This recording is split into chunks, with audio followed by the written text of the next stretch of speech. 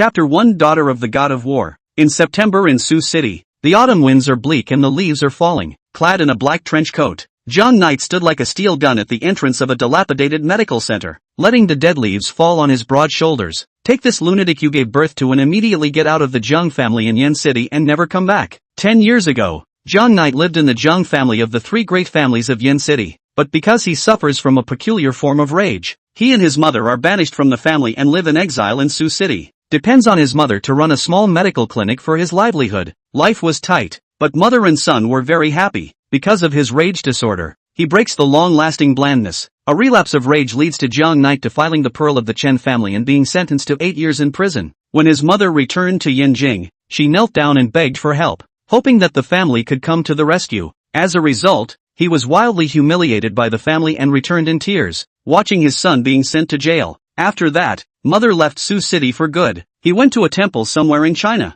took his hair and practiced Buddhism, ate fasting and prayed to Buddha to atone for the sins his son had committed. Son, mommy doesn't blame you, but please promise me that when you get out of jail, you'll take your life to make it up to the girl you hurt. Mom's explanation in the beginning caused John Knight's calm emotions to have a slight change, and her eyebrows reddened slightly. His medical talents, as well as his natural powers, are tapped by the warden. After special training, he was secretly sent as a soldier to the battlefields of the northern frontier. In the past 8 years, he has fought bravely to kill the enemy and won many battle victories, and has become a famous party commander. Zhang Yanwang. Battle strength is superb. Medical skills are unparalleled. The left hand to save people, the right hand to kill, to guard the lights of 10,000 families, to protect the safety of China. Now, he is back. At that moment, Old 5, Zhang Knight's favorite assistant in the battlefield, came behind Zhang Knight, his eyes filled with awe as he handed over an envelope. Boss, this is the girl you asked me to investigate. For 8 years,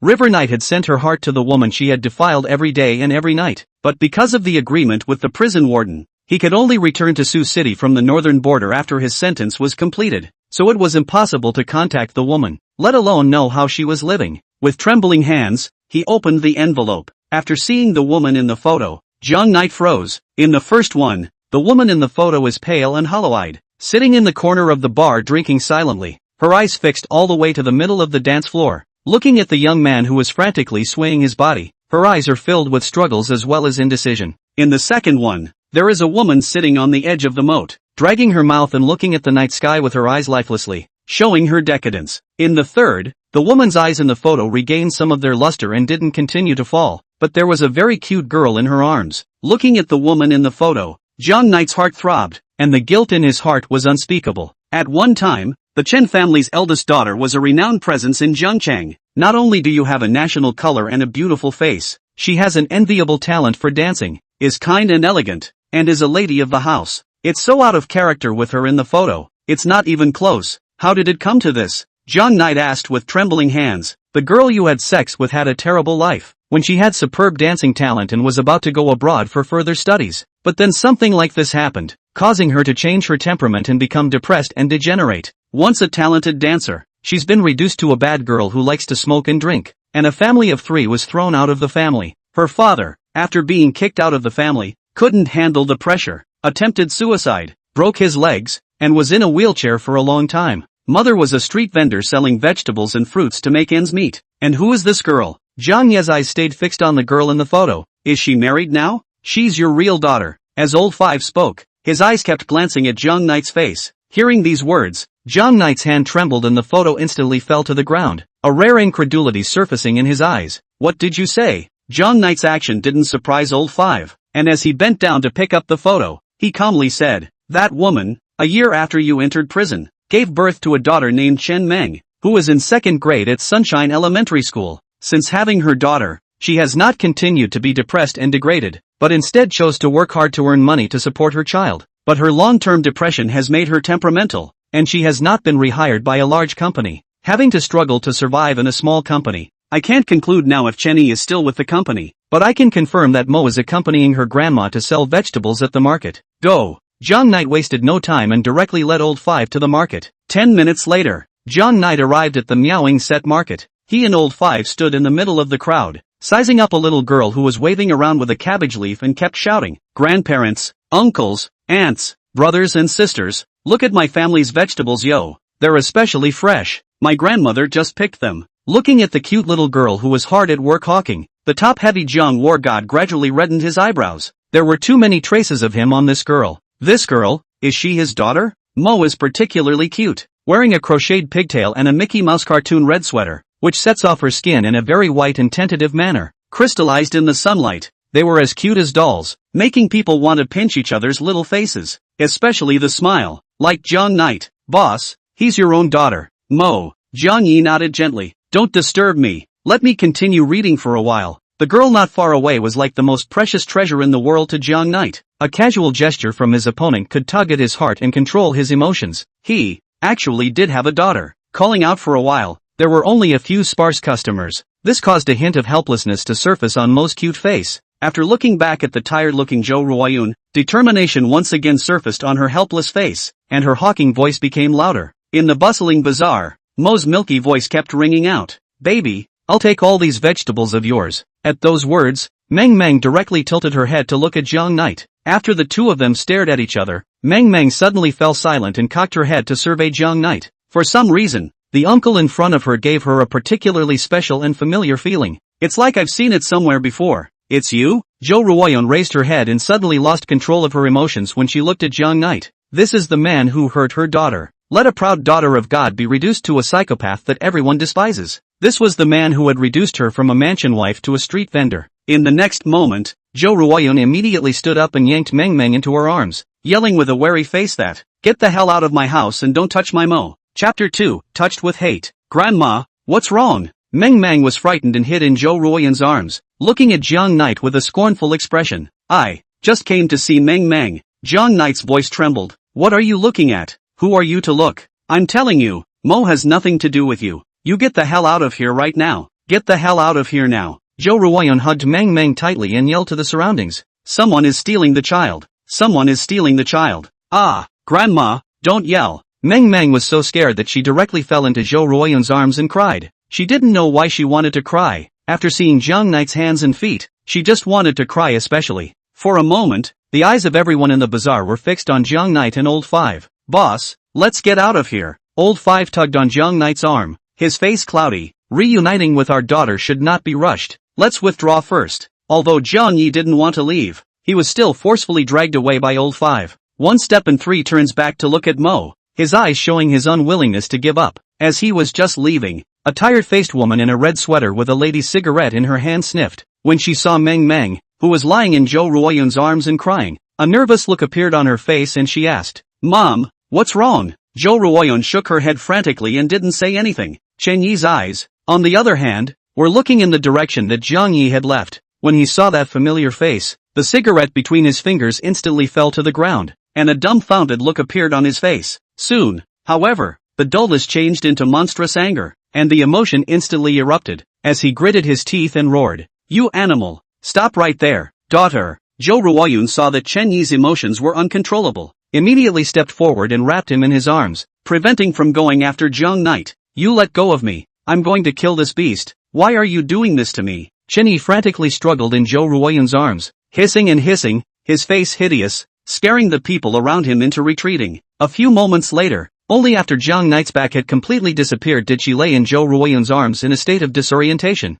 There was not a shine in his eyes, as if he were dead, and he instantly burst into tears, crying his heart out. This is the man that ruined her future, ruined everything for her. It has reduced her, a talented dancer, to a madwoman that everyone despises. Let her a proud daughter of heaven, reduced to a waste that can only live in a small company. Mom, don't cry. Meng Meng is scared. Meng Meng came to Chen Yi and cried, Daughter, daughter. Chen Yi, whose heart was like ashes, recovered a glimmer in his eyes after hearing his daughter's voice, and panicked as he cradled Meng Meng in his arms. Mo, promise mommy that you won't leave mommy, okay? For the rest of your life. Leaving the bustling bazaar, Meng Meng's cries kept echoing in Jung Knight's mind. It made his mood long to calm down, and Chen Yi's heartbreaking roar, even more so. He felt a monstrous hatred and an unspeakable guilt in his heart. Old Five, who had finished packing up the medical center, looked back at Jung Knight with a guilty face. Boss, do you blame me for stopping you from meeting with Chen Yi?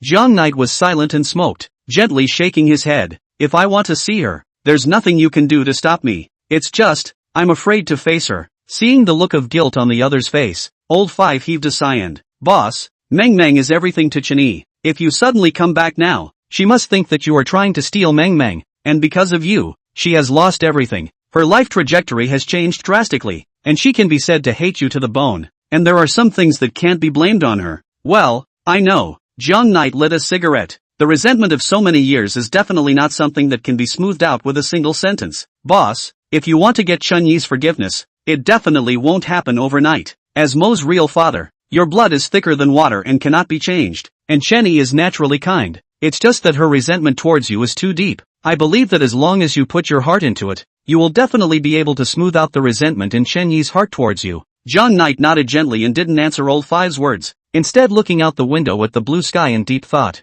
The next evening, dragged my tired body to Sunshine Elementary School to pick up Mo. "What? Mo's gone already?" When Chenyi heard her teacher's words, her emotions instantly went out of control, and she asked, breathing heavily, "Did a man pick up Mo?" "I don't know." The teacher panicked. "Meng Meng, she told me that she saw you outside. There were more parents at that time. I didn't notice, so I let her out. Usually Meng Meng is very understanding. She won't lie to me." "Ah, what do you do for a teacher?" "Ha!" Chenyi shouted angrily at the teacher and turned away decisively. Now all she could think about was the backstory she had seen at the bazaar. Her heart seemed to be jumping out of her throat, her body was cold and full of fear. "This darned guy came back to rob Mo for me? You hateful beast, hurting me doesn't count, and you want to take Mo away from me." Looking at the road where people come and go, Chenyi panted and stopped in place. Tears emerged from the corners of his eyes, his fists clenched, and his body trembled. "Jiang Knight, you son of a, Meng Meng is all I have. If you dare to snatch her away from me,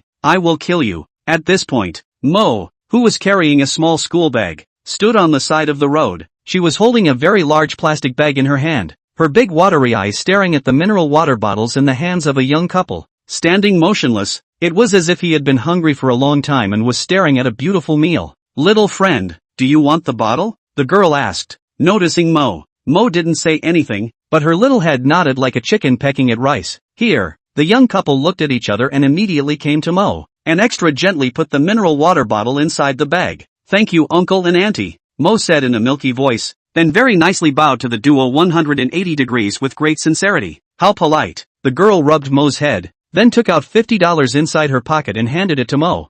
I don't know what you're doing picking up bottles, but my sister saw how pretty you were and thought she'd give you a little red packet. Take it. My mom won't let me have anyone else's money. Just give me the bottle." Mo grabbed the bag and ran like the wind. This caused the young couple to look at each other with a look of surprise in their eyes, and watched as Mo disappeared from sight before leaving. At 7 o'clock in the evening, Mo's short body carried a large bag of bottles toward the scrapyard. It was particularly tiring, but the thought of trading the bottle for some money later, my heart is especially happy that I can finally stop making my mom so tired. As a result, he lost his strength and fell on top of a sports car on the side of the road. The cans clattered down, all landing on top of the BMW. "Whose kid is this?" A 200-pound old man immediately stepped out of his car and, "Uncle, I'm sorry, I didn't mean it." Mo's scared little face paled and immediately bent down to apologize to the man, and quickly took out a handful of coins inside his school bag. "Uncle, I'll pay you back." Although there were no scratches on the car afterward, the man was instantly enraged when he saw the handful of coins. Without saying a word, he slapped Mo's face hard and shouted angrily, "Do you know how much my car costs? Call your parents, and if you don't pay $50,000, I'll send you to the police station." Chapter 3, here it is, the qualification. $50,000. Mo reached up and touched his hot, sore little face, and cried outright in terror. The family has no money, and Mom works hard to earn money not only to pay for Grandpa's medical care, but also to pay the rent. The other day she saw her mom begging around for a loan. If Grandpa found out that he had to pay $50,000 in damages, Mom would have been scolded to death. "Uncle, my family doesn't have any money. My mom has to pay for Grandpa's medical care and rent, so I don't have any money anymore." Mo was sitting on the floor, clutching the bag full of bottles in his hand, his eyes red and, "Otherwise, I'll owe you first, okay? When I pick up bottles and sell them for money, I'll pay you back right away. I don't want to make Mom work so hard, please." "No." The man gave a fierce and angry cry. "You dare to hit my car without money? No one can save you if you don't pay." More and more people gathered around. "Holy, how did this kid hit this groundhog's car? This local snake is called Dahua, famously disgusting, loves to blackmail people. The little girl is so pathetic. There are no scratches at all. He's just purposely blackmailing little girls. It's inhuman." Are you quite honorable to be so difficult for a little girl? You guys get the hell out of here. Dahua shouted angrily. A group of people instantly shut up obediently in fear. It's okay to let them say a few words for Mo. If they were to be allowed to invoke Dahua, they would still be somewhat afraid. After all, Dahua was known as the neighborhood's top snake. Ordinary people who offend him don't want to live a clean life. Little beast, call your parents. Dahua kicked the bag away, grabbed Mo by the neck, and shouted angrily. Being strangled, Meng Meng's face turned red, and a coughing sound kept coming out of her mouth. Faced with the indifference of the adults around them and the aggressiveness of the BMW man, the young mind was in great despair, and all at once the man called Papa came to mind. In the past, at school, when their classmates were bullied, a man called Dad would come to protect them. But what about her dad? Never having met, it seemed like there was no such thing as a dad in her world. Dad! Suddenly Mo burst into tears, and in his most helpless moments, shouted out a name that he hadn't shouted since he was a child. Dahua, that's enough. What's the scratch there? Is there a need to embarrass a child like that? A young woman with a vegetable basket couldn't stand to watch and shouted angrily. Dahua glanced at his opponent and threw Mo straight to the ground. Don't morally kidnap me, or you'll pay for it? When the young woman heard this, she was at a loss for words. She is now living a tight life. She simply does not have the money to help Meng Meng pay back. A look of love to look at Meng Meng. Okay, I'll pay for it. At this time a black Rolls-Royce Phantom slowly stopped in front of the crowd, clad in a black trench coat, with military boots and an indifferent expression. Zhang Knight walked down from the car. The resolute features exuded the aura of a king. The moment he appeared, the surrounding aura inexplicably changed. It seemed that the world, all of it, was bowing down to this tall man, and the atmosphere was very strange. The strong BMW man at this time also instantly wilted a lot. The atmosphere did not dare to breathe. The surrounding crowd, their eyes were also fixed on Zhang Knight as well as the Rolls-Royce. That powerful aura was no ordinary person at first glance, especially the Rolls-Royce with a license plate number of 58, which emphasized Zhang Knight's extraordinary nature. He slowly came in front of Meng Meng and held him in his arms in full view of everyone. Meng Meng, don't be afraid.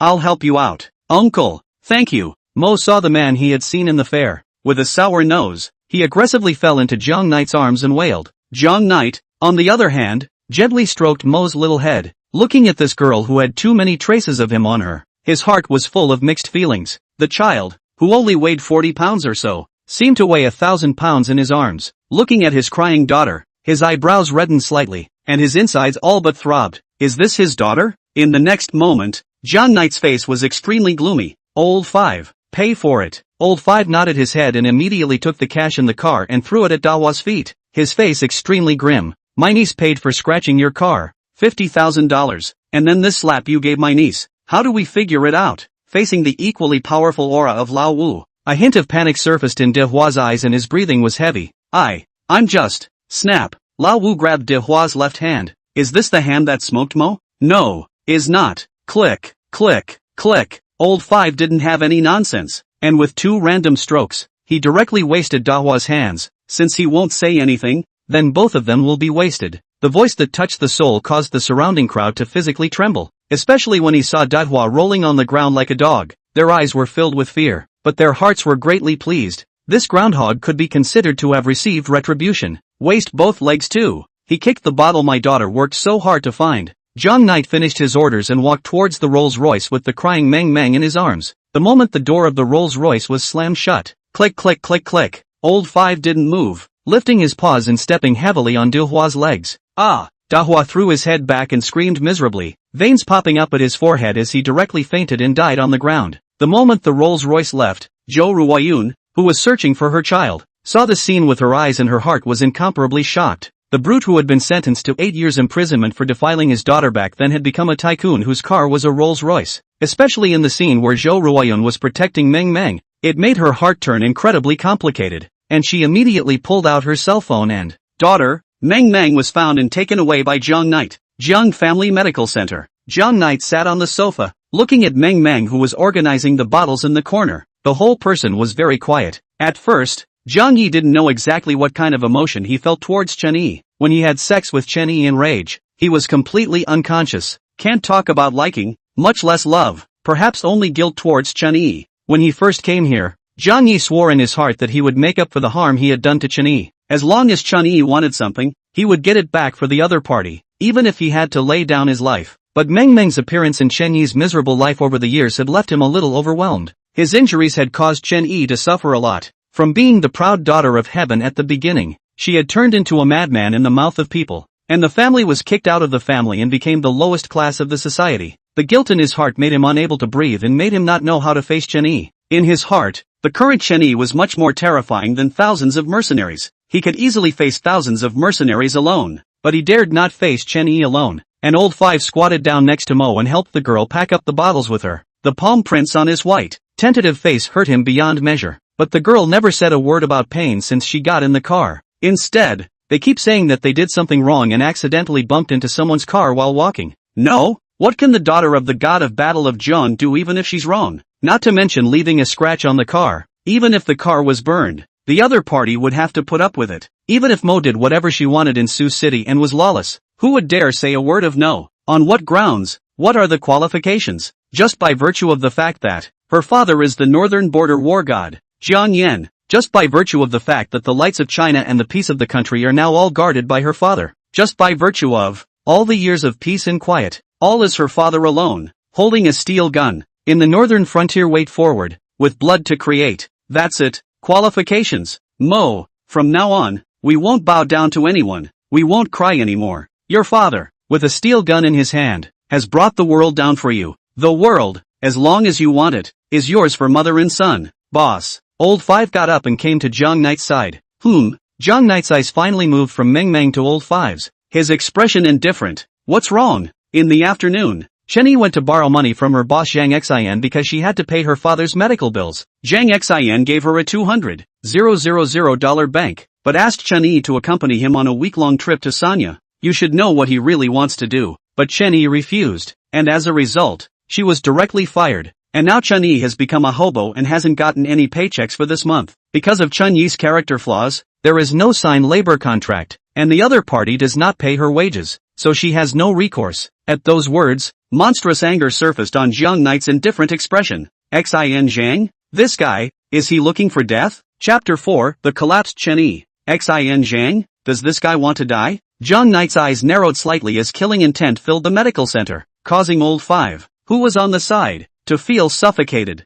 When Old Five saw Jiang Knight's emotions that were about to explode, he immediately said, "Boss, I'll take care of him now." Slow down. Jiang Knight stopped Old Five, who was about to walk out of the medical center, and a murderous streak erupted in his eyes. This person, I will personally deal with it later. Now you immediately go and arrange a job for Chen Yi, but the action must be secretive. If you let Chen Yi know that I arranged it for her, she will definitely not agree to do it. As for how to do it, you should understand, right? Okay. Soon, Old Five disappeared into the darkness of the night. Inside the medical center, only Jiang Knight and Meng Meng were left. Meng Meng, where have you been? Suddenly, a crashing voice came from the doorway of the medical center. When the two looked back, they saw the cloaked and pale Chen Yi and the anxious Zhou Ruoyun appearing at the door. After Chen Yi entered the medical center, Zhou Ruoyun's eyes fixed onto the Rolls-Royce car for a full 10 seconds before entering the medical center. She had never been in such a nice car even when she was the wife of a rich family. The smile on Mo's face disappeared the moment she saw her mom and grandma. Straight away, he hid the bag full of bottles in his hand behind his back and couldn't help but take 2 steps backward. You dead kid. Chen Yi rushed up and started spanking Mo's ass without saying a word. Did I ever tell you not to run around as long as I didn't pick you up from school? Why don't you listen to me? Being spanked, Mo kept his teeth clenched, didn't cry, and kept saying, Mommy sorry, Mommy sorry. Chen Yi, I'm the one who took Meng Meng. Don't hit him. Jiang Knight immediately got up to stop it, his face full of heartache. Upon hearing this, Chen Yi suddenly turned back to look at Jiang Knight, his eyes filled with rage and hatred, just like a wild beast about to go berserk as he shouted angrily. What does it have to do with you if I teach my daughter a lesson? Also, what qualifications do you have to claim my daughter? You what you? Chen Yi's tone was strong. Is it true that 8 years hasn't allowed a clean slate? If you continue to look for my daughter in the future, I don't mind letting you go in and squat for another 2 years. Mom, I don't blame uncle. I ran out on my own and he took care of it for me. What are you explaining for him? The sense of grievance came roaring in, causing Chen Yi to break down and sit on the ground. Ignoring Jiang Yi's presence, curling up and crying, she asked her boss for a loan today, and he gave her a bank card with $200,000 in it, but she was asked to accompany her on a week-long trip to Sanya, and she knew what that meant, decidedly refused and then got fired from the company. At the height of her helplessness, she learns that her daughter has run away. Surprisingly, he was still with Jiang Knight. Now that Mo was even speaking for this brute, It instantly gave her a feeling of, well, losing the whole world. Seeing such a helpless mom, Meng Meng immediately put the bottle in front of Chen-Yi. Don't cry, Mom. I heard Grandpa asking you for money to pay the rent for the doctor and I know you don't have any money. I'll just go out and pick up bottles and sell them for money, thinking I'll take a little of the pressure off you.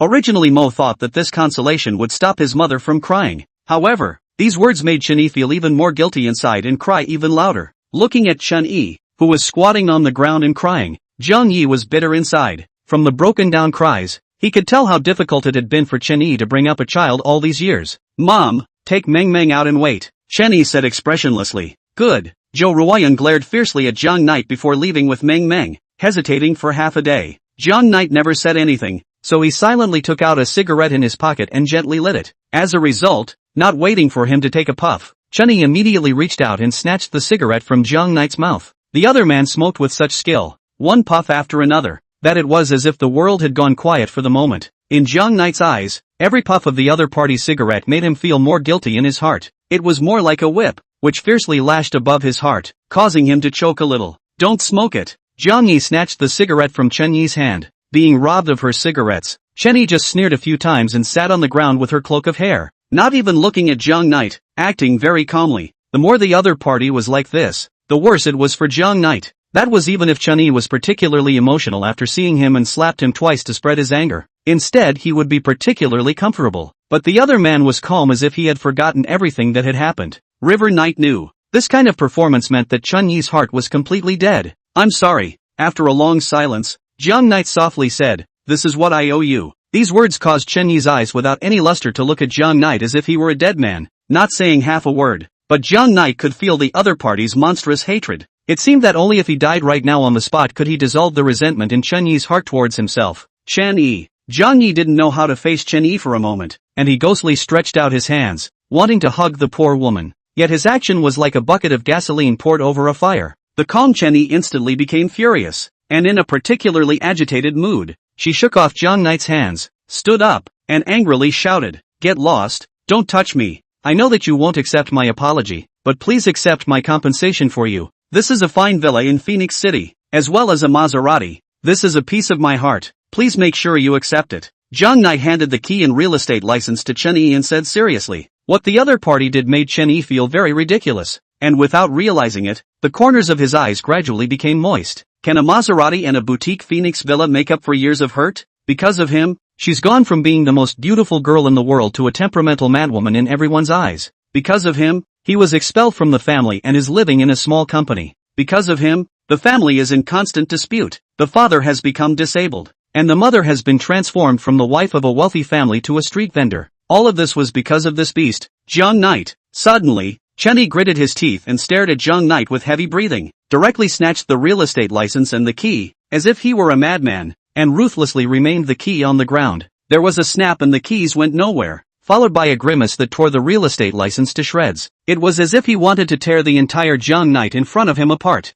Daughter, don't tear it. Zhou Ruoyan suddenly rushed out, desperately trying to stop Chen-Yi from tearing up the real estate license. Daughter, this beast owes you. If it wasn't for him, our family wouldn't be in this situation. And these things, you deserve them. I don't want this beast's things. Chen-Yi gritted her teeth and no matter how Zhou Ruoyan tried to stop her, she still tore the real estate license to shreds. From the beginning to the end, Zhang Yi looked at Chen-Yi in front of him in silence, letting the other party vent. If that, in turn, makes the other person feel better, then go for it. Zhou Ruoyan stared blankly at the confetti on the ground, full of heartache. So expensive house, why don't you want it? It was clearly this beast that had caused their family to become like this, let alone a car or a villa. Even 10 cars or 10 sets would not make up for the damage this beast has done to her daughter. I'll tell you what. Chen-Yi pointed at Zhang Knight with reddened corners of her eyes. I don't care how rich you are, and I don't care what you can make up to me. I don't need any of this. I just hope that you never see Mo for the rest of your life. She is my daughter and has nothing to do with you. Do you hear me?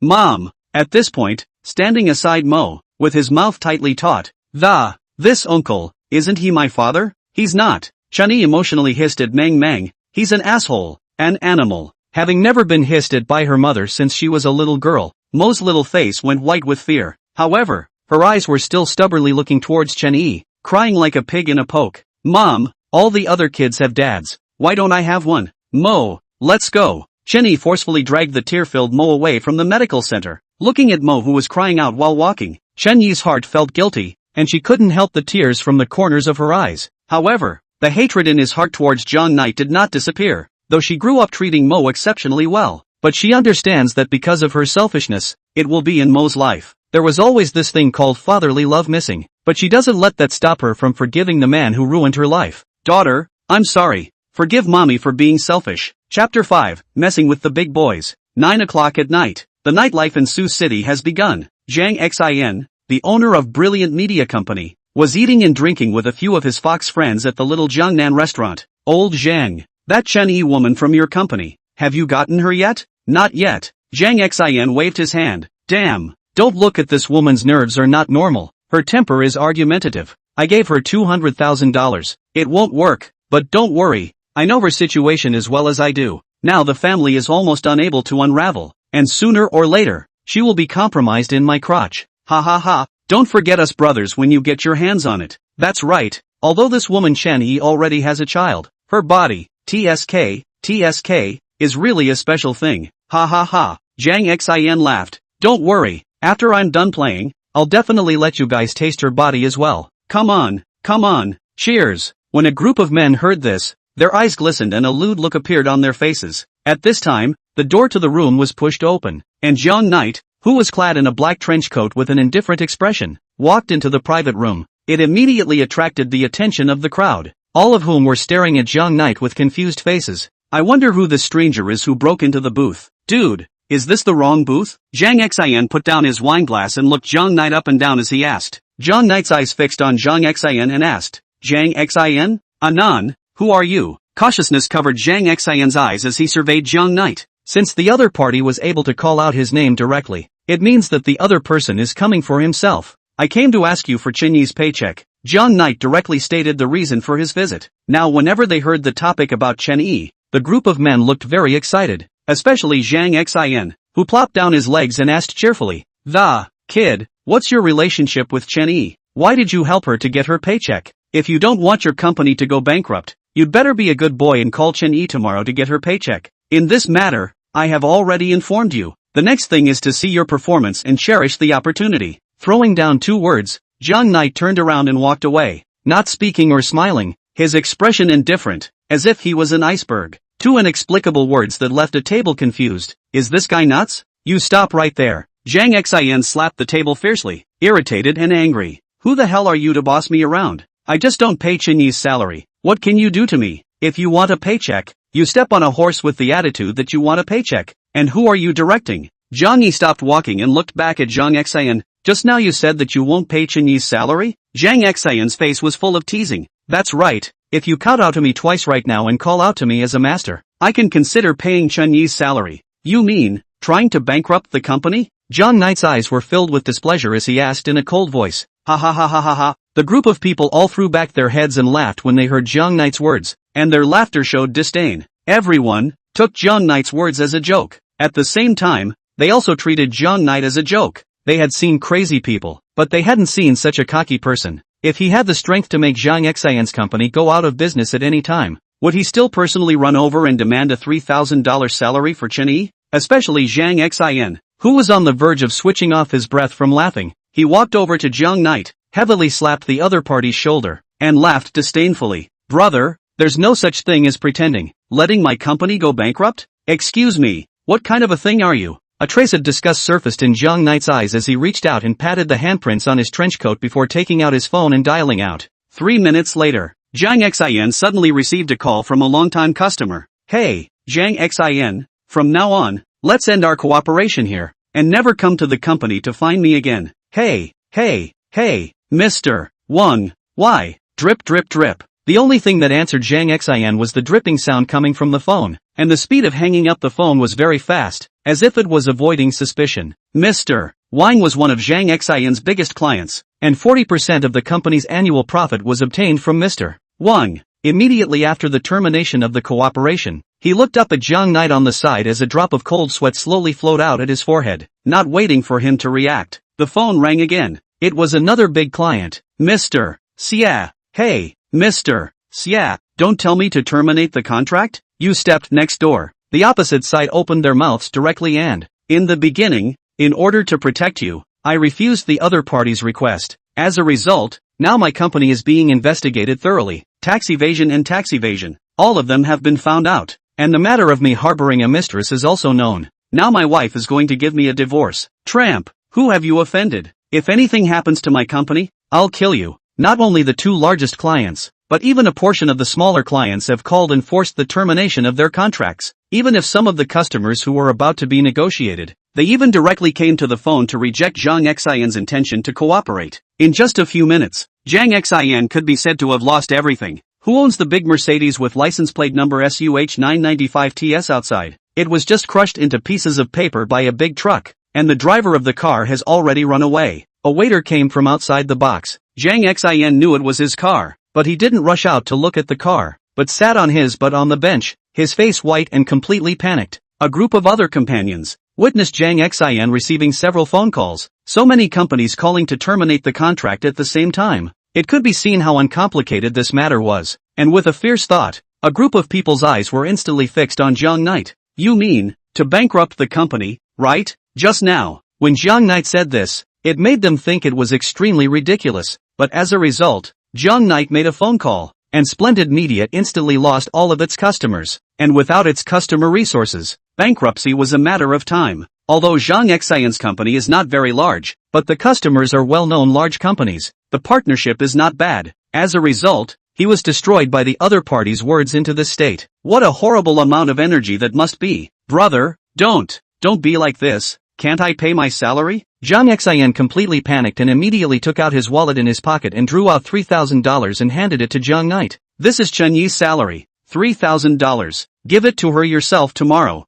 Zhang Knight turned around and walked out of the box, quickly disappearing from sight. Snap. Zhang Xian sat on his butt on the bench, his face white as if he was very sick. He laughed bitterly at his group of dumbfounded friends. I've messed with a big shot. With this person covering Chen Yi, we'd better be honest. Chapter 6 Renting a Villa. It's late at night. When Zhang Knight returned to the medical center, he saw Old Five fidgeting with a contract. Boss, you're back. Old Five immediately took the contract to welcome up. Said, Chen Yi's work has been resolved. Specializing in research and development of cosmetics Beicheng Group. Quite famous in Sioux City. But the specific what position has not been arranged. I think it should not be too bad. But what? Zhang Knight asked as he sat on the sofa and lit a cigarette. The other party invited you to be the vice chairman of the North City Group and asked me to pass on 40% of your shares, which gives you great decision-making power within the North City Group. And he very much hopes that you can join the North City Group. Old Five handed over the contract and continued. I understand that the other party invited you to enter the group as a vice chairman in order to seek an umbrella, but I suggest that boss go and become the vice chairman of the group.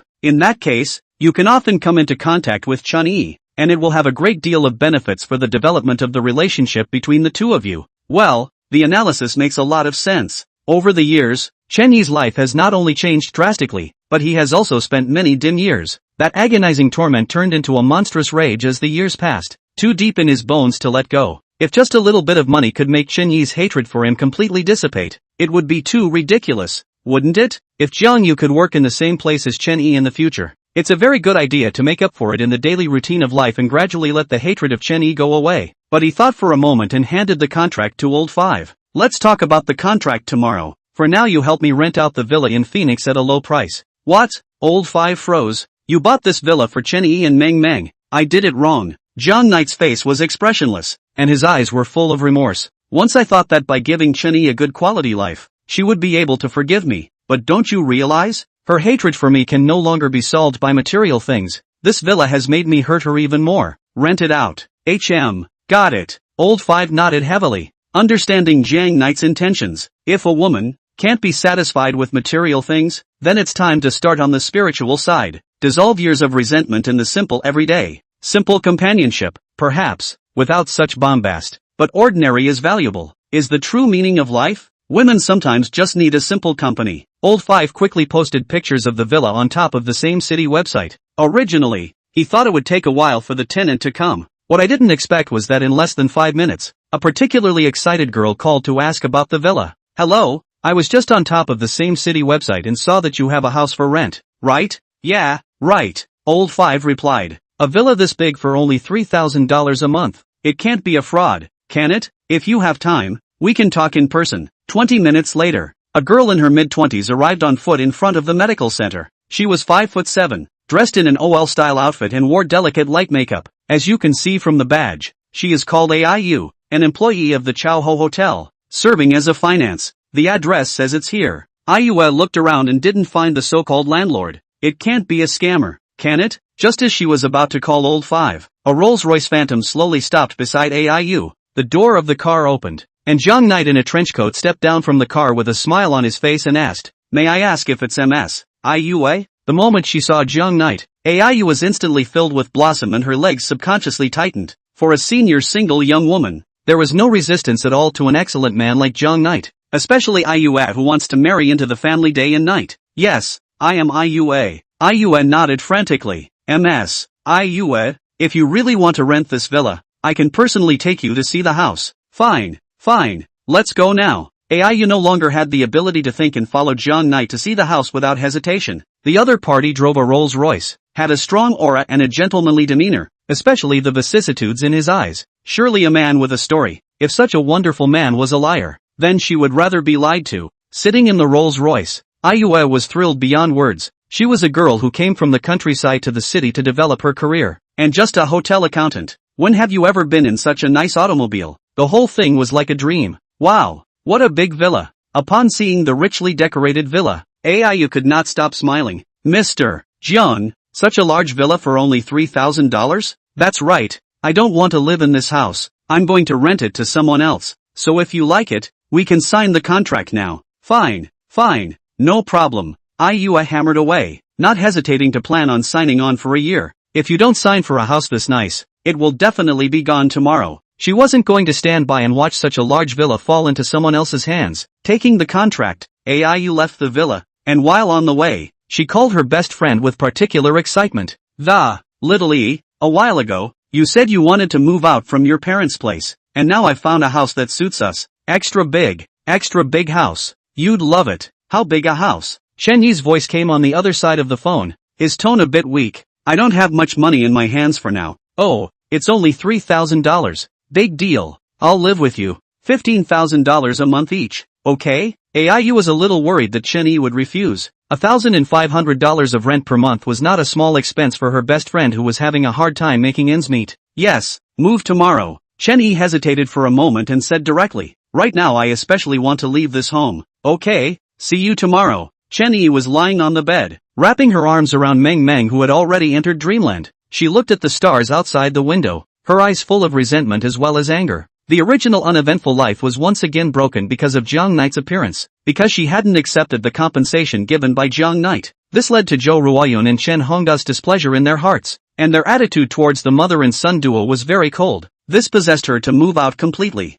"Baby, we're moving out tomorrow, so you won't have to look at your grandparents anymore." At this moment, Chen Yi's figure of Jiang Yi appeared in her mind. She clenched her fists tightly. "Don't worry, what other people can give you, Mom can give you the same. As long as we mother and daughter work together to cheer up, nothing can beat us." Chapter 7, Good Intentions. Early the next morning, North City Group, Chairman's office. "Mr. Jiang, thank you for agreeing to join us at North City Group. I believe that with you, North City Group can definitely become the leader of China." Hu Bo-shui looked at Zhang Knight in front of him and nodded his head, his face full of compliments. Jiang Yi gently nodded his head and threw the contract in front of Hu Bo-shui, softly saying, "What about this contract? I won't sign it for the time being. I don't want to be the chairman of Beicheng Group. However, you can spend money to hire me to be the president of Beicheng Group." Of course, Hu Bo-shui was slightly stunned and agreed on the spot. This was a great joy for him. Hu Bo-shui knew that Zhang Knight's identity was not simple, but he had no way of knowing exactly what his status was in China.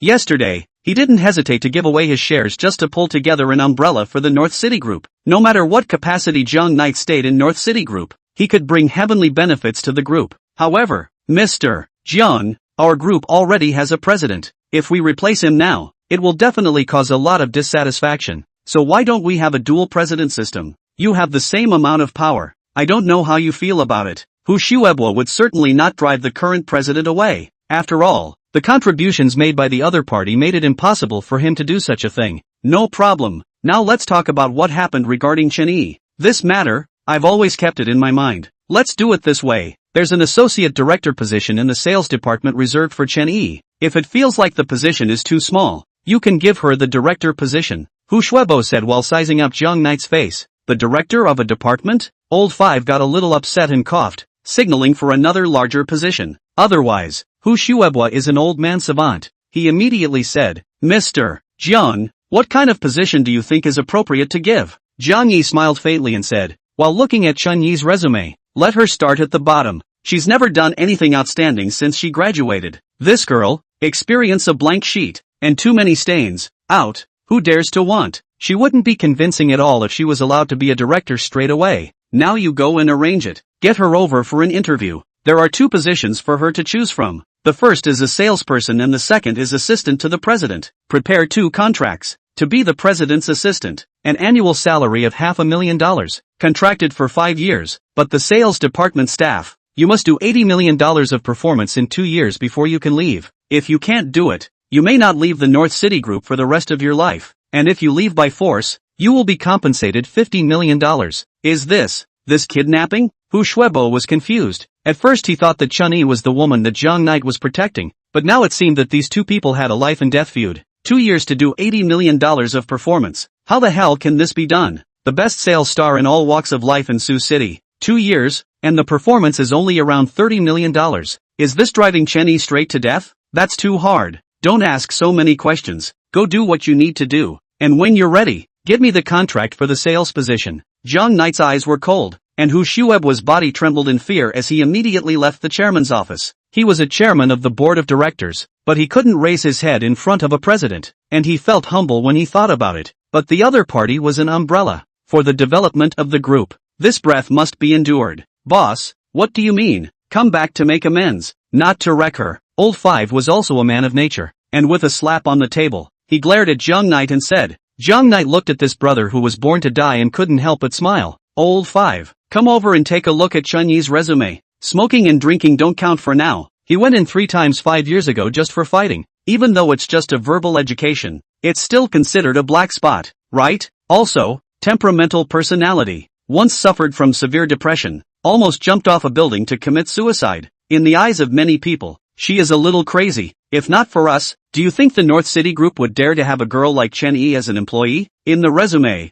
there are only black dots, no outstanding achievements at all. Throwing her into this society, her means of survival are very limited. I don't want her to become this kind of person. I want to cultivate her to become the most outstanding businessman in Huaxia. This is considered a kind of compensation from me to her. Do you understand? Even if the 2 of us won't be able to be together in the future, I want her to be able to point the finger in the mall instead of being pointed at. And it's okay if she doesn't forgive me, but she's Mo's mom, and I want her to be okay. Looking at the increasingly agitated Zhang Knight, Old Five gently nodded his head in silence. Boss, I get it. Good intentions. Not exactly a good intention. Zhang Yi reclined on the boss chair, looking at the bright sunlight outside the window, and said indifferently, it was once because of me that I ruined her dancing career, but I want to give her back a business legend of her own. 2 years of $80 million is a lot of performance? It's only just the beginning. Construction Road. An adorable bear is slinking down the street handing out flyers to passers-by, and because she's dressed up in a cute costume,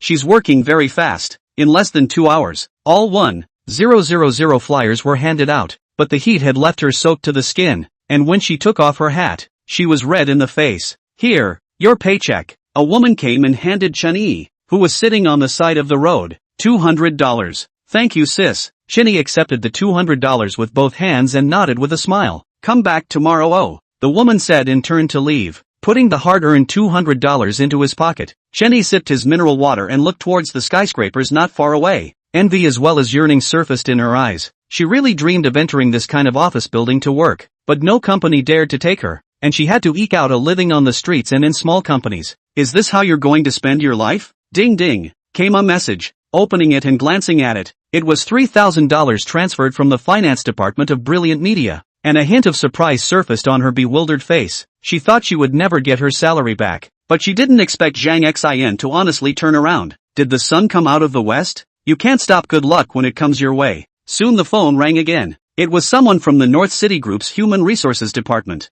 Hello, is this Ms. Chen-Yi? The resume you submitted. We have seen it. The company is very satisfied, so we have prepared 2 positions for you to choose from. One of them is a salesperson. The other is the president's assistant. Come for an interview? General, Assistant to the president? This position made Chen Yi's eyes light up. She had always wanted to do this job. Being able to stay with the president, she could learn a lot. She immediately nodded her head. Okay, I'll go to the interview right away. Thank you. Chapter 8 New Assistant to the President. Hanging up the phone, Chen Yi simply freshened up, went home and changed into a suit, and immediately set off for North City Group. This was the first time she came to North City Group, and looking at the suited and booted employees, her mood gradually became nervous. At one time she had dreamed of coming to work for a big company, but now she was a little caught off guard. Only now did she realize that she had never prepared anything for her dreams. After arriving at the Human Resources Department, Minister Tang Fei directly handed over a contract for the position of Assistant to the President.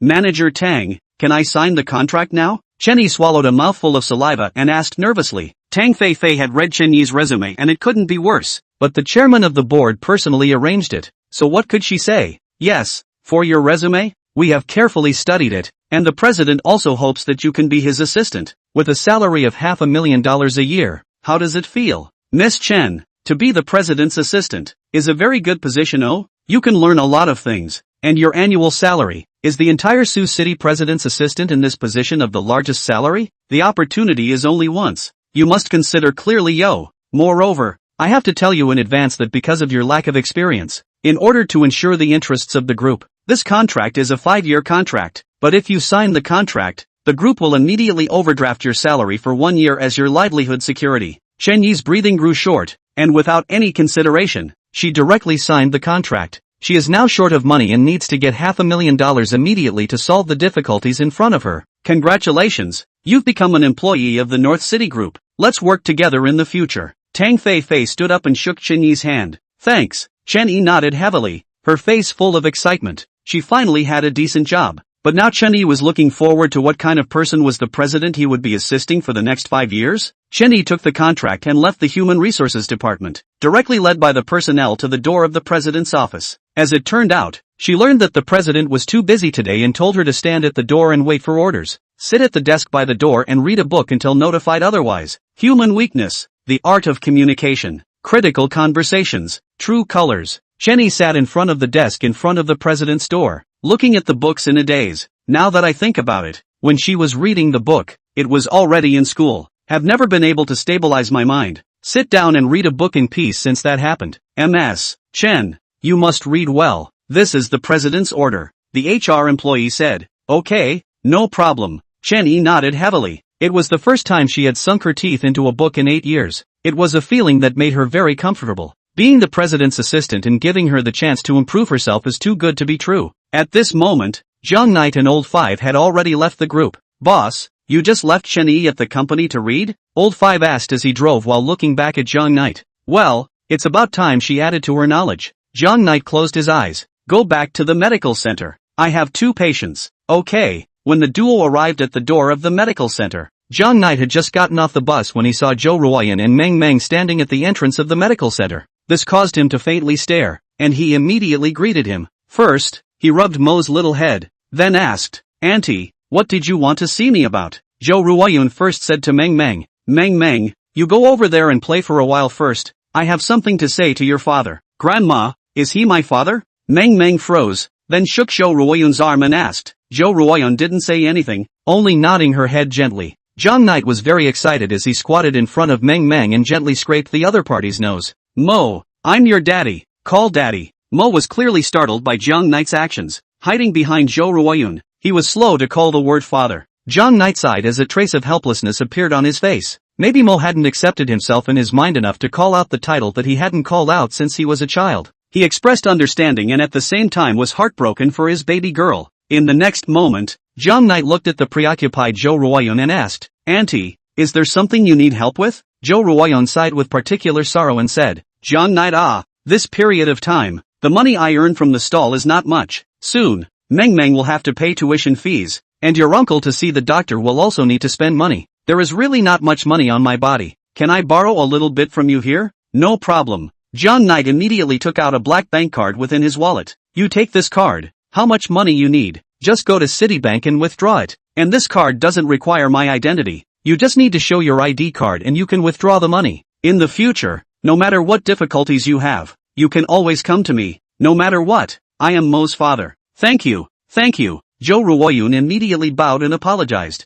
Auntie, you mustn't give me the courtesy. Jung Knight is very sincere. In the past, I was young and ignorant and hurt Chen-yi. This time I came back to make up for the two of them, mother and son, as well as you and uncle. No matter what difficulties there are, just come to me. Hearing these words, Jo Ruoyun was slightly stunned as she saw incomparable sincerity in Jung Knight's eyes. It's definitely not faked. I am going to take Meng Meng back. If there is time, I can secretly bring Meng Meng to you to play. But the premise is, make sure you don't let Chen-yi know. After Jo Ruoyun got the black card, she didn't want to continue to stay here and left the medical center with Meng Meng. Uncle, I'm leaving. Mo waved his hand and turned back 3 times in one step, looking all the way to Jung Knight. The father-daughter duo stared at each other for a long time, and it was only after Mo turned the corner and left that Jung Knight returned to the medical center. Jo Ruoyun, who had gotten the black card, was about to die of excitement, and after returning home, she patted Chen Hongda's shoulder and laughed, saying, "Old man,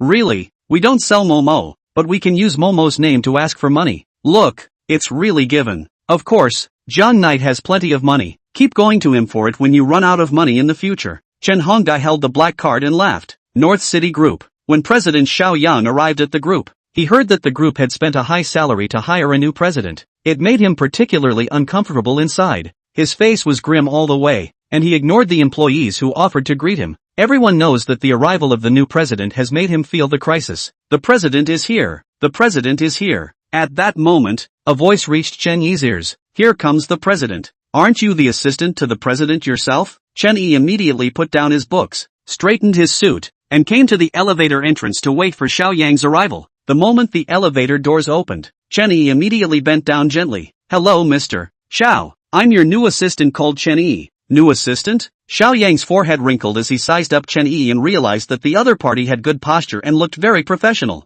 Thought it was the chairman's way of making up for him by arranging a beautiful assistant. But still, he couldn't cheer up and waved his hand. "Follow me." Sitting in his office, Xiao Yang said softly, "Show me your resume." Upon hearing this, Chen Yi nodded her head and immediately ran out of the office, taking a copy of her resume and handing it to Xiao Yang. At first she was quite a bit of a fighter. After all, Tang Feifei had said that Xiao Yang also quite hoped that she could be the president's assistant. It's a bad resume, but the president shouldn't mind too much. Snap. In the next moment, Xiao Yang directly threw the resume at Chen Yi's face and angrily shouted, "At this level, you come to be my assistant? Get the hell out of here as far as you can, and don't ever let me see you again. Sending something like this over here. Where's this old man humiliating me?" Chapter 9, A Rage for the Red Face. The fiery pain coming from her face caused Chen Yi to be instantly confused. "Mr. Xiao, wasn't it you who asked me to come?" Chen Yi covered her face and asked in a very aggrieved manner. "I sent you?" Xiao Yang was practically dying of laughter.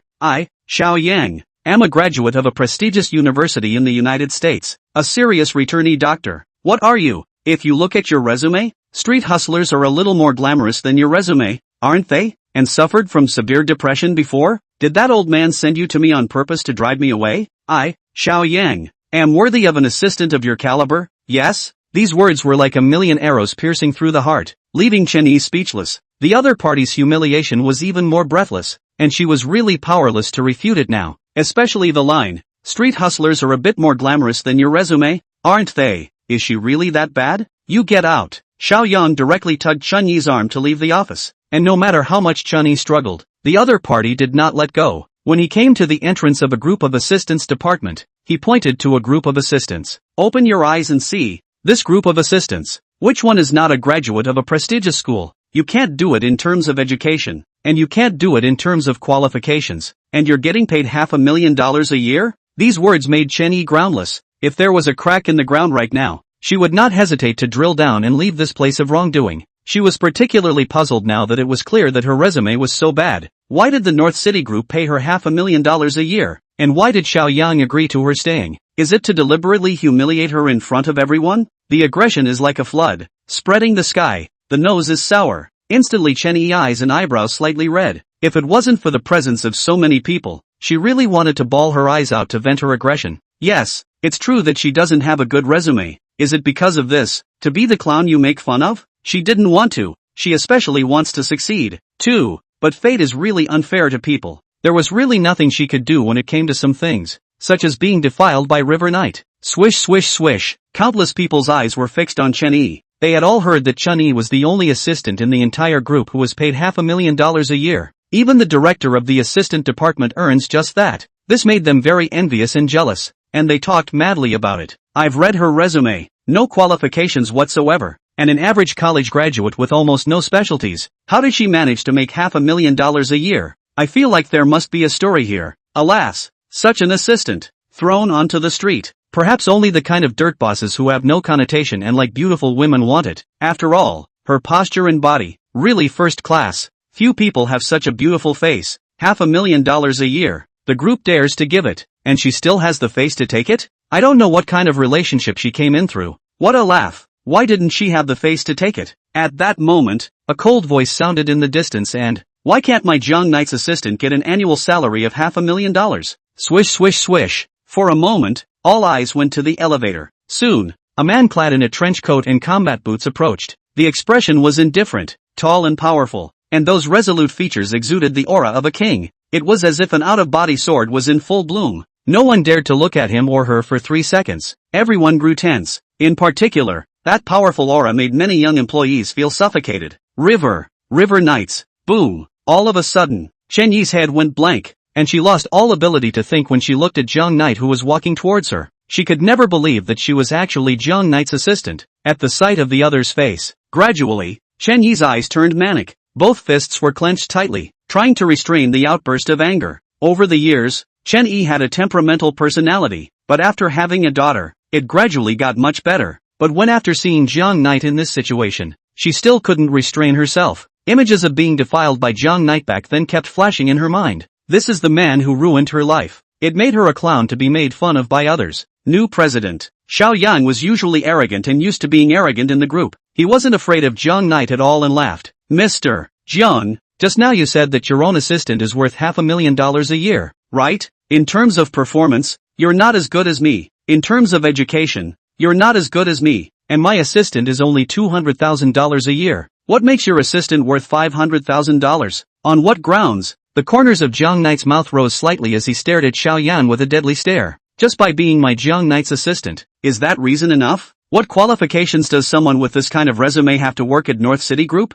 This is a humiliation for our North City Group. Even though she is your assistant, I still have to fire her. Xiao Yang's attitude was very strong. Chen Yi now really realized that she was like a clown as she gently nodded her head and dropped a tear. Without saying a word she turned and left. She was very short of money though and needed this job very badly. But she didn't want to be so humiliated. More importantly, she wouldn't be Jung Knight's assistant. It was a shame for her. As Chen Yi and Jung Knight rubbed shoulders, Jung Knight grabbed Chen Yi's wrist and gave it a direct tug to his body, pointing at Xiao Yang and said, "Here, since you want to fire her, in front of me, fire her, you don't think I dare do that do you?" Xiao Yang asked as he breathed heavily and looked at Jung Knight with a deadpan expression. "Then you fire her." Jung Knight's face was expressionless, and his powerful aura pounced on Xiao Yang like a flood. For a moment Xiao Yang didn't dare to say the word dismissal, and coldly looked at Jung Knight. "Although we have a dual president system with the same amount of power, you don't want to push me too hard." Slap. In the next moment, Jung Knight turned his hand and viciously slapped Xiao Yang's face. Wow. For a moment, the entire floor was instantly chaotic. Countless people stood up to look at Xiao Yang. All of them were shocked by Jung Yi's slap. Even Xiao Yang's own brain buzzed as he looked incredulously at Jung Knight.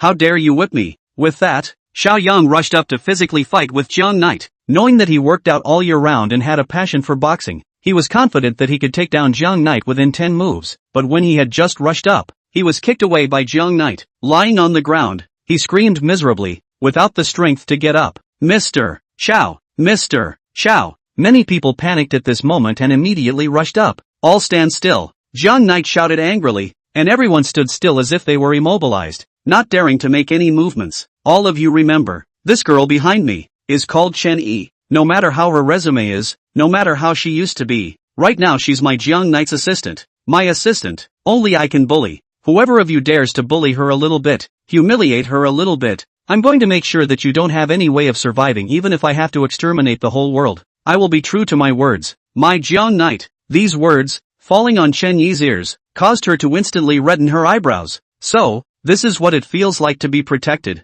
After that disaster 8 years ago, Chen Yi's life was completely destroyed, becoming an unloved and unlovable person. She had forgotten what it was like to be protected. And today, Jung Knight's overbearingly protective manner, it made her heart which was already shattered and completely frozen, actually gradually have a trace of temperature. Come in with me. John Knight dragged the stupefied Chen-Yi into the office. Chapter 10, A woman is soft, a mother is strong. The current Chen-Yi was like a puppet being manipulated without any resistance, letting John Knight drag her into the middle of the office. Are you okay? John Knight looked at the corner of his eyes wet, full of stagnant Chen-Yi, his heart clenched together fiercely, and asked with concern. But Chen-Yi didn't give any response, eyes staring out the window at the skyscrapers in a daze, not even looking at John Knight. Several consecutive inquiries went unanswered. Will you give me a word? John Knight asked with a sigh. Say what? Chen-Yi finally reacted. I'm your assistant now. What do you want me to say? I'll listen to you. That cold expression,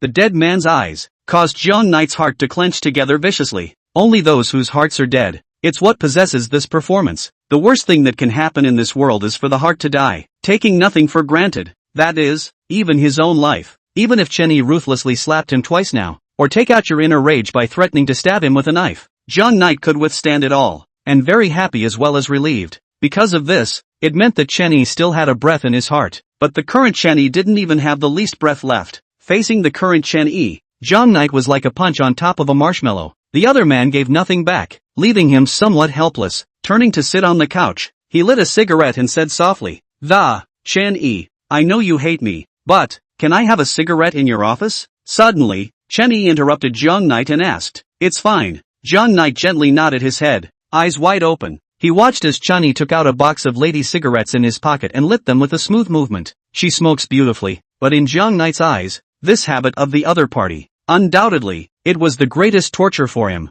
A proud daughter of heaven and a dancing genius, should have a perfect life, sitting in a fancy office building, drinking fancy coffee. When you look down, you see the whole city, and when you look up, you see a blue sky. And now, it's reduced to smoking and drinking and being a clown mocked in public by a group of people. Heads Up is a group of successful people high above the rest of the world. When you look down, you are the shadow of your own humility. All of this was brought about by him. I can give you anything you want. After a moment of silence, John Knight spoke. I don't want anything. Chen-Yi's eyes were lifeless and she gently shook her head. As long as you don't disturb my life with Meng, I won't ask you to do anything for me, and you don't have to make it up to me. As long as you let me leave the North City Group and don't disturb my life with Meng, we don't owe each other anything. Seeing Chen-Yi's state at the moment, John Knight clenched his fists tightly, and a hint of determination surfaced in his eyes. He had to change Chen-Yi. Chen-Yi must not be allowed to be so self-indulgent. It's a long life, and there's still a lot of road ahead. What's the point of walking around every day?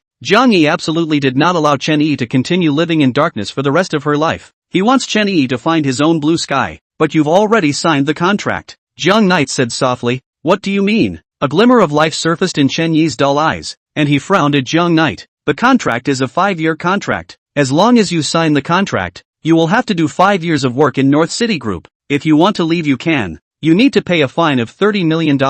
John Knight said softly. Hearing these words, Ayu tightly bit her lips, her nose turned sour, and the corners of her eyes instantly moistened. I don't have $30 million and I'm not staying here. This life, you can take it anytime you want. I won't kill you, but you're $30 million in debt so I can file a lawsuit to take Mo away. Because I can give Mo a better life. Custody, I'll take it. John Knight closed his eyes immediately after saying this, because he knew that the anger was coming. As expected, it was not what John Knight expected. John Knight, what the hell are you doing? Chen-Yi rushed towards John Knight like a madman, and without saying a word, he slapped John Knight's face hard and roared, tearing his heart out. I'll tell you what, you can do whatever you want to me. If you try to take Mo away, I'll absolutely die with you and no one will live. Being slapped, John Knight still had his eyes closed and didn't react. That's a slap in the face, and he deserves it. John Knight, will you let me go? Please, let me go. Chen-Yi's eyes were flustered, and her hands grabbed John Knight's arm in a death grip. You can do whatever you want to me, but don't you take Mo. She's my life. You've ruined me once. Please don't ruin me a second time.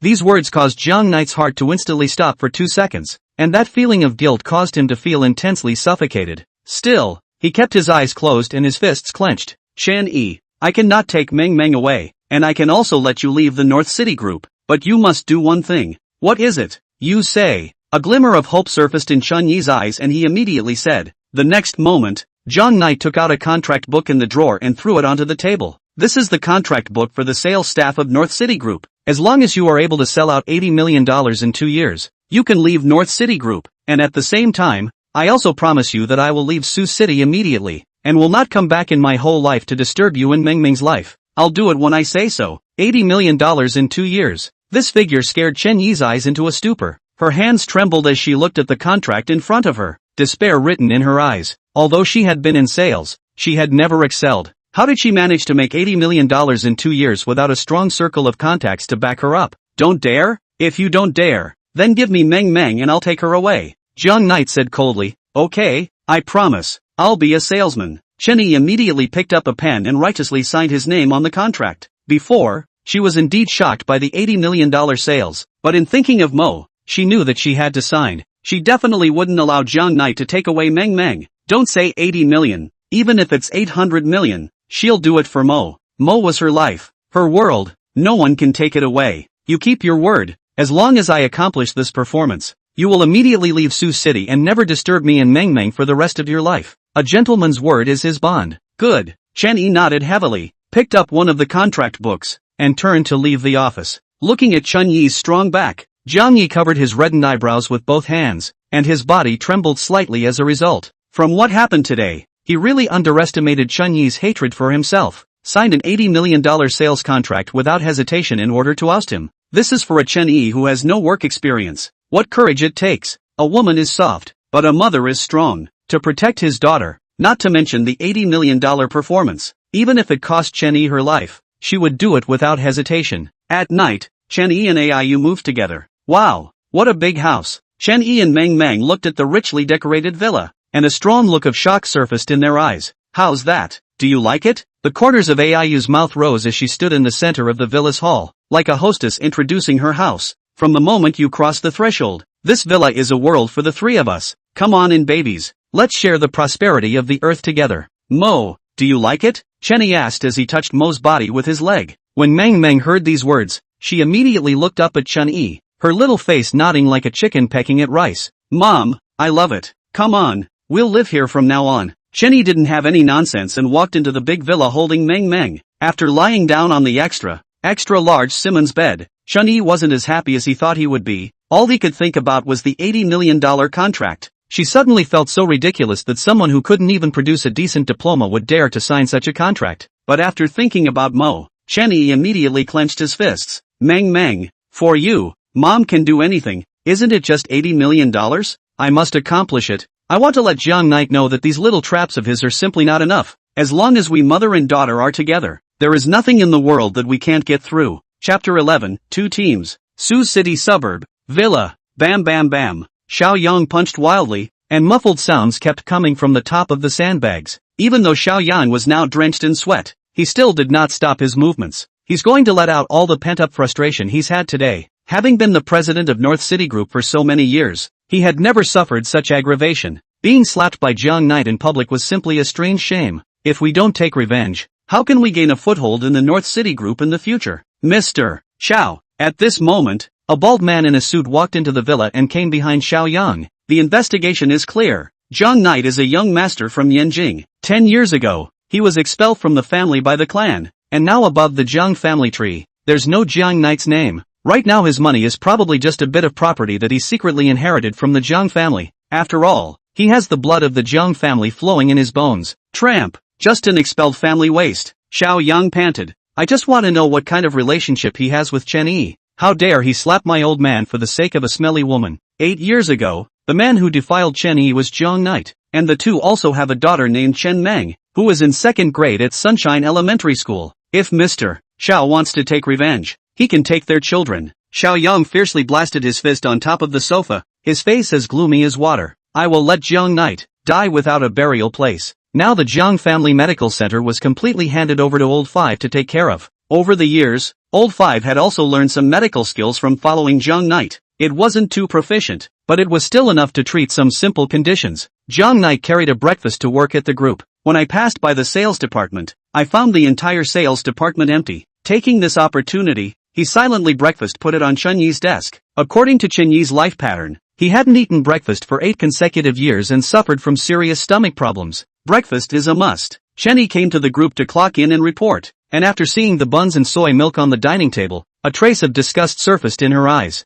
Without saying a word, I threw it into the trash can and didn't even have to think about it to know who sent it. She wouldn't accept Jiang Knight's goodness, not even a little bit. Right now she wants to fulfill the $80 million order as soon as possible, and then live happily ever after with Mo. It's a meeting. The new president is giving us a meeting in the sales department. Gather in the conference room on the top floor. Suddenly a shout came from outside the door. A group of employees reacted and immediately left the sales department with a small book. Chen Yi, on the other hand, closed his eyes and stabilized himself. Again, take the little book to the top floor conference room. Jiang Knight was wearing a straight suit, sitting on the boss chair like an out-of-body sword, exuding an overbearing aura. Any salesman who came in would subconsciously glance at Jiang Knight, his eyes covered in awe. Mr. Xiao, everyone is here. The director of sales, Guiyong, stood up and first glanced at Jiang Knight before opening his mouth. Guiyong can sit in today's position, in addition to their own efforts, and Xiao Yang has a great relationship so, now after the dual president system, he did not hesitate to stand by Xiao Yang's side, completely not putting Jiang Knight in his eyes. Xiao Yang nodded his head gently and looked at the crowd, saying softly, I'm announcing something. Because of the dual president system, the chairman of the board has asked that the sales department be divided into two teams.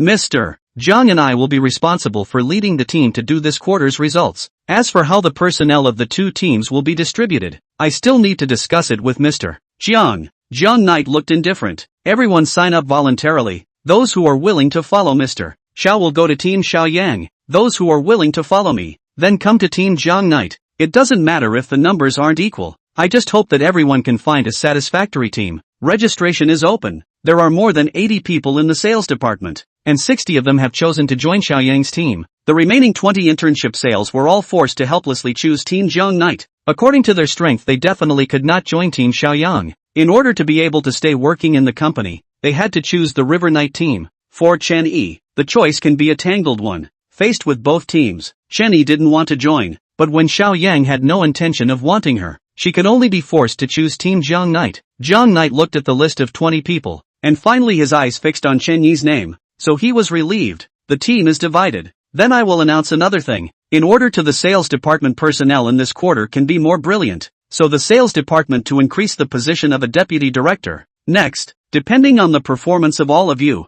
we will choose an outstanding performer as deputy director. Deputy director. This position has made many salespeople's eyes glisten, especially those of the sales elite, but also clenched their fists and, getting ready to hit the ground hard this quarter for an associate director. The system, I must say, is like a shot in the arm for the employees who can't wait to run out and sell now. I don't have anything else. Is there anything else Mr. Xiao would like to say? Jiang Knight looked to Xiao Yang who was on the side. Xiao Yang didn't even look at Jiang Knight, glanced at his diary, and said softly, I'm sure you all know by now that the group's new product, the Shimmy Mask, will soon be on the market, and Manhwa Group is the largest beauty series group in our city of Suzhou, with more than 300 large-scale beauty salons under its umbrella, and the masks it needs have reached a horrifying number, and now it needs you all to go and gnaw down the bones of this. Who wants to be in charge of this project? I'll do it. Not waiting for the crowd to speak yet, suddenly Chen Yi stood up and grabbed the lead. I want to be in charge of this project? In fact, Chen Yi didn't even know why he was standing up now. Perhaps he was gambling for Jiang Knight, or perhaps he wanted to prove himself, impacting the deputy director.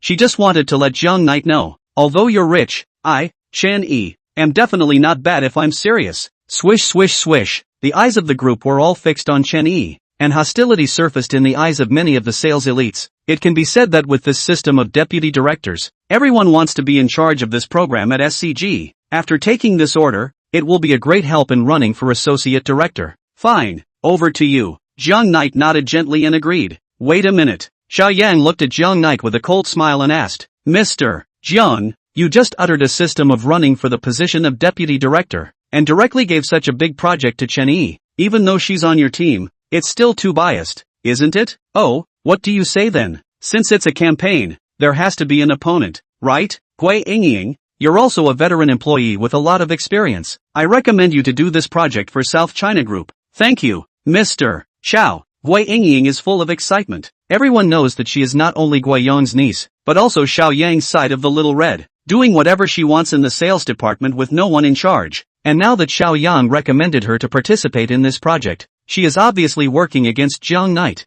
Jiang Knight recommends Chen Yi. Xiao Yang recommends Gui Yingying. The tit-for-tat between these two presidents made countless employees feel hot and bothered. I have to say, after the dual president system came out, Not only did it create a crisis for the president, but it was a powerful motivation for many employees. Competition is the only way to get motivated. Good. Then the two of you will run for Associate Director of Operations on this project. Jiang Yi nodded gently, his eyes fixed on Chen Yi. Whoever is able to take this project will be able to sit in the position of Deputy Director. Not only that, the group also rewarded 300,000 cash as well as a BMW car. You two can cheer up. Oh. Wei Yingying nodded frantically. Full of confidence, she was the one with the backstage. What was she afraid of? Chen Yi, on the other hand, was silently flipping through the information on the new mask, secretly preparing how to go about marketing the new product. After the meeting was adjourned, Chen Yi had just left the conference room when Jiang Yi brushed past her. Wei Yingying's business ability is not strong, but there is Gui Yong to help her. You have to think of a plan. What do you care how I sell? I just need to fulfill the order of $80 million. Chen Yi glanced at Jiang Knight and coldly interrupted. Jiang Knight, on the other hand, shrugged his shoulders. I hope you're as tough as you are now when you're negotiating a partnership for the South China Group. Chapter 12, The Smoking Mom. On the way home, all the way Chen Yi was thinking about the work aspect. She had developed a habit of thinking about problems with a particular desire to smoke. This was also a very bad habit that was developed after being defiled by Jiang Knight. She had tried to quit before, but every time night came, she would sit on her balcony and light a cigarette. Over time, it becomes a habit. She has been called a bad woman by countless people for smoking and drinking, but it didn't matter. Mo was the only one in her eyes. It didn't matter what she was called as long as Mo was doing well. One could say that she is now a woman who lives entirely for her daughter. Passing by Sunshine Elementary School, I found Mo's class teacher, with several parents as well as students coming out of the school. Mo's mom, the class teacher, is called Su Jiawei, a young and pretty female teacher. He is also highly educated, rumored to be a graduate of a prestigious university, because he wants to return to his hometown. He then stayed at the school to teach second grade and was a good teacher to many parents. Seeing the arrival of the class teacher and parents, Chen Yi immediately extinguished his cigarette and threw it into the trash can beside him. Teacher Su. Chen Yi immediately greeted him. Today Mo was picked up by your mom. I was thinking of calling you tonight. Do you have time tomorrow? Come to school for a parent-teacher conference. Yes, I'll definitely come and join us tomorrow. Chen Yi smiled faintly. Teacher Su, I want to know, how are Meng Meng's grades these days? Upon hearing this, Su Jiawei shook her head slightly and sighed. Recently I don't know what happened. Meng Meng's grades fell apart. I've talked to her a few times, but the effect wasn't great. But this child is very smart. With more tutoring, she can definitely be boosted back up. Aha! Chen Yi nodded her head with some loss, but she didn't blame Mo. During this period of time, she was particularly busy and didn't have time to tutor Meng Meng in her homework, and everyone else's kids were going to cram schools, while she couldn't even afford to let Mo go to cram school. I'll go back and make sure to give her a good tutoring session. If there's nothing else, then I'll be on my way. Okay. Don't forget to come to the parent-teacher conference. This time the principal not only spoke, but also a big man on the stage. He donated a full $10 million for our school to build a library and playground. For the sake of the children, you must also come. Oh, no problem. I'll be there. Mo's mom actually smokes. Yeah. Wow. I can't believe we didn't know that. Mo's mom smokes. I won't give Mo the crybaby to play with from now on. Her mom even smokes, so she must not be a good person. When Chen Yi left, a group of small children began to talk. In the future, don't play with Meng Meng. There is such a mother. Of course her grades are not good. Look at her vixen look. She must be working in a nightclub. In the future, if I see you guys playing with Meng Meng, I won't be able to spare you. A flamboyantly dressed mother lectured her children. That is, I heard. This woman used to be our Sioux City Chen family's big gold. The results do not know, and that wild man gave birth to a wild seed, was driven out of the family, and then became particularly Thai. Smoking and drinking, oops, is a proper crazy woman. We're not hanging out with that crybaby. The little fat man with a face full of arrogance pinched his waist and said, although Mo's grades are in the toilet, the boy is well behaved, and in the old days, he used to be extraordinarily good at his studies. Seeing that the group of parents had such strong opinions about Meng Meng as well as Chen Yi, Su Jiawei quickly explained. However, a group of parents had a disdainful look on their faces and their eyes were filled with disgust. After work, Jiang Knight returned to the Jiang Family Medical Center, only to find his tenant, AIU, sitting in the medical center chatting with old five. Mr. Jiang, you're finally back. Jiang Knight still quite liked AIU, a girl who loved to laugh, and asked with a smile, how is it, Miss AI? Is the house comfortable to live in? Extraordinarily good. Extraordinarily good. I'm here to thank Mr. Jiang for renting me such a nice villa, and I'd like to invite you out for dinner. As she stated her purpose, AIU's small face couldn't help but blush a little.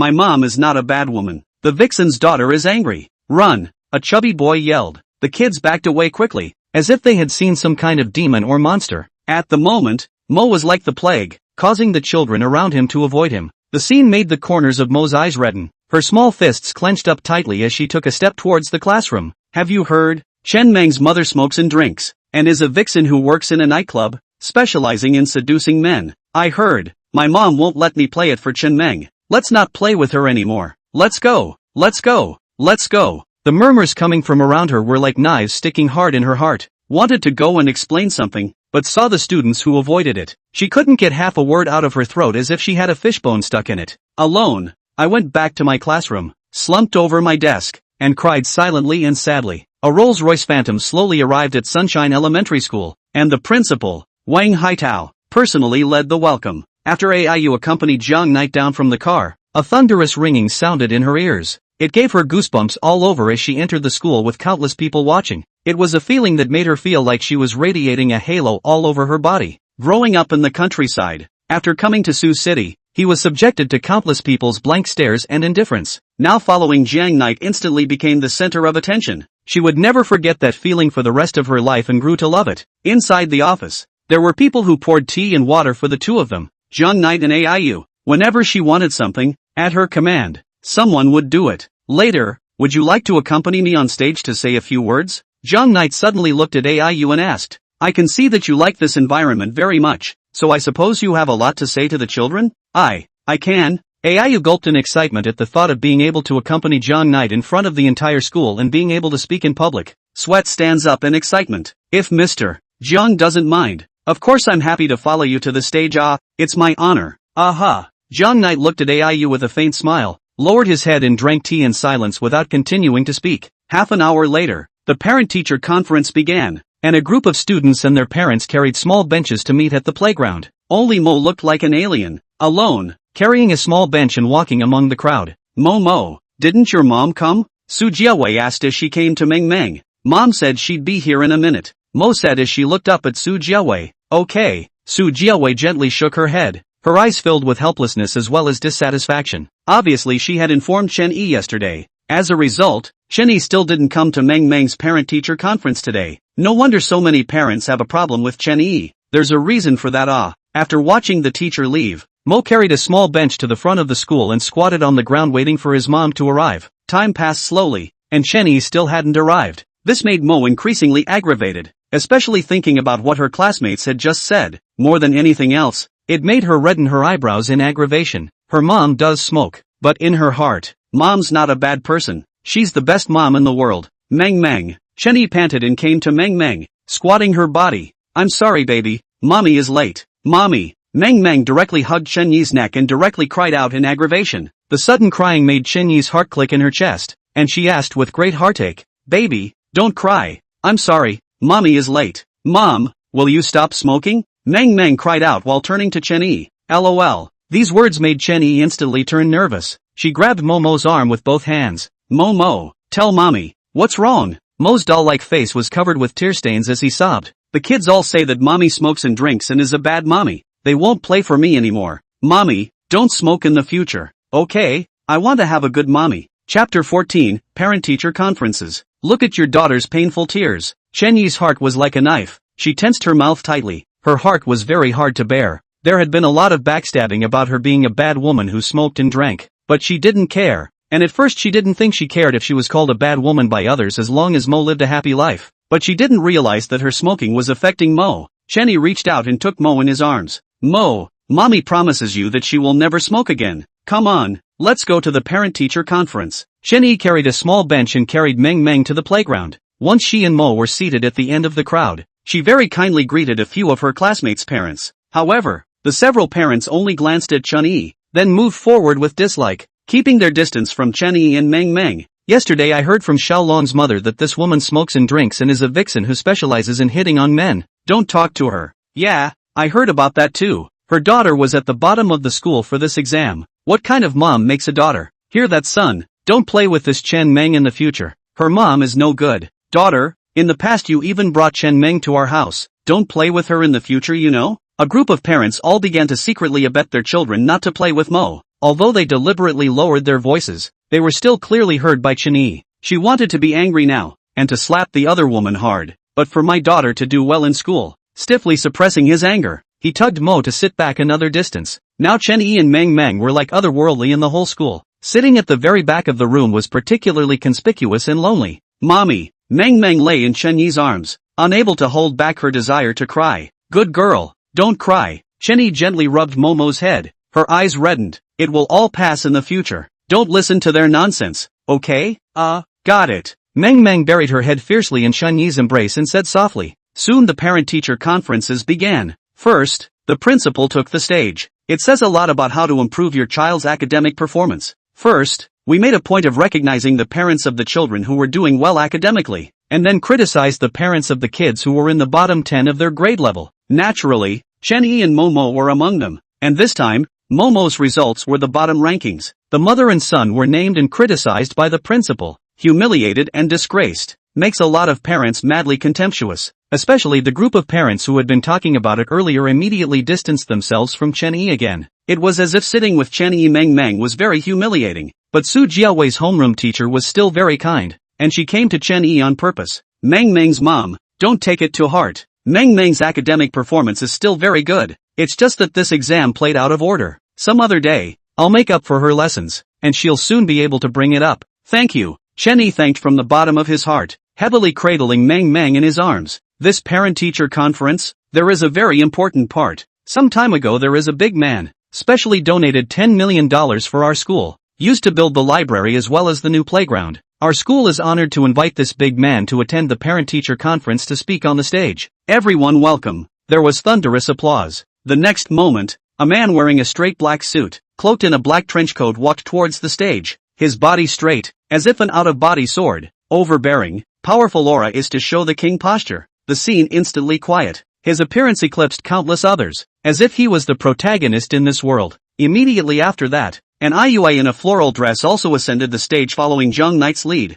The moment she appeared, the room once again erupted in thunderous applause. The ear-piercing applause was irritating IUI's nerves every now and then. The feeling of being the center of attention made her whole being like a dream. Looking down, Aiyu then saw Aiyu sitting at the very back as well as Meng Meng, and she immediately waved gently in greeting. The corners of Aiyu's mouth rose slightly as she looked at Chen-yi, who was sitting in the crowd. Chen-yi looked at the two people on the stage. Her entire body was dumbfounded. She had never thought of it to death. Her own best friend is with the man who ruined her life? For some reason, seeing this scene, Chen-yi now felt sour in her heart as she held Meng Meng in her arms, not daring to look at Zhang Knight and Aiyu on the stage. Zhang Knight, are you showing off something for me? Yeah, you're a successful person who casually donates $10 million. And it's a great view to attend such events with your girlfriend. She, on the other hand, is a woman who is disliked by countless people. Even her daughter suffers dislike at school because of her presence. She didn't know how to describe her feelings in words. Just want to get this so-called parent-teacher conference over with as soon as possible, and then go run the results and fulfill the $80 million order. After doing all of this, she would be able to completely break away from Zhang Knight's control and live peacefully with Meng Meng. Daddy, it's Daddy. The applause stopped and suddenly a milky voice rang out from the playground. Chapter 15. Zhang Yi and Chen Yi's photo together. One moment, the whole school fell silent, and it seemed as if even the air had frozen together. Everyone's jaws dropped as they looked at Mo. They were both surprised by the sound of a dad. How can this kid just call someone else's dad? It's a shame that big crazy people raise little crazy people and call random people dads. A group of children's parents kept moving small benches to keep a greater distance from Chen-yi. It was as if just being next to Chen-yi was a very humiliating thing. Dad. These two words caused the smiling Zhang Knight to be instantly confused.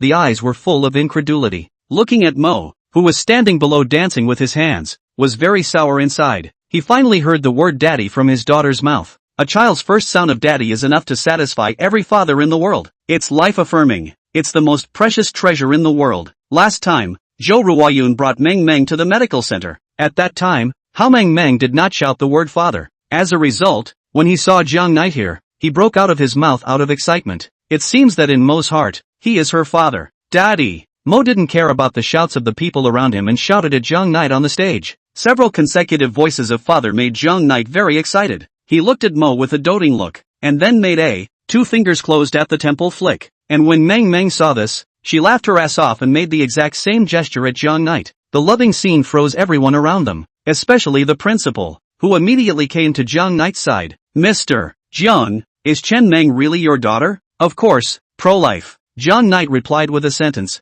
then took a step towards Meng Meng in full view of everyone. The trench coat swayed slightly, and the aura was so powerful that countless parents immediately made an aisle for Jiang Knight. In this instant, Jiang Knight was like the sun, shining brightly. And, in the eyes of the group of people who had mocked Chen Yi and Meng Meng before, Jiang Knight was like a giant mountain that was suffocating them. Arriving in front of Meng Meng, Jiang Knight didn't hesitate to directly hold Meng Meng in his arms. Then he glanced down at Chen Yi, who was sitting on the bench at his wit's end. Follow me. Jiang Yi reached out and yanked up Chen Yi, forcing his way towards the stage. Even though Chen Yi had been struggling against it while on the road, it was of no use at all. The other party's strength was just too great, leaving her without the slightest bit of resistance. Ai Yue, standing on the stage, saw the family of three walking towards her, her face pale and without a trace of blood. There was even a sense of groundlessness. What is she standing on stage for now? It's really ridiculous. Jiang Knight turned out to be Mo's father. This was something that Aiyu had never dreamed of, that the man she had fallen in love with had already had a child, and that the child had been born with her best friend. Seeing a family of three standing on the stage, Aiyu didn't have any hesitation and directly turned around and walked off the stage, leaving silently. Ridiculous, truly ridiculous. In this moment, the family became the center of attention of the whole school. Countless parents were dumbfounded at this moment, especially the group of parents who had previously disliked Chen Yi. They couldn't even think of this big shot being Chen Meng's father when they thought about it. This crazy woman who smokes and drinks has such a successful man. Even Mo's homeroom teacher was frozen in fear. How can Mo have such a successful father, who is obviously a single parent? What a father to run away from. Hello everyone, let me introduce myself. My name is Jiang Knight. I'm Meng Meng's father and Chen Yi's man. Jiang Knight stood on the stage, holding Meng Meng and introducing himself. His incomparably confident smile made him shine. It's also Chen Yi's man. These words were like a thunderbolt striking Chen Yi's head, causing Chen Yi's body to tremble fiercely. She instantly raised her head and looked at Jiang Yi with eyes covered in shock. What the hell is this guy doing? But seeing so many people sitting below, she didn't have any way to retort. She couldn't let Jiang Knight and Meng Meng get down. She could only raise a smile. Snap! The applause rang out like thunder. For this donation, I would like to say that for so many years, Meng Meng was all raised by Chen Yi alone, and for her, I am filled with guilt. So I decided that the library as well as the playground constructed by this donation will be named after my daughter and my wife respectively. Chen Yi Playground, Mo's Library. The thunderous applause continued. Take a picture. Take a picture. Suddenly, the old Five Below roared and immediately took out their cameras. There was a click. The first photo of a family of three was born. Seeing this, Jiang Knight immediately reached out and tightly wrapped Chen Yi in his arms, and said in a very low voice, the child and the whole school are here. Don't let Meng Meng get down. Also, when taking pictures, make sure you smile. The most infuriating thing was that Jiang Yi even grabbed Chen Yi's hand and put it on his waist. No matter how much Chen Yi resisted, she was caught in Jiang Knight's death grip. Now Chen Yi was about to be infuriated, and eventually grabbed Jiang Knight's flesh ruthlessly and pinched it fiercely. Hiss! Jiang Knight ate the pain and looked at Chen Yi with a smile on his face. It's too hard to strike, isn't it? You looking for death? Chen Yi cursed at Jiang Knight with his mouthpiece,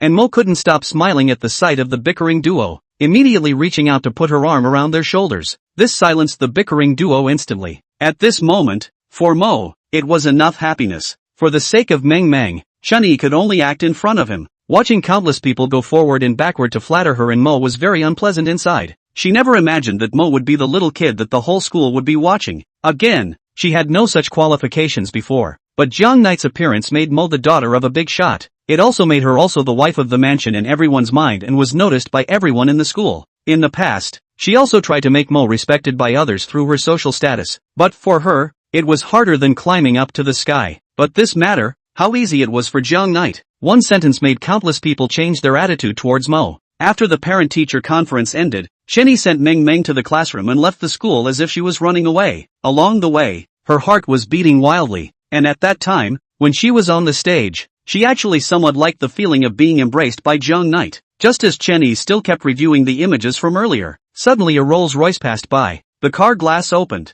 Jiang Knight's cold face surfaced. He said coldly, the parent-teacher conference is over. You should hurry up and go find the performance to complete the order of $80 million, or else, after 2 years, I'm going to take Meng Meng and leave. Do you see? Because of me, Meng Meng is respected. What do you mean? Chen Yi shouted angrily, pointing at Jiang Knight and yelling, you're great at having money? That's right, being rich means you can do whatever you want, and if you're not convinced, You earn money too. Asshole, you big asshole. Chen Yi pushed the electric car, looked at the Rolls-Royce Phantom that flew away, and directly gave angry tears. Chapter 16, My woman is destined to be extraordinary. Boss, isn't that a little too harsh? Old Five kept looking at Chen Yi in the back through the rearview mirror. His face was very abnormal. These two people were too exciting. Ruthless? I just want to stimulate the potential within her. Believe me, one day, the mountaintop of the peak of business in China will be engraved with a woman named Chen Yi. Once this woman rises, everyone in the world will be dimmed and colorless. She is the woman that I,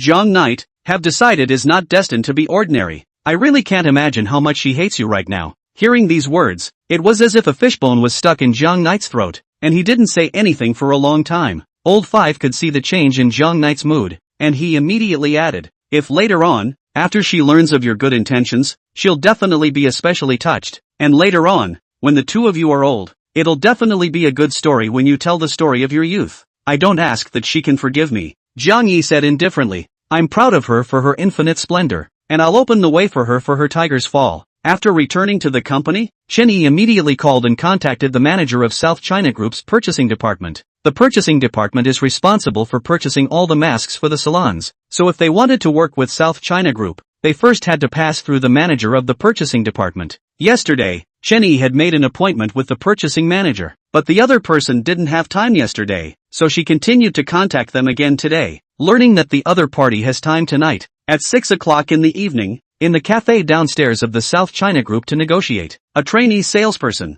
Miting, looked at Chen Yi who was sitting next to her and said, Sister E, awesome, you got an appointment with the manager of South China Group's purchasing department so quickly. He. Chen Yi smiled faintly, and while preparing the information needed for the evening, she said, you have to cheer up as well. Of course we have to cheer up. Miting looked helpless. It's really hard to be a salesman. Customers are hard to handle, and I'm still stupid with my mouth. I've been interning for 2 months, and I've only made out $5,000 in sales, so if I can't get a big order, I'll surely be starved to death. Cheer up. Chen Yi was very fond of the girl Miting. Mittens, who came from the countryside, is very simple and lovely, and it's especially easy to get along with her. Suffice it to say that the large sales department will be nearly 100 people strong, but Chen Yi is only on good terms with Miting, and the rest of his colleagues, they are just going through the motions of saving face, and there is nothing to talk about. At this time, Gui Yingying brushed past Chen Yi with a cup of tea in her hand and heard that the other party had already made an appointment with the purchasing department manager of Manhwa Group. He was in a hurry and immediately went to his uncle to get help. Uncle, Chen Yi has made an appointment with the manager of the purchasing department. What do we do now? What's the rush? I'll make a call and make an appointment for you. No matter what, Gui Yang has been in the industry for many years. He still has a very wide range of contacts. It was just a phone call to get an appointment with the manager of the purchasing department. Learning about this matter, Gui Yingying deliberately came to Chen Yi's face and called the manager of the purchasing department of Nanhua Group. Manager Han. Well, we'll see you tonight. Chen Yi's forehead wrinkled when she heard the words. Not waiting for her to contact Manager Han of South China Group, the other party called. Ms. Chen, I'm really sorry. I have an important appointment with an important guest at night. Otherwise let's do it some other time. Without waiting for Chen Yi to speak, the other party directly and mercilessly hung up the phone. Chen Yi squeezed his cell phone tightly and hesitated to take it off his ear. Her face was full of gloom as she looked at Gui Yingying. If there wasn't someone present, definitely go up and give Gui Yingying a fight. Is there such a bully? Obviously she had an appointment and she just snatched it away? Alas, who made the connections strong? Chen Yi understands that Gui Yingying's uncle is the director of the sales department, and the circle of contacts is particularly large. It's exceptionally easy to steal a client from him. Suddenly Chen Yi had a sense of crisis. Wasn't it a bit too ridiculous to want to grab the order of South China Group with Gui Yingying? Although she didn't get an appointment with the manager of South China Group in the evening, Chen Yi utilized the afternoon to find another client by all means. Manager of purchasing for a large beauty salon. The name was Wang Jia, and the other party spoke politely. Not only promised Chen Yi face-to-face, but also took the initiative to propose the appointment location, which is in a suburban hotel. At 7 o'clock in the evening, Chen Yi and Wang Jia went to a good man's home farmhouse. The two sat in a small private room to discuss their cooperation. Wang Jia was full of bookishness, dressed in a straight designer suit, with flat mirrors on his face giving him a very literal look. But if you looked closely, you would notice that his eyes kept glancing at Chen Yi's chest. Evil was written all over his eyes, and he was obviously having small thoughts about Chen Yi. Wang Jia smiled faintly. Ms. Chen, truth be told, our beauty salon does need a batch of face masks right now, and we probably need an order of $500,000. Really fake. Surprise was written all over Chen Yi's face. At first, she thought the beauty hospital that Wang Jia was in charge of would only need a few tens of thousands of dollars of masks. I didn't expect the opening to be $500,000, something she never expected. Manager Wang, since you are short of masks, it just so happens that our North City group has a batch of masks for sale, and since you are having dinner with me, it means that you are interested in our North City group. I hope that we will have a good cooperation this time, and the contract I have brought. Without waiting for Chen Yi to finish, Wang Jia waved his hand. Drink first, okay? Let's talk about work later. Manager Wang, I'm really sorry, I can't drink. What kind of business are you talking about if you don't drink? Wang Jia had unhappiness written all over his face. Forget it, for an order of $500,000, I'd better find someone else. Don't, I'll drink. Chen Yi was instantly anxious and immediately picked up the cup and drank all the white wine in one gulp. Ha ha ha, MS. Chen is really refreshing. I like talking business with people like you. A hint of cunning surfaced in Wang Jia's eyes as he immediately poured a full glass of wine for Chen Yi and continued to persuade him to drink. MS. Chen. Good things come in pairs. Let me toast you. Good.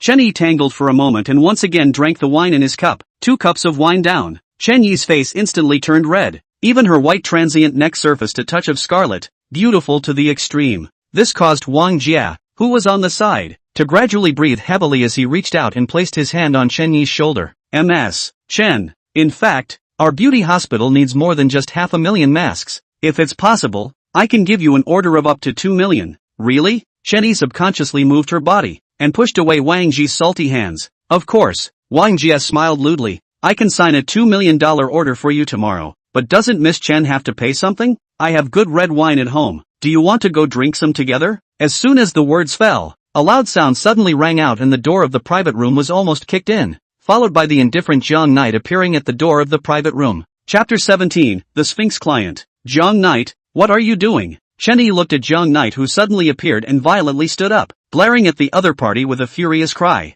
Looking at the other party's gloomy face, a sense of foreboding gripped his heart. Jiang Yi didn't pay attention to Chen Yi as he yanked him away and rushed toward Wang Jia. The icy cold eyes made Wang Jia's heart thump, and he looked at Jiang Knight intently, slightly nervous. What do you want? We're still talking business. What are you doing in our private room? Bam! In the next moment, Jiang Knight didn't have any nonsense and grabbed Wang Jia's head and slammed it hard on top of the wall. Ah! Wang Jia screamed miserably, his forehead instantly bleeding, his body directly collapsing to the ground, curling up into a ball and shivering. However, Jiang Knight didn't stop. His right foot kept kicking at Wang Jia's body. In just a moment's effort, Wang Jia instantly went into shock, without any reaction, completely fainting to death on the ground. Knocking out the other party, Jiang Knight smiled faintly at Chen Yi. Sitting on the bench, he took a new pair of chopsticks and started eating and drinking. Chen Yi looked at Jiang Knight with a face full of incredulity, unable to speak for a long time as if there was a fishbone stuck in his throat. Talking business? How's the talk going? Jiang Knight asked with a smile as he drank a cup of small wine. Snap! Chen Yi slammed his palm on the table and shouted angrily at Jiang Knight. You still know I'm talking business? What do you mean you rushed in without saying a word and directly knocked my client out? You forced me to sign an $80 million contract, and now you're interfering with it and preventing me from talking business. What the hell do you want? Right now, Chen Yi could no longer describe the aggravation he felt inside. Her ambition is not big. That is, she hopes that she can accomplish the sales of $80 million soon, but this guy, Jiang Knight, deliberately interfered with the situation and directly rushed in and indiscriminately knocked her client out. Apparently it just doesn't want to make it easy to fulfill an $80 million order. By itself, $80 million in sales would have made her despair. As a result, Jiang Knight also kept creating all sorts of difficulties for her from the middle. Now it's really desperate to the extreme. She just wanted to live simply with Mo. Is it that hard? Jiang Knight, I can kind of see it. The corners of Chen Yi's eyes were moist, and she said with some devastation,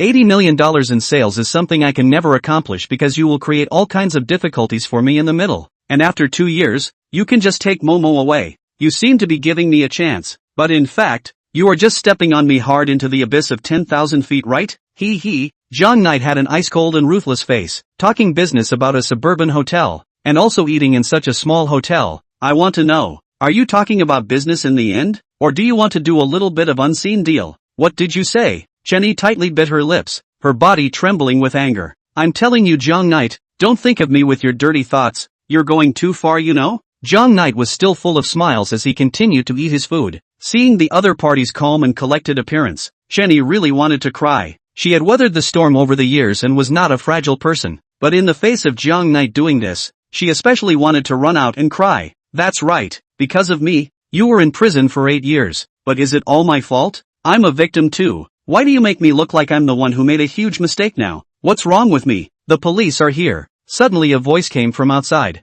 At this time, a group of police officers gathered at the entrance of the private room, and their eyes were fixed on Wang Jie in the corner of the hotel. A trace of anger surfaced in Chen Yi's eyes, and he said to the group of police officers, "Comrade policeman, he is the one who indiscriminately struck out at people. You guys quickly arrest him. Ruin my order, huh? Then you'll go to the police uncles for tea." Jiang Knight finished the last glass of wine and immediately turned around and walked out of the private room, leaving in a particularly dashing manner in the eyes of a group of police officers. This caused Chen Yi to shout angrily, "Comrades, you watched this guy leave? He struck out and hit someone, yeah. Why did you let him go? Miss, don't get excited. This guy who is talking business with you is a recidivist, often use the name of talking cooperation to give female clients ecstasy, and then QJ. In fact, he doesn't have any orders at all. Just working in a small beauty hospital that can need so many masks.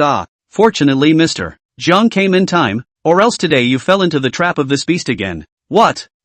Chen Yi was instantly confused, his face full of incredulity. "We didn't lie to you. This kid does things like this all the time. We've wanted to arrest him for a long time, but we've been slow to find evidence. Or Mr. Zhang has provided me with a lot of evidence." "Okay, girl, you should go. In the future, when we talk about business, we should also distinguish between people." After listening to the police, Chen Yi was full of stagnation and walked out of the hotel step by step. When she saw Jiang Knight standing on the side of the road smoking, a strong look of shame appeared on her face. At first, she constantly complained that Jiang Knight had stepped in to destroy the client she had worked so hard to find. But what she didn't expect was that Wang Ji was this kind of beast with a human face. Just now, he had indeed wronged Jiang Knight. Chen Yi slowly came behind Jiang Knight and wanted to say something, but was slow to say it. Although she particularly hated Jiang Knight, she had indeed done wrong above this matter. If it had been anyone else, she would have apologized without hesitation. But letting her apologize to Jiang Knight always felt strange in her heart, and the 3 words sorry couldn't be said no matter what. "I didn't come here today to help you." Jiang Yi could see the struggle in Chen Yi's heart as he softly said, "You're a salesman for my Jiang Knight team. If you're cheated by this kid Wang Jia, I can't afford to lose this person. That's all." "Aha." Chen Yi gently nodded her head, her eyes staying fixed on Jiang Knight's back. "I know. I tell you, in the future to talk about business, about to meet the customer is right, but first of all to feel the customer's bottom line, and then come out to eat and negotiate. And, as a girl, the first time to see the customer should take advantage of the daytime. It's best to go to the vicinity of his company to negotiate, not only to determine the strength of the other company, and also can be recognized at a glance. Each other's words are true or false. In the sales of this line, don't what others say, you believe. Well, I'll keep that in mind." Jiang Knight indifferently glanced back at Chen Yi without continuing to speak and turned around to get into the Rolls-Royce. Looking at the departing Rolls-Royce, Chen Yi's tense body instantly softened. Leaning on the tree subconsciously lit a cigarette, looking at the sky full of stars. Unconsciously mind is full of Jiang Knight words. Never follow a client out to dinner in the evening until you are familiar with them. After this incident, she suddenly realized that she was just too young. If Jiang Knight hadn't arrived earlier today, the consequences would have been unimaginable. Cigarette smoked to half a root. Thought of Meng Meng crying. Instantly palm gently trembled. Directly put out the cigarette. Chapter 18, I want to rebel. Not to tell the truth. After returning to the villa, Chen Yi saw Aiyu sitting beside the swimming pool in a state of disorientation, looking at the moon in a daze. Mo, on the other hand, was sitting next to her and pouting as she looked at Aiyu, and the concern for Aiyu could be seen in Mo's eyes. "Mom, you're back." Meng Meng came to Chen Yi's side. "Auntie Aiyu is not happy." Chen Yi rubbed Momo's head. Mo, go back to bed. I'll persuade Auntie Aiyu. Mo nodded obediently and immediately went back to the villa to sleep. Actually, Chen Yi knew why the other party was unhappy as she came to sit beside Aiyu. "What? Is it that you're particularly disappointed in your heart after realizing that Meng Meng is Jiang Knight's child?" "Sister Ye, I didn't know that Jiang Knight was Meng Meng's father." Like River Knight?" "Aha." Aiyu didn't have any hesitation and directly admitted her feelings for Jiang Knight. "Then go after it." Chen Yi propped his hands on the ground and looked up at the stars with a relaxed expression. "Ha?" Aiyu looked at Chen Yi with a surprised expression. "Meng Meng is Jiang Knight's daughter. Then you are Jiang Knight's woman. Why do you let me go after it? Aren't you jealous? Or, don't you feel bad in your heart? It's impossible for me and him in this life. Back then he defiled me and ruined my whole life. I can't wait to hate him. If you can really catch up with Jiang Knight and take him away from Sioux City, I can't wait to thank you. Sister, yeah, can I really chase after Jiang Knight? Of course, go ahead and chase after him. I hope you can succeed and take him away to Sioux City. Chen Yi meant it when he said those words. If you really pursued Jiang Knight and took the other party away from Sioux City, that way she could live in peace with good Mo. And Ayu also married into a rich family as she wished. Why not? Ayu, on the other hand, immediately climbed up and yelled at Chen Yi's back. Thank you, Sister Yi. Chen Yi turned his back to Ayu and waved his hand at him in a very dashing manner. I wish you success in marrying a rich man. Early the next morning, Chen Yi came to the sales department as usual and still saw 2 buns and a cup of bean juice on the table. Without even thinking about it, I threw it straight into the trash. Seeing this, Mittens, who was on the side, was surprised that, Sister, yeah, you still have this hobby? Buying buns and bean juice to throw around? Chen Yi smiled faintly and did not answer Miting's words. I only have $800 a month as a base salary. If you don't eat it then give it to me. I can save money for a meal. Well, if there's any rice left on the table tomorrow, feel free to take it. He. Thank you, Ye-san. After the morning meeting, Chen Yi mysteriously dragged Miting to the corner of the office and asked me, go with me to Manhwa Group? No? It's not a solution to keep waiting. We have to take the initiative and go directly to the company to find the manager to talk. Now Chen Yi could sort of see it. If we keep waiting, sooner or later, we will be crushed by Gui Yingying. It is important to be proactive and to take the initiative to look for opportunities. Although it may be a bit presumptuous to go to the office without an appointment, but if you go to none of them, it will be tougher than climbing up to heaven to sign the order from South China Group. Okay, let's kill ourselves. At least there's a chance to talk about it. If we keep waiting, how can the client come to us voluntarily? The 2 girls discussed the situation briefly and set off straight away. South China Group.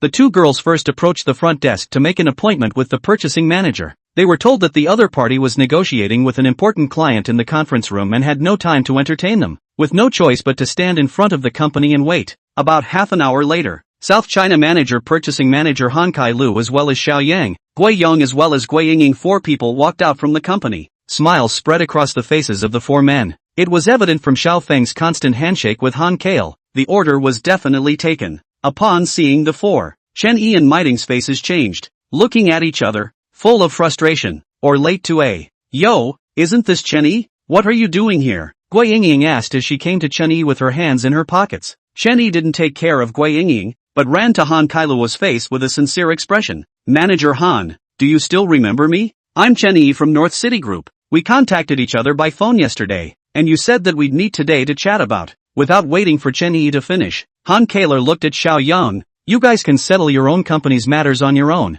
Are the North City Group sales department all this crazy now? Grabbing orders openly and honestly. Awesome. Han Kaler didn't pay any attention to Chen Yi and directly turned away. No matter how much Chen Yi called out, the other party didn't turn around. Chen Yi, are you sick? Gui Yingying shouted angrily with a sarcastic face. The order has already been taken down by us. What are you wailing for? Is this how Jiang Knight taught your team to grab orders like this? Chen Yi stood panting without speaking, but in his heart, he understood that Xiao Yan was now personally involved. It's normal to lose this order. She was just a small salesperson. What could she do to fight Xiao Yang and Guiyong? Chen Yi, you're not even close. Gui Yingying looked at Chen Yi with contempt and mercilessly mocked. Let me tell you, standing in line is very important. There are over 80 people in the sales department. Only 20 of you have joined Team Jiang Knight. Look at you guys. Your performance is really bad. Do you know why our performance is so good? Because we, Mr. Xiao, can go back and forth for our orders. And you're Mr. Jiang? I'm afraid he's still drinking tea and sunbathing in his office. Xiao Yang and Guiyong glanced at Chen Yi and turned to leave. Their status did not allow them to take the initiative to address Chen Yi. It would be too degrading.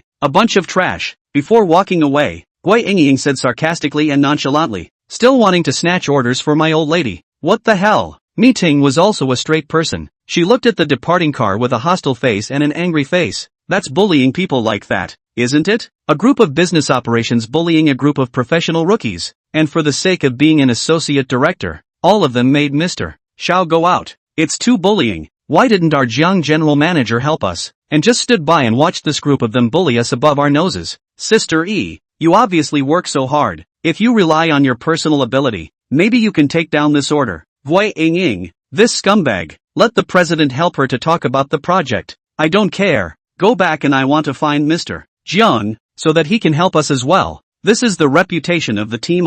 Go. Chen Yi sighed. Without this order, we can go to find others. Don't go to your general manager Jiang. He is the high and mighty president. How can he accompany a group of us professional rookies to come out and pull an order? Relying on no one is better than relying on yourself. Although Mittens didn't say anything, the brash country girl couldn't take the heat. While it is true that the president is not obligated to help the salesman sign the order, but people Xiao Yang is also the president can accompany the staff to talk about the order? Why Jiang Knight cannot go out? To know that South China Group is a big order, even the president, for the sake of the interests of the group, can help a hand also absolutely must help a hand? Moreover, now the group sales department has been Jiang Knight's appearance, divided into two factions, fighting in the dark, lively, and whoever negotiates the order from South China Group can be the deputy director. Doesn't Jiang Knight want to train his own inner circle as deputy directors in the group? Therefore, after Miting returned to the company, she directly barged into Jiang Knight's office and saw that Jiang Knight was sitting on the sofa basking in the sun and reading the newspaper, and a burst of anger ran through her heart. Sister Ye had worked so hard to pull in the performance for Jiang Knight's team that she had to endure it even if she was bullied by people from Xiao Yang's team.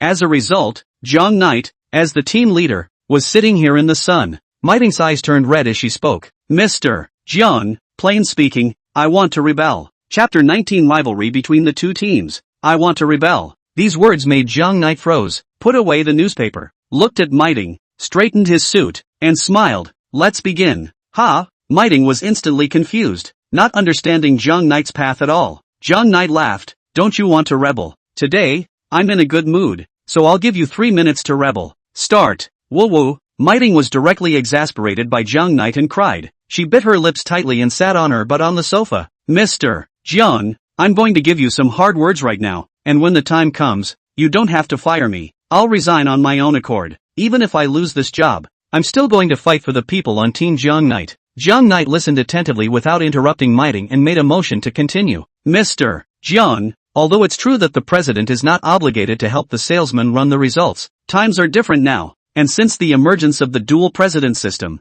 the sales department has been split into two teams. Yes, we have a group of people on our team that are terrible at business, but you can't just give up on us. Xiao Yang personally took Gui Yingying to South China Group to sign the order. How can we give Xiao Yang an despite the fact that Sister Ye is working very hard, but it's useless. As the boss of Team Jiang Knight, even if you don't help us run our performance, you should properly give us some confidence, right? Today, when Sister Yi and I went to South China Group, we ran into Mr. Xiao and Gui Yingying and the others, and at that time, Sister Yi was about to be bullied. Mr. Jiang, you really can't give up on us 20 professional rookies. If you don't care about us at all, we'll be bullied to death. Saying that, Mittens was on the verge of tears, thinking about the days she had lived during this time. It was simply miserable. The group of people from Xiao Yang's team were too bullying. They simply didn't treat them as human beings, and within the office, they often commanded them to do some very tiring work, and sometimes, they felt like a group of orphans that no one cared about and no one wanted. Don't have to think about running up the numbers, just wait until you get to your internship and get fired.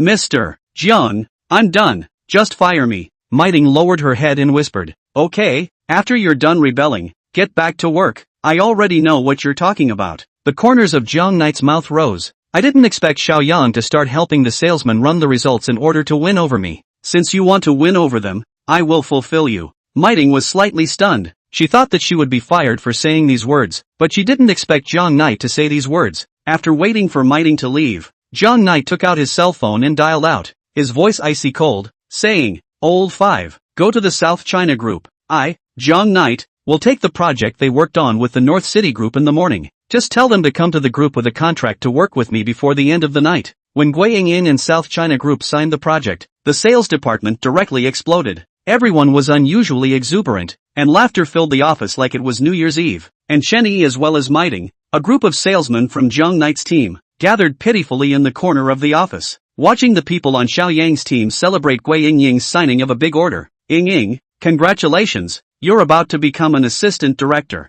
After you become an assistant director, make sure you don't forget about us. I'll follow you from now on. Our Xiao Yang team is just too cool. In just a few days, we have signed off such a big order. Gui Yingying stood in the center of the crowd, being complimented by a group of people, her face full of pride. Like a proud little princess, she slowly arrived in front of Chun Yi's group of people. Hey Gu, you guys, why are you still sitting here? Why don't you go out and run for results? I see, because you can't run up a track record even if you go out there, and you might as well be in the company for nothing. These words caused a group of people from Jiang Knight's team to lower their heads and really didn't have the face to speak. And Gui Ying pointed to the performance chalkboard, sarcastically. See, today our Xiaoyang team made an order of $21,800,000. And how come your Jiang Knight team didn't write? Oh, so it's not doing any performance out at all. Ha ha ha, a bunch of losers. Gui Ying, that's enough. Ni Ting stood up directly, her face full of anger. Isn't it just that you have President Xiao helping you guys run your performance? What's there to be proud of when there's a president out to help you guys? A trace of gloom surfaced on Gui Ying's face, and she slapped Miting directly on her face. I'll tell you, do you know why all of Team Xiaoyang's are elites? It's because Mr. Xiao led them well. Know why you're all a bunch of scum? It's because Jiang Knight is a piece of trash. Even if he's the president, I dare to call him a loser. If he's capable, he'll also take you guys out to run the performance.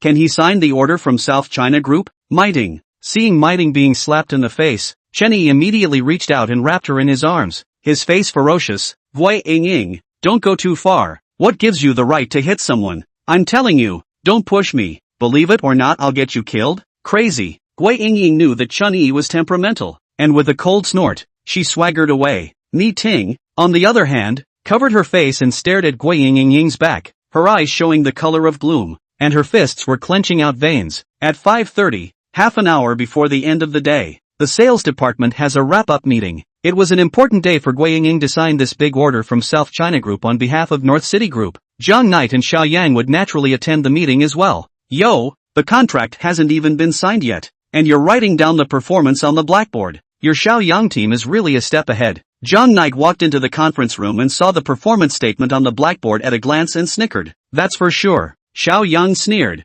Being one step ahead of the others is a necessary requirement for a salesman. And without any surprises, South China Group will send someone to sign the contract with Gui Ying soon. So can't we write it down in advance? Yes. Jiang Yi smiled faintly and sat in his boss chair, eyeing Chen Yi's group of people. Xiaoyang waved his hand. Before the meeting, Gui Ying, first give our general manager Jiang a brief report on our performance today. Gui Ying immediately stood up and looked at Jiang Knight with her head held high. Mr. Jiang, today our Xiaoyang team sold a total of $21,800,000 in orders. Jiang Knight said with an expressionless face as he looked at the zero-egg performance on the blackboard. Chen Yi, report on our performance. Chapter 20, I'll see who dares to touch her? Put. Hearing Jiang Knight's words, a group of people from Xiaoyang's team couldn't help but burst out laughing, especially Gui Ying's suffocating little face, kindly reminding, Mr. Jiang, there's no need to report it. You Jiang Knight's team, today's performance is 0 eggs. Is it your turn to speak? Jiang Knight asked as he coldly looked at Gui Ying.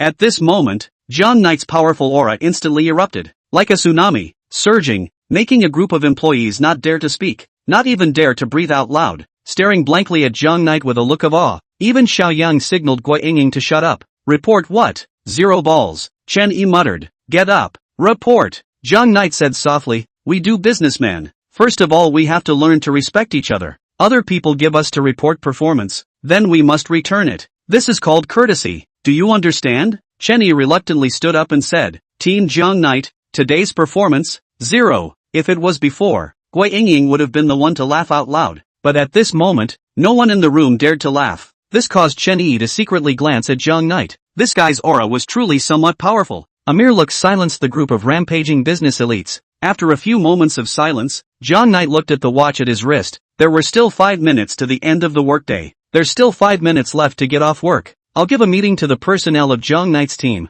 I don't know what Mr. Xiao would like to do? Jiang Knight asked. Xiaoyang made a light gesture. If it's possible, I'll bring someone from Xiaoyang's team to sit in and learn from Mr. Zhang's experience. Saying that it was a learning experience, they were actually just looking at the joke. They guessed that Jiang Knight must have been too ashamed to criticize these 20 or so professional rookies. A whole day, not even a dime of performance was pulled over. What a waste. Jiang Knight didn't take care of Xiaoyang and said softly, as for today, I know that everyone is in a bad mood, but what I want to say is that no matter if you are doing sales or being a human being, you have to understand one thing, in the moment when things don't reach the end, never give up on your efforts. That's right. So far, our Jiang Knight team, the performance is indeed 0 eggs, but there are still 5 minutes from the end of the shift, is not it? Today, I'm going to use these 5 minutes to teach the 20 of you a lesson. Never give up until the end. Maybe, the next second, a miracle will happen. When Jiang Knight finished saying those words, the entire conference room was completely quiet, and all eyes gathered on Jiang Knight. A group of Gui Yingying's eyes showed as much disdain as they could.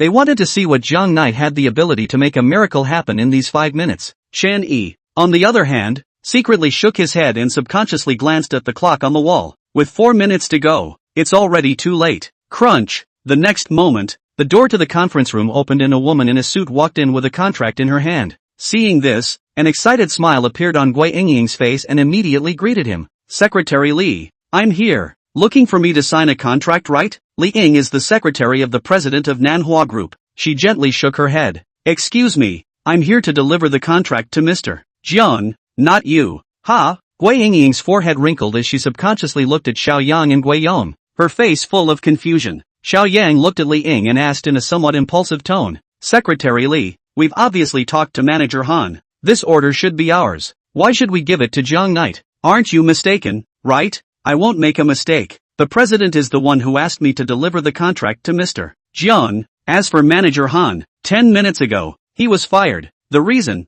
Mr. Xiao should know, received money he shouldn't have received, and agreed to a request he shouldn't have agreed to. After Li Ying finished, she politely placed the contract in front of Jiang Knight. Mr. Jiang, signed the contract? Jiang Yi nodded gently, glanced at the contract, and threw it directly to Chen Yi. This contract is my gift to Jiang Knight's team. Chen Yi signed the contract, earned a share, and divided it among everyone. A share of $20 million in performance. Divided among everyone? Everyone was shocked. It was a commission of over $600,000, and it was just given to his men? It's not too atmospheric. Chen Yi immediately signed the contract amidst a group of expectant eyes. She definitely couldn't refuse Jiang Knight's request where she would be beaten to death by her co-workers. But how could she not have expected that Jiang Knight would gift her so much performance? Wasn't Jiang Knight afraid that she could fulfill the $80 million performance? Mr. Jiang, happy cooperation. Li Ying smiled faintly and turned to leave, clutching a contract belonging to South China Group. Soon, the entire conference room was completely quiet, with only heavy breathing ringing out. Watching the $20 million of performance being snatched up, the people in Xiao Yang's team were about to be infuriated, especially Xiao Yang Gui Yong as well as the 3 Gui Yingying. They had talked about performance with great difficulty. How did they end up on Jiang Knight's side? How did this person manage to make this cutoff? Mr. Jiang, isn't it a bit inappropriate for you to do this? Xiao Yang asked, holding back his violent temper. The corners of Jiang Knight's mouth rose as he laughed. Mr. Xiao, maybe it's a bit inappropriate, but I'm doing this to tell you that our Jiang Knight team sits at home, and the project comes to our door on its own accord, and you guys run out in the sun. The project, still can't get your hands on it. The room exploded at these words. The morale of Jiang Knight's team soared, and they directly stood up and cheered. These words were too relieving. Even Chen Yi sat on the bench clenching his fists and secretly shouting, his eyes fixed on Jiang Knight. This man is too protective, isn't he? But it's really cool to be protective. All be quiet. Jiang Knight waved his hand, signaling a group of cheering and celebrating employees to sit down. Then he looked at Gui Yingying at the side and smiled. Gui Yingying, just now when I entered the door, the first lesson I taught Jiang Knight's team, do you still remember what it was? Gui Yingying thought for a long time and spoke. Mutual respect and courtesy. Okay. Jiang Knight snapped his fingers in satisfaction and said to Miting, Mittens, slap her twice, and our team will not only be courteous, but double it. Pow! Without waiting for the crowd to react, Miting stood up and slapped Gui Ying directly in the face. She was a vindictive person. Just now Gui Yingying had slapped her. She must return the favor. With Mr. Jiang backing her up, what is she afraid of? Wow! The moment Gui Ying was smoked, all of Team Xiao Yang rushed towards Miting. For a moment, swords were drawn, and at any moment there was the potential for a big fight. Just a moment after Miting was surrounded by the crowd, Jiang Yi narrowed his eyes and sized up the group. I'll see who dares to touch her. Chapter 21 Outbreak of Rage. I'll see who dares to touch her. A simple sentence was like a huge mountain that fell with a loud bang, directly suppressing the crowd above their heads. The powerful pressure made countless people feel suffocated. Even though the people from Xiao Yang's team stormed out, they didn't dare to touch a hair on Miting's head for a moment in the face of Jiang Knight. Not even the courage to breathe out loud. Jiang Knight still sat on the stool as steady as MT. Tai, and said to Miting, there's still one more slap. Slap it down. I dare you. Xiao Yang stood up and shouted angrily. This slap was not only on Gui Ying's face, but also trampled Xiao Yang's dignity on the ground and ravaged it. If there is no more action, how can we gain a foothold in the North City Group in the future? Why wouldn't I dare? Jiang Knight also stood up and stood with his hands on his back, his expression indifferent as he said, sentence by sentence, let me tell you, no matter how bad the employees of Jiang Knight's team are in terms of ability and performance, they are all my Jiang Knight's people, and in this North City group, as long as I, Jiang Knight, am around, I'll see who of you dares to touch a single finger of theirs, whether you call me a protector or a bully. But, my Jiang Knight's people just can't be bullied. Every word, resounding and powerful, resounded through the conference room. Faced with a group of people gawking at him, Jiang Knight responded calmly. His powerful aura was like a volcano erupting, permeating the conference room, making more than 60 professional experiences subconsciously lower their heads, and with the power of one person, he suppressed more than 60 people, as if he was invincible. As long as he's standing here, who dares to touch mittens? Who dares to say a word? This, then, is the might of the god of war. The professional rookies who were often bullied instantly reddened their eyebrows when they heard Jiang Knight's words. After they graduated and came to North City Group for internship, they spent every day being bullied. When had anyone ever protected them like this? Jiang Yu was the one who gave them warmth. The domineering words, the resounding tone, was like a protective umbrella that fell on the heads of this group of children who had left their homes to come to Sioux City to develop. It makes them feel warm and gives them the motivation to stay in the North City Group. Pow! Suddenly, Mighting slapped again, directly smacked on the face of Gui Yingying,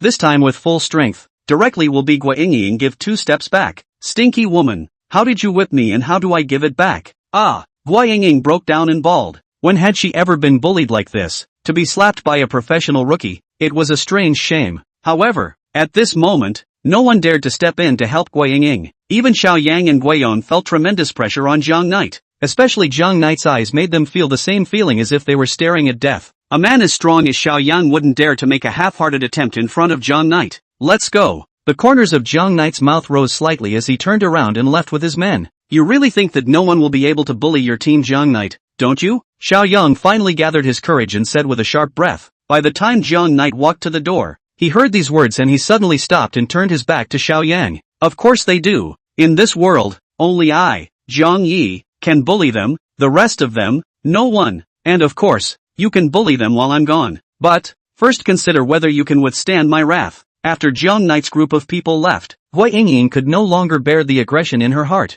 and directly lay down on the conference table and bawled. For a moment, the entire conference room was filled with each other's cries, and the atmosphere was depressing to the extreme, with no emotion fluctuating on everyone's face. How could they be happy when they were bullied like this by Jiang Knight? Guiyong's breathing was rough. His eyes were filled with anger. He came to Xiao Yang. Mr. Xiao, I really can't bear this breath. I've followed you for so many years. Help my niece take revenge. Okay, this guy has just come to the group, and he's too arrogant, isn't he? Don't worry, I, Xiao Yang, can't hold back this breath either. Xiao Yang threw down these words and turned around to leave the conference room. After sitting in the office, Xiao Yang thought forwards and backwards for 3 minutes before finally dialing a phone number. Go out at night and capture Jiang Knight's daughter for me. Lure Jiang Knight to appear and kill him. Kill, kill. When the opposite party heard this, their tone trembled and they said with great shock, I'm going to show this guy the price of offending me. Xiao Yang's eyes were covered with killing intent. Okay, I'll go arrange it now. After the opposite party finished speaking, they directly hung up the phone. It was not a good night, with dark clouds, giving a very depressing feeling. But in a private room within the small Jiangnan, it was bustling with activity. The 20 or so of Jiang Knight's team held a party to celebrate the signing of a large order of $20 million. What made them the happiest was that even Jiang Knight attended this party and accompanied their group of children to drink and celebrate. Originally, Chenny did not want to participate in this party event. After all, after so many years of suffering from depression, rarely fit in, but Jiang Knight asked her to stay for the event in the name of leadership. Plus, my co-workers were so enthusiastic about the invitation that I had to say yes. Then he called Ayue and bothered the other to pick up Mo from school, but sitting in the lively box, never happy, but feel particularly uncomfortable. She didn't like the hustle and bustle. Chenny received a call from AIU, and the other party's voice broke down with a sobbing tone. Sister E, it's bad. Meng Meng has been kidnapped. I really can't stop the other party. What should I do? Ka-ching! The cup in his hand fell to the ground and instantly turned into crumbs. Instantly, the entire booth was instantly silent. Everyone's eyes were fixed on Chen Yi. What's wrong? Yes, Anne. Mittens asked with concern. Chen Yi panicked. She directly grabbed up her cell phone and rushed out of the restaurant in full view of everyone.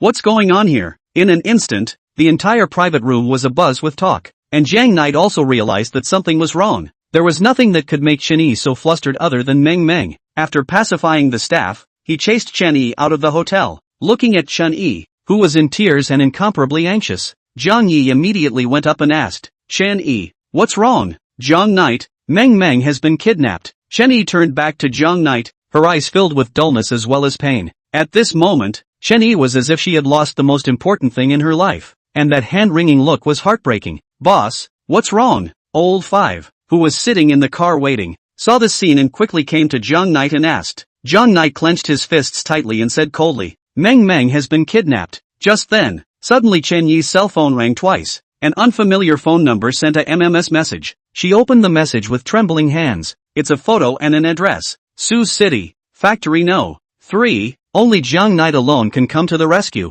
Half an hour later, not to come to kill. In the photo, Mo was bruised and lying motionless on the ground, but holding a picture in his hand. This one is the photo of Jiang Knight, Chen Yi and Meng Meng at school. Meng Meng. Chen Yi completely broke down and let out a heartbreaking growl. The mother's desperate sobs tore at her heart. It has made countless passers-by stop and watch. And after Jiang Knight saw the photo, he froze for 3 seconds. He wasn't too emotional, but the eyes gradually turned scarlet, while the body trembled. The veins at his forehead even slowly emerged. The whole thing turned out to be as terrifying as a wild beast. Seeing this scene, Old Five's body trembled violently. Rage. Jiang Knight's rage broke out. When he was young, Jiang Knight was being expelled from the family because he suffered from a strange rage disorder, and as long as Jiang Knight was provoked to the extreme, the rage disorder would erupt. There was once a time in the middle of a battlefield where Jiang Knight's brother died in battle and had his body taken away by the enemy, causing Jiang Knight to go completely berserk. Alone, with a steel spear in hand, he killed his opponents, thousands of soldiers. A man kills 7 times and walks out covered in blood holding his brother's body. Since then,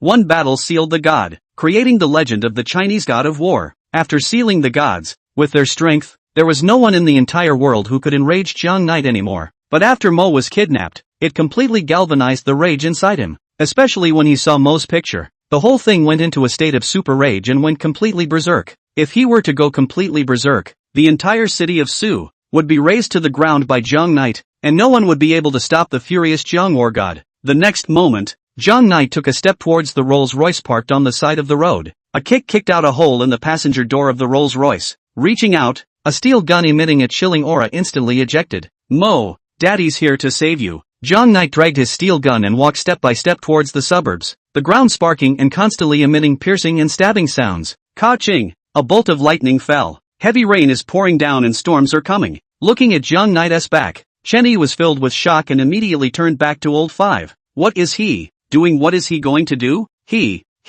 This is to exterminate the world for the sake of Mo. When the war god's steel lance comes out, there will surely be a plague of life. Old Five swallowed a mouthful of saliva hard, and a strong color of fear surfaced in his eyes. It's over. It's all over. Tonight, Jiang Knight will surely bloodstain Sioux City. Chapter 22, The Devil from Hell. The storm is raging and the rain is pouring down. As if it was a flood beast, it crazily invaded Sioux City. Suburbia, Factory Number 3. The factory, which has been abandoned for a long time, is a meeting place for stray cats and dogs. No one usually comes back here, let alone in this stormy weather. Even more so, no one dares to come here. At that moment there were more than 20 masked men with brightly colored machetes standing within the factory. They had a murderous aura on their bodies and a fierce aura, especially the ruthlessness in their eyes. Definitely not ordinary people. Behind the many men sits a bald man in a suit who is smoking a cigarette. As each bolt of lightning fell, the blood wolf tattoo on his head would fade in and out, making his entire person look very bizarre. Mo, on the other hand, was curled up on the floor, shivering with his hands clutching the picture of the family of 3. Tightly shutting his eyes he dared not look around him. Fear clamped down hard on Mo's neck like the devil's palm. Difficulty in breathing and generalized chills. The pain coming from her body especially made Mo especially want to bawl. But the men standing around her gave her no courage to even cry. Mom and Dad, there you are. Mo was so scared. Mo kept calling out for her mom and dad in her mind, but it was like she was in an incredibly dark ocean right now. All around her was endless darkness, and she couldn't see where her mom and dad were. Mom and Dad, will Mo never see you guys again? I missed you guys so much. Now Mo didn't know what was going to happen, and all she could do was curl up in a corner and silently wait for the group of men to be judged. Using the last bit of strength, Meng Meng put the photo into her arms, opened her big watery eyes to see the family of 3 in the photo. She wrapped her arms around her parents' shoulders. Her face was full of happy smiles.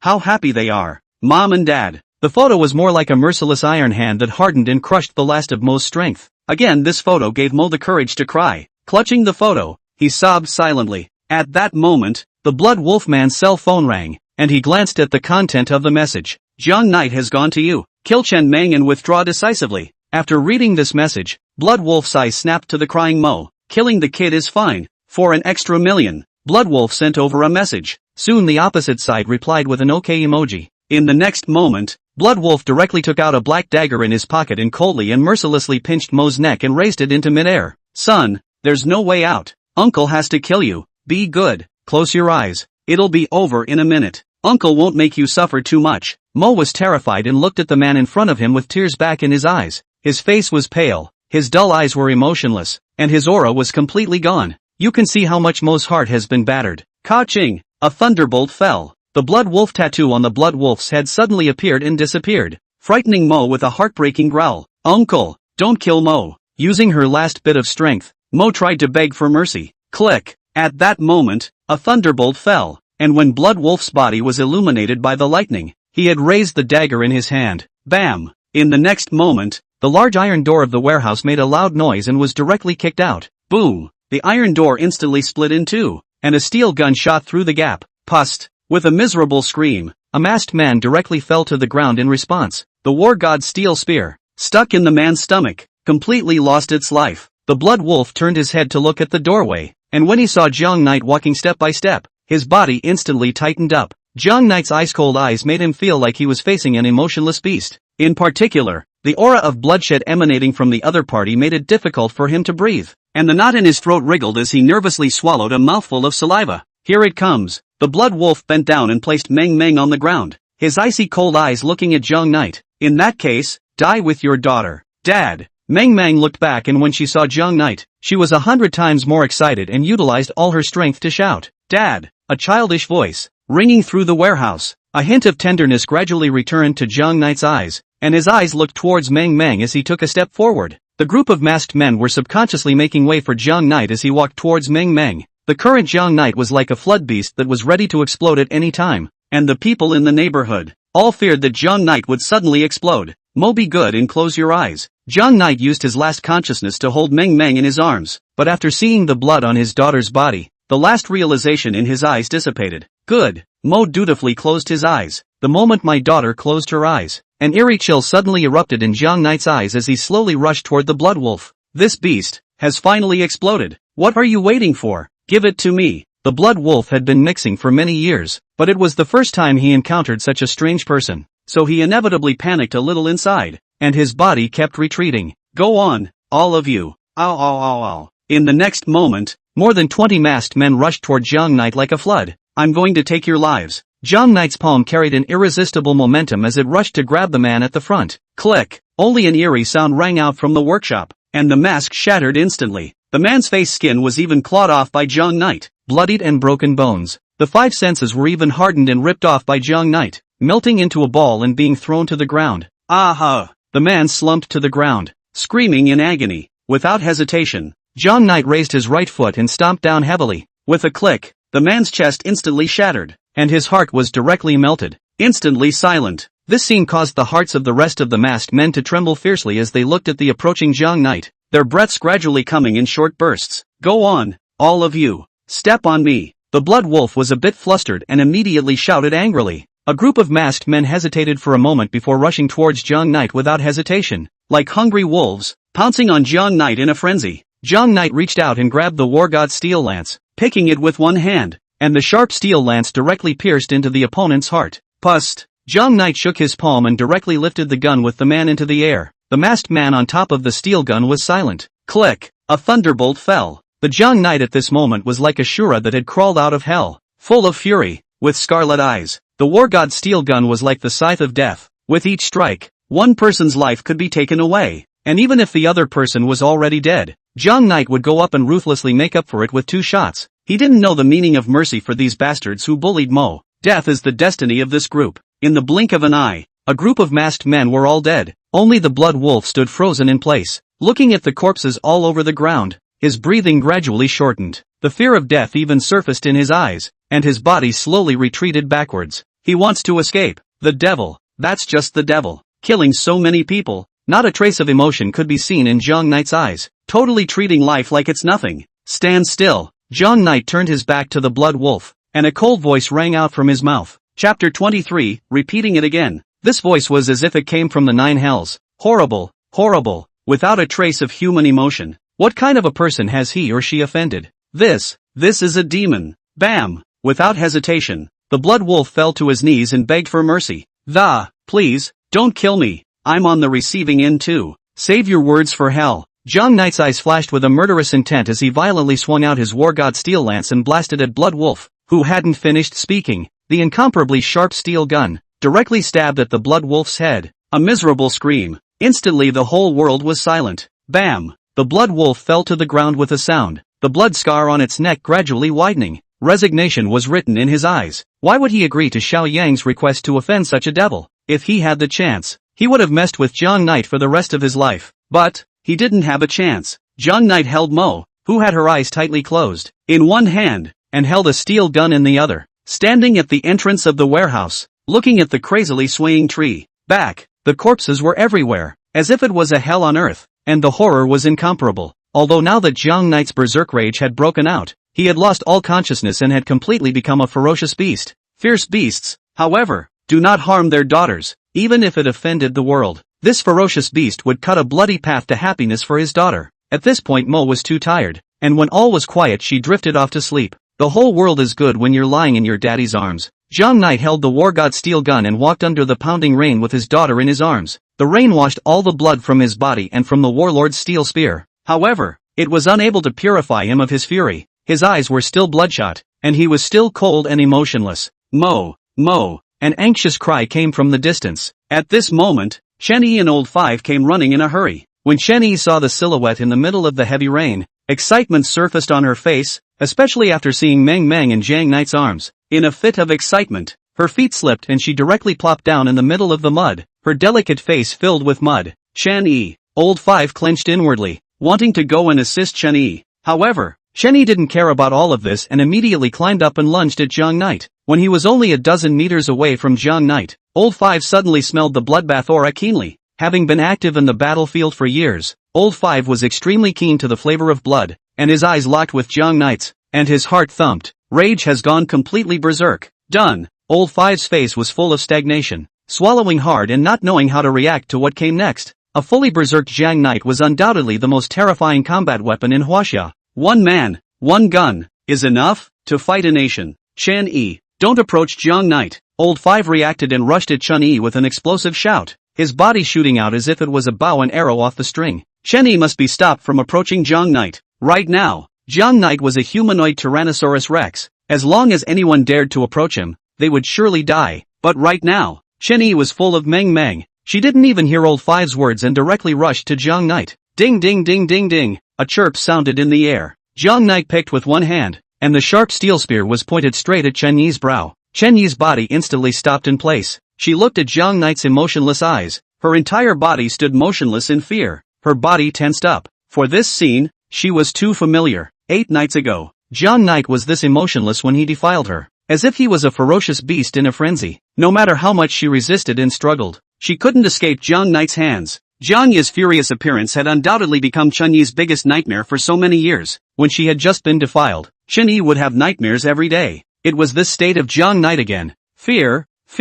The body was trembling slightly with fear. If it were usual, she would have tried everything to escape. But seeing her daughter in Jong Knight's arms, she gathered her courage and didn't run away. Facing the current Jong Knight, Chen Yi didn't cry. Perhaps it was the tears that had dried up, or perhaps the rain had washed away the tears. The cold tip of the gun at his forehead caused Chen Yi to bite his lips tightly, his eyes reddening as he looked at Jong Knight. The two stared at each other as if the whole world had gone quiet. Boss, she's Chen Yi. Old Five's face was full of panic, his fists clenched and, don't hurt Chen Yi. Don't ever let what happened 8 years ago happen again. Please, boss, control yourself. At this moment, Old Five's body was as taut as a bow and arrow with a full string drawn. Not daring to be slow in the face of this scene, as long as Jong Knight made any moves, he would stop the other party even if he had to lay down his life, because he knows how much guilt Jong Knight felt towards Chen Yi and Meng Meng. If when Jiang Yi woke up, he found that the events of 8 years ago had reoccurred and that he had killed Chen Yi with his own hands, it was impossible to imagine what kind of pain Jong Knight would spend the rest of his life in.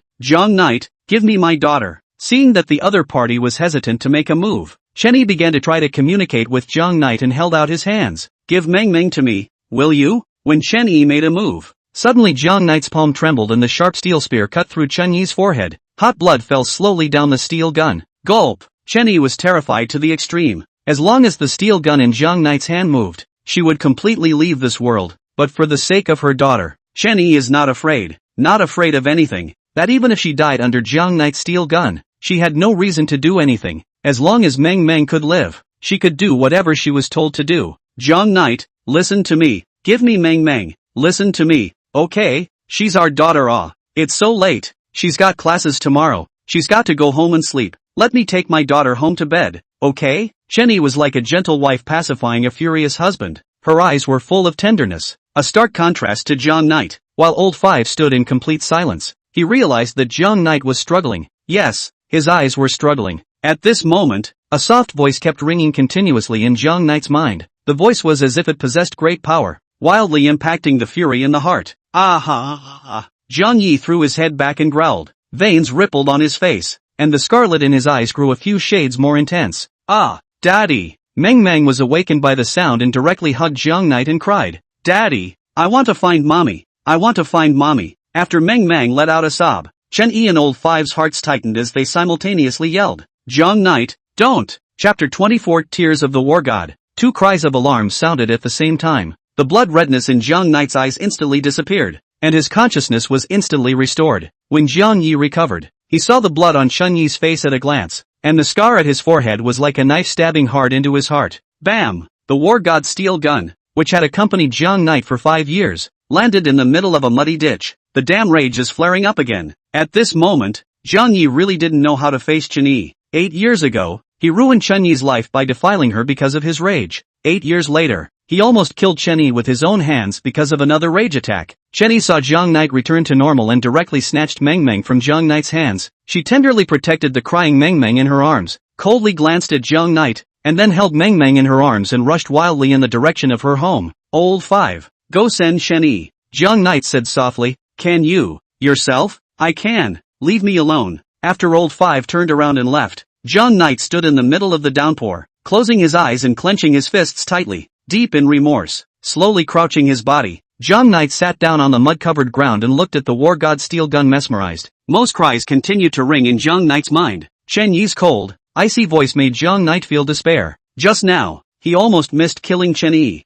Jiang Knight was really about to break down. He retired from the military and returned to Sioux City to make amends to Chen Yi and Meng Meng, not to hurt them again. Scared. At this moment, Jiang Knight really didn't have the courage to stay on. If this time, Jiang Yi really killed Chen Yi, when he woke up, he really didn't know how he should live. Leave it. Maybe leaving is the best outcome. Jiang Knight suddenly had a ridiculous idea of leaving Sioux City completely and never coming back. Son, Mommy doesn't blame you, but please promise me that when you get out of jail, you'll take your life to make it up to the girl you hurt. These words, once again, resounded in Jiang Knight's mind. Back in Sioux City, Jiang Knight wanted to properly protect Chen Yi and his daughter, but it turned out that he almost killed Chen Yi and his daughter before anyone else could harm them. In the end, it's here to make amends. Or is it just a mistake? Half an hour later, Old Five re-entered Factory 3 in a Rolls-Royce. Boss, go back, Old Five said with a sigh. Old Five, how are Chen Yi and Meng Meng? They're fine. Isn't that right? Hating me even more. At those words, Old Five's throat suddenly felt like a fishbone was stuck in his throat, and he was slow to speak.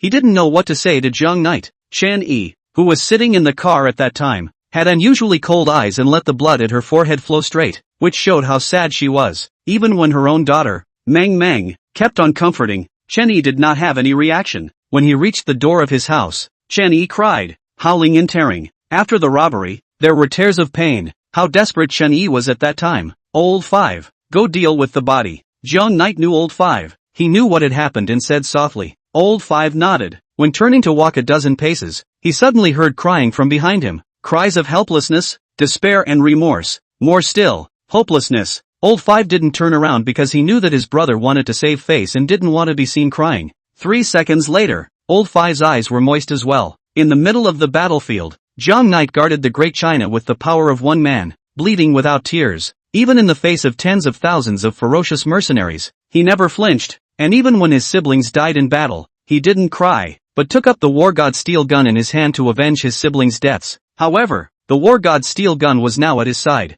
and there was nothing Jiang Knight could do about it. Jiang War God, who toppled a piece of the sky of Huaxia, cried as if he were a child in the pounding rain. Rain! It's coming down even bigger. Old Five looked up to the heavens. Perhaps the heavens had felt Jiang Knight's helplessness and wept. After a night of heavy rain, the sun shone even brighter the next day. Throughout the night, Jiang Knight sat at the entrance of Factory No. 3, his steel gun stuck aside, reflecting its luster. Old Five, on the other hand, accompanied Jiang Knight for the night. Old Five. Jiang Knight stood up and wiped the tear tracks off his face with both hands. Boss, what's wrong? Old Five asked as he squatted his body down to look at Jiang Knight, whose eyes were lifeless. I miss Mom. When these words came out, Old Five directly looked up to the sky, the corners of his eyes moist. Boss, I'll accompany you. 3 hours later, after a long journey, the duo arrived at the Yanglong Monastery. Mom! When Jiang Yi entered the temple, he saw a woman in monk's clothes sweeping the floor. She was Jiang Knight's mother, Gu Yueqing, who practiced in the monastery with her hair.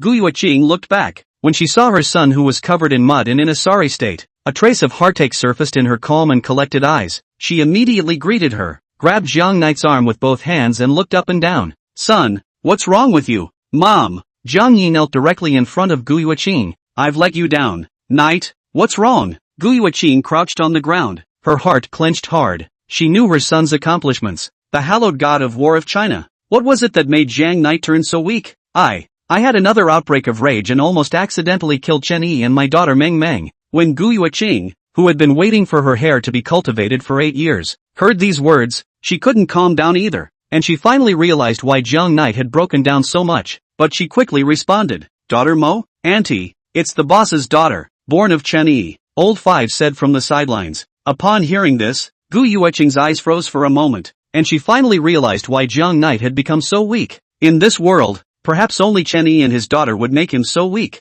A father who almost accidentally killed his own daughter. One can only imagine how devastating. Son, it's okay. Gu Yueqing reached out and embraced her son in her arms, her heart indescribably hard. No matter what Jiang Knight's status was, in his mother's eyes, he was just a child. In the presence of his mother, the child can release all his grievances. Mom, I want Chen Yi and Meng Meng, but I don't dare to go to her. I really don't dare to go to them. I am afraid. These words made the corners of Gu Yueqing's eyes moist, gently patting Jiang Knight's back. Child, there are some things that we have to face. Although rage is scary, but if you don't dare to face it, it will become even more scary. Mom believes in you. You will be able to defeat it. But, nothing but. Gu Yueqing cupped up Jiang Knight's face, full of tender smiles, and encouraged, you can even become a god of war, the sharpest national sharpshooter, and you're not afraid of facing so many dangerous mercenaries. Why should you be afraid of a single rage in the district? Child, you've always wanted me to return to the city, haven't you?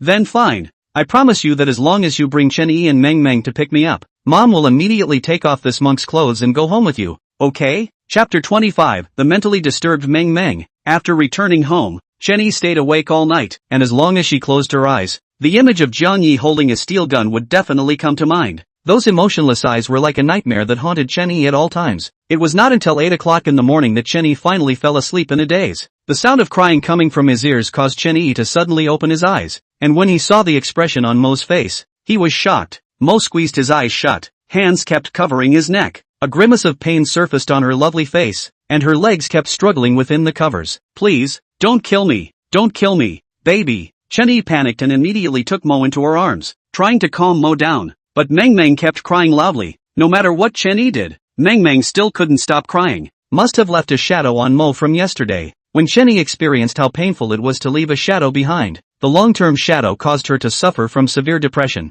If Mo is so young and leaves such a big shadow, her life will be over. In the end, with no other choice, Chen Yi dialed Zhou Ruoyun's phone. Mom, it's not good. An hour later, the First People's Hospital of Suzhou City. Chen Yi sat on the corridor bench with dull eyes, listening to the sound of Meng Meng's crying in the clinic, her eyes closed tightly and her face full of pain. She also wanted to go in and watch with Mo, but she didn't dare, didn't have the slightest bit of courage to step into the consulting room. Chen Hongda similarly closed his eyes tightly and held his daughter's palm tightly. As a father, he understands how Chen Yi feels, and it pained him to the core when Chen Yi suffered from severe depression and was dying. The fact that a child is not doing well is enough to make every mother in the world despair. If you can, every mother in the world, I believe, would choose to replace that pain for her child. Mom, how's Mo? Chen Yi saw Zhou Ruoyun walk out of the clinic and immediately asked. Looking at the tear-stained Chen Yi, Zhou Ruoyun was slow to speak as if a fishbone was stuck in her throat. There were some words that Zhou Ruoyun really didn't know how to go about saying to Chen Yi. If Chen Yi were to learn that after Meng Meng had been severely stimulated and went insane, she didn't know if her daughter would be able to pull through.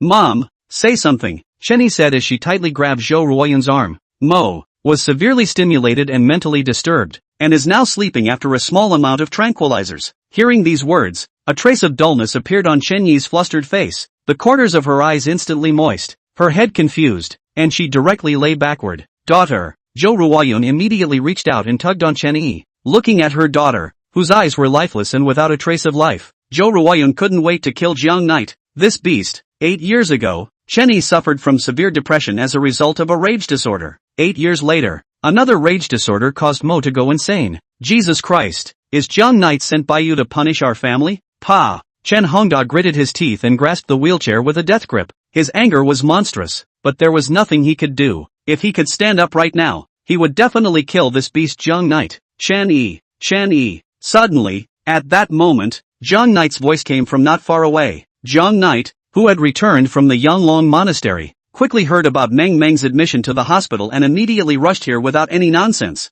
Hearing this familiar voice, monstrous fury immediately surfaced in Chen Yi's eyes. Pushing Zhou Ruoyun away and turning to the approaching Jiang Knight, he went up and slapped him, tearing his heart and lungs out as he roared. Get out of here! This slap directly caused Jiang Knight and Old Five to stop where they were. The surrounding patients as well as the nurses were startled and foolishly looked at Jiang Knight and Chen Yi. How's Mo doing? Jiang Yi didn't care about the slap and asked with a trembling voice. However, Chen Yi didn't answer Jiang Knight's words and rushed towards Jiang Knight with a face full of grimace, his fists continuously rushing towards Jiang Knight's chest. At the moment, Chen Yi was like a madman. She struggled to vent on Jiang Knight. Vent! Give vent to all the aggression in your heart. Now Chen Yi was really going to break down. She had painstakingly brought up Meng Meng for so many years, caring for Mo as if she were her own life. For the sake of Meng Meng, Chen Yi can give up everything, from a sinking and degrading woman to a hard-working woman. For the sake of Meng Meng, Chen Yi doesn't care about anyone's blank stares and indifference, and tries to live hard just so that she can make Meng Meng better. However, Jiang Knight's arrival ruined Mo's childhood, ruined everything for Mo. Why?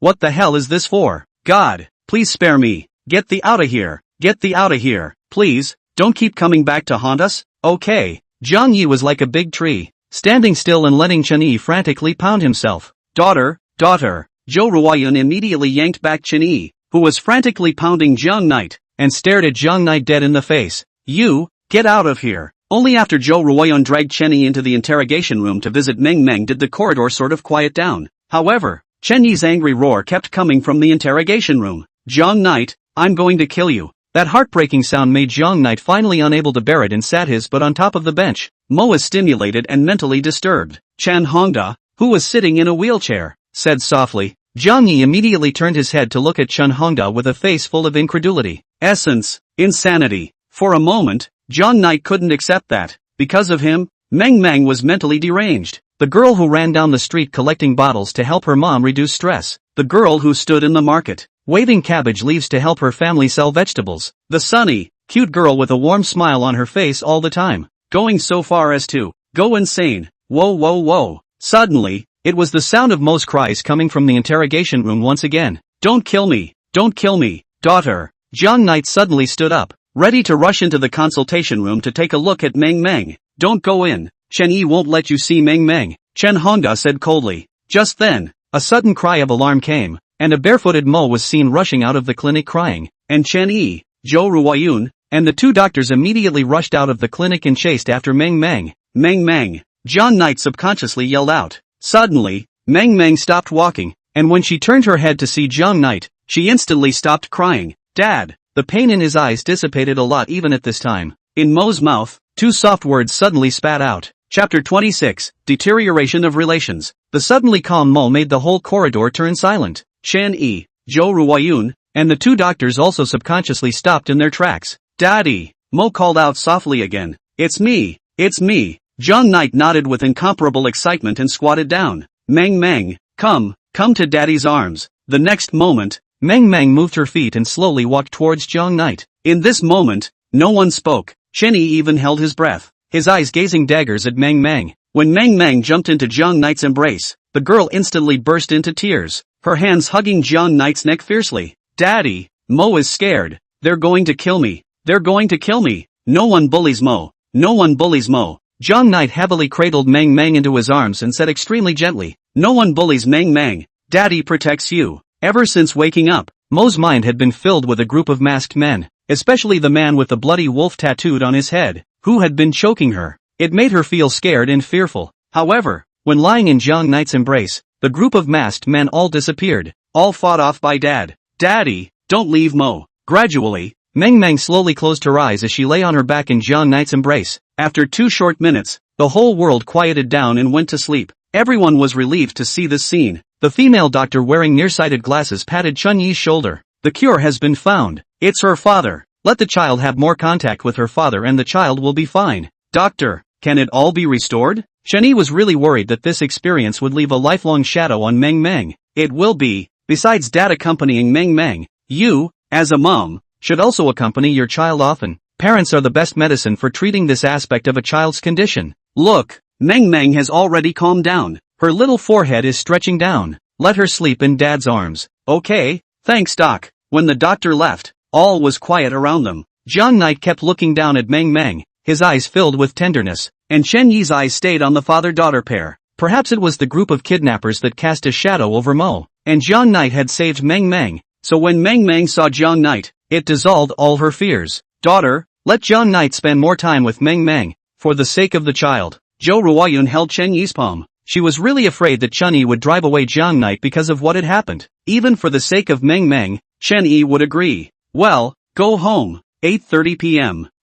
Moon Bay neighborhood. Jiang Knight was playing blocks with Meng Meng, and the father-daughter duo was particularly happy and laughing. Mo has recovered and is no longer as out of sorts as he was in the hospital. On the other hand, Chen Yi, Zhou Ruoyun, and Chen Hongda were sitting on the sidelines cautiously sizing up Jiang Knight. Their bodies tensed. If any accidents happened, they would immediately stop Jiang Knight. They had already heard from Chen Yi about what happened last night. Jiang Knight's rage broke out and he became an emotionless monster. In itself, Zhou Ruoyun and Chen Hongda were somewhat resistant to this man who had destroyed their family, and after all these things, they were even more unable to accept Jiang Knight. Like a cannonball that might explode at any moment, they absolutely had to find a way to drive Jiang Knight away, and they couldn't let what happened 8 years ago repeat itself again. "Jiang Knight, you should go back." Chen Yi suddenly dragged Meng Meng into his arms and said coldly, "Mommy, I still want Daddy to play with me." Mo had never been so happy and couldn't let Jiang Knight leave. Once upon a time, Chen Yi was very gentle with Meng Meng and usually wasn't too harsh, but she was surprisingly serious this time,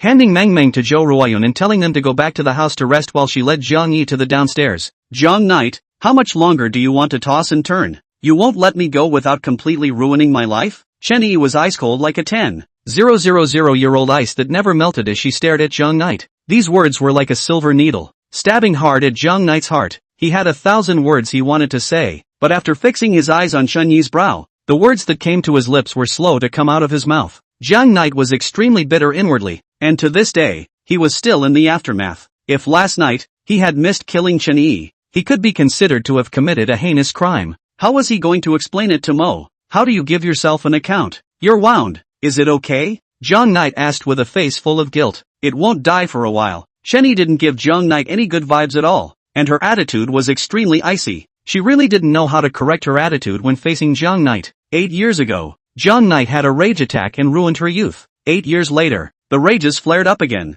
not only nearly killing her, but causing her daughter to go insane. Men like that are just awful. Even for the sake of her daughter, she would not allow a time bomb to exist around her. "Although the doctor said that you are the cure for Mo, please promise me that you will stay away from Mo in the future." Seeing Jiang Yi's silence, Chen Yi continued, "Also, this $20 million contract, I will also complete it as soon as possible, and when the time comes, you must keep your promise and leave Sioux City completely, and don't ask about my mother and son." The eyes were full of desperation and indifference. Although within the company, Jiang Knight helped their team earn some money, but compare those to this thing. Chen Yi would rather give up her current job than have Jiang Knight stay with the mother and son duo. "What if you don't finish?" Jiang Knight closed his eyes. The guilt in his eyes instantly disappeared and was replaced by indifference, saying, "Meng Meng is not only your daughter, but also my daughter. It's true that I have a rage disorder, but I won't harm my daughter. I'll get it done, as long as you keep your word." Chen Yi coldly threw down a sentence and turned around to walk away. Jiang Knight stayed downstairs for 30 minutes and smoked half a box of cigarettes before striding away.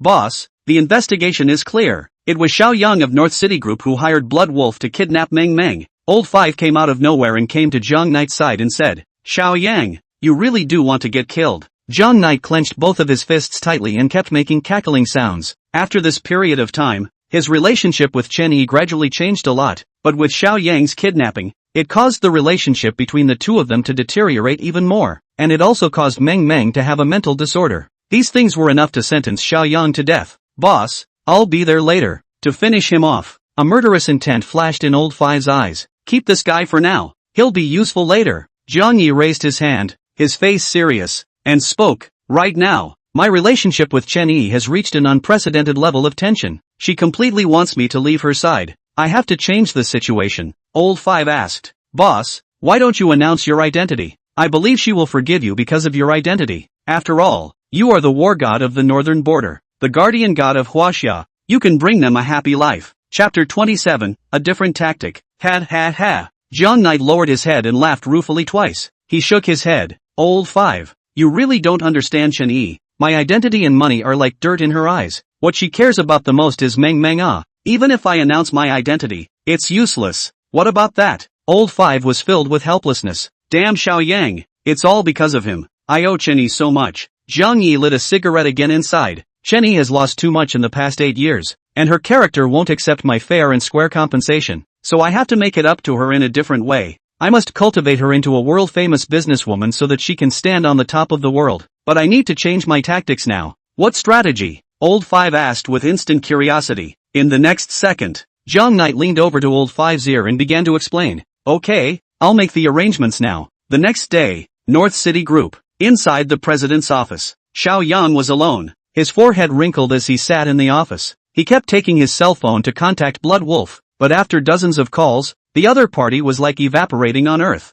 and couldn't be contacted no matter what. In the course of the night, he hadn't received any news that Jiang Knight had been killed. It's hard not to be a little worried about what might happen. "Mr. Xiao, that Jiang Knight guy came to work." Gui Yong and Gui Yingying hurried into the office and reported the matter to Xiao Yang. "Damn, I was tricked by this asshole, Blood Wolf." Xiao Yang's first reaction was that Blood Wolf had run away with the money. This kind of punk is really unreliable and has no credibility at all. Seeing Xiao Yang's angry face, Gui Yong and Gui Yingying did not dare to say anything, although they hated Jiang Knight in their hearts and wanted him to die immediately. But when things happened unexpectedly, they also said that they had no choice but to think of other ways. "Don't worry guys, this kid won't have a good ending after offending me." Xiao Yang had been in the shopping mall for so many years, he was still confident that he could deal with Jiang Knight. Half an hour later, a meeting was held in the sales department. Not only did the two presidents, Jiang Knight and Xiao Yang, attend at the same time, even the chairman of the board, Hu Buoxue, attended. All of them. According to his status, he didn't need to attend such a meeting, but being able to take down the order from South China Group made him very happy, and he made sure to personally reward Chen Yi. After all, the previous competition had already been divided into winners and losers, and today was the time to promote Chen Yi. Originally, Jiang Knight thought that Chen Yi wouldn't come to work. To his surprise, Chen Yi not only came, but also came especially early. Last night Chen Yi considered for a long time. If you are just a regular salesman, you can't compare to an associate director in terms of connections and environment. In order to fulfill the $20 million order early, she has to get the assistant director. All hands on deck. Many people's eyes were fixed on Chen Yi. Especially the group of workplace rookies on Jiang Knight's team were filled with envy. They knew that the theme of this meeting was to promote Chen Yi. However, Gui Yingying's face was gloomy and her heart was burning with anger. She has been working hard in the company for so long and has the backing of the director Gui Yong, but she didn't expect that in the end, the position of deputy director was given to Chen Yi. It was a breath she couldn't bear. "Hu Dong, everyone is here. It's your turn to speak." Miting couldn't wait to say, "Our team's Chen Yi won this competition and will get $300,000 in reward money and a company BMW, and will be able to sit as an assistant director." When Mittens had just finished, countless murderous eyes were thrown at him, especially Xiao Yang. If Jiang Knight wasn't here, he couldn't wait to directly smack this professional rookie to death. Relying on the fact that Jiang Knight was here, he completely disregarded him as the president in his eyes. Mittens, on the other hand, had a nonchalant look on her face. As long as there was Jiang Knight sitting here, Xiao Yang wouldn't dare to do anything to her. Hu Buoxue smiled gently and waved his hand to signal the two teams to calm down. Then he fixed his eyes on Chen Yi and spoke. "Chen Yi, regarding the project of South China Group, under the leadership of Mr. Jiang, you have done a good job and deserve to be praised. Thanks. Chen Yi glanced at Jiang Knight before fixing his eyes on Hu Boxue. Little by little, she had something to look forward to. Immediately, she will be able to sit in the position of deputy director, which will make it much easier for her to do business. You can fulfill the $20 million order early. So,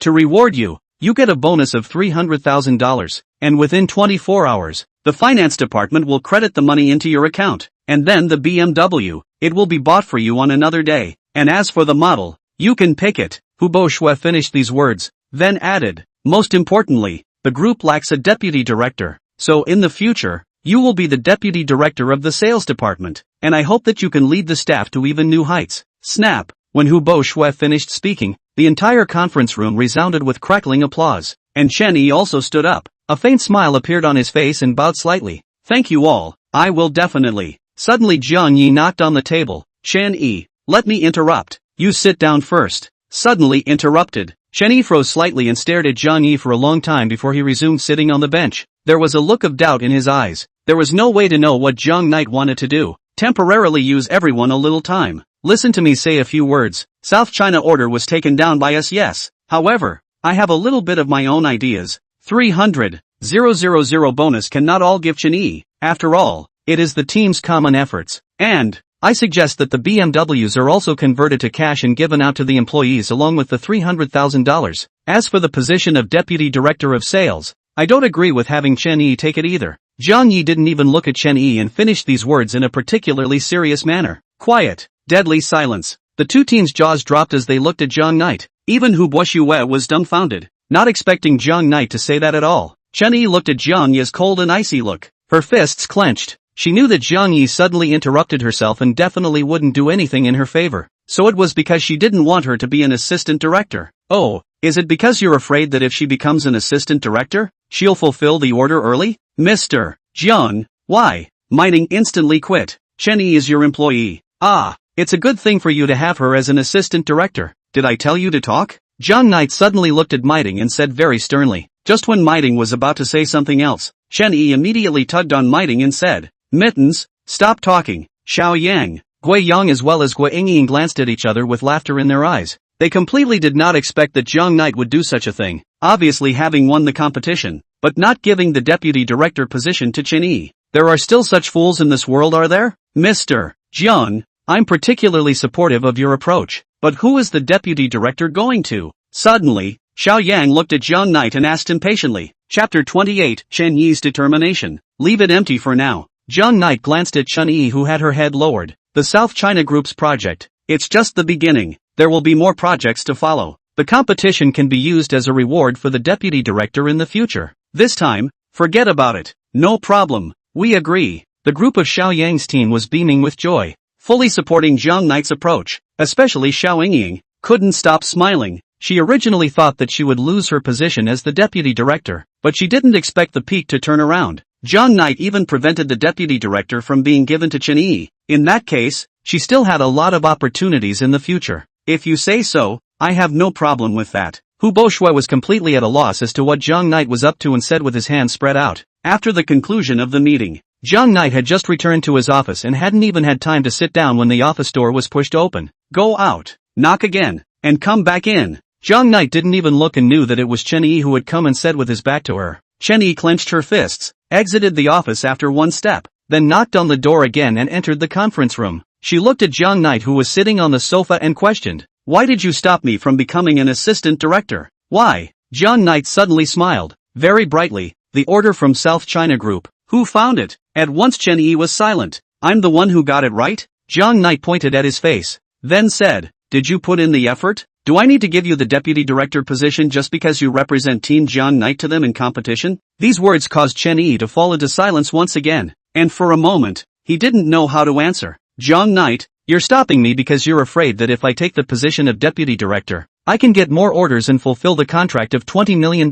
early. You're really going to great lengths to get Meng Meng." Chen Yi's eyes were filled with unwillingness as he stared fiercely at Jiang Knight, and a trace of guilt flashed in Jiang Knight's eyes, but it quickly disappeared. He was cultivating Chen Yi. He absolutely couldn't show an ounce of mercy. He smiled slightly and said in a cold voice, "Want to be an assistant director? Right? Take out your ability." "Ah, would you make me an assistant director even if I took out my abilities?" "You simply wouldn't." Chen Yi knew that the other party was being deliberately difficult. If you want to sit in a position that others can't sit in, you should take out your own ability. I got an order from the South China Group, but I let you sit in this position. Do you think others will be convinced of you? Are you sitting in peace of mind? Jiang Knight placed the teacup on the table. In this world, only hard work will be rewarded. Even if the pie falls from the sky, it's not your turn to eat it. Take out your ability. Take a big order and I'll give you the deputy director. Are you looking down on me? Chen Yi felt a strong sense of contempt from every word Jiang Knight said. Don't ask so many boring questions. If you want me to look up to you,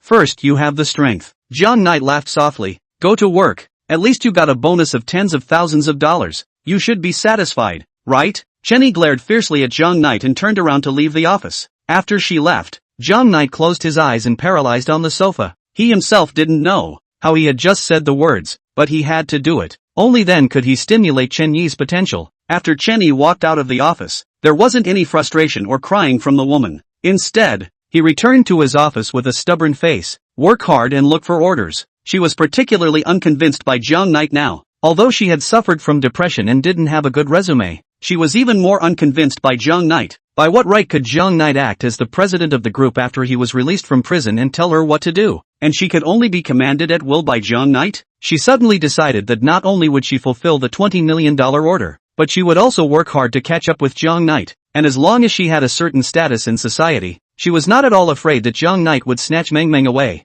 Damn man, come on, I'm not afraid of you. You also just had a good chance to make Hu Bo Shui like it and serve as the president. What's the big deal? In the afternoon, inside the chairman's office, Mr. Jiang, Mr. Xiao, have you heard? Hu Bo Shui had a face of excitement and looked at the duo with a smile on his face. Xiao Yang had a puzzled look on his face, not knowing what had happened at all, and kept asking Hu Bo Shui. On the contrary, Jiang Knight had a calm look, as if everything was expected. He spoke. Mr. Xiao, let's just wait for Hu Dong to say it. Constantly asking questions will show that you are ignorant. Who are you calling ignorant? Xiao Yang's eyes grew wider and wider. What's so great about you stepping on a horse? A rapist, just released from prison. It's not like the family gave you a little bit of money to buy a Rolls Royce. What's so bullish about it? Now Xiao Yang had always thought that Jiang Knight was a criminal who had just been released, and the Rolls Royce Phantom, which the family also paid for. As for being able to become the president of the North City Group, naturally, it was also the family that found connections to make him do it. Otherwise, with Jiang Knight's resume,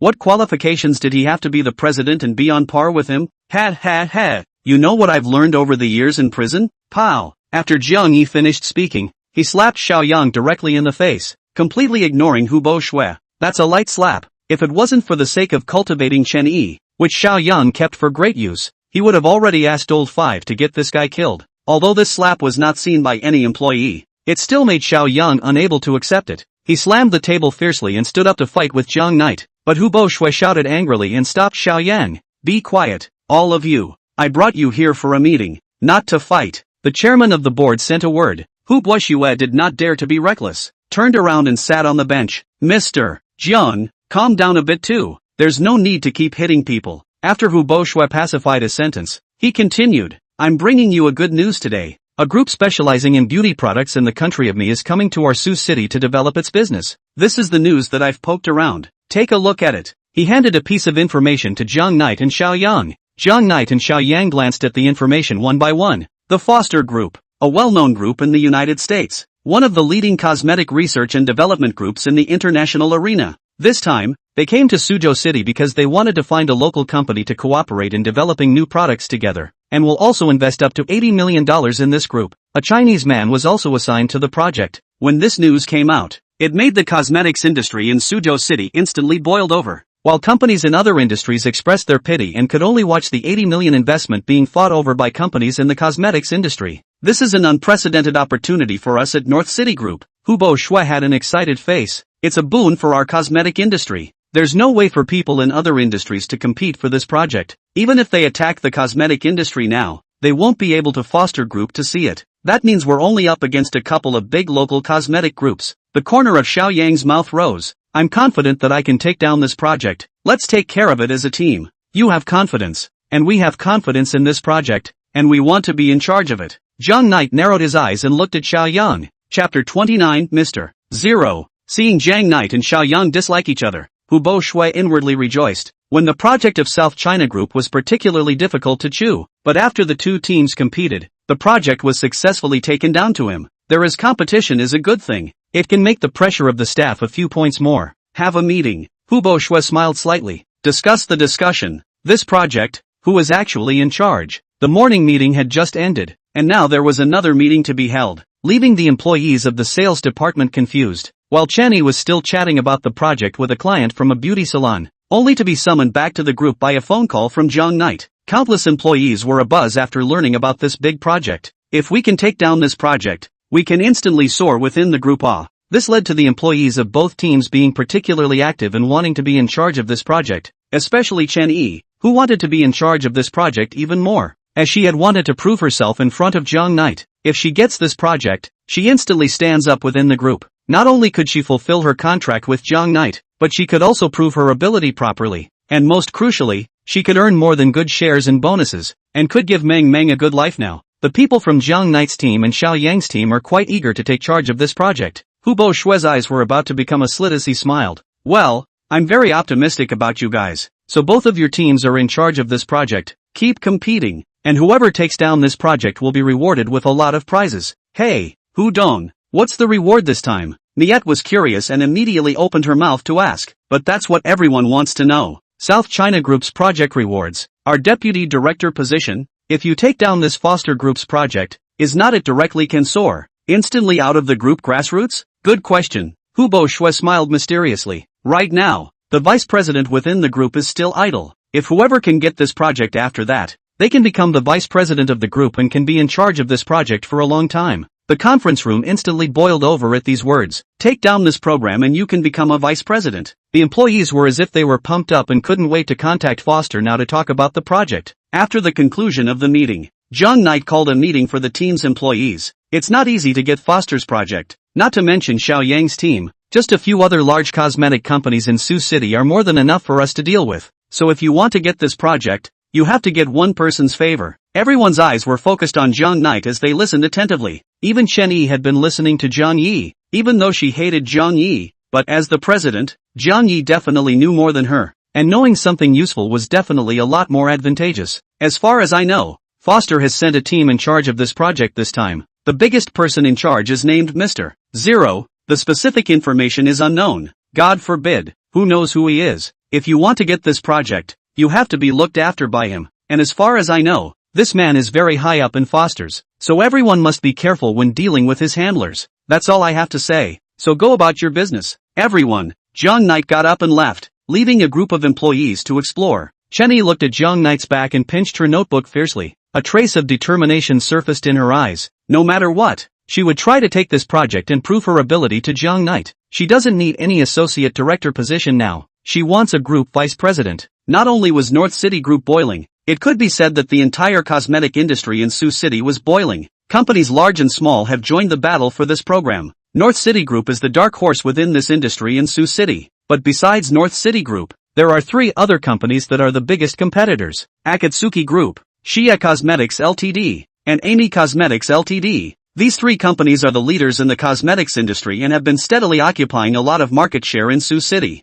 They naturally joined in this campaign, collaborated with the Foster Group of Rice to develop a product. Not only can you reap the benefits of money, but most importantly fame and an unlimited future. Night. In the Grand Hotel Chowho, 3 foreigners, 3 Chinese sat together to discuss the ownership of this project. They have now begun to study the situation of the major cosmetic companies in Sioux City. The discussion was very intense, each with their own views, and even on the verge of quarreling. Let's not argue, no matter how we discuss it, the final decision is not ours. The Chinese man, Gu Juanhao, stopped the crowd from arguing. We're here to cooperate with the president's friend to allocate this project. Even if you guys argue until dawn, it doesn't make any sense. Upon hearing this, the remaining 5 fell silent. They came here this time. They had received orders from the president to go and cooperate with the president's friend to allocate this project. No matter how heatedly they were arguing right now, there was no use in handing over the project to whoever it was. It all depended on that person's mood. Bang bang bang. There came a knock on the door.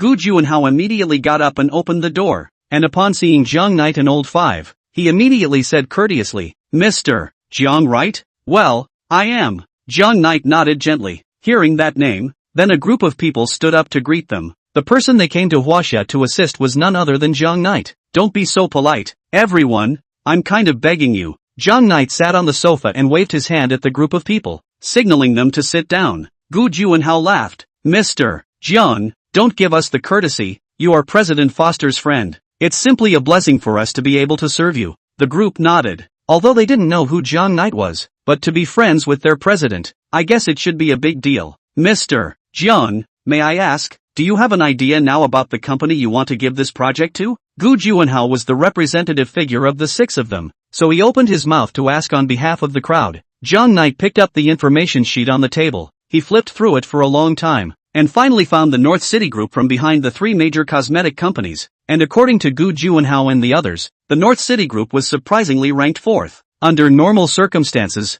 the North City Group wouldn't stand a chance. However, this project was arranged by him to cultivate Chun Yi's ability, and the project had to be North City Group's. He was silent for a moment, and in front of the crowd, placing the North City Group at the top, he opened his mouth. This project is the North City Group's now. However, don't rush to give it to them. First find a way to let these groups compete against each other. To make this game become a little more interesting. How does it play? Gu Juanhao was smart enough to realize that there was something not simple about this matter. At this time, Old Five, who was on the side, spoke up, explaining Zhang Knight's idea to the group. After a few minutes, the six understood. Gu Juanhao, there will definitely be quite a few occasions that I need to attend in the future. I don't want people to know that Mr. Zero is me, so in the future, you can attend in my place, and remember, make sure not to reveal my identity. Zhang Knight gave an emphatic explanation to the group of people. Chapter 30, Brutal Competition. Mo's insanity became stabilized because of Zhang Knight. As for Chen Yi, during this period of time, he was concerned about fighting for Foster's big project, so he left Meng Meng to Zhou Ruoyun's care, and focused on instructing Zhou Ruoyun that no matter what, he couldn't allow Zhang Knight to take Meng Meng away from him privately. It was evident how guarded Chen Yi was against Zhang Knight. Don't worry daughter, I will never let Zhang Knight take Meng Meng away, not even to meet. Zhou Ruoyun hated Zhang Knight. On the basis of the little money he got from the family after his release from prison, he bought a Rolls-Royce and did whatever he wanted, constantly bullying her daughter in the company. Now Zhang Knight had been kicked out of the family. What's the point of waiting until the money runs out and you become a straight-up beggar? Chen Yi had just returned to the group when he received a message. Mr. Zero is organizing a party on cosmetics in a week. Employees from a selection of local cosmetic companies will be invited to attend, but there were only a handful of 50 or so invitations. After this matter spread out, it made countless people feel a sense of crisis. To be able to cooperate with the Foster Group, it was necessary to participate in this banquet. If they were not even able to participate in the banquet, then they instantly lost the right to compete, and the Sioux City metropolitan area, plus the counties below, reached a total of thousands of companies. As seen in this banquet, Mr. Zero eliminated thousands of companies from the first wave of competition to become 50, so you can imagine how brutal the competition was. And two teams from North City Group heard the news. It's more of a droopy head and very frustrating. In that case, someone from both teams must go to the banquet. If only one team went to the event, then the other team would be instantly eliminated. After all, they couldn't even get in the door of the banquet. So how would they get to know Mr. Zero and take the next step in the competition? The employees of Xiao Yang's team were in intense discussions. Even Xiao Yang had joined in the discussion. They were trying to figure out how to get the invitation. You could tell how much Xiao Yan wanted to get this win. Has our group received an invitation? Chen Yi's thoughts were clear, and when she heard about this matter, she immediately brought Miting to Zhang Knight's office. Zhang Knight is still lying on the sofa huffing and puffing. Although Chen Yi and Miting have come, he is still unmoved. Softly said, received a total of 1 invitation. Mr. Zero said, a company can only take an invitation, but an invitation can lead 3 people in. You think of a way how to snatch from the hands of the team of Shayan over this 1 invitation. Why should I be the one to figure it out? Chen Yi's eyes glared. You're the head of the team. Aren't you going to deal with Xiao Yang? Mittens was also a little upset. People Xiao Yang and the team were discussing feverishly to figure out how to get this 1 invitation. But it turned out that Zhang Knight was huffing and puffing in his office even though he was asking them to figure out how to get the invitation on their own. If Zhang Knight said he was second in terms of being irresponsible, I'm afraid no one would dare to say he was first. I'm not in sales. Sell the product and sell it. If I don't sell it I can still get my annual salary. You guys can go if you like. Right now my main concern is, don't disturb my rest. Get out. Zhang Knight closed his eyes and said to the two, Humph, I'm so convinced. Chen Yi's lungs were about to explode with anger as he turned around and left the office. Sister E, What are we going to do? We are all a bunch of professional rookies. How can we grab this invitation with them? Before, Mr. Jiang would still help us. How come he's not helping now? Mi Ting hung her head in shame and asked in a resigned manner as she followed behind Chen Yi. I'll give you why. Last time, he was so bullish because he got the South China Group's project by mistake. And now why is he hiding and not daring to see anyone? It's because he knows that Mr. Zero won't give him face, and he can't help much at all. Chen Yi gritted his teeth and said, also, you guys mustn't think too highly of Jiang Knight. No, he's just a prisoner who was just released from prison, took the little money given by his family, bought Rolls Royces, and through connections, sat on the president's seat. Mi Ting obediently nodded her head, too frightened by Chen Yi to say a word. Don't worry, I'll find the chairman and find a way to get this one invitation. It can't be because Xiao Yang is the president that he can take this one invitation for himself, can it? Chen Yi couldn't get Jiang Knight's help, so he could only think of something on his own. Suddenly, she realized that she was about to become the head of this team, and she needed to worry about everything. Gradually, she all but found herself growing up a bit and becoming more independent. Chen Yi took Mi Ting and found Hu Bo Shui and talked about his idea. There are 2 teams in the group, but only one invitation. There has to be some competition for the invitations, and you can't just let one of the teams get it. I know, you guys go on back. Hu Bo Shui gently nodded his head and waved his hand. I'll think of a way to let you guys reasonably compete for this invitation. After all, we have a dual president system within the group, and we must demand fairness. Also, I want to know how Jiang Knight got to sit as president. Was it because of a relationship? Before Chen Yi left, he looked at Hu Bo Shui and asked, is it because of the relationship? Hu Bo Shui wanted to explain that it wasn't, but he did accept a phone call asking him to arrange the position of president for Jiang Knight, and if he said it wasn't through a relationship, then Hu Bo Shui didn't know how to explain it. Don't ask so many questions. Get busy. Hu Bo Shui didn't give Chen Yi an explanation and opened his mouth, but Chen Yi already understood. Jiang Knight is through the relationship to sit on the president of the seat. She said it. Jiang Knight just released from prison, became the president of the group. If not to use the relationship, what qualifications he has? It's funny how all you can do is sleep around, be a shirker, and spend your days with an annual salary from the group. Half an hour later, Hu Bo Shui reconvened the meeting over the matter of the invitation. All the salesmen arrived, and Xiao Yang also came very early. Only Jiang Knight was late, in the office huffing and puffing. Chen Yi, go shout for Jiang Knight. Hu Bo Shui felt the loss of face on his face and immediately said. Chen Yi didn't want to go, but when she saw that Hu Bo Shui was a bit unhappy, she immediately ran to the president's office to look for Jiang Knight. Hey, with so many people waiting for yourself, can you be reliable? Seeing that Jiang Yi's sleeping hair was like a chicken nest, Chen Yi rushed up and vigorously pounded Jiang Yi's chest. It's annoying to have a time meeting and disturb my sleep. Like the street punk that he was, Jiang Knight shook out his hair, put on his trench coat and left the office. What a jerk. Chen Yi followed behind Jiang Knight and cursed in her heart. As the contact time got longer, the more she realized that Jiang Knight was unreliable and even a little bit unprofessional. If she completely relied on Jiang Knight, then the invitation would definitely not be obtained. Chapter 31 An Invitation. Inside the conference room, Hu Bo Shui waited until Jiang Knight arrived and immediately said something about the invitation. Then, he looked at Jiang Knight and Xiao Yang. 2 presidents, tell us what you think.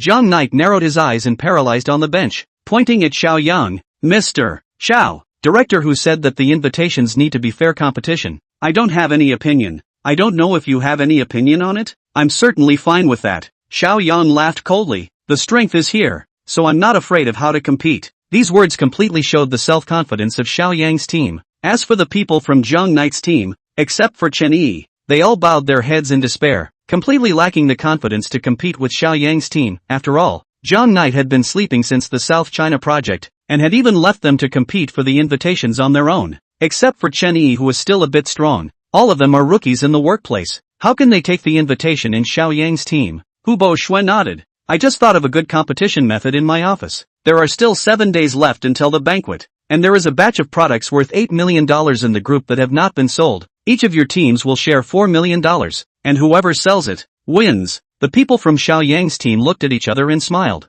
It's only a $4 million product. It'll sell in 2 days. Xiao Yang gently nodded. This method of competition, we have no problem with it. Instead, it feels especially good. Then, a group of people swished and looked at Jiang Knight. Well, that's fine with me. Jiang Knight yawned and looked at Chen Yi. You're the oldest. Make sure you lead them to do a good job. Selling 4 million products in 6 days' time. It's a simple thing. You guys can do it well. Leaving behind a word of encouragement, Jiang Knight gave Hu Bo Shui a greeting and turned around to go to his office to sleep. Put. Wei Yingying couldn't help but laugh out loud. She kind of saw it. Zhang Knight, this person fart skill has no shaking hands to do quite well. After taking a project of South China Group, pretending to give a what a big man like, now that the South China Group had become Mr. Zero, it was not at all as arrogant and domineering as it had been before. It's straight up a softie, and doesn't even dare to compete anymore. Chen Yi was about to go crazy with anger as she clenched her fists, and after the conference room ended, she came to Zhang Knight's office. Looking at Zhang Knight was huffing and puffing. She couldn't help but say, "Zhang Knight, you just said that selling 4 million products in 6 days is a very simple thing? I realized that you're a very interesting person yet. It's kinda effortless to talk when you don't do anything, isn't it?" Zhang Yi opened his eyes and looked at Chen Yi. "Do you think it's difficult to sell 4 million orders in 6 days? Oh, think about it. After all, 2 years of $20 million is difficult for you. 4 million in 6 days is even harder for you. Understand. What are you talking about? Who are you looking down on? Are you nuts?" Chen Yi's eyes grew wider and wider as he pointed at Zhang Knight and drank. "You have a way of robbing my daughter from me. Other than that, you're nothing. Taking the family's money to buy Rolls Royces. You really think you're a big shot?" Chapter 32, A Little Satisfaction. Zhang Knight looked at his watch and laughed. "You arguing with me here won't be of any use in competing for invitations. You running the streets and retailing right now seems to be more useful than this. It's bad luck for me to follow a leader like you." Chen Yi snorted coldly and turned to leave the office. Zhang Yi lay on the sofa, shrugging his eyelids as he looked at Chen Yi's back and smiled knowingly. "Close your eyes and go back to sleep." After walking out of the office, Chen Yi began to give himself a pep talk. Can't give up. Absolutely can't give up. Now Zhang Knight is a punk, relying on the family's money to do whatever she wants. If she can become the vice president of the North City Group, coupled with the affection she has had with Meng Meng over the years, even if it's a lawsuit, Meng Meng won't leave her. After all, she and Mo had a relationship base and the financial means to do so. And besides a little money from the family, Zhang Knight didn't have any emotional foundation with Meng Meng, so in order to keep her daughter, she had to succeed. And first of all, she had to take the invitation. After returning to the office, Chen Yi organized a meeting with his staff to run the major beauty salons and sell face masks as well as cosmetics. It's hard work, but it's the only way to go. The people on Xiao Yang's team, who didn't even need to go out, took out their cell phones and started to contact their previous clients. 80-odd sales elites, selling a little at random, could have put together a $4 million performance. Yeah. Miting followed Chen Yi outside to run the beauty store. She glanced at the WeChat group and opened her mouth. It's not good. Right now, Xiao Yang's team has already sold out more than 800,000 products, and according to this speed, within 3 days, they will be able to complete a performance of 4 million. That fast? Chen Yi exclaimed in surprise. Of course, they're all sales elites with lots of regular customers, but we have nothing. Miting looked frustrated. We can only run clients by ourselves. We are simply too late. And Mr. Zhang is still not helping us. When Miting finished speaking, the rest of the professional rookies all lowered their heads. Suddenly, they didn't want to follow Chen Yi's efforts. This was simply a battle they couldn't win. No matter how hard they tried, they wouldn't be able to get an invitation. Seeing a group of people frustrated, Chen Yi immediately cheered and encouraged them. Everyone listen to me. Don't keep thinking that Zhang Knight will help us. He can't do anything about it right now. We're not working hard for anyone, but for ourselves. Although it seems difficult, but we must cheer. Perhaps, we have a chance to win. If we take down the invitation, we'll have a chance to talk about cooperation with Mr. Zero. Don't you guys want to see what kind of person Mr. Zero is? At that time, I'll bring all of you along. If we can work with Mr. Zero, we'll be rich. These words from Chen Yi did have some effect, energizing the employees who were originally a bit frustrated. Well, we're all in this together. Mittens clenched her fists and heaved. A group of people proceeded to run sales, and after noontime ran dozens of beauty stores and supermarkets. There are still some gains, sold nearly more than $50,000 in sales, although less, but they are very happy. At least they have a track record, which is a success. And Chen Yi was extremely happy. Under her leadership the staff got $50,000 of orders in one afternoon. Surprisingly, she felt some small sense of accomplishment. Other side, after Chen Yi's group of people left, Zhang Knight then left the group, ran to the supermarket to buy a lot of gifts, and went to the school to secretly see Meng Meng. School hours. Zhang Knight saw Meng Meng carrying her school bag and running out of the school. He immediately greeted her. Meng Meng, I'm here, Dad. Seeing this, Meng Meng immediately jumped into Zhang Knight's arms. You let go of Mo. At that moment, an angry shout came from his ears. Chapter 33 Relapse. Zhou Ruoyan came and ran to Zhang Knight in a huff, snatching Meng Meng over. I'm warning you, don't come to my Mo in the future. Zhou Ruoyun completely disregarded the eyes of the surrounding parents and pointed at Zhang Knight with a fierce and furious voice. However, Zhang Knight felt extremely embarrassed. Auntie, let's go over there and talk. Soon the duo arrived on the other side of the park. Mo was playing by himself. Zhang Knight, on the other hand, looked at Zhou Ruoyun, who was sitting on the bench, and said, Auntie, this is the snack I bought for Meng Meng. No, we don't. Zhou Ruoyun looked disgusted. We won't want any of your things. All we need is a quiet life. Since you showed up, look at what our family has become. Also, don't think that just because you have $2 stinking you can take away Meng Meng. What do you have to show off, ah? It's not just that the family gives you $2 stinking to buy Rolls Royces and positions, just despise the likes of you. Auntie,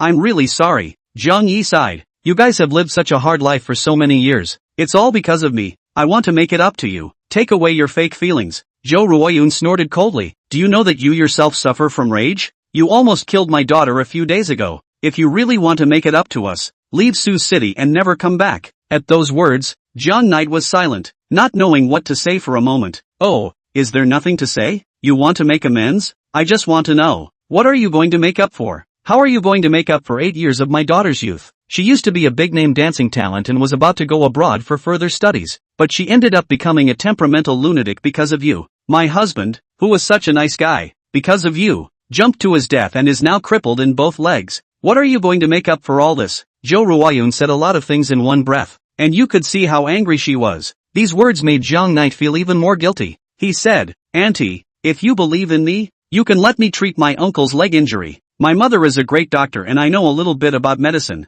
Forget it, you rascal. Zhou Ruoyun threw down a sentence. Being a cripple doesn't matter. I'm worried that you'll cure my husband to death. If you really know medicine, go look at your own madness first. We don't need you to be so kind. When Zhou Ruoyun had just finished speaking, the phone rang. It's Chen Hongda calling. What? You have a leg injury? Well, I'll be right back now. Zhou Ruoyun didn't have time to take care of Zhang Knight, picked up Meng Meng and went straight back home. And Zhang Knight was quite worried. After all, Zhou Ruoyun was just a woman, and there was Meng Meng. If something big happened, it would simply be a busy hand. Ruoyun, take me to the hospital. My leg hurts. Chen Hongda fell out of his wheelchair, lying on the ground and screaming miserably at Zhou Ruoyun. In the next moment, Zhou Ruoyun immediately took out the phone, but was blocked by Zhang Knight, who was holding a silver needle in his hand, saying, Auntie, please believe me. I can treat my uncle's condition. There's no need to make a phone call. Saying that, Zhang Knight moved his hand to go and heal Chen Hongda.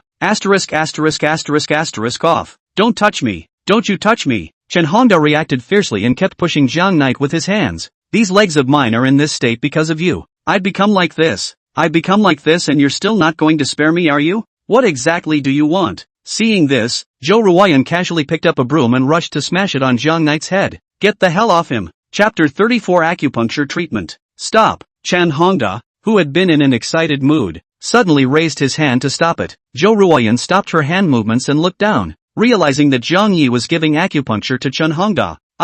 My leg and it doesn't seem to hurt anymore. Chen Hongda was shocked. Let him heal me. At once the whole room fell silent. Zhou Ruoyun, Meng Meng, and Chen Hongda were all fixed on the acupuncture Zhang Knight. Probably after a few minutes, Zhang Knight skillfully retrieved the silver needles, stood up and said, Uncle, you just fell from the wheelchair and hit your legs. After medical treatment, there's no big problem anymore. If you keep acupuncture going, you can get out of bed and walk. Bull ********. How can I get out of bed and walk when my leg is completely ruined? Chen Hongda was not polite at all. Don't fool me with this nonsense. Zhang Knight spread his hands and put the purse into his trench coat pocket as he spoke. Uncle, this leg of yours, it's only because you fell on a nerve that you can't walk. If the nerve is repaired, it'll be fine. You can really heal? Chen Hongda was very eager to get out of bed and walk, so he asked. Of course. Zhang Knight gently nodded, but it will take some time to cure. Come for acupuncture every 3 days, and you have to take some medication. It's not worth anything anyway. Let me give it a try. Maybe, you can really stand up? At those words, Chen Hongda and Zhou Ruoyun looked at each other and fell silent. The husband and wife utilized eye contact for a long time before Chen Hongda said, In that case, I'll choose to believe you for once, and after 3 days, you'll come back to treat me again. Okay. Zhang Knight nodded. Zhou Ruoyun remembered her daughter's instructions. Call me before you come. If Chen Yi is here, you can't come. I've already promised her that you won't be allowed to see Meng Meng. Zhang Knight smiled bitterly. Alright, I know. It seems that Chen Yi is still really guarding him. and it's a problem to meet with his daughter. Leaving the snacks behind, Jung Knight left. After work, Chen Yi picked up Meng Meng from Zhou Ruoyun and returned to the villa, and coincidentally saw Aiyu lying next to the swimming pool sleeping. She suddenly remembered something and immediately rushed up to talk to Aiyu about some work matters. Aiyu has a friend who owns a beauty parlor. See Chen Yi so anxious. Aiyu is not stingy to pick up the phone and friends to contact. After she said, the other party finally intends to order $3,000 of products intended to try, which makes Chen Yi very happy. Aiyu laughed. Chen Yi, why have you suddenly changed?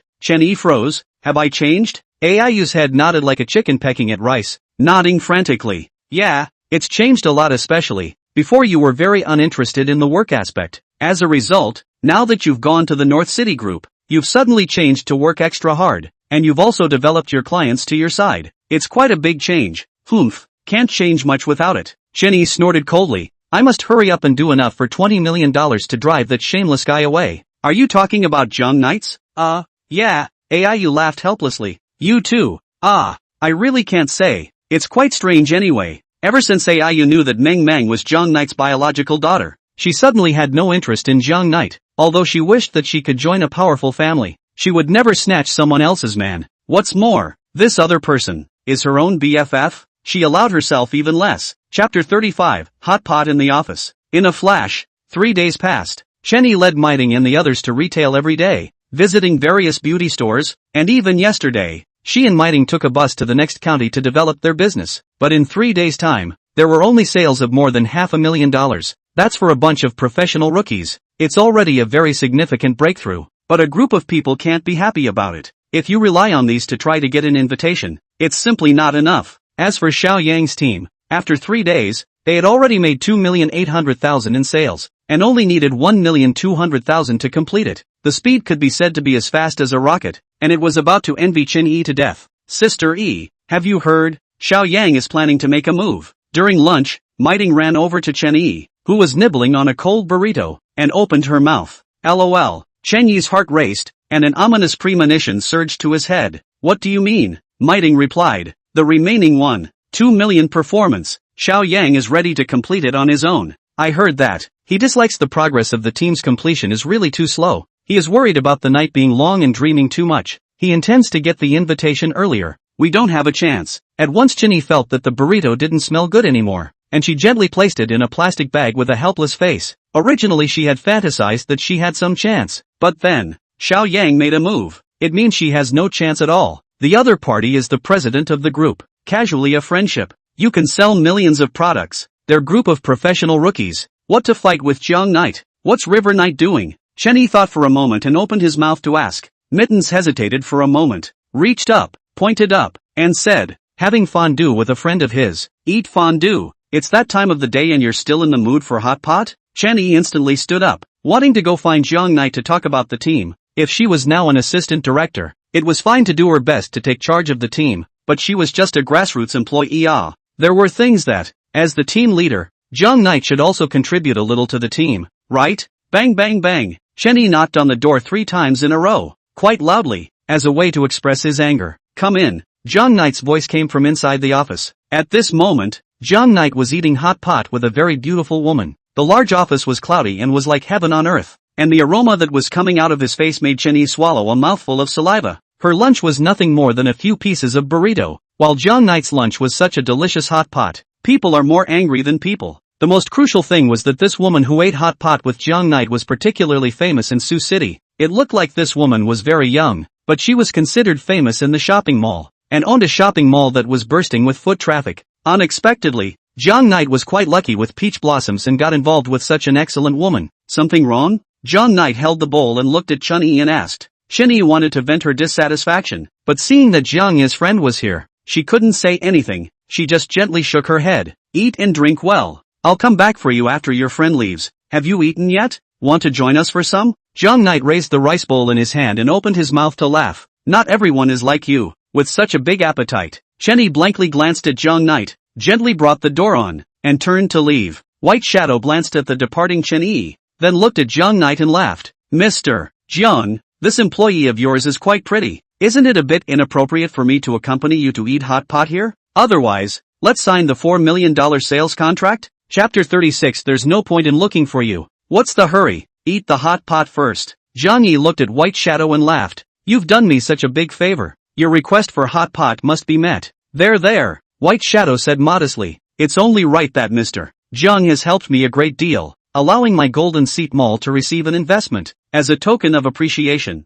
I naturally have to help you. Moreover, $4 million of products is not too much. Our mall can digest it. Then let's eat the hot pot first, and we'll talk about the rest later. Zhang Nai chucked a piece of meat and put it in his mouth with a face of enjoyment. After eating the hot pot, Zhang Nai and Bai Ying signed a $4 million sales contract before going their separate ways. After Chen Yi returned to the office, she grabbed the baklava on the table and took a few big bites. Then she received a call from Zhang Nai asking her to come to the office. Then she came to the office without hesitation. Clean me up, Zhang Nai said as he picked his teeth and pointed to a wretched plate on the table. What are you talking about? Chen Yi's eyes grew wider and wider, her face full of incredulity. Hey, aren't you going too far? As the leader of the team, you don't care about the performance even if it's not enough. You're still eating hot pot in the office with your girlfriend during work. Of course, I don't have a problem if you're dating your girlfriend, but why do you want me to clean up the table for you? Bullying? Because you're a junior employee and I'm the president. Jiang Knight cheerfully said, I have the right to let you do something.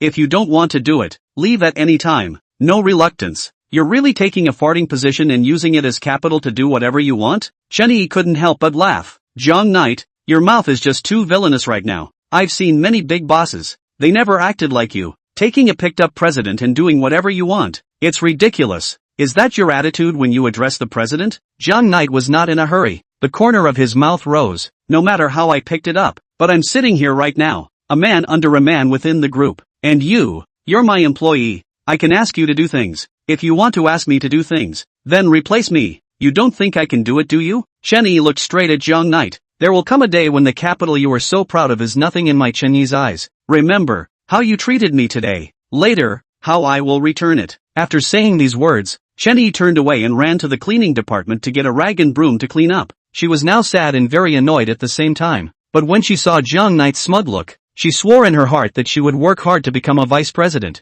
Although she was still one level lower than Jiang Knight, she was about to be on equal footing, and the other party had no qualifications to treat her like this anymore. After packing up, Jiang Knight asked, Did you find me for something just now? It's okay now. Chen Yi took the broom and rag and spoke, because I know that there's no use in looking for you, now that the other Xiaoyang has contacted a big customer, and the order for $4 million of products will be completed soon. Even if I give you the word, what can you do about it? Chapter 37, The Leader Strikes. Dump that. Chen Yi decisively turned around and walked away. After she cleaned up the dining table, she no longer had any interest in chatting with Jiang Knight. The various behaviors of Jiang Knight told her how unreliable this man is, taking the little pitiful money given to him by his family, pretending in a small city and using his connections to get a presidential position. He was such a bully. Wait until Xiaoyang was victorious and see how he still fooled around. Inside the sales department, it was so lively that it was like New Year's Eve. Chen Yi learns from Miting that one of Xiaoyang's big clients is about to come to the company, ready to sign a contract. It's been finalized?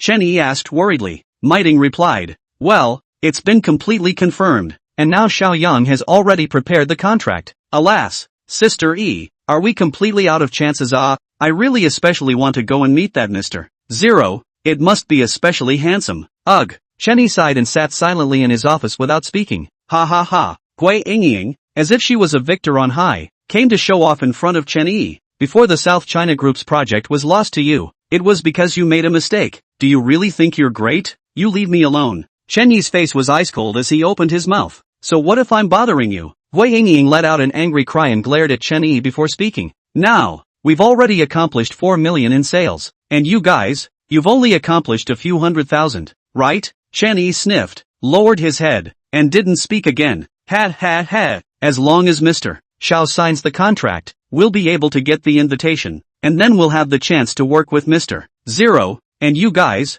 you'll be about to be eliminated from the company, and not only you, but also Jiang Knight. You're all going to be eliminated. Jiang Knight is nothing more than a criminal who has just been released. What ability do you have to fight with our Mr. Xiao? Our Mr. Xiao casually gets a $1.5 million bill to help our team get an invitation. Where is your leader? I heard that accompanying some smelly woman to eat hot pot inside the office. Ha ha, what a good leader. Gui Yingying madly mocked Chen Yi, and if she could, she especially wanted to kick Chen Yi out of the office. Are you bored? Mittens gritted her teeth. Isn't it just relying on the sales done by the leaders? What's the big deal? I have a leader. Don't you have a leader? Gui Yingying laughed coldly. Yeah, I forgot. Your leader is nothing but a loser. And then with a bunch of little losers. That's how bad it is. Looking at Gui Yingying's dejected appearance, Chunyi and Miting could not do anything about it in the slightest. After all, the other party was about to complete the order and get the invitation, while they completely failed in this competition. And the vice president's dream was getting farther and farther away from Chunyi.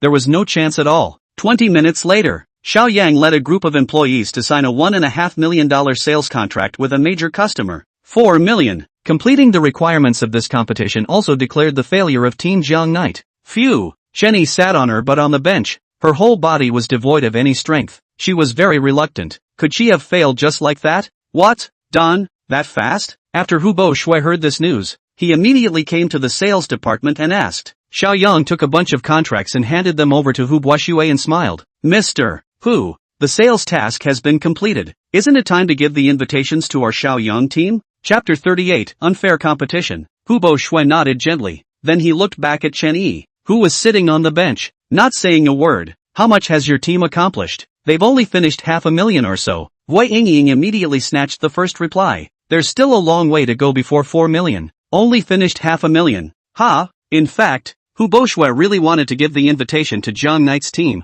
but now that the performance was placed right here, even if he wanted to help, he didn't have any reason to do so, and sighed. People have completed 4 million. How come you guys have only completed 500,000? A hint of hatred can be heard in this statement. Miting some aggrieved, said, Hu Dong, looking for you cannot say so we are. Xiao Yang team of Xiao general manager are out. Casually 1 million orders, and we all rely on our group of professional rookies. What do you mean? Gui Yingying angrily shouted. Stinking woman, what do you mean by these words? We have leaders to help us. Don't you have any? When the South China Group's project was first launched, wasn't your leader quite powerful? Why can't you do it now? Now Guoying said these words without any panic at all. Last time, the South China Group's project suddenly ran into Jiang Knight's hands, causing them to not be able to speak at all. But now it was different. The 4 million performance had been completed before Jiang Knight's team. Even if Jiang Knight was a god, he couldn't save it. These words from Gui Yingying caused a helpless smile to appear on Chen Yi's face. Although she hated Gui Yingying, but the other party was right.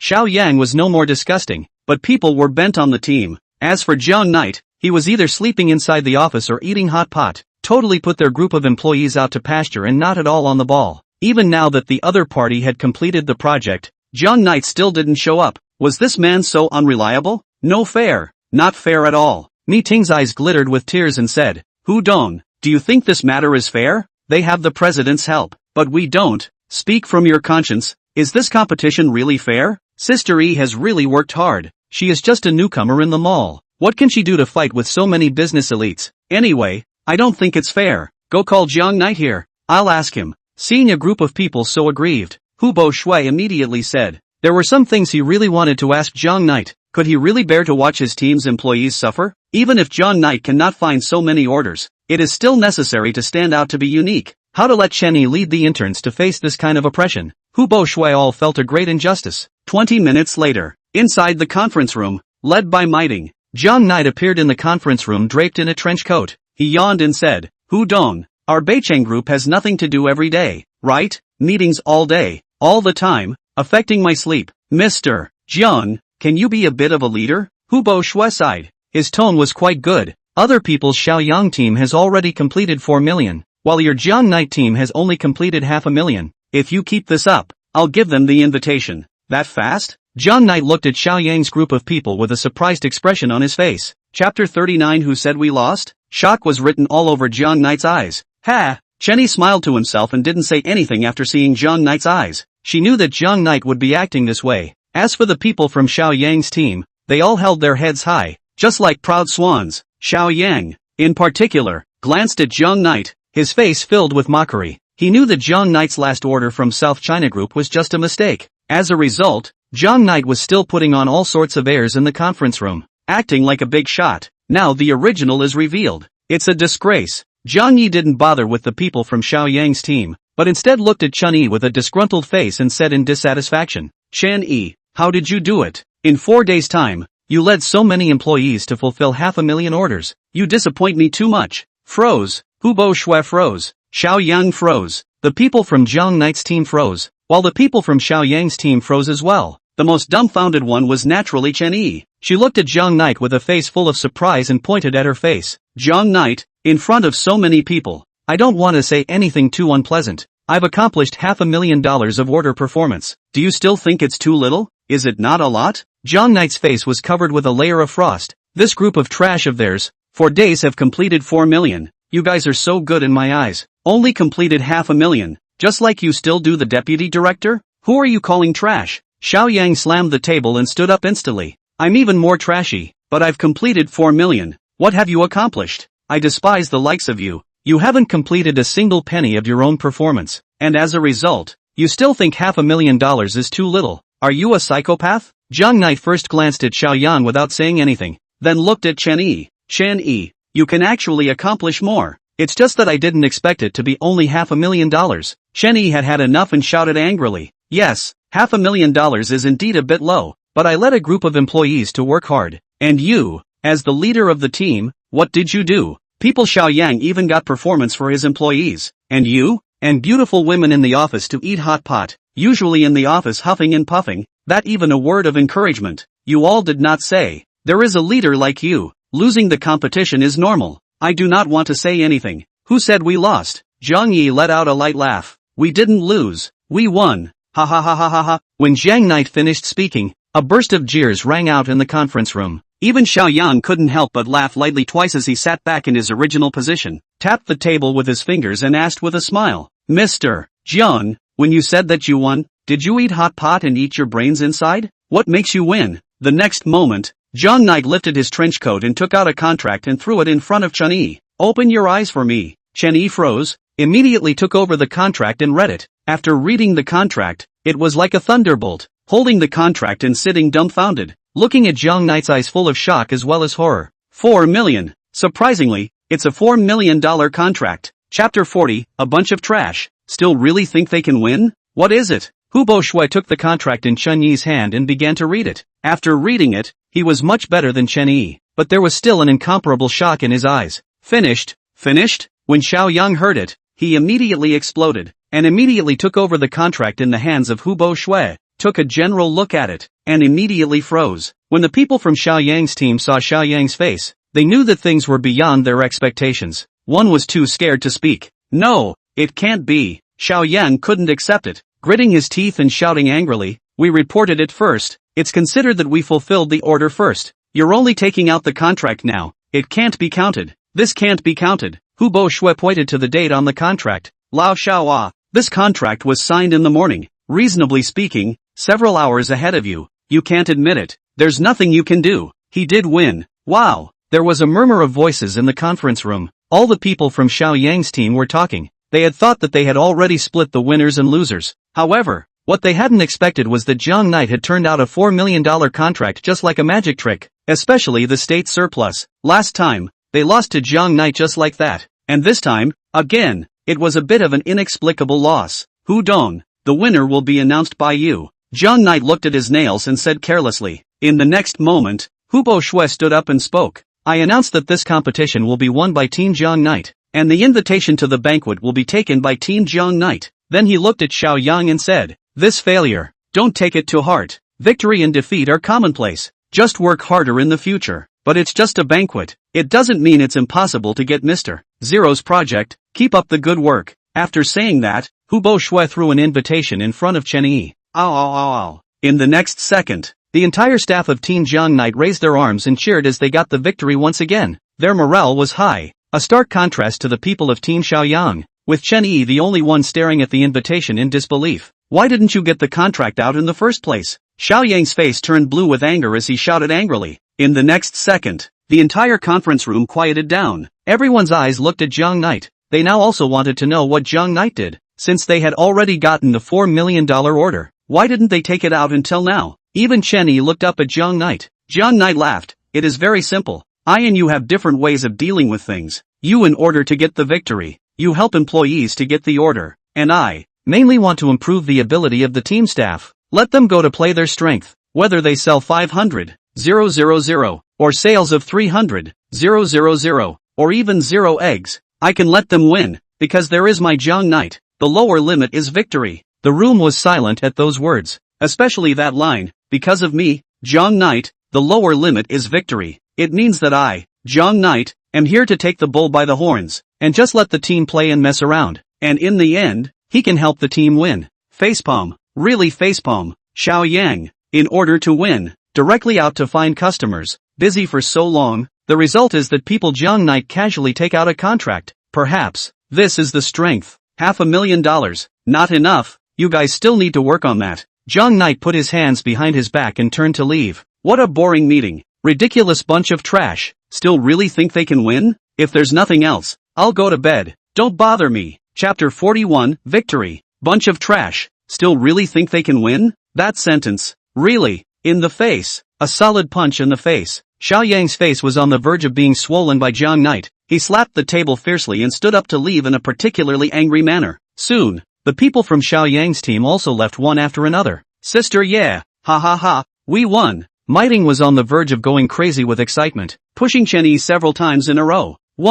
We won. Oi, great. The other team members also flocked to Chen Yi. Although only $500,000 had been accomplished during this time, they all knew how much effort Chen Yi had put in. After winning, they all gathered around Chen Yi and cheered, but Chen Yi looked at the invitation in her hand, but she was not happy at all. She had wanted to get this invitation through her own efforts, but ended up relying on Jong Knight's help. After the meeting was dissolved, Chen Yi came to the office with the invitation and found that Jong Yi surprisingly didn't sleep, but was watching a TV series with his cell phone. Something wrong? Jong Knight pressed the pause button on his cell phone and then asked, "Thank you for helping us get the invitation." Chen Yi hesitated for a long time before speaking. "No need to thank me." Jong Knight continued to watch the drama and casually replied, "I'm just doing it for my own work. After all, letting the team attend the banquet is what I'm supposed to do. The invitation, it's not taken for you." "I know." Chen Yi gently nodded his head and opened his mouth. "Since you know, then prepare for the banquet 3 days later. And you this time 500,000 performance. Do really bad enough? Fortunately at that time,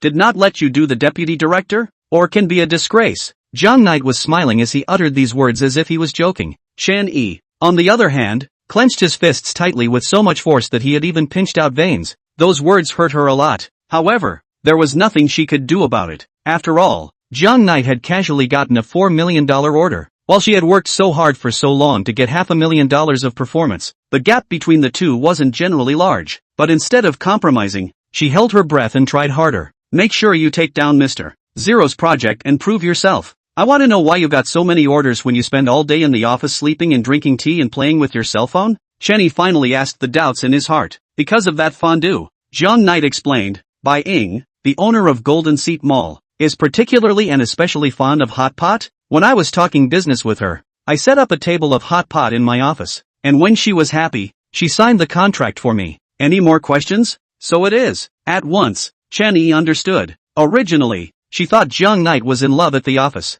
I didn't realize it was about a project. Chen Yi nodded and left the office with the invitation. After work, after Jong Knight had dinner, he called and contacted Zhou Ruoyun. 3 days had passed and he planned to go and treat Chen Hongda's leg injury. Several consecutive calls went unanswered, which left him a bit skeptical. Immediately drove to Zhou Ruoyun's home in person to check the situation. The door was open. Jong Yi gently pushed open the door and froze in place after seeing the scene inside. Chapter 42. It's over. They're at it again. Inside the room, it was a mess and the floor was covered with crumbs of furniture. Chen Hongda, on the other hand, was sitting weakly in a wheelchair. The slap mark on his face was very obvious. While Zhou Ruoyun was lying on the sofa and crying continuously, Meng Meng was pacifying Zhou Ruoyun, while Chen Yi was silently tidying up the things on the floor. "How? What's going on?" Jong Knight was startled and immediately opened his mouth to ask. "Get out! You get out!" When Zhou Ruoyun saw Jong Knight coming, he pointed with his big hand and growled with a fierce face. "It's all your fault that our family is in this situation. It's all your fault. Get the hell out of here." "Grandma, don't scold Daddy." Mo glanced at his mouth with a resigned expression. "Why don't you scold him?" Chen Hongda's dull eyes also regained their vitality and shouted angrily. "It was because of him that I attempted suicide by jumping off a building, and this leg became like this, and in order to cure my leg, the family went for a loan, and only then did today's events occur." Mo was chastised and intimidated, standing pale and not daring to speak. These words made Jong Knight understand a lot. Turns out someone came to collect the loan sharks and didn't get the money to make it look like this. "Chen Yi, whose hands did you take the loan from? I'll have them come and apologize to my aunt and uncle." Jong Knight took a deep breath. held back the anger in his heart, and opened his mouth. And you want them to come and apologize just because of you? Jo Ruoyeon cried out in anger. They are the gangsters in the neighborhood. They usually make a living by collecting loans and often fight and assault. What ability do you have to make them come and apologize? The money we owe, you pay it back up. Go! No need for him to give it back. Chen Yi suddenly shouted. Our family's matters, we'll solve them ourselves. We don't need him to care. It's because of him that our family is in this state. Chen Hongda's eyes grew whiter and whiter. If it wasn't for him, we wouldn't have gone for the loan, and we would have had to make him responsible for it. Chen Yi didn't take care of Chen Hongda, but instead looked at Jiang Knight and laughed coldly. Seeing me in such a sorry state, isn't it quite pleasing in your heart? I'll tell you, this matter has nothing to do with you. There's no need for you to worry about it, and there's no need for you to help me. I'll take care of this. Jiang Yi threw down a sentence, glanced at Meng Meng whose little face was pale, and turned around to leave. After coming under the building, Jiang Knight took out his phone and dialed old 5. Investigate who Chen Yi had ever approached for a loan, and early tomorrow morning, I hope to see that they come to Chen Yi's house to apologize and pay $1 million in compensation. Okay, right away. After old 5 finished, he hung up the phone. That night, Chen Yi stayed at her parents' house and did not return to the villa. When she woke up in the morning, she was planning to go to work yet, when there was a knock on the door. Opening the door, Chen Yi saw a dozen men standing at the entrance. What are you doing? Chen Yi was startled by the scene and couldn't help but take a few steps back, directly closing the door behind her. Yeah, what's wrong? Jo Ruoyeon, who was cooking, sniffed and immediately walked out of the kitchen to ask. It's over. They're at it again, Chen Yi said with a nervous glance at Jo Ruoyeon and Chen Hongda. Chapter 43, We're here to apologize. They're at it again. Without having to ask, Jo Ruoyeon and Chen Hongda knew who had come. It must be the same group that collected the debt yesterday. Oops, why again? Jo Ruoyeon was scared white and kept walking around the kitchen door. She suddenly remembered something and said, it must be that Jiang Knight went looking for them, and as a result, they didn't negotiate, so they came back to us. Chen Hongda nodded his head, thinking that Jo Ruoyeon was right. He said with a face full of anger, that's right, it must be Jiang Knight again. He said he would settle things for us, but I didn't expect that he would summon this group of furies again. Damn Jiang Knight, is he planning to destroy our family? Chen Yi, on the other hand, sighed, clenched his teeth, and said, don't come out. I'll go fix this. No, let's call the police. Jo Ruoyeon was worried that her daughter would be in danger if she went out and immediately thought of calling the police. It's too late, Chen Yi replied and opened the door to his room, intending to face the group of villains alone. Just open the door. The man at the head of the group led a group of people rushing in. Chen Yi simply couldn't stop so many people and was forced to only retreat backwards. Guo Feng, what the hell do you want? Didn't you already come here yesterday? I really don't have any money right now, Chen Yi explained bitterly. After I have the money, I will definitely return it to you. Guo Feng is a gangster in the neighborhood, relying on money lending to make a living, with a dozen or so minions under his hand, all of whom are tough characters who dare to fight, and even a few of whom have killed people and have just been released from prison. Not waiting for Guo Feng to speak yet, Jo Ruoyeon immediately asked, wasn't there a person who went looking for you guys yesterday? Guo Feng immediately nodded his head. A man did go to them yesterday. Otherwise, it wouldn't have come to the door today. Seeing Guo Feng nodding his head, Jo Ruoyeon and Chen Hongda glanced at each other and a look of anger appeared on their faces. They knew that Guo Feng came to the door early in the morning because yesterday, Jiang Knight had gone to find Guo Feng. There must have been no deal, and today Guo Feng, in his anger, came to the door to continue to demand the debt. Guo Feng, it's that kid who offended you. It has nothing to do with us. If you want to find him, go find him. Don't come to plague our family. Jo Ruoyeon had a helpless look on her face. We don't want to offend you. It's that brat who is inclined to offend you. Auntie, you've misunderstood. We've come to apologize. Guo Feng immediately bowed and said, yesterday we shouldn't have come to the door to beat you guys. This matter, it's our fault. Please, you and uncle must forgive me. This is to compensate you. 1 million, I hope you can accept it. When Guo Feng bowed, the group of people following him apologized. This move managed to scare Jo Ruoyeon and Chen Hongda, who had a shocked look on their faces, completely not expecting Guo Feng's group of punks to come to their door in the morning to apologize, and also to give them $1 million.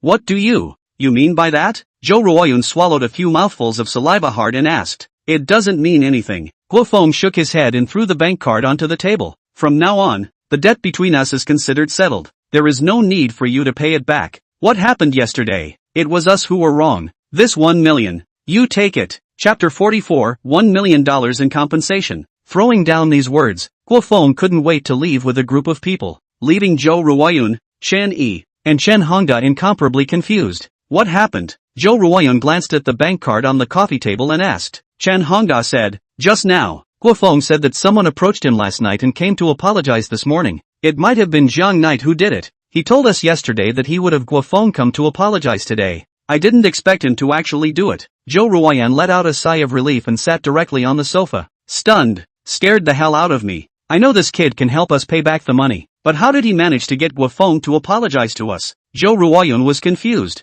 She had been pursued for debt for so long and knew how unreasonable Guofeng's group of people were. The average person really couldn't do anything to get Guofeng to apologize. Chen Yi had been in a state of silence as she reached out and grabbed up the bank card on the coffee table. Mom and Dad, I'm leaving. Stop right there. Zhou Ruoyun immediately got up and snatched the bank card. What are you doing taking the bank card? Go give it back to River Knight. Chen Yi replied. Don't want his money. I knew you would give it back to him. Zhou Ruoyun had a face of refusal, shaking her head frantically. Now that our family is so short of money, why should we give it back to him? And it's still what Guofeng gave us. We can't give it back to him. Yeah, can't pay it back. It's what he owes us. Chen Hongda followed on the sidelines. With no way out, Chen Yi turned around and left, arriving at the North City Group and finding Jiang Knight inside the office. At the moment, Jiang Knight and Old Five were sitting on the sofa drinking tea and chatting. Seeing Chen Yi arrive, the duo did not continue talking. Jiang Knight, Guofeng came to my house in the morning to apologize and gave back $1 million.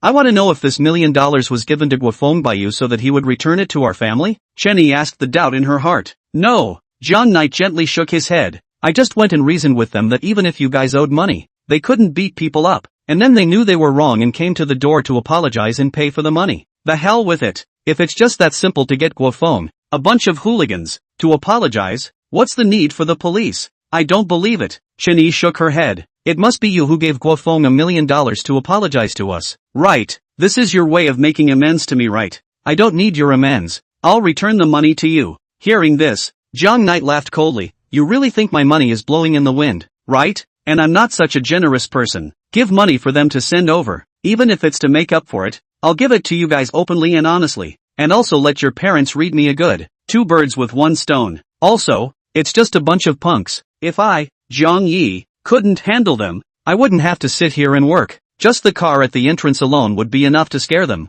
Suddenly, Chen Yi remembered Jiang Knight's Rolls Royce and the license plate number. 6/8. Quite intimidating indeed. Maybe Jiang Knight was right. He drove the Rolls Royce to give Guofeng a chat. Then the other party feared the background behind Jiang Knight, then ran over to apologize, which was considered somewhat reasonable. Anyway, thank you for helping our family out in such a difficult situation. Chen Yi still chose to give her thanks. Although she hated Jiang Knight, the other party did help her, and that couldn't be changed. If you really appreciate me, then give me mo. Suddenly, Jiang Knight uttered such a sentence. Chapter 45, this woman, not an ordinary person. At once, Chen Yi then understood. Jiang Knight had done all this for their family just to take away Meng Meng. No, you can have whatever you want, never take mo. No negotiation. Chen Yi's attitude was resolute, and she said in a cold voice, I can kneel down for you and thank you. And it's fine for you to make me work as a cow or a horse, but you're simply dreaming if you want to take Meng Meng away. I won't agree to it, unless I die. From these words, one could feel Chen Yi's determination. No matter what, he wouldn't let Jiang Knight take Meng Meng away. But your family isn't in a good place right now. With so many loans, there's no way to give Mo a better life. If you let me take Mo, not only will you give Mo a good life, besides, I can give your family $5 million to buy a nice house and live a rich life. How about that? Jiang Knight's eyes rolled as he opened his mouth. I'm telling you, Jiang Knight, even if you give me mountains of gold and silver, it's useless. I only want Meng Meng. She's my daughter, and I can give Meng Meng a better life. You don't deserve Meng Meng at all. Do you know that? Chen Yi immediately said. What makes you able to give Mo a good life? Do you believe yourself when you say these things? Jiang Knight smiled coldly and opened his mouth. Chen Yi's breathing gradually shortened. She was about to be pushed to the brink of extinction by Jiang Knight. If a normal person, she would definitely have compromised. But she was Chen Yi, a woman with a particularly strong bone, a woman who could give up everything for her daughter. She gritted her teeth and said, on what grounds? On the basis that I get to sit as vice president. Oh, you mean you can take Mr. Zero's project, right? The corners of Jiang Knight's mouth rose as he sized up Jiang Knight with particular satisfaction. This girl's ability to resist pressure and the toughness in her bones made Jiang Knight very satisfied. She wasn't too good, but she was strong in a way that the average person wasn't, and all those dim years had made her appreciate Mo even more. Because of this, She could give up everything and still keep Mo by her side. That's right, Mr. Zero's project, I'll definitely take it. After Chen Yi finished speaking, he turned around and walked away. I will attend the banquet properly and try to negotiate with Mr. Zero face to face. Boss, isn't that a little too harsh? Old Five sat on the sidelines, incomparably alarmed. He had never thought that within the company, the relationship between the two people was so bad. That's like a man and a woman who had a baby together. It's totally like the haters are splitting hairs. It does seem a bit harsh. I didn't think that she could take it. Jiang Knight lit a cigarette and looked at Old Five. But the effect is very good. She has changed especially a lot during this period of time. She led a group of interns a few days ago and did enough to make $500,000. This is something I didn't even think about. Indeed, not an ordinary person. This woman, too powerful. Old Five was a bit alarmed and spoke. She's too backbone. The more you look down on her, the more you make her work twice as hard. I can feel that she's holding a breath in her heart, and this breath is the reason why she's been working so hard. Well, she's a very strong woman. Jiang Knight said from the heart, my kind of cultivation can only treat people like Chen Yi. If it is an ordinary person, it would have long been unable to withstand running away, or directly accepted the 5 million I gave. But Chen Yi only has Meng Meng in her eyes. Do you believe it? The Chen Yi in the future will be the woman who will stand on the pinnacle of the business. I will not be wrong in looking at people. I trust your vision. Old Five laughed. However, without your secret cultivation, she wouldn't be standing at the pinnacle of business. Jiang Knight didn't reply to these words, but instead smiled faintly and lowered his head to take a sip of tea, looking out the window mesmerized. Chapter 46, Destroying Their Invitation.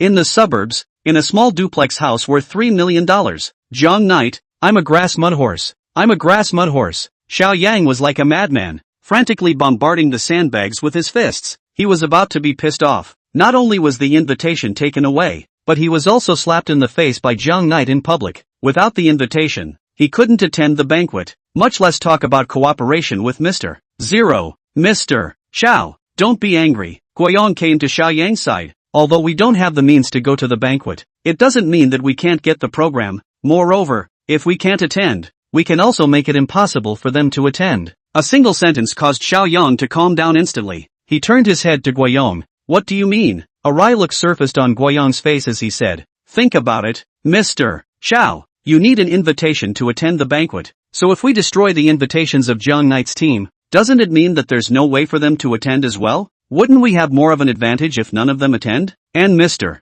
Zero definitely won't be picking project candidates at this banquet. The 50 companies attending the banquet do have an advantage, but that doesn't mean we're directly eliminated. Wait until the banquet is over. We can find someone to inquire about the specifics of this meeting. Finally, Guiyang added, if Mr. Xiao really wants to go to this banquet, we can pay for a small company's invitation. A word to the wise. 50 companies were invited to this party, but there are some smaller companies. They can't get the program even if they get the invitation and go to the banquet. So if they offer a price that makes the smaller company tick, they will definitely sell the invitation. Xiao Yang completely calmed down. After a moment of contemplation, he smiled and patted Guiyang's shoulder fiercely, saying, Guiyang, oh Guiyang, after following me for so many years, you've finally gotten the hang of it. I'm very satisfied with this that you said. Just do what you said. Ha ha ha. It's all good to learn from Mr. Xiao. Guiyang was very modest and heatedly smiled. But soon, he thought of something important. Right,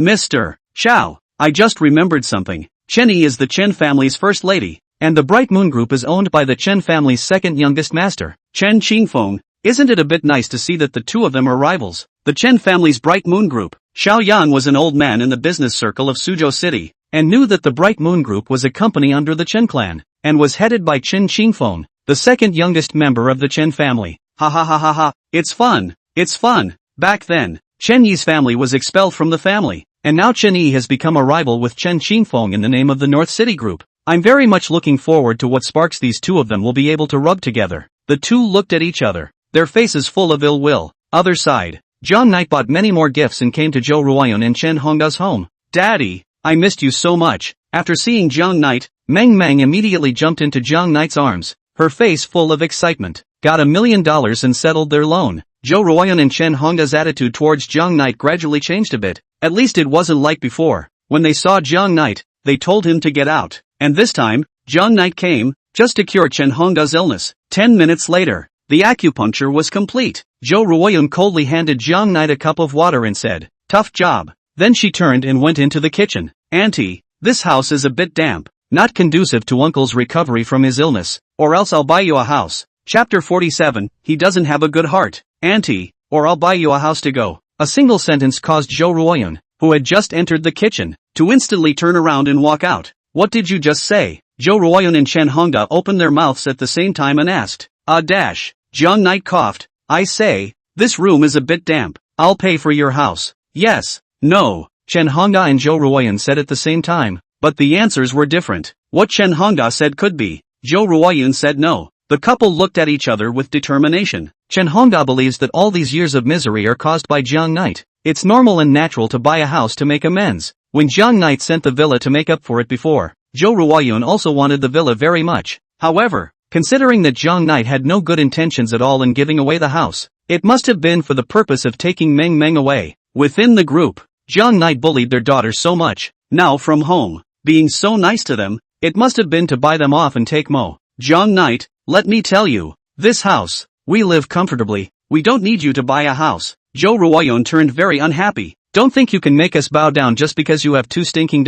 Meng Meng is our family's child and has nothing to do with you. Understand? I didn't mean that, auntie. Jiang Knight sighed and explained. I just want you guys to have a better life. We're doing just fine now. We don't need you to worry about it. Get the hell out of here. Jo Ruoyun was now very sensitive. Although she liked money, she would never sell her granddaughter because of money. And Meng Meng was now surnamed Chen and called her grandma. For that reason alone, she would never sell Meng Meng. And what kind of money could Jiang Knight have? Having just been released from prison, the family must have casually given him some money to make it up to him. It's ridiculous to give a house and try to take Mo away. Auntie, let me explain. Jiang Knight wanted to go and explain, but Jo Ruoyun didn't give him a chance and desperately pushed him out the door. Jiang Knight sighed, then turned around and left. When he walked downstairs, Jiang Knight looked up to Mo, who was lying on the window and was waving goodbye to him, while a smile immediately appeared on Jiang Knight's face and he kept waving. And the two of them also made a particularly loving gesture across the room. Fingertips are placed at the temples and flicked.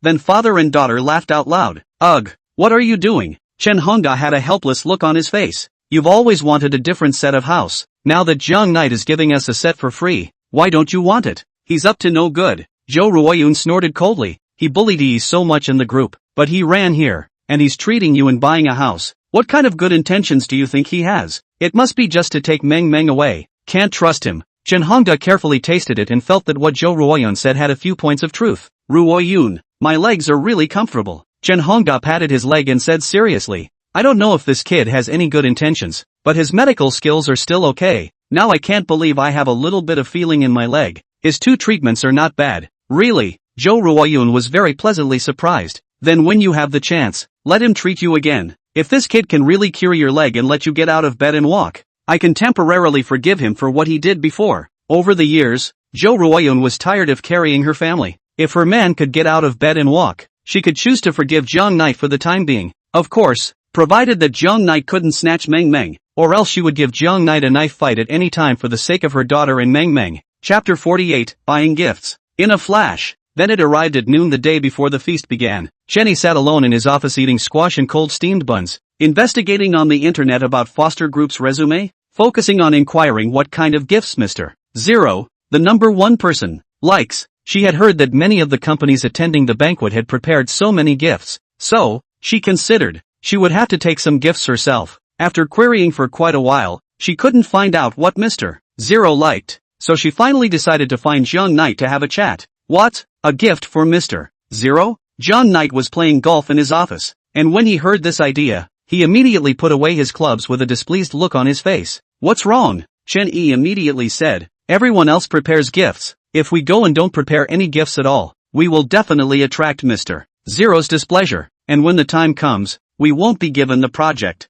No, Mr. Zero is a big man and won't be upset because he didn't give a gift. Jiang Knight lit a cigarette and continued. On the contrary, if you give a gift, it might cause Mr. Zero's dissatisfaction, but everyone else is ready. Chenny continued to explain. I heard that the Bright Moon Group, Love Beautiful Cosmetics Limited Company, prepared a gift worth millions of dollars. We do not prepare a little. Is not a little inappropriate? Anyway, have to send a little. You give me some money to approve. I'll go to buy. How much are you going to ask for? Jiang Knight thought for a moment and opened his mouth to ask. Everyone else sends gifts. It's indeed a bit inappropriate if our group doesn't. But then, Sending gifts depends on whether the other party likes it or not, and it's not the more expensive the better. 200,000, Chenny said after some thought. What?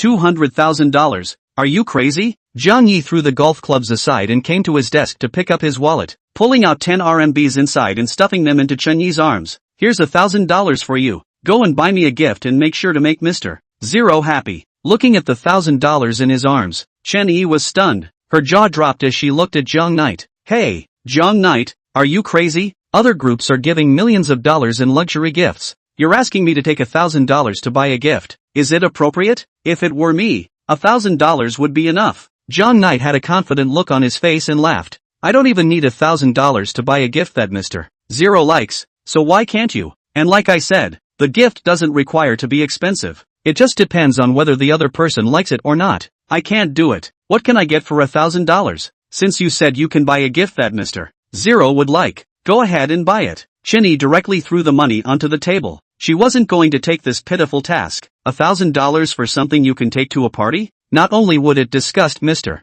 Zero, but it would even cause the North City group to lose face. Zhang Knight's forehead wrinkled. I realized that as a grassroots employee. Why do you not put the president in your eyes in the slightest? Since you're so unconvinced of me, then I'll show you if it costs $1,000 to deliver a gift that Mr. Zero will like. Chapter 49, Shopping. Chenny skimmed his lips, completely ignoring Zhang Knight's words. Follow me. Zhang Knight finished speaking and turned around to leave. What for? Chenny asked after him. Go buy a gift for Mr. Zero. Zhang Knight replied. Soon, the two were in a Rolls Royce, with Old Five driving. Zhang Yi, on the other hand, was sitting in the back row with Chen Yi, and the two were arguing over what gift to give Mr. Zero. Inherently, Chen Yi's character was rather hard-headed, and what she thought was wrong. For $1,000, you can buy Mr. Zero a favorite gift. This is a joke. After Old Five heard about it, he glanced at Zhang Knight and Chen Yi from the car's rearview mirror and couldn't help but laugh. This Zhang Knight guy is really a drama queen.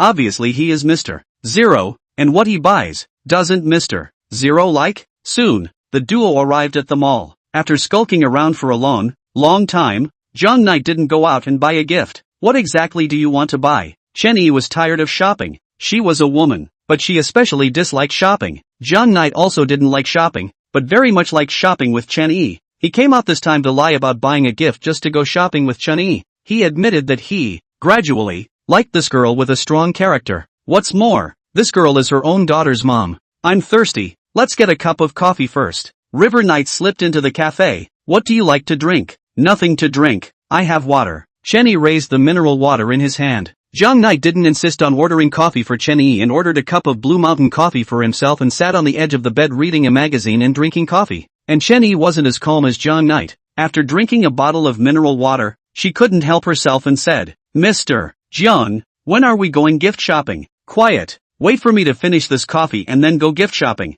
Zhang Knight said while reading a magazine. Half an hour passes slowly. Chen Yi directly stood up and said, drink slowly, look slowly, and buy slowly by yourself. I'll leave first. Then she turned and left the cafe. Originally, Zhang Knight thought that Chen Yi was joking and was just gambling. However, he didn't expect that Chen Yi would actually leave when she said she would. Leaving Zhang Yi alone in the mall, Zhang Knight walked out of the cafe, observed the surrounding area, didn't look for Chen Yi, and made a phone call, only to learn that Chen Yi had already gone home. She also said on the phone, Mr. Jiang, it's already off-duty time. My time doesn't belong to the group anymore and I don't have to follow your orders. For the rest, let's talk about it tomorrow. I'm going to pick up the kids. Crap. Zhang Knight hung up the phone in exasperation. This girl is also too much character. Said to leave, directly left him, a big living person to the mall. Sir, want to buy lipstick? $100 a piece. Big international brand. Have one. Zhang Knight handed over $100 bill, casually took a lipstick, turned around and left. Evening, North City Group. Guoyong sneaked into the sales department and came to Chen Yi's desk. At a glance, he saw the handbag that Chen Yi had forgotten at the company and didn't take away. He rummaged around and found the invitation. Ha, stupid woman, throwing such an important invitation around. Guoyong put the invitation directly into his pocket and turned away, quickly disappearing into the darkness. Chapter 50, A Gift for Mr. Zero. Early the next morning, Zhang Knight arrived at the group with the lipstick in hand and happened to run into Chen Yi and Miting and the others having breakfast downstairs at the group. Here, Zhang Yi threw the lipstick in front of Chen Yi. Wow, Mr. Zhang gave Sister Yi lipstick as a gift. Is this a declaration of love? With a florid face, Mittens placed her hands on her chin and opened her mouth. You. Don't be ridiculous. Chun-Yi glared at Miting, frightening the other party into not daring to speak. I don't want it. You take it. Chen-Yi shook his head and continued to eat with his head down. Big sister, don't be narcissistic. This isn't for you. It's a gift I picked out for Mr. Zero. You find some time. Wrap it up and make it look tall. Throwing down these words, Zhang Knight turned around and walked away. Chen-Yi and Miting's group looked at the lipstick on the table and fell into a daze. Especially Chen-Yi. She felt devastated and frantic, looking at Zhang Ye's back and hesitating to say anything. She immediately grabbed her lipstick and chased after him. Zhang Knight, are you crazy? Chen-Yi followed behind Zhang Knight. You're planning to give Mr. Zero a lipstick? Well, what's wrong? Is it bad? Zhang Yi didn't even look at Chen-Yi and opened his mouth to ask. Of course it's not good. Mr. Zero is a man. How can he use lipstick? Moreover, this lipstick is too cheap. If you give this gift, it will make the North City group a laughingstock. Chen-Yi kept explaining to Zhang Knight. I'll deliver what I say I'm going to deliver. Don't be such a dick about it. And besides, you upset me so much yesterday afternoon, by leaving me alone in the mall, that I've decided to dock you $1,000 from your paycheck. I dare you. 2,000. You. 3,000. At that moment, Chen-Yi didn't dare to speak and watched Zhang Yi leave. That's bullying. That's really bullying. Chen-Yi gritted her teeth and clenched her fists. Tears fell uncontrollably. She kicked the trash can next to her fiercely and whispered, Zhang Knight, there's no need for you to be such a bully. Wait until I surpass you. I'll surely beat you up like a dog. At this moment, Chen-Yi already had a goal. That is to work hard, create results for the company, and later stand on Zhang Knight's head end. The matter of Zhang Knight's intention to send Mr. Zero a lipstick spread as if it was a virus. Early in the morning, the entire company knew about this matter. Even Hu Boshue personally came to ask Zhang Knight what the situation was. As a result, Zhang Knight just said, I feel that giving lipstick is quite good. He likes it a lot. No matter how much Hu Boshue tried to persuade him, Zhang Knight still didn't intend to spend more money to buy a gift for Mr. Zero. How petty. This man is so petty. Chen-Yi sat in front of his desk, constantly muttering, Humph. It must be that the money given by the family is spent, and he doesn't want to buy the expensive ones, and the group reimburses, and you don't have to spend any money on it. What a guy who makes people think. What's the point of thinking so much about it? You're going to the party anyway. You gave Mr. Zero the gift yourself. It's you who's humiliated, not me. Inside the other president's office, Xiao Yan was about to laugh miserably when he learned about this. Giving Mr. Zero a lipstick. I'm afraid only Zhang Knight could do it. He was looking forward to the scene where Zhang Knight was kicked out of the banquet now, but then when he thought about it, well, Zhang Knight didn't even have a chance to attend the banquet. How could he get in without an invitation? Guiyong, what's the progress of what you were assigned to do? Guiyong immediately reported. Mr. Xiao, their invitations have been given to burn, and I spent $300,000 to purchase an invitation. That small company is about to go bankrupt, but even got an invitation. The boss didn't want to go to attend, so he sold it to me. Well, good. Bringing Ying at night and the three of us will attend together. Xiao Yang was in a good mood. And don't forget to prepare a decent gift for Mr. Zero. We can't be like those idiots and prepare a lipstick for Mr. Zero.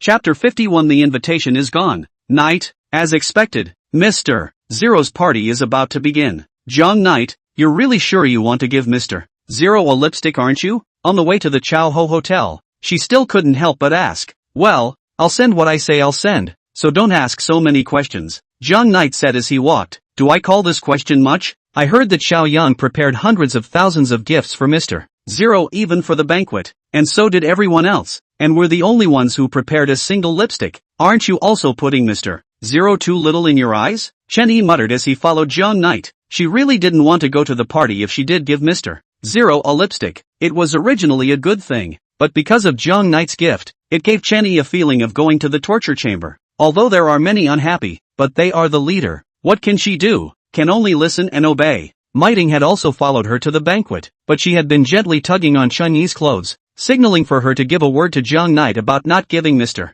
Zero lipstick, and by doing so, she would definitely lose Mr. Zero's project. Not only would he become a joke at the banquet, but when he returned to the group, he would also be looked down upon by the people from Xiao Yang's team. Zhang Yi suddenly stopped and looked at Chen-Yi, asking, North City Group only has one invitation, and now that it's in our hands, Xiao Yang and the others don't even have the means to attend the banquet, so what kind of gift are they buying? Chen-Yi replied, I heard that they paid for an invitation to a small company. Jong Knight's eyes flashed a trace of displeasure. He did not expect. This invitation has begun to be sold in the market in all kinds of ways. Nowadays, people earn money is really have a brain. No matter what, the money is not to be spared. It must be earned inside the pocket. The banquet was held at the Chow Ho Hotel, which is said to be 5-star. Coming to the door, looking at the large number of luxury cars, Chen Yi nervously swallowed a mouthful of saliva. For so many years, she had almost never participated in such a big occasion, and also to give a gift like this, she genuinely couldn't carry it. Then he ran aside and secretly called Hu Bo Shui. Hopefully, Hu Bo Shui can stop Jong Knight. However, Hu Bo Shui just sighed. I can't control his affairs. You are the chairman of the board. Why can't you control a president? Doesn't he just have a little bit of relationship that can't go along with him doing whatever he wants? He will definitely be kicked out if he sends a lipstick to Mr. Zero. It's humiliating, Mr. Zero. Chen Yi was so anxious that she had a crying voice, not wanting Zhang Yi to do this. Go and accompany Mr. Zhang to the banquet properly. Don't think too much. After Hu Bo Shui finished speaking, he immediately hung up the phone. Chen Yi was helpless to the extreme. Glancing at Zhang Knight, who was waiting at the door, she immediately took her handbag and walked up to deliver the invitations. But after taking a look inside the handbag, it was like 5 thunderbolts, and she stood still. Invitation. How come the invitations are gone? Chen Yi suddenly panicked and immediately searched for the invitation inside her handbag. Even in her haste, she dumped the contents of her handbag on the floor. Still can't find the invitation. What's the matter? Is it so hard to find an invitation?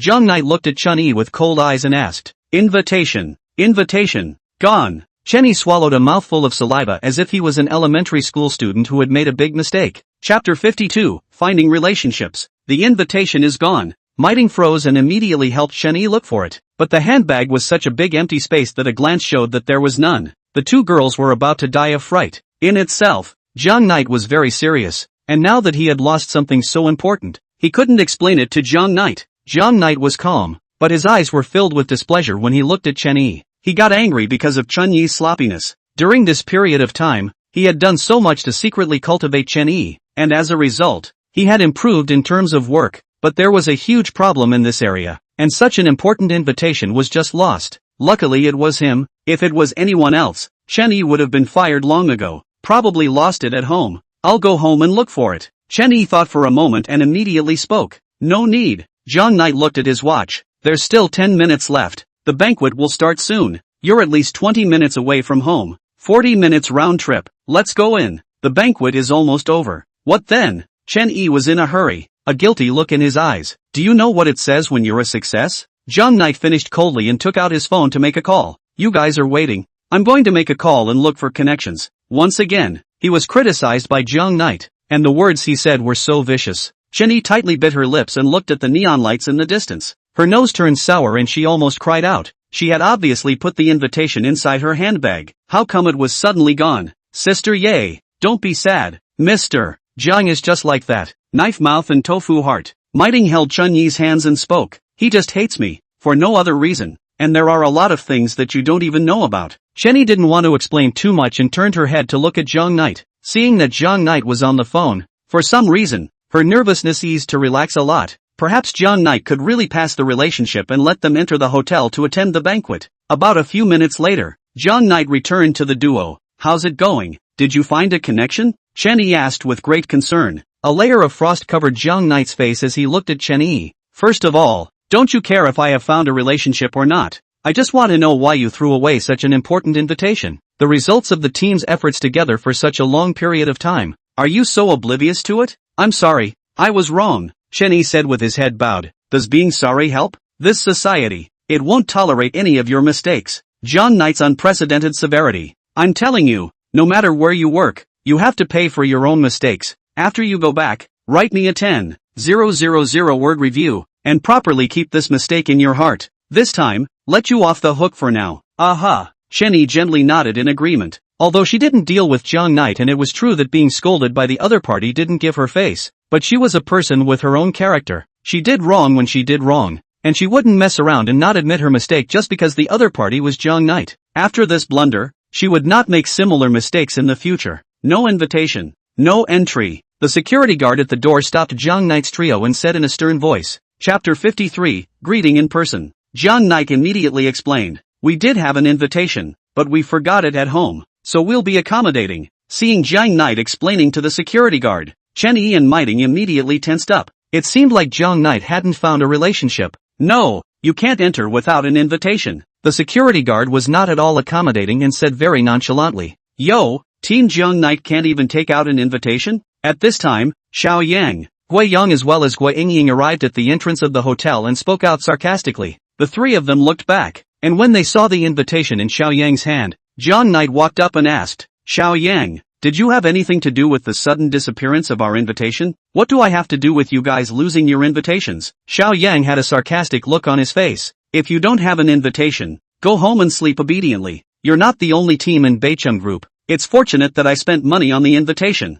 Otherwise, our Beicheng Group would have lost the project because of you. Humph, a bunch of losers. You don't even know how to treasure an invitation when you're given one. Gui Yingying stood aside and spoke out sarcastically. Who are you calling trash? Jiang Knight's face was icy cold. He could criticize Chen Yi, but he wouldn't allow anyone to abuse Chen Yi. What? Is she wrong? Xiao Yang shielded Gui Yingying behind him and spoke as he went toe-to-toe with Jiang Knight. This old man, who Bush Yue, is obviously favoring you guys. I took the project first and ended up giving the invitation to you guys, and you guys throw away your invitations. What are you if not losers? Isn't it very unpleasant in your heart? But there's no way. You won't even be able to enter the banquet door later. What about this project in the future? Let's let our Xiao Knight team be in charge of it. As for you bunch of losers, go home and rest. After the sarcasm, Xiao Yang took the invitation and led the duo to the security office. Who works for North City Group? At this time, a group of suits and aggressive men walked out from the banquet. All of them had an extraordinary demeanor and were obviously big shots. What's wrong?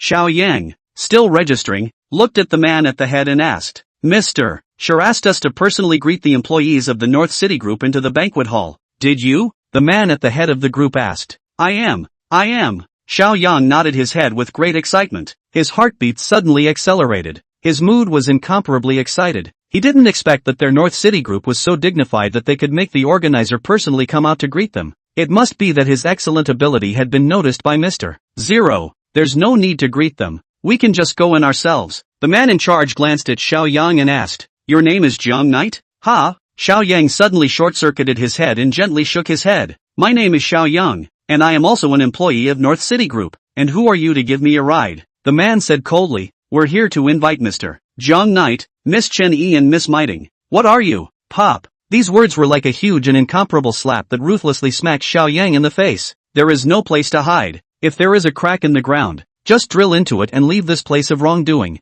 I'm Jiang Knight. Jiang Knight opened his mouth. Mr. Jiang, your friend has already explained to me that you are now the most honored guests of the banquet. A group of men immediately bent down and made a gesture of invitation. Clueless, Xiao Yang and the others were instantly confused. No invitations, just go in, and a most honored guest at that. What's going on? Chen Yi entered the banquet hall in a daze. Sister Yi, it seems that Mr. Jiang has found a relationship. We have actually become the most honored guests. It's awesome. Mitten smiled cheekily after entering the banquet hall. Of course, no matter what, Jiang Knight was able to utilize his connections to become the president of the North City Group, so he can definitely find some connections to allow us to enter the banquet hall. Chen Yi nodded gently and spoke. Chapter 54, The Banquet Begins. 9 o'clock at night. All those invited are present. The party was about to begin and everyone was waiting for Mr. Zero to appear. Yo, if it isn't my dear cousin, you've come to Mr. Zero's party too? At that moment, a conspiratorial voice came to his ears. The person who came was Chen Qingfeng,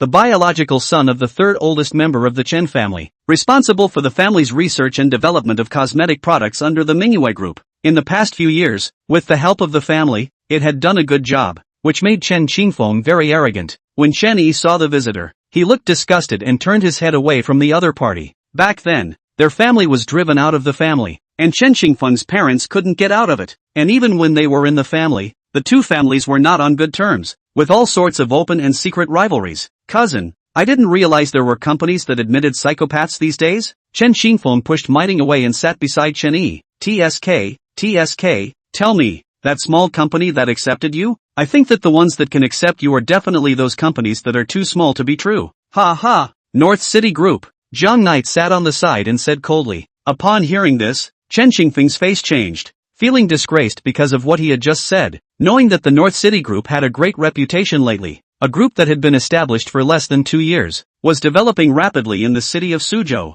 and was vaguely threatening the omens of the Manhwa group. And last year, the North City Group was named the dark horse of the cosmetic industry in Sioux City. The future is promising. If such a group was a small company, then the Bright Moon Group was no bigger. You're Chen Yi's leader? Chen Qingfeng laughed. I'm the president of the Chen family's Manhwa group. Chen Qingfeng. Jiang Knight coldly glanced at Chen Qingfeng. Got it. Now you can get lost. Don't bother me. And my employees aren't psychopaths. Instead it's you who look like a psychopath for running over and saying useless things. I'll remember you, boy. Chen Qingfeng wasn't in a hurry, reached out and patted Jiang Knight's shoulder, laughing coldly. Remember, those who come to this banquet will all be competitors in the future. Let's play slowly. There's no rush. I'll let you know that talking to me like this is the most wrong choice you've made in your life. Wait until the other side leaves. Jiang Knight reached out and patted the handprint on his shoulder, his face filled with disgust. When Xiao Yang and the others not far away saw this scene, an impish smile appeared on their faces, and they knew that this little episode passed quickly. Soon,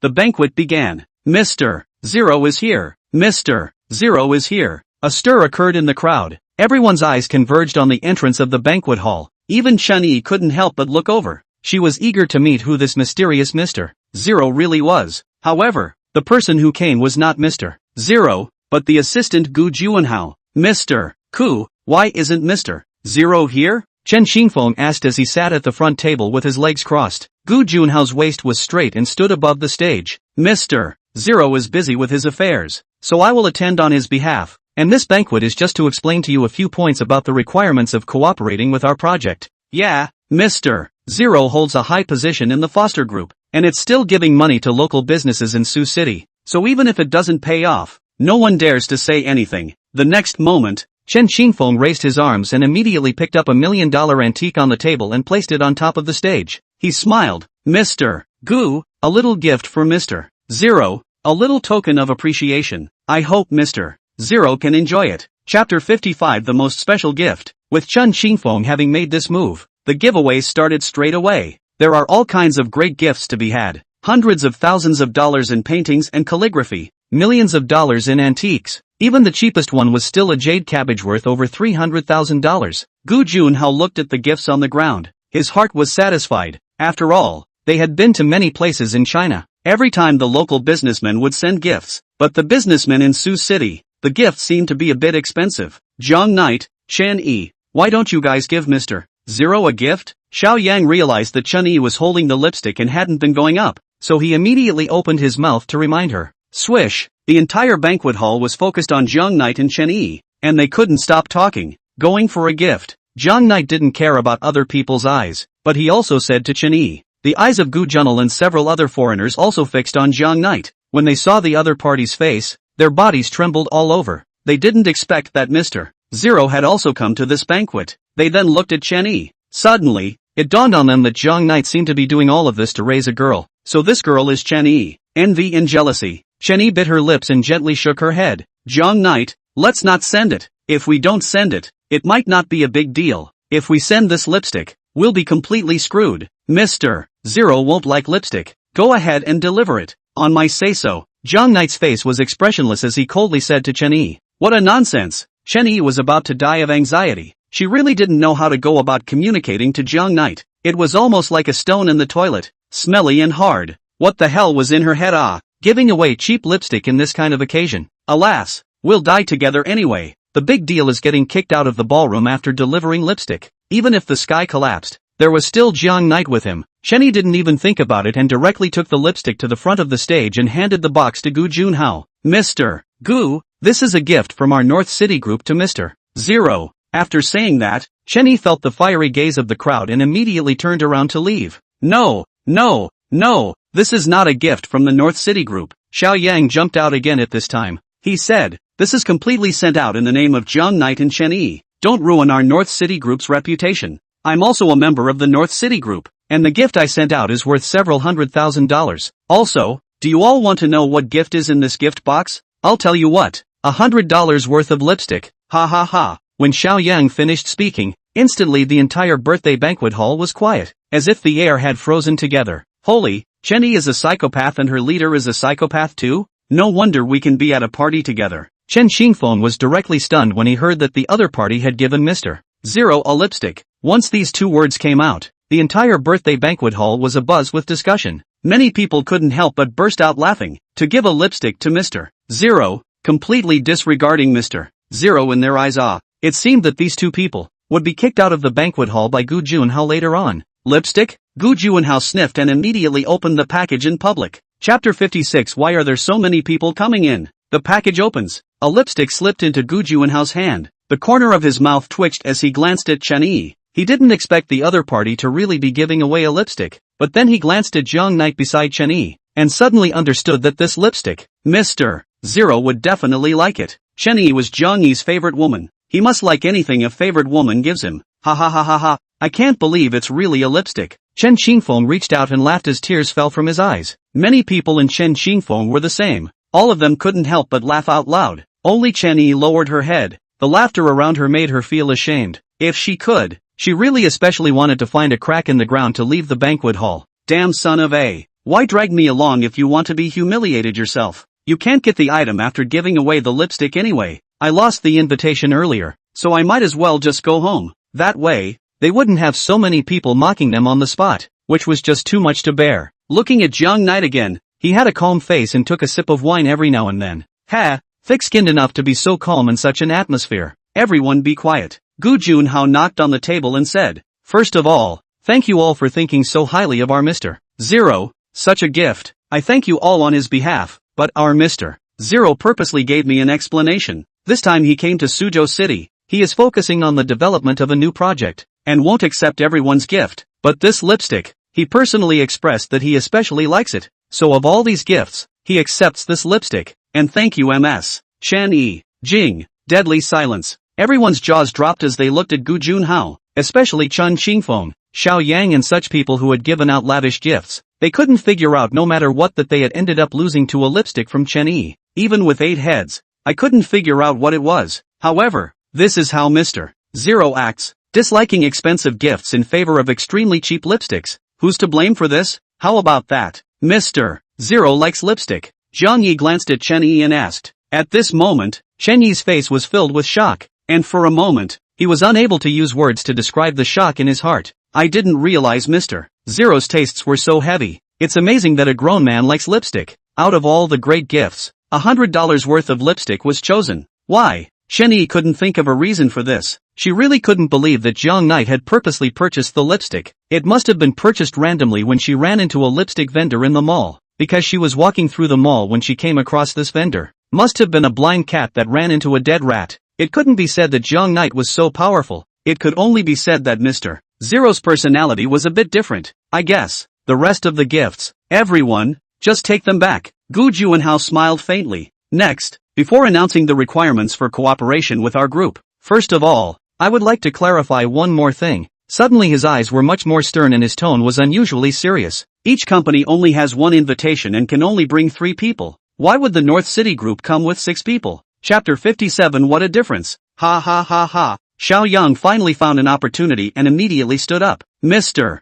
Gu, just now before I came, I saw that Zhang Knight called to find a relationship to get into the banquet. According to my judgment, he should have found the people of the hotel to intentionally let them in. Just now at the door, Xiao Yang watched as Zhang Knight and Chen Yi entered the banquet through their connections. It also claimed to be the most honored guest of the party. What a laugh! With the Bright Moon Group, as well as the other 2 cosmetic companies, what qualifies them to be the most honored guests? So it's a mix-up. Ha! Chen Qingfeng sneered. I told you, 2 psychopaths. What qualifications do they have to enter such a banquet? Get the hell out of here. Just now, Gu Junhao had received Chen Yi's lipstick, causing many people to be jealous, and now that they had heard that Zhang Knight and Chen Yi had mixed in through connections, they had to find an opportunity to get rid of the duo. What to do? Chen Yi didn't know what kind of connections Zhang Knight had found, and seeing that the situation was somewhat out of control, he immediately asked, "We're just looking for connections to get in. Guys, what's the problem?" Zhang Knight smiled and looked at the crowd. Finding connections to blend in,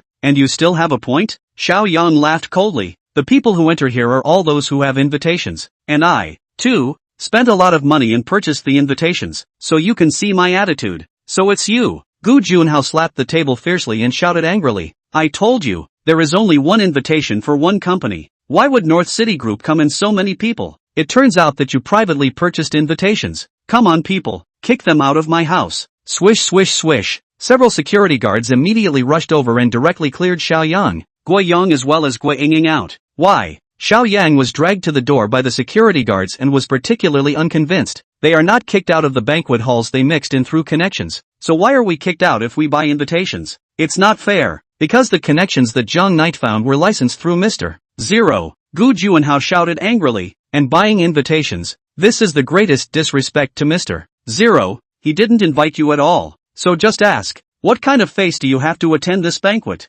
Get out. Then, the three Xiaoyangs were thrown out of the hotel outside by a group of security guards very rudely. At once the whole ballroom fell silent. This guy Xiaoyang was a bit of an embarrassment at the banquet and kept thinking of kicking Zhang Knight and Chen Yi out of the banquet. All sorts of difficulties. As a result, in the end, was actually kicked out of the banquet. Instead, it was Zhang Knight who had found a relationship that was licensed through Mr. Zero. There's no harm without comparison. Why is there such a big difference when they are from the same group? Next, those who stay here are our group's preferred companies, but there is only one project. Now the company is nearly 50. In order to eliminate some of the companies, screening for the second stage, after waiting for the banquet to quiet down, Gu Juanhao opened his mouth. Chapter 58, 5 Parcels of Land. Swish swish swish. Everyone's eyes fixed on Gu Juanhao, waiting for the other party to speak. The first screening stage, which everyone understands, is this banquet, where the initiative is not in their hands. It's all up to Mr.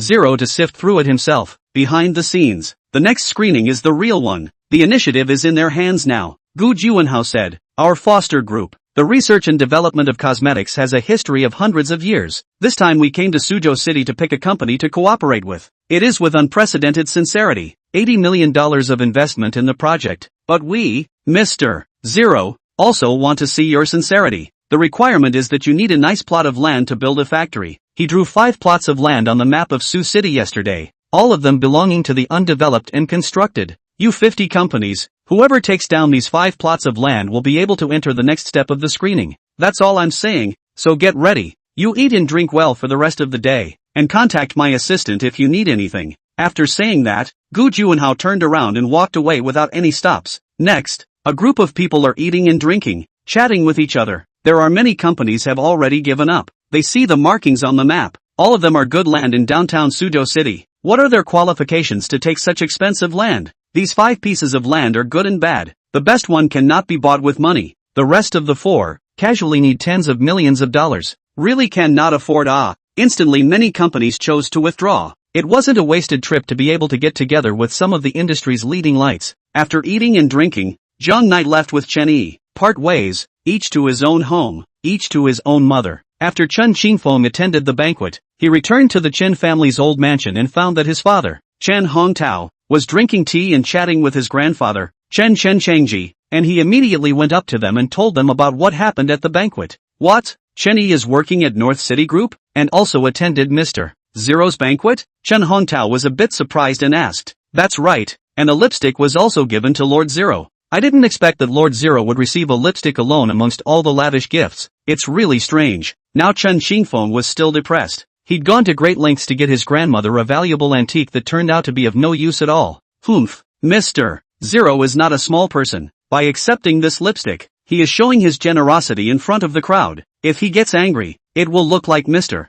Zero is small-minded. In fact, he is about to hate Chen Yi in his heart. The corners of Chen Hongda's mouth rose as he analyzed. There's no one who doesn't like lavish gifts. It's just that because of this cheap lipstick, it left Lord Zero with no way to accept the rest of the lavish gifts. And the fact that he accepted this lipstick just means that he's angry. Really? Chen Qingfeng laughed. Doesn't it mean that they don't have any chance? Well, not a chance. Chen Chengji also nodded. These 5 pieces of land, go ahead and purchase them as soon as possible. There is one piece of land that should never be touched. It's the one next to that Sioux City nursing home. A group of old men and there are all tough characters. Building a factory from the vicinity will piss them off. The remaining 4 plots, let's take them all. So Mr. Zero won't have any way to reject us. Okay, Grandpa. Chen Qingfeng nodded heavily and agreed in one breath. Do a good job. This is your chance. If you take down Mr. Zero's project, I'll reward you well. Chen Qingji looked at his beloved grandson and opened his mouth to laugh. Chapter 59 10,000 word review.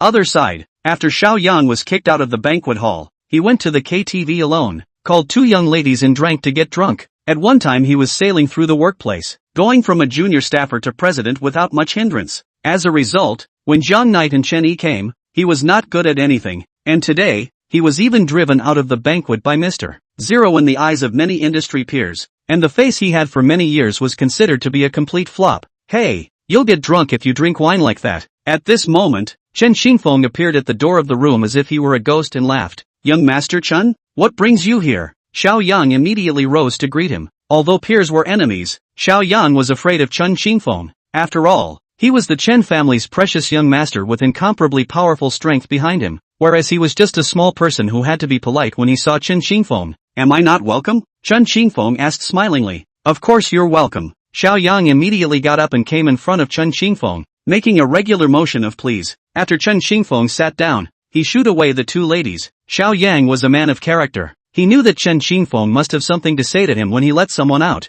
He asked, Young Master Chen, do you have something important to say to me when you come to see me? Well, I want to know who that man next to Chen Yi really is. Chen Xingfeng kept Jiang Knight's figure in his mind and was a bit uneasy, so he came over to ask. Soon Xiao Yang told Chen Xingfeng all about Jiang Knight. When he realized that Jiang Knight was a rapist who had just been released from prison, he instantly laughed. Why would you North City Group let this kind of person be the president? Not afraid of losing face? Xiao Yang had a depressed look on his face. Although he had been in jail, but he had a little money in his hand and used his relationship to become the president. Look out! Chen Xingfeng sneered. Going to a banquet. All need to find a relationship. That is, I don't like to find a relationship. If I want to find a relationship, I can definitely overpower this Jiang Knight. Who doesn't have a little relationship? Don't you think so? Of course, if young Master Chen looks for connections, he can directly destroy Jiang Knight. Xiao Yang hemmed and hawed and started kissing ass. Chen Xingfeng was patted quite comfortably and smiled gently. I came to find you.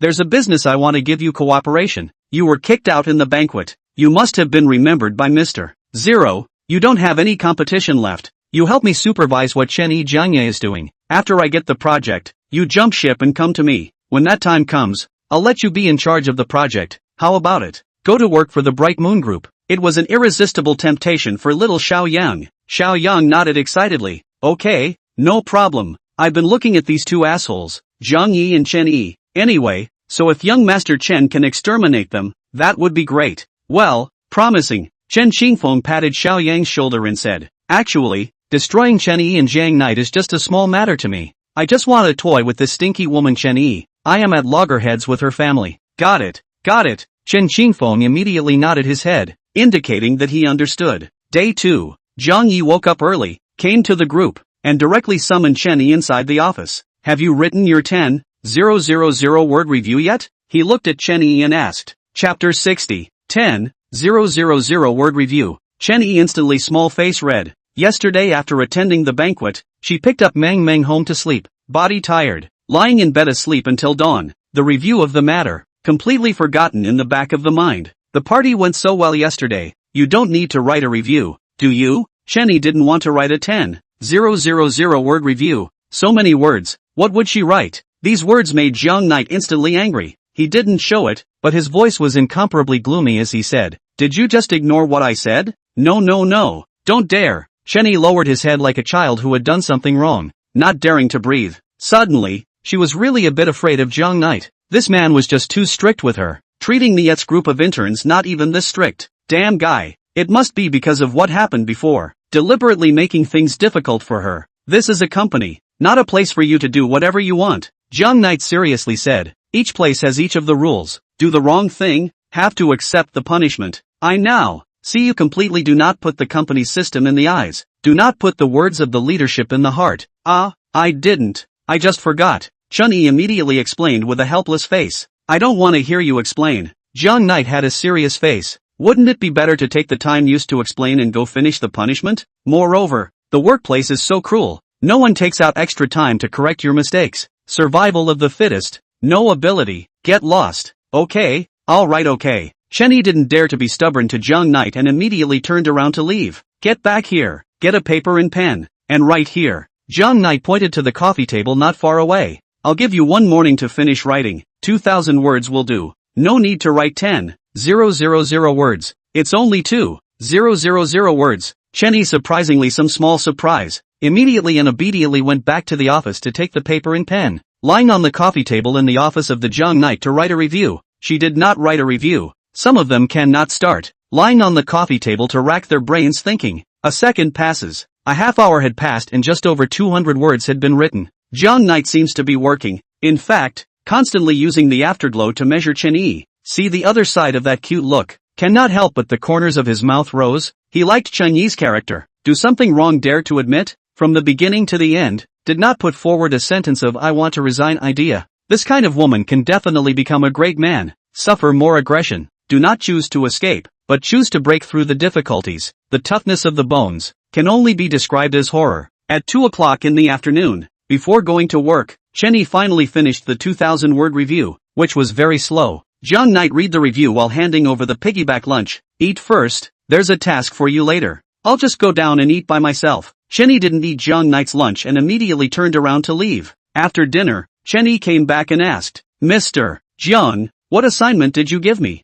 Jong Knight didn't answer, but took out the phone and said, 10 minutes, hold a plenary session. All employees of the group must attend. Another meeting. Chen-yi realized that the North City group seemed to have a bit too many meetings throughout the day. Pow! Jong Knight threw the review in front of Chen-yi. This plenary session is being held for your sake. When the time comes, go up on stage and read this review. In public, then apologize to your teammates. Can you do that? Chapter 61. If you want face, you must first be shameless. Clueless. Chen-yi's brain went blank when she heard this mission, and her body couldn't help but take a few steps back, her face full of fear. I'm not going. Are you kidding me? Over the years, Chen-yi suffered from severe depression, and his greatest fear was public speaking. North City Group is a group of dark horses. Up and down the staff reached more than 2,000 people. In front of so many people read the review. Simply cannot be too humiliating. She cannot do, and absolutely will not do. You think I'm joking? Zhang Yi narrowed his eyes and stared at Chen-yi. Doing something wrong?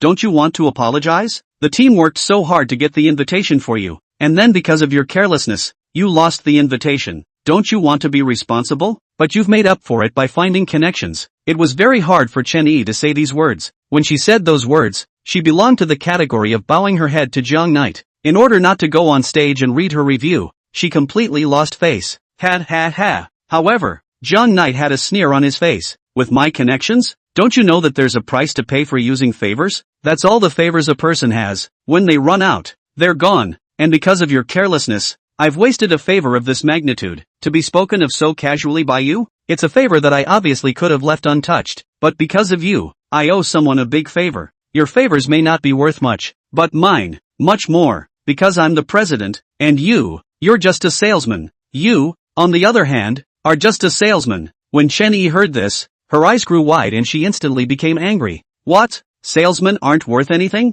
Yeah, salesmen who can't make a sale just aren't worth it. You want to save face, don't you? Customers are your bread and butter. When you beg them to buy our products, do you still have face? When you run on the street to find customers in the sun, do you still have face? If you want face, you have to learn to be shameless first. Jiang Yi didn't speak loudly, but it was like a needle to Chen Yi's heart, making her unable to say half a word. After half an hour, if I don't see you in the conference room, immediately get the hell out of here and leave. North City Group doesn't need a salesman who wants to save face like you. Jong Knight waved his sleeve and left, leaving Chen Yi alone in the office. Son of a, you son of a. You're too bullying, Jong Knight. Did I dance on your ancestral grave in my past life for you to treat me like this? Chen Yi was so angry that she flopped down on the sofa and cried out. Whoa, don't mention so sad. Jong Knight stood in the doorway smoking a cigarette and heard the cries in the office, with a heartbroken look on his face. At this time old Five came. He helplessly laughed. Boss, isn't it a bit too much? Reading the review in public is indeed a bit humiliating. Is face worth it if you want to get ahead?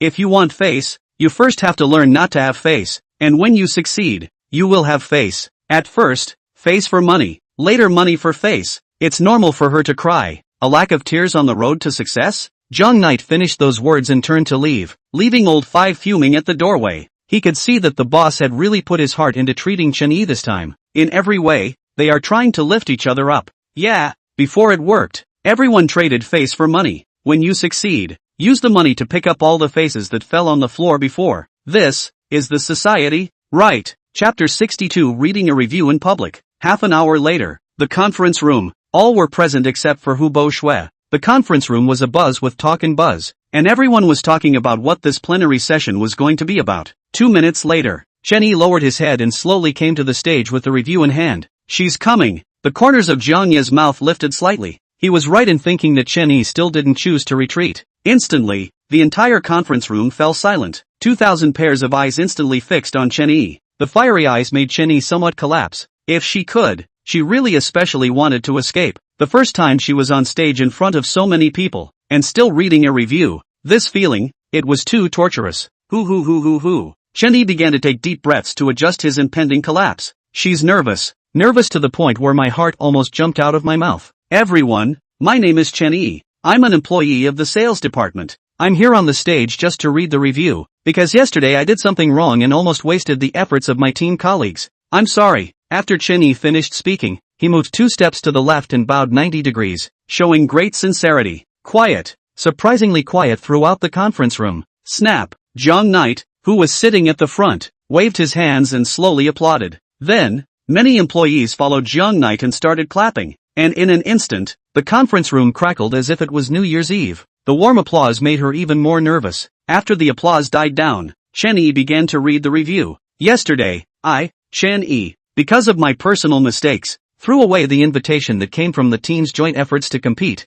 for which I personally feel guilty, having failed everyone's trust in me and their expectations of me. I'm sorry. At the same time, I'd like to thank Mr. Jiang. Fortunately Mr. Jiang remedied the situation in time so that things didn't turn out so bad. Thank you. Then, Chen Yi gave Zhang Knight another bow. This bow shocked Zhang Yi. He never expected that after he was so harsh on Chen Yi, the other party didn't hold any grudges after crying, and even thanked him sincerely in front of the crowd. I'm afraid there are many men who can't match this belly. She might cry, but after that, knock her teeth out and swallow them, and then go do something she doesn't want to do. Isn't this society, with its many people, like that every day? Doing a lot of things you don't like in order to earn money for your family. Soon, the 2,000-word review was read out, and then Zhang Knight led the applause. The next moment, Zhang Knight came to the top of the speech platform in the applause. He stood with his hands on his head, tore the review, said, "People make mistakes. As long as they change, it's not too late." In view of Chen Yi's attitude,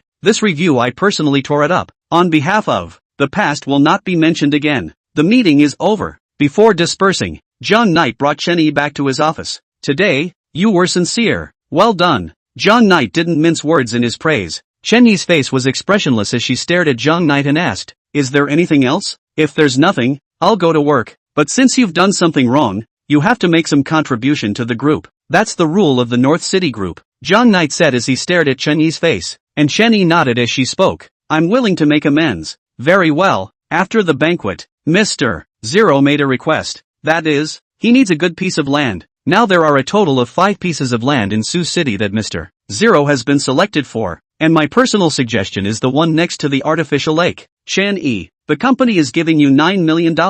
Find a way to buy it. Zhang Yi turned back to Chen Yi. This matter, it's very simple. Can it be done? Chapter 63. The difference is $3 million. $9 million for the piece of land next to the artificial lake. Dreaming? That piece of land, to buy it, would cost at least $12 million.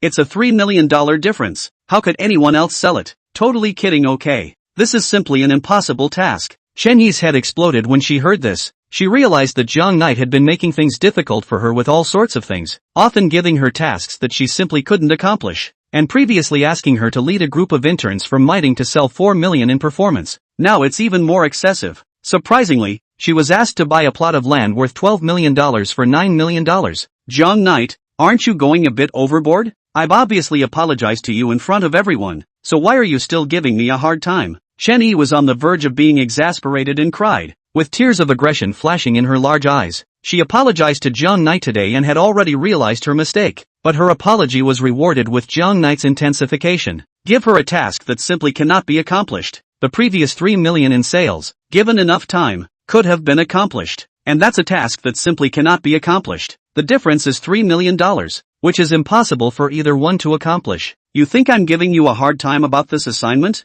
Zhang Knight suddenly laughed and asked, isn't it? Chen Yi was very stubborn and glared at Zhang Knight. Why isn't a task that can't be accomplished at all a tricky one? That's right, because of my mistake. You owe someone a favor, but I don't know why the invitation was lost. Don't explain so much to me, I just want to know, are you going to take this mission or not? Zhang Knight sneered, if you don't take it, I'll go find someone else. I believe that someone else will do a better job than you. In the future, you'll be an honest salesman. Don't think about being an assistant director because you don't have the ability to do so. Who says I'm not capable? I'm capable. When Chen Yi heard this, he was instantly unhappy and spoke. It's just that there's no way to complete this task you gave. No way to finish? Jiang Knight immediately stood up, took out the information he had prepared long ago in the drawer, and threw it in front of Chen Yi. Above is the top 10 business legends I have collected. One of the girls, younger than you, in 3 years' time, will be a soon-to-be eliminated product to achieve the #1 sales position in the national industry. And the other one, a boy who's 2 years older than you,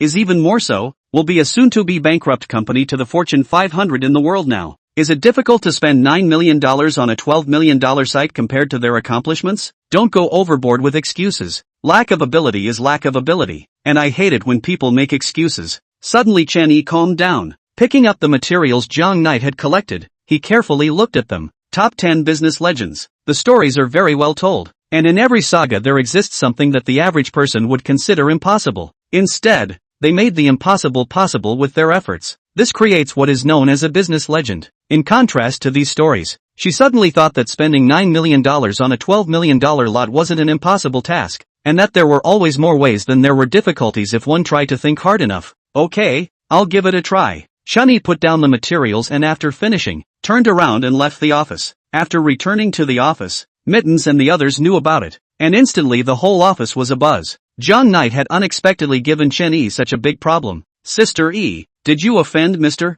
Jiang? Why is he making things difficult for you at every turn? Mittens asked, dragging her chin and looking sad. Chapter 64, The Three Giants. Master Jean, you can also see that Jiang Knight is making things difficult for me? Chen Yi asked as he packed up the documents. These words made Miting's expression turn very exaggerated. She nodded heavily, stood up and said excitedly, it's not just me. The whole company can see that Mr. Jiang is making things difficult for you. I can't even look at it anymore. At this time a colleague came. Yes, Mr. Jiang is making things so difficult for you, and you can still continue to work here. Admire, admire, admire. Of course you can go on. Chen Yi clenched his fists tightly and said softly, not only do I want to do it, but I also want to nibble down Mr. Zero's project and become the vice president of the group, then slowly go on to overtake him, and how he treats me now will be how I treat her in the future. At those words, the entire room fell silent. Whether it was someone from Jiang Knight's team or Xiao Yang's team, they all looked towards Chen Yi. That's a lot of nerve. In the office, uttering such words, you still think that Jiang Knight is making things difficult for you? Sister E, you cannot say such words. If you let Mr. Jiang hear, he will be even more intensified to make things difficult for you. Now I'll let you go to buy land. I do not know what else will let you do in the future. Miting immediately covered Chen Yi's mouth and said with a face full of worry. But Chen Yi had a face that didn't care and continued to pack up the documents and continued. I'm not afraid of him. Make things difficult. I'll see how long he can be arrogant. I still don't believe that I can't surpass him in this lifetime. In the afternoon, Chen Yi was in his office surfing the internet to investigate the owner of the land near the artificial lake. But there was nothing on the internet, so he gave Ayu a call to help him investigate. At noon, Ayu hadn't given the letter. However, Jiang Yi appeared at this time, and he threw a piece of information in front of Chen Yi. What is it? Chen Yi opened his mouth and asked. Information on the owner of the artificial lake lot. Go talk to him. Jiang Knight left after he finished speaking, but before he left, he reminded, it's best to ask him out to the outside cafe, and bring Miting forward. I'm worried that you'll be scared of his legs when you see him. Will you be scared and weak in the knees? Chen Yi was unconvinced. She really didn't believe that there was anyone else in this world who could scare her until her legs went weak. Glancing down at the information in his hand, at once Chen Yi was stunned. Master Kim, one of the three giants of the underground world, ranked third, owner of the Black Gold Entertainment Club. Hiss. Chen Yi couldn't help but suck in a mouthful of cool air and immediately shouted at Miting who was at the side. Mittens, tomorrow, accompany me out. Xiao Yang immediately found Chen Xingfeng when he learned that Jiang Knight had sent Chen Yi to buy land from Master Jean, and he told Chen Xingfeng all about it. It looks like Jiang Knight and Chen Yi want to get their hands on the plot of land near the artificial lake. I happen to have my eye on this piece of land as well. Chen Xingfeng held a cigarette in his mouth, a wry look appearing on his face. With just one criminal and one psychopath, they want to grab the land with me. What a daydream. This land belongs to Master Kim. It was one of the three giants, an existence that even the Chen family did not dare to provoke. Chen Xingfeng naturally gnawed down this piece of land, immediately contacted his father and grandfather too, gathered in the company to talk about this matter. Grandpa, you have a lot of connections. Can you help me? Chen Xingfeng couldn't wait to ask. Chapter 65, Fast Healing. Chen Xingji pondered for a moment. Of course, I'll find a way to chat with Master Jean about this. Leave the rest to me. When the time comes, I'll have you go directly to Master Jean to sign the contract. Mr. Zero's project, we must chew it down. Although Chen Xingji has reached his age and is about to retire, his heart is in the Chen family, still trying to make the Chen family grow better and better. Working with Mr. Zero could make the Chen group a few points larger. Son, your grandfather is so supportive. Don't thank him yet. Chen Hongda happily patted Chen Qingfeng's shoulder and said, thanks grandpa, just try. In the evening, Jiang Nai learned that Chen Yi had taken Meng Meng out for a walk. Immediately pack up and come to treat Chen Hongda's leg injury. Just entered the door. We'll see Zhou Ruoyun face cold sitting on the sofa. From time to time we'll also glance at Jiang Knight, from her eyes to see only hate, which makes him a little incomprehensible. How have offended this aunt? Auntie, what's wrong? Jiang Knight was skeptical and touched his head as he asked, what did you say? Zhou Ruoyun snorted coldly. How did you treat my family Z in the company? Letting her use $9 million to purchase a $12 million plot of land. What were you thinking? Can you not bully my family's daughter? What kind of heart do you have in mind? After 2 treatments, Chen Hongda's legs are getting more comfortable. He couldn't wait to wave his hand at Jiang Knight. Come, quickly heal me. Don't bother with her. Because his legs gradually gained strength, he gradually changed his opinion of Jiang Knight. He could feel that Jiang Knight had completely given his heart when he was treating his legs. Not as unsettling as Zhou Ruoyun said. Jiang Yi softly hummed and began to treat Chen Hongda's legs. 10 minutes later, the acupuncture ended. Chen Hongda felt that this time, to be more comfortable than the previous days, he reached out and pinched his legs. Surprisingly,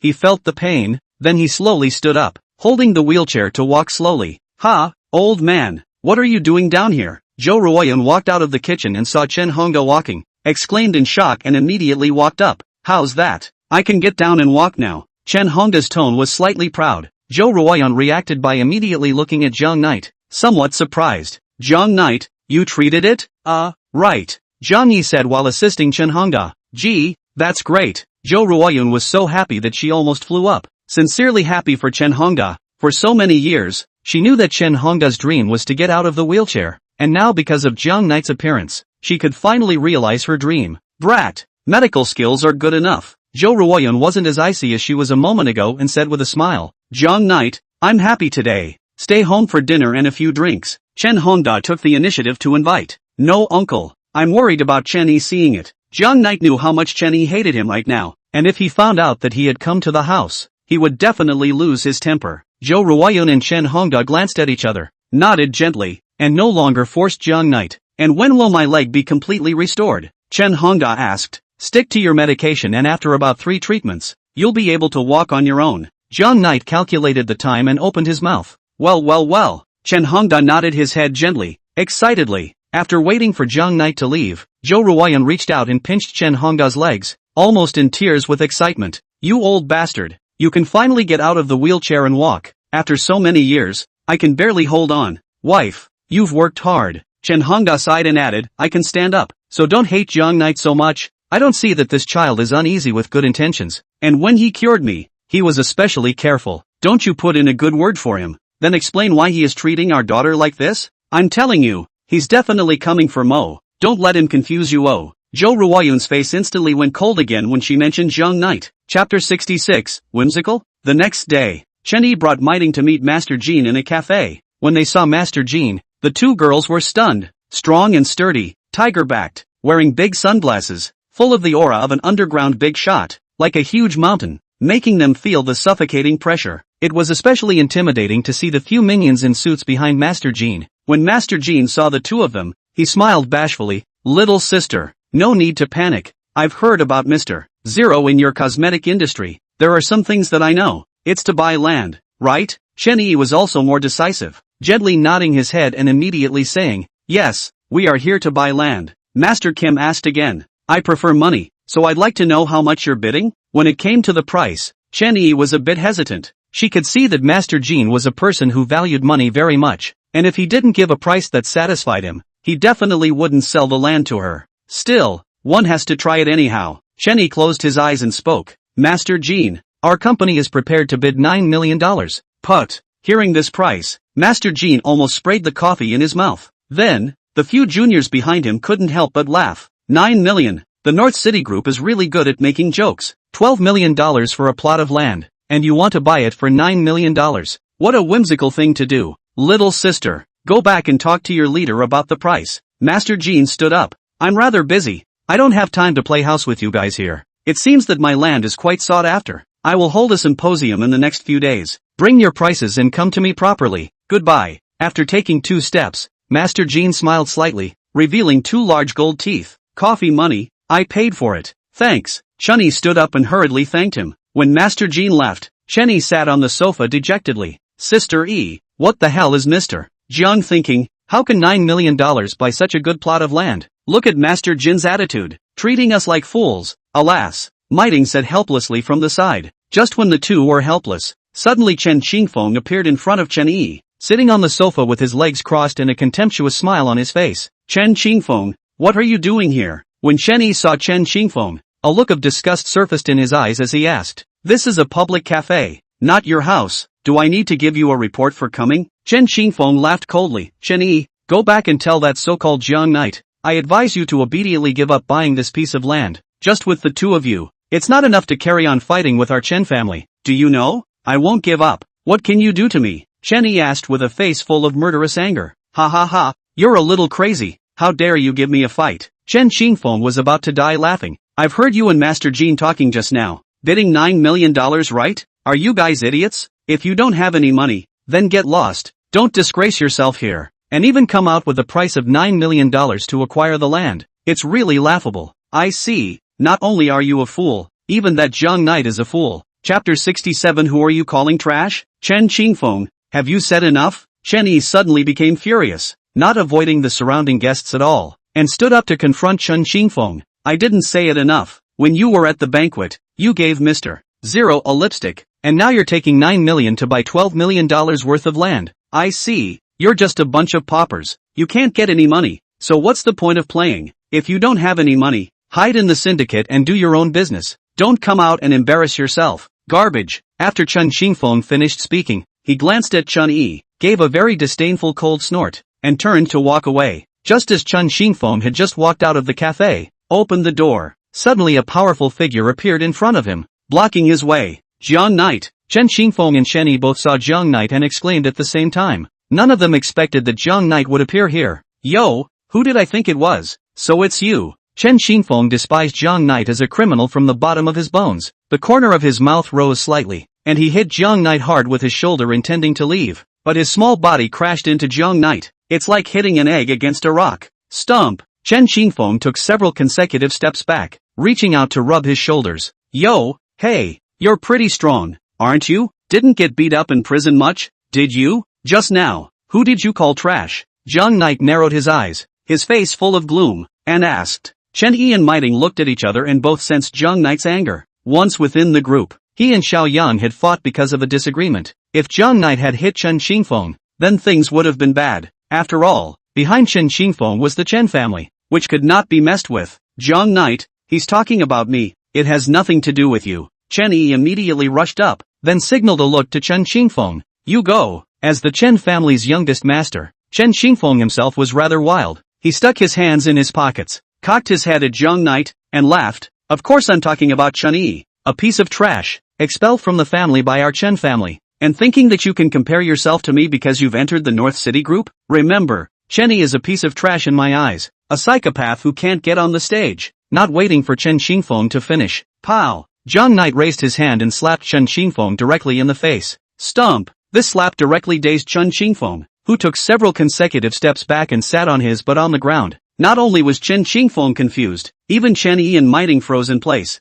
They didn't expect Jiang Knight to be so decisive and dare to hit Chen Qingfeng in public. This is no small thing. One must know that Chen Qingfeng was one of Chen Qingji's 2 most beloved grandchildren. If he knew about it, he would definitely not let their family off the hook. In itself, their family was having a miserable time. If they were targeted by the Chen family, there was no way to get by at all. You dare to beat me for this psycho? Chen Qingfeng covered his face and sat on the ground, pointing at Chen Yi with a surprised look on his face. What did you just say about her? Jiang Knight asked coldly. Psycho. She's a psycho. Chen Qingfeng growled as he lost control of his emotions. Bam bam bam. In the next second, Jiang Knight's right leg was like a whip, frantically lashing out at Chen Qingfeng's face. Chapter 68. Not a penny more.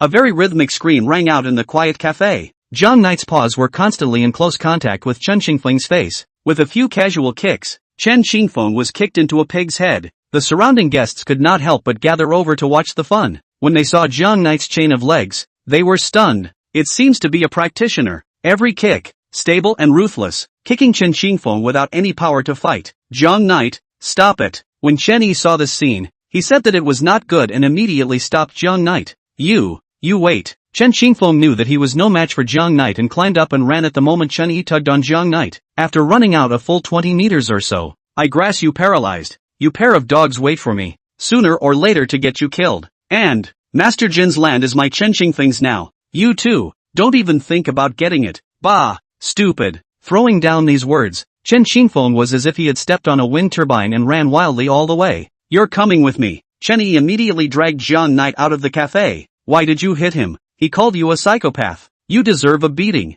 Zhang Yi said without hesitation. These words instantly silenced Chen Yi. For some reason, she actually felt a warmth in her heart after receiving this answer from Zhang Knight. She had been called a psychopath for many years, and no one had ever helped him, and Zhang Knight was still the first. Is this what it feels like to be protected? Never mind, let's not talk about it for now. Chen Yi directly skipped the topic, and asked, the price of the land, can you raise a little bit? Just now I talked to Master Jin. 9 million people think it is a joke. Do not want to accompany me through the house. The face is lost. Just 9 million, not a penny more. Zhang Yi didn't hesitate to give an answer like this. It doesn't make any sense with you at all. You're really stubborn. Can I report over the top? Chen Yi wasn't going to talk to Zhang Knight and went straight to Hu Bo Shui. Whatever, but I'll stick with 9 million. Okay, then I'll go talk to Dong Hu. Then Chen Yi tugged Mighting's small hand and left. And Zhang Knight didn't go back to the group, but came to Zhou Ruoyun's house. He remembered clearly. Today is Saturday. Meng Meng is home from school. He bought more than good snacks. He intends to come to see Meng Meng.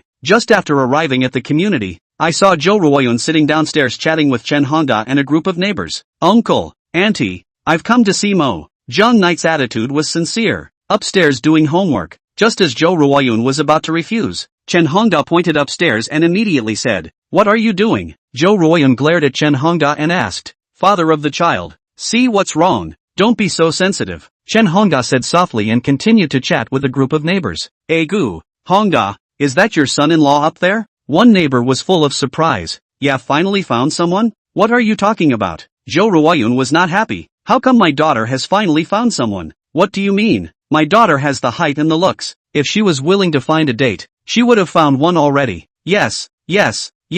To be tall, to have height, to have looks, to have a daughter, a single mother. This neighbor is particularly straight-talking and gives but a sticking point with a complete disregard for the feelings of others. Hey, what do you mean? Looking for a fight? Zhou Ruoyun pinched her waist with both hands, intending to have a big fight with her opponent. However, it was stopped in time by Chen Hongda, who ended up sitting on the bench with a face full of anger. At that moment, a Volkswagen worth over $100,000 slowly drove up. Old man Wang bought a new car.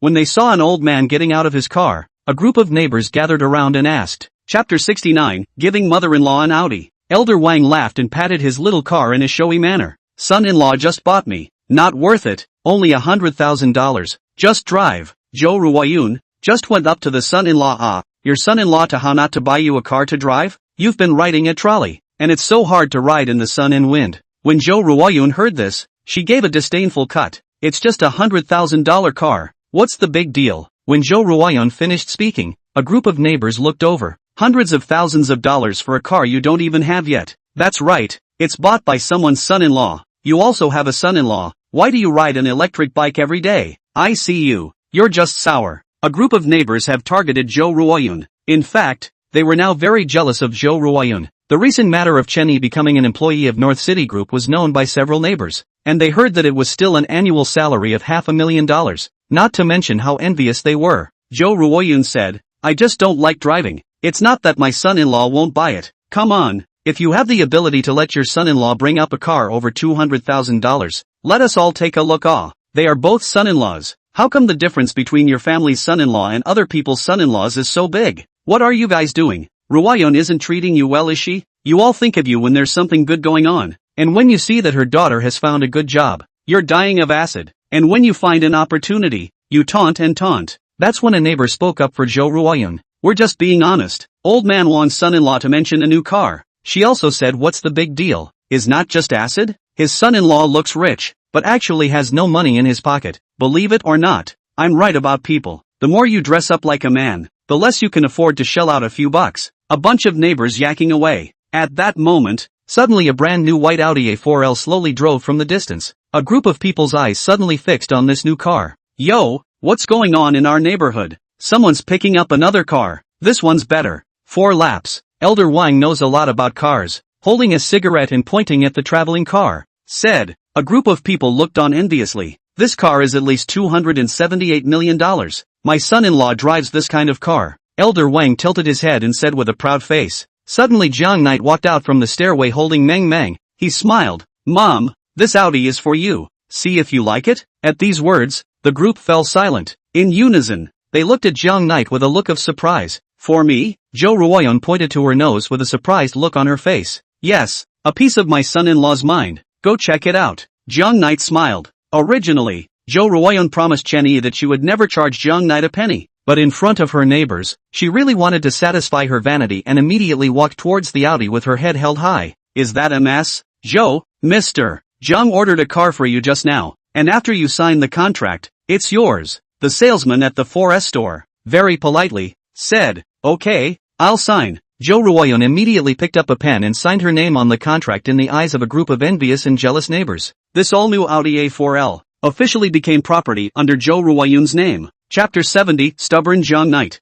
Zhou Ruoyun was very happy and immediately helped Chen Hongda to the car, then took Jiang Knight Meng Meng for a ride. Once Zhou Ruoyun was the daughter-in-law of the Chen family, surely have a driver's license, but many years do not drive. Technology has declined a lot, familiar with a period of time, comfortable, all the way to the wild, full of comfort. The Audi is just more comfortable to drive than an electric car. After the excitement, Zhou Ruoyun regretted it. She had already promised Chen Yi that she wouldn't accept Jiang Yi's gift. Jiang Knight, you'd better take the Audi back. Zhou Ruoyun said, if I let Chen Yi know about this, he will definitely find me and fight for his life. Now Zhou Ruoyun is really afraid. If he receives this Audi and Jiang Knight uses this excuse to take away Meng Meng, even if she regrets it, there is no place to regret it, and Chen Yi will definitely give her a mess. Mom, this car isn't worth much. I make millions a year at North City Group. I can afford to buy an Audi. Jiang Knight said as he pinched Mo's fleshy face. No, I can't have it. Call the 4S store and return it. There's no way to return it. It's gone through the process. At once, Zhou Ruoyun was depressed and didn't know what to do. Take it. You also lack a car to drive. Chen Hongda spoke up. Before Guofeng compensated us with $1 million. When you get there, just say that you bought the Audi with this $1 million. She won't say anything. Yeah, just say it. Chen Yi chimed in. It seems that's all there is to it. Zhou Ruoyun gently nodded her head and looked back at Jiang Knight in the back row. Thank you but don't call out to my mom in the future. I'm worried that if I let Chen Yi know, she'll find both of us and fight for her life. And you have to promise me that you can't make unreasonable demands just because of this one Audi. Unreasonable demands. It's about Mo. Naturally, Zhou Ruoyun didn't dare to talk nonsense in front of Meng Meng and just reminded Jiang Knight. Jiang Knight naturally understood and nodded his head. Don't worry, I won't have this kind of idea. This car is purely a gift for you too. It's more convenient when you go out in the future. And the price isn't expensive. It's quite good. Zhou Ruoyun nodded and drove the trio around in a big enough circle. While on the road, Zhou Ruoyun thought a lot, and constantly used her afterglow to survey Jiang Knight. Seeing Jiang Knight who was playing especially happily with Meng Meng, she gradually changed her attitude somewhat. This Jiang Knight seems to be quite good. After returning to the neighborhood, Jiang Knight said goodbye to Mo and left. Just after leaving the entrance of the neighborhood, Jiang Knight received a call from Chen Yi. Jiang Knight, come to the company for a moment. Hu Dong intends to give you a chat. Yeah. Jiang Yi returned to Hu Boxue's office and found that Chen Yi was already sitting inside Hu Boxue's office. It doesn't take much to figure out why. What's the matter with me? Jiang Yi sat beside Chen Yi and looked at Hu Boxue and asked. Hu Boxue had already understood about the purchase of the land. He said, Mr. Jiang, I know that you are trying to save money for the company, but 9 million is indeed too little. There is no chance to compete in this way. Jiang Knight nodded and didn't say anything. Hu Boxue added, Chen Yi and I have discussed this, and we intend to raise the price to $15 million and take this piece of land directly. $15 million? Jiang Knight's eyes narrowed. I don't agree. It's $9 million. Not even 1 point more. Chapter 71, a difficult task. What do you mean? Chen Yi angry pinching the pen on the table. spoke, I have looked for Master Jean. 9 million people simply do not agree. And Master Jean told me that he is immediately ready to hold a symposium. The price is high can be obtained. People have bid tens of millions of dollars. You're still stubborn until when? As I've told you before, price is not an issue. It depends on ability. Zhang Yi looked at Chen Yi and said, you have to compete with them for the price to take down a plot of land that you can obviously buy for $9 million?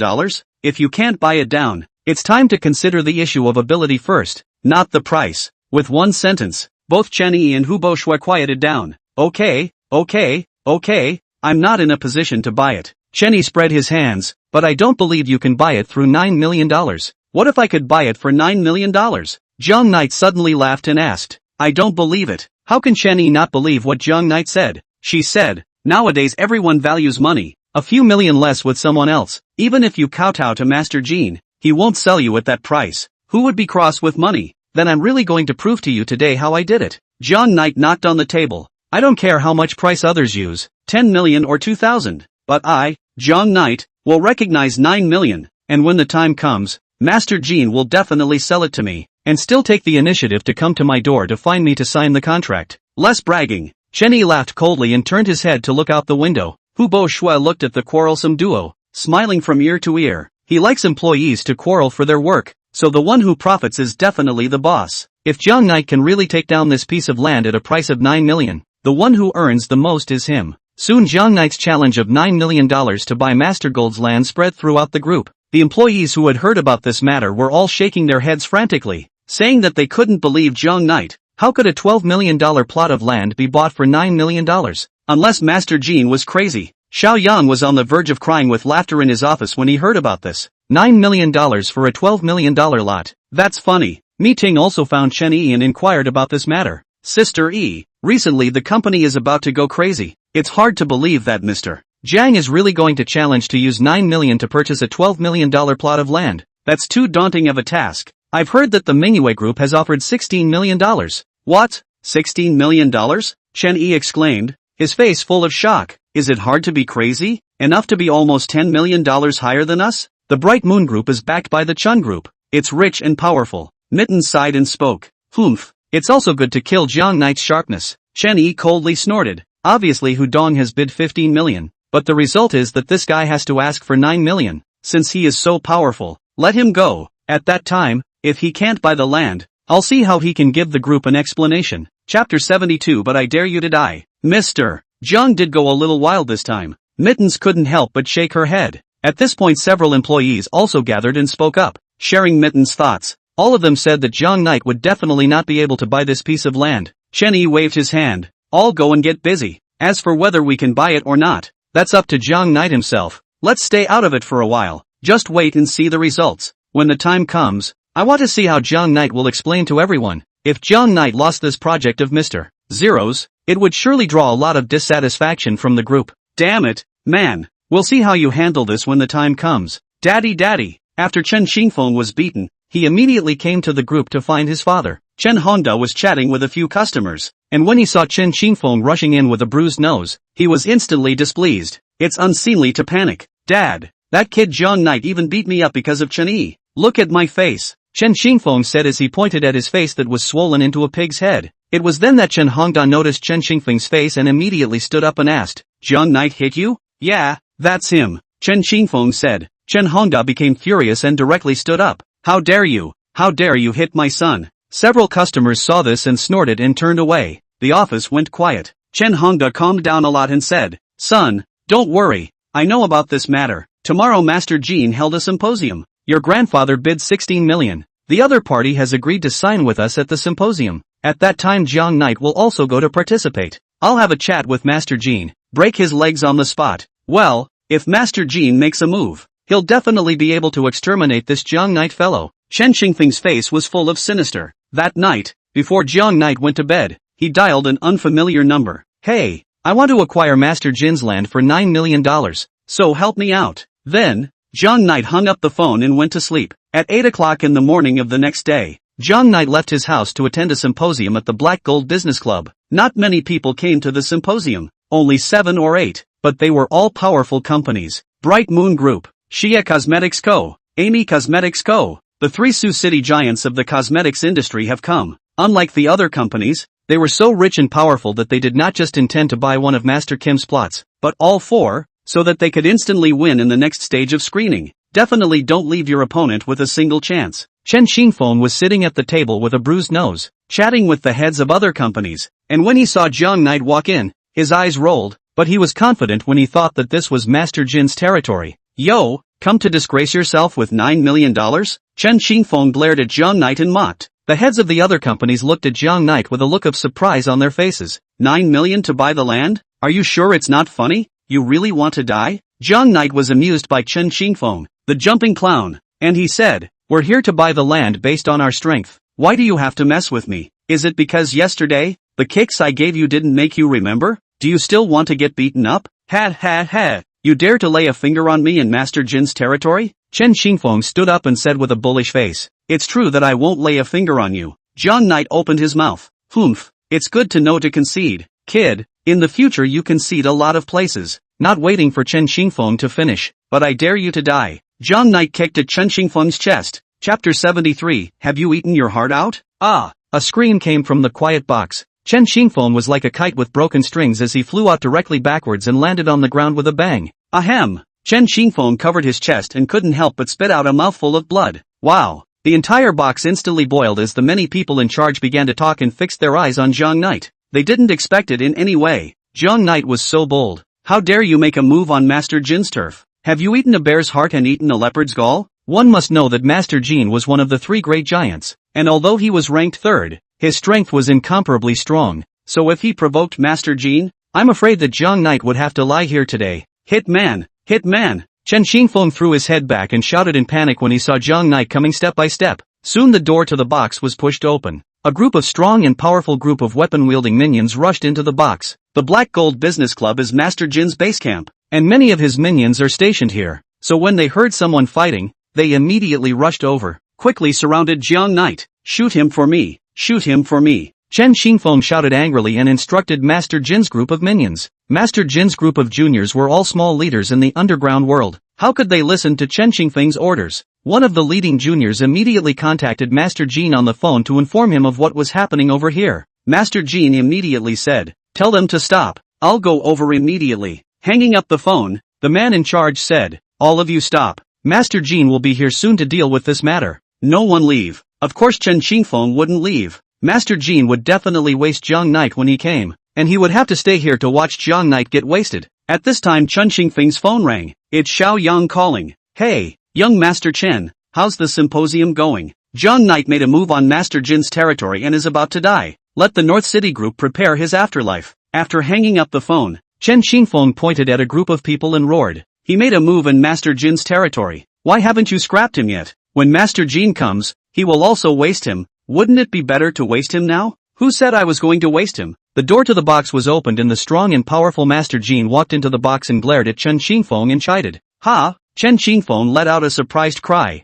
Master Jin, this asshole Jiang Knight, he made a move in your territory. Master Jin, why didn't you waste him? Pow! Master Jin went up and slapped Chen Xingfeng in the face. Originally, Chen Xingfeng was a pig's head, and this slap made his face swell up even more. It was unbearable. Mr. Jiang, but my old Jin's benefactor, if you dare to fart again, I'll get you killed. Master Jin rebuked. After looking at Jiang Knight, instantly changed his face, bowed and bent his hands to grab Jiang Knight's palms, and spoke. Mr. Jiang, so it's you. You said it earlier, the land contract is ready for you. When do you plan to sign? Chapter 74, Jiang Knight causes great trouble. Master Jin, you clearly promised my grandfather that you would sign the contract for our Chen. Chen Xingfeng was confused and immediately yelled. Seeing Chen Xingfeng speak again, Master Jin grabbed the stick of one of his men and rushed at Chen Xingfeng for a while, hitting Chen Xingfeng wailing and screaming. I was wrong. Don't fight. Don't fight. Chen Xingfeng immediately begged for forgiveness, even kneeling on the ground,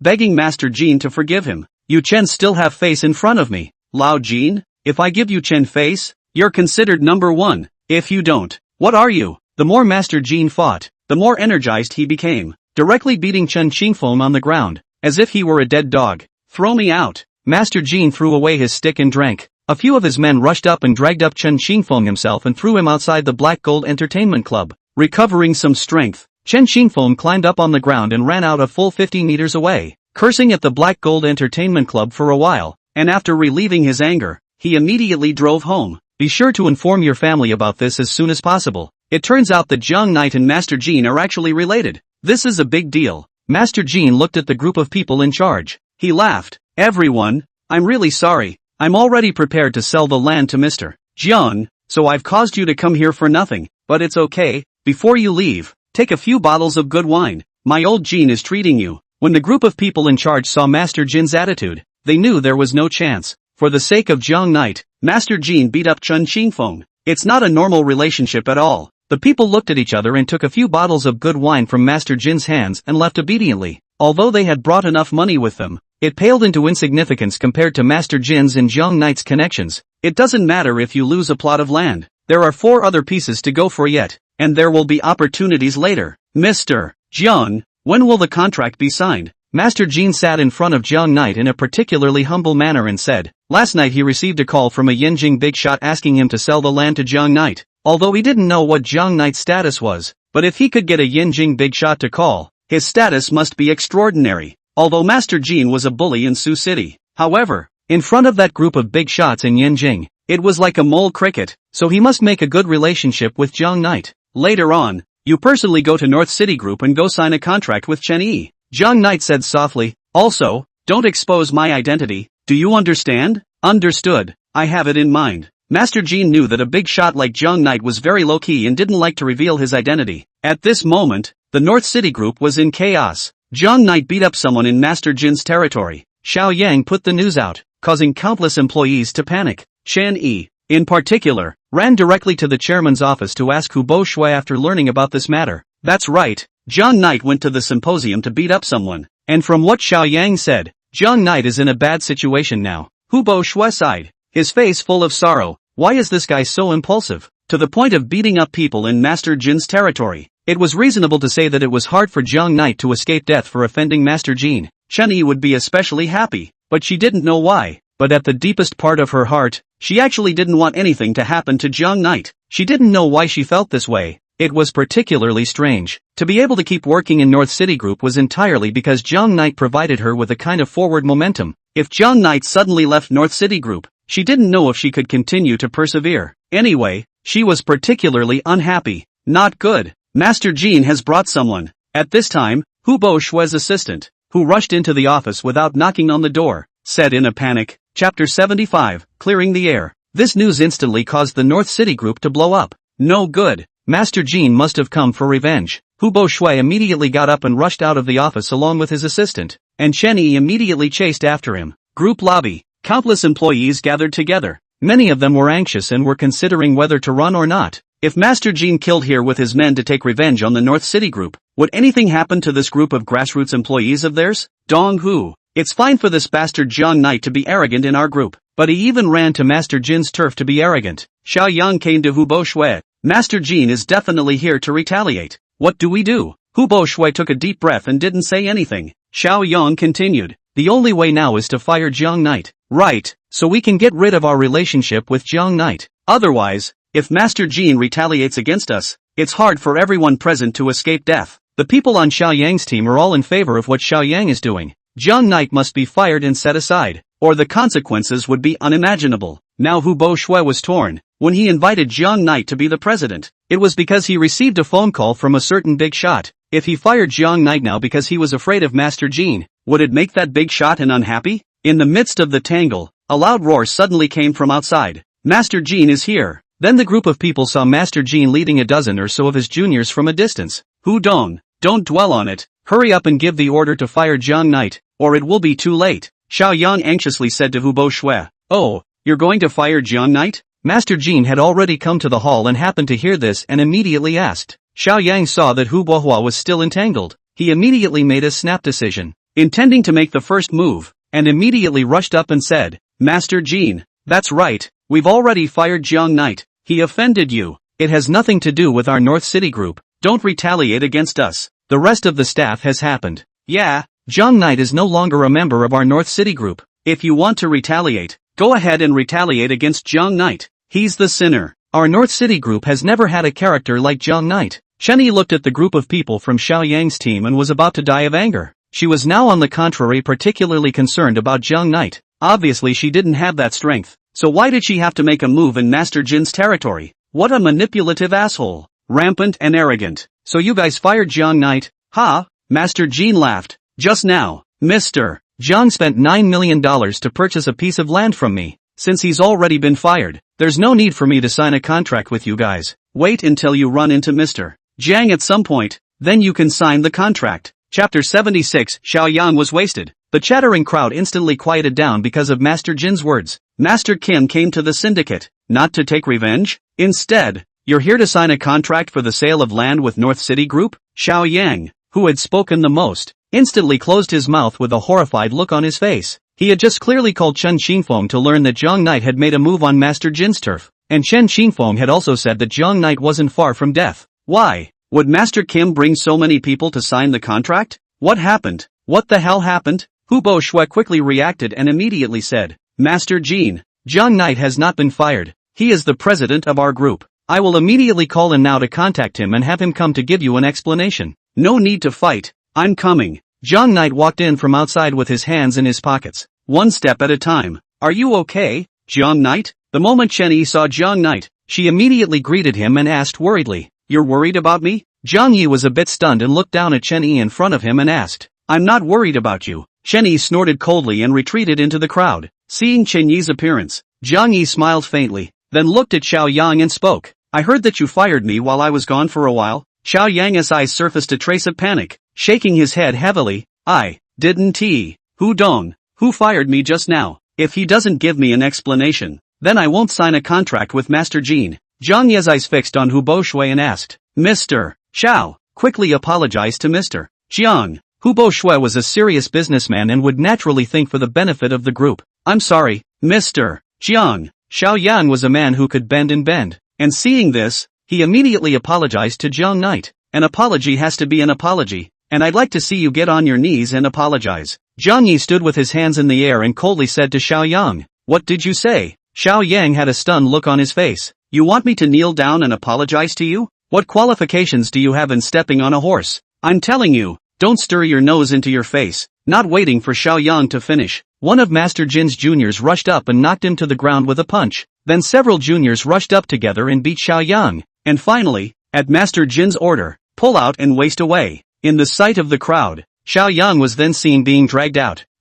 Soon, a miserable scream came from outside as Xiao Yang was wasted, become disabled for life. Hiss, the crowd sucked in a breath of cold air. It's all shocked. However, why would Master Jin help Jiang Knight against Xiao Yang? Ms. Chen Yi, this is the plot of land of the artificial lake. Sign it. Master Jin didn't forget the business, took out the contract and handed it to Chen Yi and opened his mouth. Chen Yi was confused, holding the carbon pen. For a moment he didn't know what to do, and finally looked at Jiang Knight. What's the point of wasting words? Just sign it. Jiang Knight opened his mouth. Hu Bo Shui also urged on from the side. Just like that, Chen Yi signed this contract in a haphazard manner and became a great contributor within the group. Jiang Knight, on the other hand, smiled gently, turned around and entered the elevator, returning to his office. Chapter 77. The convinced Chen Yi. The land next to the man-made lake was eventually taken down, and still for $9 million. This caused countless people's minds to conjure up Jiang Knight's figure. No one had previously believed that Jiang Knight would buy a high-priced plot of land at this low price, but he just did it. After signing the contract, Chen Yi immediately came to Jiang Knight's office. Jiang Yi was lying on the sofa sleeping, squinted his eyes at Chen Yi and asked, Going into my office? You don't know how to knock, do you? How did you do that? Buy the land for $9 million?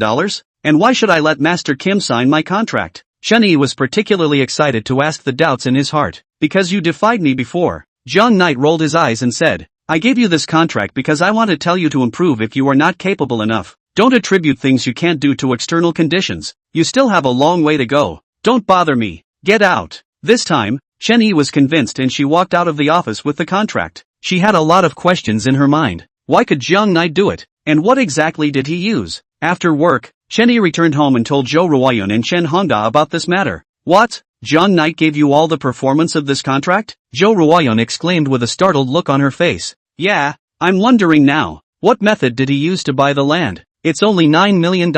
It's completely below the market price. It's simply impossible. Does Master Jin dislike money that much? Chen Yi really couldn't figure it out and frowned tightly. In the next moment, she suddenly saw the Audi keys on the coffee table. Her eyes narrowed, and she immediately grabbed for the keys. Originally, Jo Ruoyun wanted to stop it, but she couldn't catch up with Chun Yi's speed. Mom and Dad, whose car keys are these? Jo Ruoyun stammered, not knowing how to go about explaining, and because of her nervousness, she had forgotten all the reasons she had given before. It was bought with $1 million, given by Guofeng. On the side, Chen Hongda explained. Yeah, Mom? Chen Yi looked at Jo Ruoyun with some disbelief. Jo Ruoyun took a deep breath, adjusted her emotions, immediately snatched the Audi keys, puffed out her chest and raised her head. That's right, it's the one we bought with Guofeng's money. Why, can't it work? I've worked so hard for so many years, and I still can't drive an Audi? Seeing that Jo Ruoyun was a bit angry, Chen Yi believed it and said, no such thing, Mom.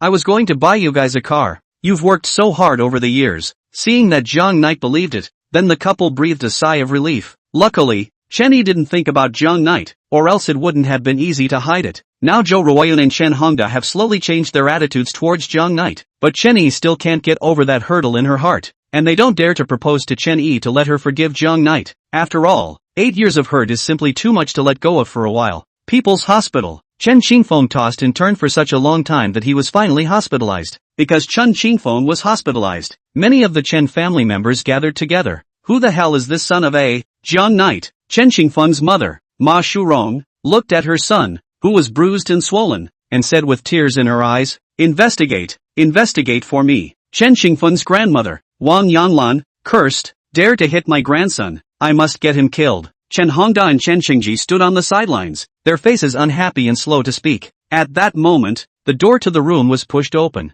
Chen Honghai, the second son of the Chen family, walked in, looked at Chen Qingji, and said, Dad, the investigation is clear about Jiang Knight's relationship with Master Jin. Chapter 78, President Xiao, reduced to a beggar. What relationship? Chen Qingji and Chen Hongda asked in unison. Chen Honghai's face was a bit ugly as he said, back then, Master Jin had suffered from a disease that almost killed him, and was saved within Jiang Knight's mother's medical center, and it was based on this favor that he helped Jiang Knight so much. What medical center? How come I don't know about this? Chen Qingji asked with a frown on his brain. The Jiang Family Medical Center, the one on Tulip Road, Chen Honghai explained. The Jiang Family Medical Center. The Chen family is all too familiar. The asshole kid who defiled Chen Yi back then was the son of the Jiang Family Medical Center's owner. In other words, Jiang Knight is the asshole kid who once defiled Chen Yi? Chen Qingji was the first to react and immediately asked. Yeah, that's him. Chen Honghai nodded in agreement. It's bad luck for the family. It's bad luck for the family. Wang Yanlan angrily shouted a few times from the side. Chen Yi, this dead girl, how dare she let the man who defiled him beat her own cousin? Do you still want to lose face? Qingji, what are we going to do? Are we just going to watch that crazy Jiang Knight do whatever he wants? Of course not. Chen Qingji narrowed his eyes. Master Ji owes Jiang Knight's mother a favor. Not Jiang Knight. He sold such a valuable land to Jiang Knight at a low price this time. The favor is considered repaid. Next, Master Jin won't be helping Jiang Knight. Dad, I have an idea. Chen Honghai said from the side. Let's not deal with Jiang Knight for the time being, but rather deal with Chun Yi's family of 3. Master Jin might help Jiang Knight, but he definitely won't go and offend us for Chun Yi's family. After all, our Chen family isn't a dry meal in Sioux City. These words made the crowd look at each other and nod one after another. They thought what Chen Honghai said made perfect sense and immediately agreed to come down. In one night's work, the relationship between Jiang Knight and Master Jin spread throughout Nanhai City. Everyone didn't expect it. Master Jin had almost died once, and it was Jiang Knight's mother who saved him, and now Master Jin had returned the favor to Jiang Knight. Chen Yi didn't go back to the villa last night, and after waking up early in the morning, he came to the living room and just sat down. Chen Hongda spoke. Daughter, have you heard that Master Jin's relationship with Jiang Knight has been clarified? What relationship? Chen Yi immediately asked. Chen Hongda took out his cell phone and said, this is from a friend of mine. Master Jin was once saved by Jiang Knight's mother, and now he is helping Jiang Knight so much that he is returning the favor. I thought it was Jiang Knight's own relationship, but it turned out to be the connections that his mother had made before. No wonder, so it's related to Master Jin. Chen Yi remembered. No wonder Jiang Knight had chosen the land next to the artificial lake. It turns out that his connections allow him to buy land at a low price, and I'm sure that Mr. Zero's party earlier was also using this layer of Master Jin's relationship. After having breakfast, Chen Yi came to the group. At a glance, she saw Xiao Yan lying on his back in front of the group's entrance. She covered her mouth with both hands. Her face was full of shock. The current Xiao Yang was in a sorry state with his legs ruined and his hair in a mess. Once that spirited Xiao Yang, so became a down-and-out beggar. It's pretty incredible, when you think about it.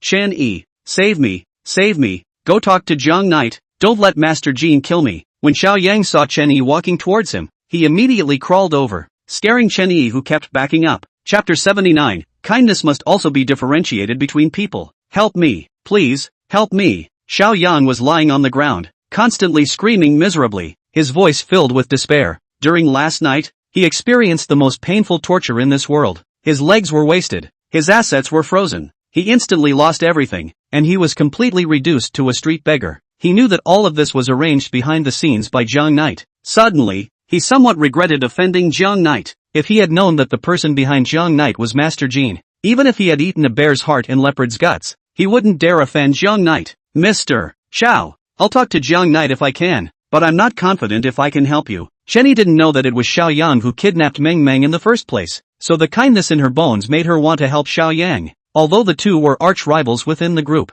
they shouldn't be reduced to beggars. You're going to help someone who wants to destroy you? That's not how kindness works. At this time, Jiang Knight's voice came from behind. Chenny looked back and said to Jiang Knight, Mr. Xiao is quite pitiful, otherwise let him go for once. Now that he's become like this, there's no way he can threaten your position in the group. In this case, it's none of your business. Come with me. Jiang Knight tugged Chen Yi's arm and directly strutted into the group, throwing Xiao Yang onto the street. Don't you drag me. Chen Yi frantically resisted, and in the end, she directly shook off Jiang Knight's arm as she said, Jiang Knight, I'm not blindly kind. I'm just worried for your sake. And even though you have Master Jean as a backer, you also said before that favors can't be used all the time. Last time, when we entered the banquet, you were looking for Master Jin's connections, right? Yesterday, you bought the land and used Master Jin's connections. Don't you think that if Master Jean doesn't help you someday, do you still have a foothold in Sioux City? At those words, Jiang Yi suddenly slowly walked towards Chen Yi. This action scared Chen Yi, who kept going backwards.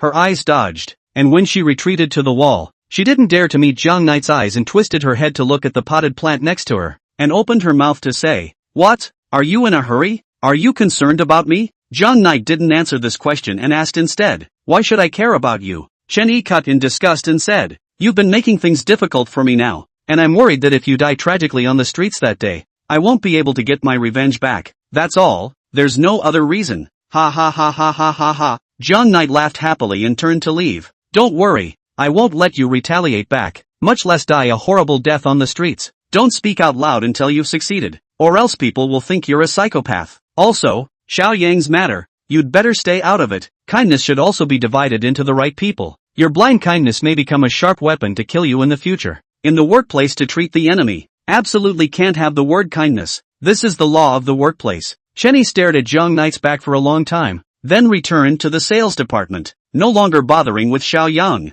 Jiang Knight had just walked to his office when Hu Buoxue walked into the office. He spoke seriously. Jiang Knight, it's not good. Chapter 80, a plot of land with no means of purchase. What's wrong? Jiang Knight saw a hint of anxiety on Hu Buoxue's face, so he opened his mouth and asked, We were the first to acquire a piece of land, and the Bright Moon Group has united with many cosmetic companies to request that we temporarily withdraw from the acquisition of the land, and not allow us to continue acquiring the other 3 pieces of land. Hu Buoxue told Jiang Knight about this matter. They can't afford to play here? The corners of Jiang Knight's mouth rose as he said, In itself, there are 5 plots of land and 5 slots. If we acquire 3 of them, then we'll take up 3/5 of the chances. So since we can increase the success rate, why don't we do it? No, it's 4 places. Hu Buoxue spoke up. There's no way to acquire that piece of land near the Yaoyang nursing home. There's a group of veterans living there and many of them hold high positions. They don't agree with the construction of a factory nearby. No one dares to move. How about this lot? Jiang Knight was suddenly interested. A particularly good and exceptionally good location.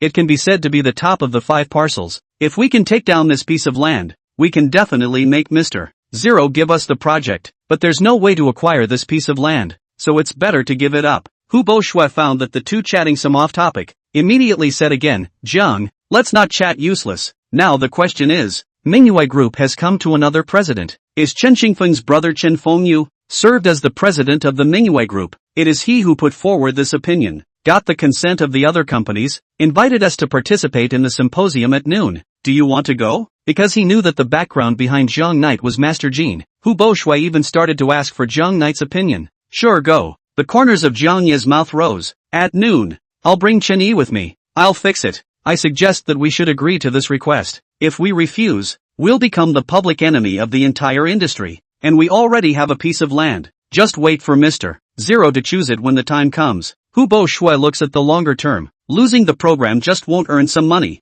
It's very difficult to survive if you become the national enemy of the industry. I know in my heart how to fix it. Jiang Knight smiled and said, don't worry, you'll definitely be satisfied with the results. With such a sentence from Jiang Knight, Hubo Shui left at ease. Jiang Knight took out his phone and dialed old 5, asking, the retired military personnel living in the Yaoyang nursing home, help me investigate them. What are those ranks? And, what's their temperament like? No need to investigate. I know. The old 5 spoke. There are a few heroes who have participated in the war against Japan, and the remaining ones are all soldiers who have made great contributions. As for the temperament, each one has a different temperament. Some are good and some are bad, and they are all very old. Some are hard of hearing, some are not good at talking, and there are others who often run around. Anyway, it's a group of old codgers, and it's a great test of patience to get along with them. Okay, I got it. Jiang Knight hung up the phone and a small smile appeared on his face. Chenny also heard about the symposium and immediately came to the office to find Jiang Knight and asked, Symposium, are we going to attend? Sure, go, but it's me who's going by myself, and you won't have to. Jiang Knight thought for a brief few seconds and replied. Chapter 81, Chenny explodes. Why? Chenny asked with a face of incomprehension. After my careful consideration, it is now not appropriate for you to be in charge of this program. Jiang Knight said, I'm going to transfer you to other projects. Do you know about the Yaoyang nursing home? One of the staff inside went back home to visit his family. Now the nursing home lacks a cleaner. You go as a laborer. It should take about 15 days, and the salary will be paid by the group as usual. What do you mean? Chenny was completely confused and looked at Jiang Yi with a surprised face. The land had just been acquired and the project was still progressing well, and it turned out that she would be put forward for this project at this critical moment. And having her clean up at a nursing home seems like some deliberate targeting. It means that in the future, you won't have to be in charge of this project. I'll be in charge of it, and I'll find a way to acquire the remaining 3 plots of land. And as for you, go to the nursing home to work as a servant, and wait until the project is completed, and then you'll come back. Jiang Yi lowered his head and said without even looking at Chen Yi, rumble. At that moment, Chen Yi was like a thunderbolt, and his head instantly went blank. Jiang Knight, I've been the one working on this project. Why did you kick me out after acquiring a piece of land? Are you worried that after getting the project in Mr. Zero's hands, Dong Hu will assign me a vice president? Chen Yi subconsciously floated this idea in her mind, thinking that Jiang Yi was targeting her. Put. Jiang Knight instantly laughed. Chen Yi, you're being made to laugh into it? The first piece of land. I used my connections to acquire it, right? Does it have anything to do with you? Even if this piece of land was purchased by you, we wouldn't necessarily be able to get Mr. Zero's favor. So there's a vice president? These words made Chen Yi more or less embarrassed. She gently bit her lip and opened her mouth. Although Master Gold's land, you purchased it through a relationship, but our team also put in effort. I've been running around in the wind and sun. As a result, you directly kick me out of the game. It's not appropriate, right? Effort? I don't see what you're trying to do. Jiang Knight lit a cigarette, tilted his head and took a drag. Spoke. Remember the words Chen Yi. Effort without result is blind work. And in the workplace, every boss will value the result. You can bring profit to the group. Your effort is valuable. But after you failed once, you ran back to ask for money for the group. And, as a salesperson, the most emphasized thing is patience. The patience that you must have to tangle with a customer until the sea runs dry. The sun and the moon are gone, so that you can be successful. And when you get rejected by a customer once, you come running back to raise your money? What am I going to use you for? An employee who can't even keep a price down? These words described Chenny as worthless and aggrieved and full of anger as she asked, Jiang Knight, aren't you relying on the connections your mother made back then to be able to take down the Golden Master's land? In my opinion, you don't matter either. Also, your habit of bumping heads with the leader needs to change. Jiang Knight pinched out the cigarette. I'm your leader. What I say is what I say. Don't give me any nonsense here. I don't have time to babble with you so much. Now you can pack up and go to the nursing home as a servant. I'm quitting. I'm quitting. Chenny finally exploded, uttering a sentence he hadn't uttered in a long time. Chapter 82, Aggrieved. Had enough. Chenny has really had enough. Before it was just difficult, but now it turned out to be a deliberate target. If she still stayed in the North City group, sooner or later one day she would be angered by Jiang Knight. The best way is to resign and quit, not to suffer from Jiang Knight's anger here. Great, great. Jiang Yi suddenly stood up, happy as a child, causing Chen Yi to be confused. After that, Jiang Knight immediately ran to the side of the bookcase, and in the drawer, drew out 2 contracts, and then called the Human Resources Department to have an employee send a resignation report. And then he came to Chen Yi and shoved the pen into Chen Yi's hands. Sign it quickly. In that case, not only will you have to pay $30 million for breach of contract, but you will also give me custody of Meng Meng. Zhang Yi licked the corner of his mouth with the tip of his tongue and said to Chen Yi with excitement, Hey,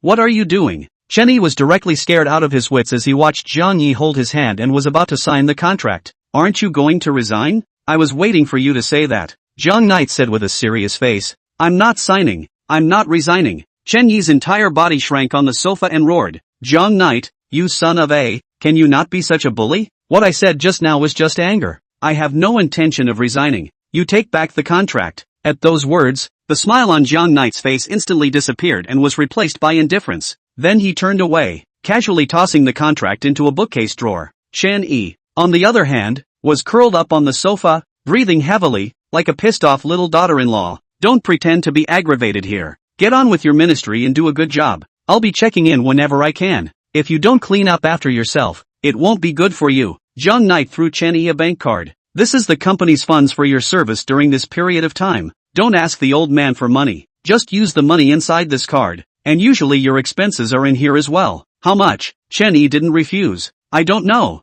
There must be 100,000 or so. Zhang Knight did some math. For this retreat work, you'll probably need a few tens of thousands of dollars, and the rest of the money will be taken as the group's subsidy to you. Got it. Chen Yi replied softly, then took the bank card and left the office. Standing in the elevator, she looked down at the bank card in her hand. Her nose was sore. In front of several colleagues directly in tears. No matter how the surrounding colleagues to comfort, she only said she was fine. After leaving the group, Chen Yi returned home and gave Zhou Ruoyun his bank card. Mom, there's about $100,000 in this bank card, so take it, Chen Yi said. During this period of time, instead of going to work at the North City Group, I went to the Yaoyang nursing home to work as a servant? Why? Why did you go to a nursing home as a laborer for a good reason? Zhou Ruoyun couldn't help but exclaim in shock and immediately asked. Wow, Mom, I'm so tired. Chen Yi couldn't control it and directly fell into Zhou Ruoyun's arms and cried out, especially miserable. Chapter 83. Things are not that simple. What's wrong with you,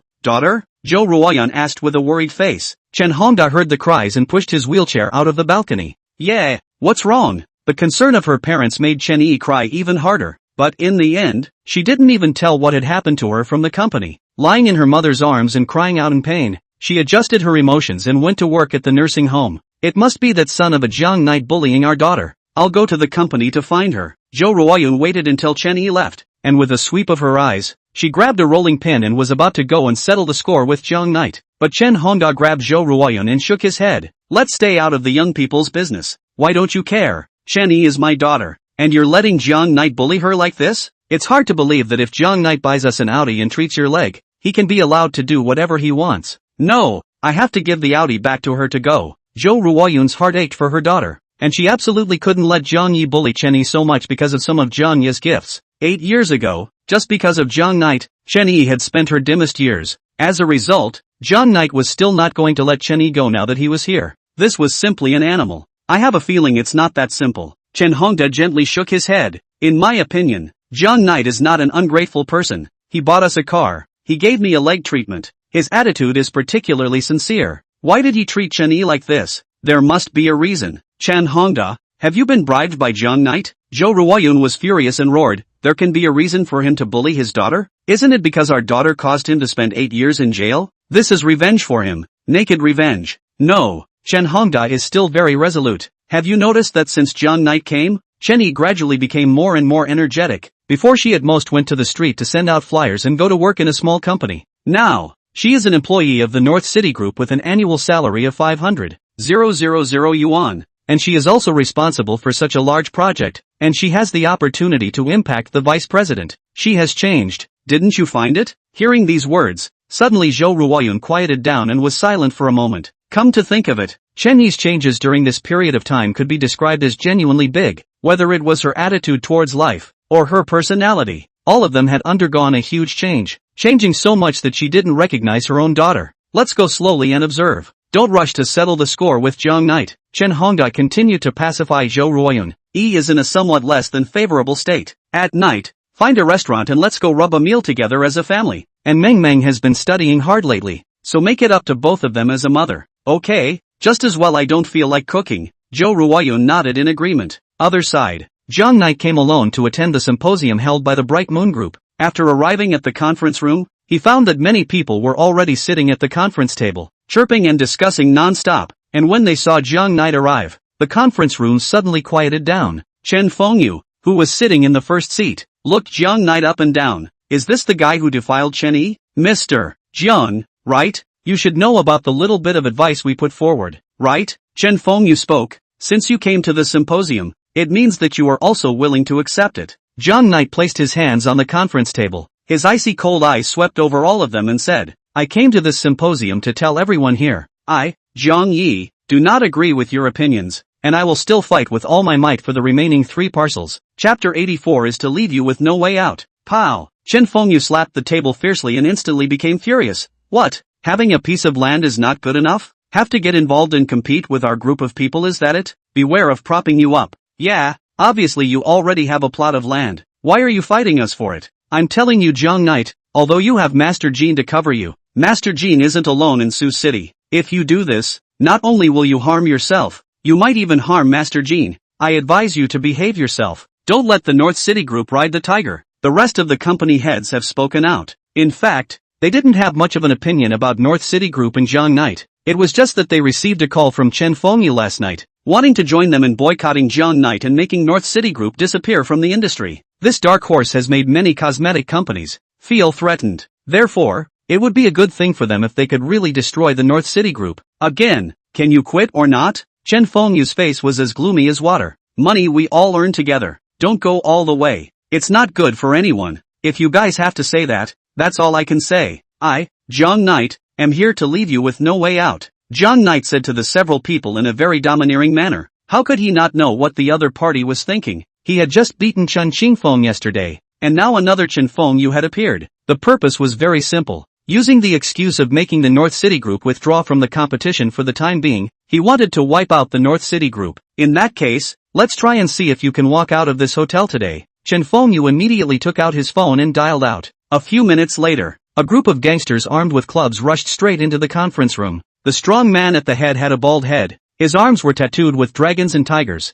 His muscles were very strong. He opened his mouth and said, Jiang Knight, you're the little brother that Master Jean covers, aren't you? Coincidentally, I'm covered by Brother Black Dragon. Can you give me face and not continue the competition? Black Dragon, one of the 3 giants in the underground world of Suzhou City, ranked second. His strength is above Master Jean. A group of company heads quickly looked at Chen Fengyu. They were full of surprise. How could they not expect that this guy was so ruthless that he pulled out the Black Dragon? This time Jiang Knight should be honest. After all, Master Jean was not as powerful as the Black Dragon in Sioux City. Black Dragon? Jiang Knight was disdainful. I've never heard of it. If there's anything, let him come and talk to me in person. What are you talking about? The bald man, Huang Huiyuan, had his eyes glazed over. He really didn't expect Jiang Knight to be so unforgiving. I said, I don't care if I'm a black dragon or a black bug. I'll do my best to fight for these 3 pieces of land. You guys give me a fair fight. I don't have a problem with that. If you guys like to use underground world tactics, then I'll have a good time with you.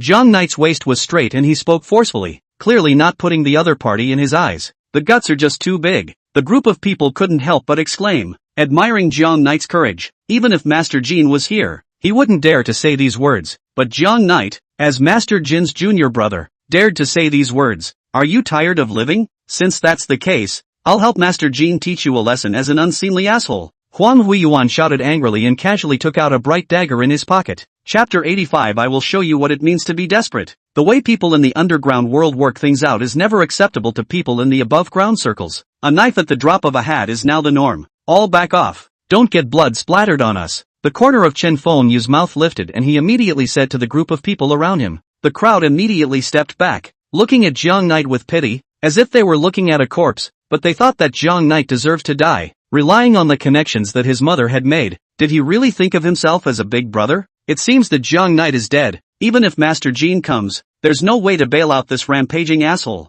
Brat, die for me, Huang Huiyuan coldly shouted, raised the dagger to stab at Jiang Knight's stomach, striking viciously and decisively, completely disregarding whether it will kill people. After all, their hands are stained with blood. Killing a person, to pinch the death of an ant is simple. Bang! However, a change of heart occurs, only to see Jiang Knight quickly raise his fist and directly blast Huang Huiyuan's chin.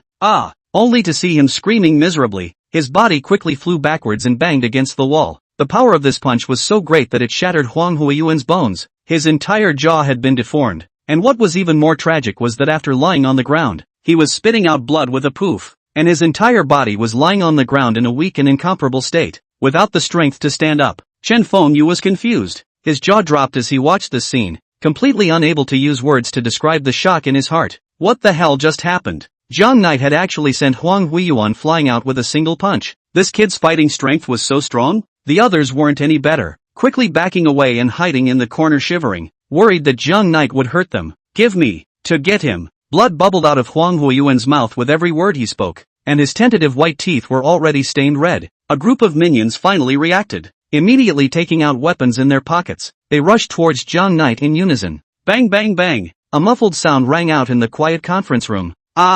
Then came the screams of a group of people. In just a few seconds of work, a group of people were like 100 flowers blooming as they all flew out backwards with Jiang Knight as the center of the circle. Bang, bang, bang. After landing, they didn't have the strength to continue fighting with Jiang Knight and lay on the ground screaming miserably. Jiang Knight shrugged it off and stood with his arms folded. That's it? That's it? These two words made Chen Fengyu sit on his butt on the bench. His face was as pale as paper, as if he was suffering from an illness, and his eyes were filled with a strong look of shock as he looked at Jiang Knight, completely stunned. So strong, this criminal just released from prison. So strong. Originally, Chen Fengyu had replaced Chen Xingfeng as the president because he wanted to take credit in front of his grandfather, and spent hundreds of thousands of dollars to find Black Dragon's minions. But as a result, not only did he fail to destroy Jiang Knight, but he was beaten by Jiang Knight. Tell you what, if it's a fair fight, I have no problem with it. If you continue to play underworld tactics, well, then, feel free to come. I will show you what it means to be desperate. Jiang Yi threw down these words and turned around to leave in a particularly dashing manner. Chapter 86. The conference room suddenly went quiet. Chen Fengyu sat on the bench for a long time without reacting. The shock that Jiang Knight had just given him was too great. A man, unarmed, instantly knocking down a dozen dagger-wielding punks. Get me to the hospital. Huang Huiyuan, who was lying on the ground in a weakened state, let out an angry cry. These words reminded Chen Fengyu. Immediately called 120, arranged for Huang Huiyuan and others to be hospitalized, and also paid the group's medical bills, after which he returned to the Chen family, and told Chen Xingji, Chen Honghai, and Chen Hongtao about these things. What? Chen Honghai's brain frowned. Jiang Yi defeated a dozen of Huang Huiyuan's men by himself, and still put them down instantly? Yes, I watched it with my own eyes. Chen Fengyu's head nodded like a chicken pecking at rice with a serious face. Hiss. The three of them sucked in a breath of cool air, and a look of surprise appeared on their faces. This guy spent 8 years in prison. He must have gotten beat up a lot. It's not unusual for him to get into fights. Soon Chen Hongtao thought of something and spoke. It can only be said that Huang Huiyuan's group of people are not as skilled as others. It can't be said that Jiang Knight is too strong, now that he has offended the Black Dragon. Even Master Jin can't protect Jiang Knight. That's right. Chen Chengji nodded. The Black Dragon's overall strength is too much stronger than Master Jin's. If the Black Dragon is bent on getting Jiang Knight killed, Master Jin, no matter what he says, after all, he's a big shot on his side. He won't take his life to protect Jiang Knight for a favor. Chen Fengyu asked, doesn't it mean that we don't need to care about the rest? Chen Honghai nodded his head. Son, you're right. Huang Huiyuan is Black Dragon's beloved.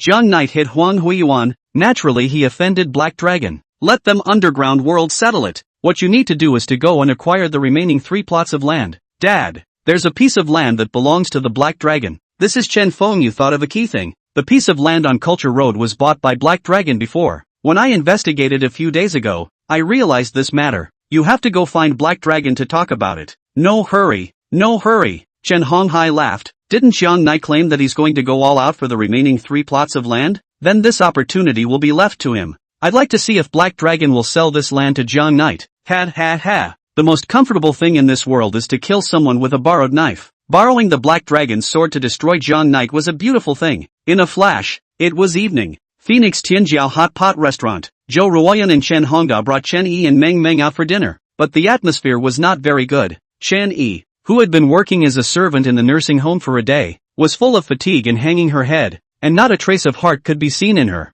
especially the tightly wrinkled brow, which told Chen Hongda and Zhou Ruoyun that she was very intolerant of working in the nursing home. Zhou Ruoyun said, Daughter, if it really doesn't work, Let's just resign and quit and not suffer from this. Yeah, did something unhappy happen at work? Chen Hongda didn't dote on Chen-yi like Zhou Ruoyun did, but asked the other party what was bothering him. Chapter 87, Little Yellow Hair. I'm so bored. Chen-yi was particularly frustrated and complained. Today I went to work at the nursing home, and I was particularly unhappy. I just went to work. A group of them had to chat with me, and also taught me to play chess. The key thing is that, when I talk to them, I can't even hear them, and I need to repeat a sentence for more than 5 times. And there is an old grandpa with a little bit of dementia, who likes to run around, and it took me a long time to find them back. By the way, there was also an old grandmother who called me to her room and asked me to pound her back for a whole morning, and she wouldn't let me clean the house. My job is to clean the house. So why should I be asked to do so many things outside the scope of my work? And oh,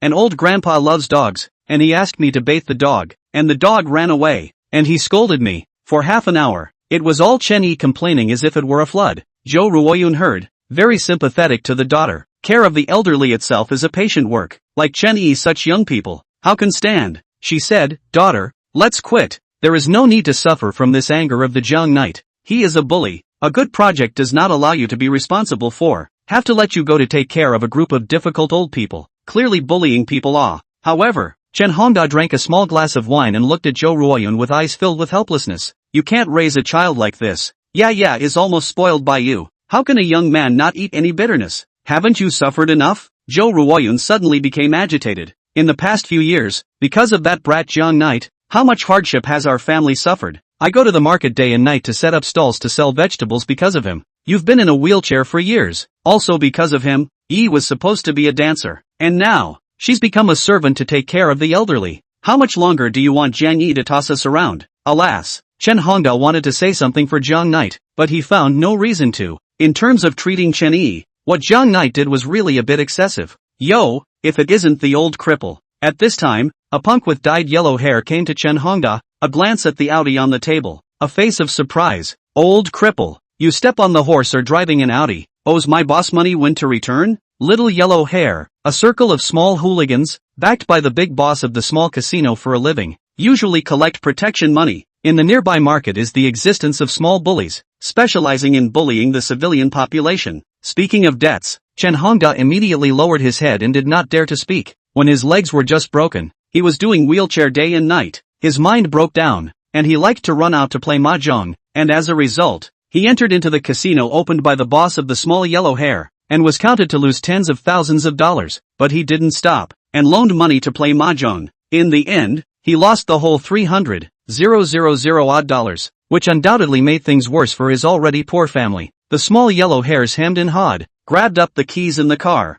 threw directly into the hands of the little brother behind him. Take the car away to the boss. If you want the car, use the money to redeem it back. There is money that is not paid back. To buy an Audi. What an asshole. One of the minions took the keys and turned around. Hey, what are you guys doing? Chen-yi stood up. You're the ones who cheated and counted on my dad to lose so much money. And we've already paid back 50,000 to 60,000, and now you're going to take the car away. What the hell do you want? Yo, isn't this the old cripple's daughter? Getting more and more handsome. I like it. Then little yellow hair reached out and grabbed Chen-yi. Let's go. Go and accompany brother yellow hair to have a drink. Ha ha ha. Chapter 88. Pow. The hand just got over. Chen-yi slapped an ear directly on the yellow hair's face. The small yellow hair itself had been emptied of its body by alcohol and sex, and when it was slapped, its body shook and almost sat on its butt on the ground. Swish swish swish. Countless guests turned their heads to look. Being dumped with a slap in public. Little yellow hair wiped the corner of his mouth with his finger and cursed. Grass mud horse. If you don't accompany me to go to sleep for the night today, I'll get your daughter and crippled father killed on the horse. Saying that, little yellow hair directly went up and grabbed Chen-yi's wrist. Badass. You badass. Meng Meng picked up her chopsticks and frantically knocked little yellow hair's arm with a fierce look on her face. Don't touch my mom. Don't touch my mom. Get out of my way. Brat. Little yellow hair threw his arms around and directly threw Mo aside. Mo. Seeing this, Chen-yi shouted and turned his hand to whip little yellow hair, only to have little yellow hair snatch a step ahead of him and slap him hard on Chen-yi's face, directly whitening Chen-yi's eyes and sitting his butt on the bench. Zhou Ruoyun, while taking care of Meng Meng, saw Chen-yi being beaten, and immediately became angry. Are you guys still being reasonable? Does anyone care anymore? Zhou Ruoyun shouted at the group of waiters. The waiters looked at each other, not daring to step forward to stop them, Soon the manager of the hot pot restaurant quickly ran and opened his mouth. Brother Yellow Hair, calm down, don't fight. I'll give you guys a free bill today, and I'll send you a few cases of good wine. It's amazing how the tried and true methods of the past don't work anymore. The little yellow hair picked up a bottle and pointed at the manager and cursed. Stand there for me, don't move or I'll get you killed. The manager was scared too. The punks hadn't hit hard enough. Stinking woman. It's your good fortune that old man has taken a liking to you. Come with me. Little yellow hair grabbed Chun-Yi's hair and directly yanked him up from the sofa. I'll spell it out for you. With a force, Chen Hongda directly stood up from the bench, grabbed the beer bottle and rushed to smash on the little yellow hair. Little yellow hair's head tilted, directly dodging the beer bottle's attack, with a surprised look on his face. Crap, you're not a cripple, are you? I'll spell it out for you. In order to guard his family, Chen Hongda finally stood up and directly pounced on little yellow hair, physically fighting together. But Perennial did not stand up. Violently stood up, legs have no strength. 2 rounds were small yellow hair to the sofa. Double fists constantly bombarded the face of Chen Hongda. In a short while, the nose is blue and swollen. Dad! Chen-Yi panicked and immediately stepped forward to stop it. However, just at that moment, a familiar figure suddenly appeared. He grabbed the little yellow hair by the hair and pressed it directly into the boiling hot pot. Ah! A miserable scream resounded throughout the hot pot restaurant. Little yellow hair's face was directly soaked in the boiling hot pot. Screams continued to ring out. He frantically resisted, but he was forcefully pressed into the pot by Jiang Knight, soaking for several seconds. After yanking it out, his face had been completely disfigured. The whole face melted together and looked particularly gruesome. Click, click, click. 2 consecutive sounds of bones breaking. Little yellow hair's legs were all ruined, and he was thrown to the ground as if he were a dead dog. Ah! Help! The little yellow hair covered both faces and rolled on the ground. He was now somewhat worse than death. His face hurt, his legs hurt. He screamed twice and fainted. Little yellow hair's group of minions glanced at each other and quickly fled. Are you okay? Jiang Yi looked at Chen-Yi with concern and asked. Chapter 89. I'm going to kill him. When Chen-Yi saw that the person coming was Jiang Knight, her fearful heart unexpectedly gradually quieted down. After gently shaking her head, she immediately went to look after Chen Hongda. I'm fine. Chen Hongda shook his head and stood up directly on the sofa. Dad, your leg? Chen-Yi's eyes were dull, devoid of the previous aura and filled with a strong color of doubt. Go home and I'll explain it to you, Chen Hongda said. Let's go home. 20 minutes later, the family sat in the living room. Chen-Yi was cloaked. The slap marks on her face were extremely obvious. Not a trace of life could be seen in her eyes. She only knew to hold Meng Meng in her embrace, obviously not coming back to her senses from the shock she had just experienced. Luckily, Jiang Knight had arrived just in time. Otherwise, the consequences would have been unimaginable. Seeing Chen-Yi's appearance, Jiang Yi was extremely heartbroken and spoke. It's fine, there's no danger with me, and you have the nerve to say, get the hell out of here. Zhou Ruoyun suddenly roared. Jiang Knight, all of this is because of you. Our family is living like this, all because of you. Mom, we don't blame anyone but ourselves. Chen-Yi shook his head, physically and mentally exhausted. Zhou Ruoyun's tears fell as she pointed at Jiang Knight and said, if it wasn't because of you back then, our family wouldn't have been expelled from the family, and Chen Hongda wouldn't have jumped off a building and broken his legs, much less messed with that group of gangsters. It's all because of you.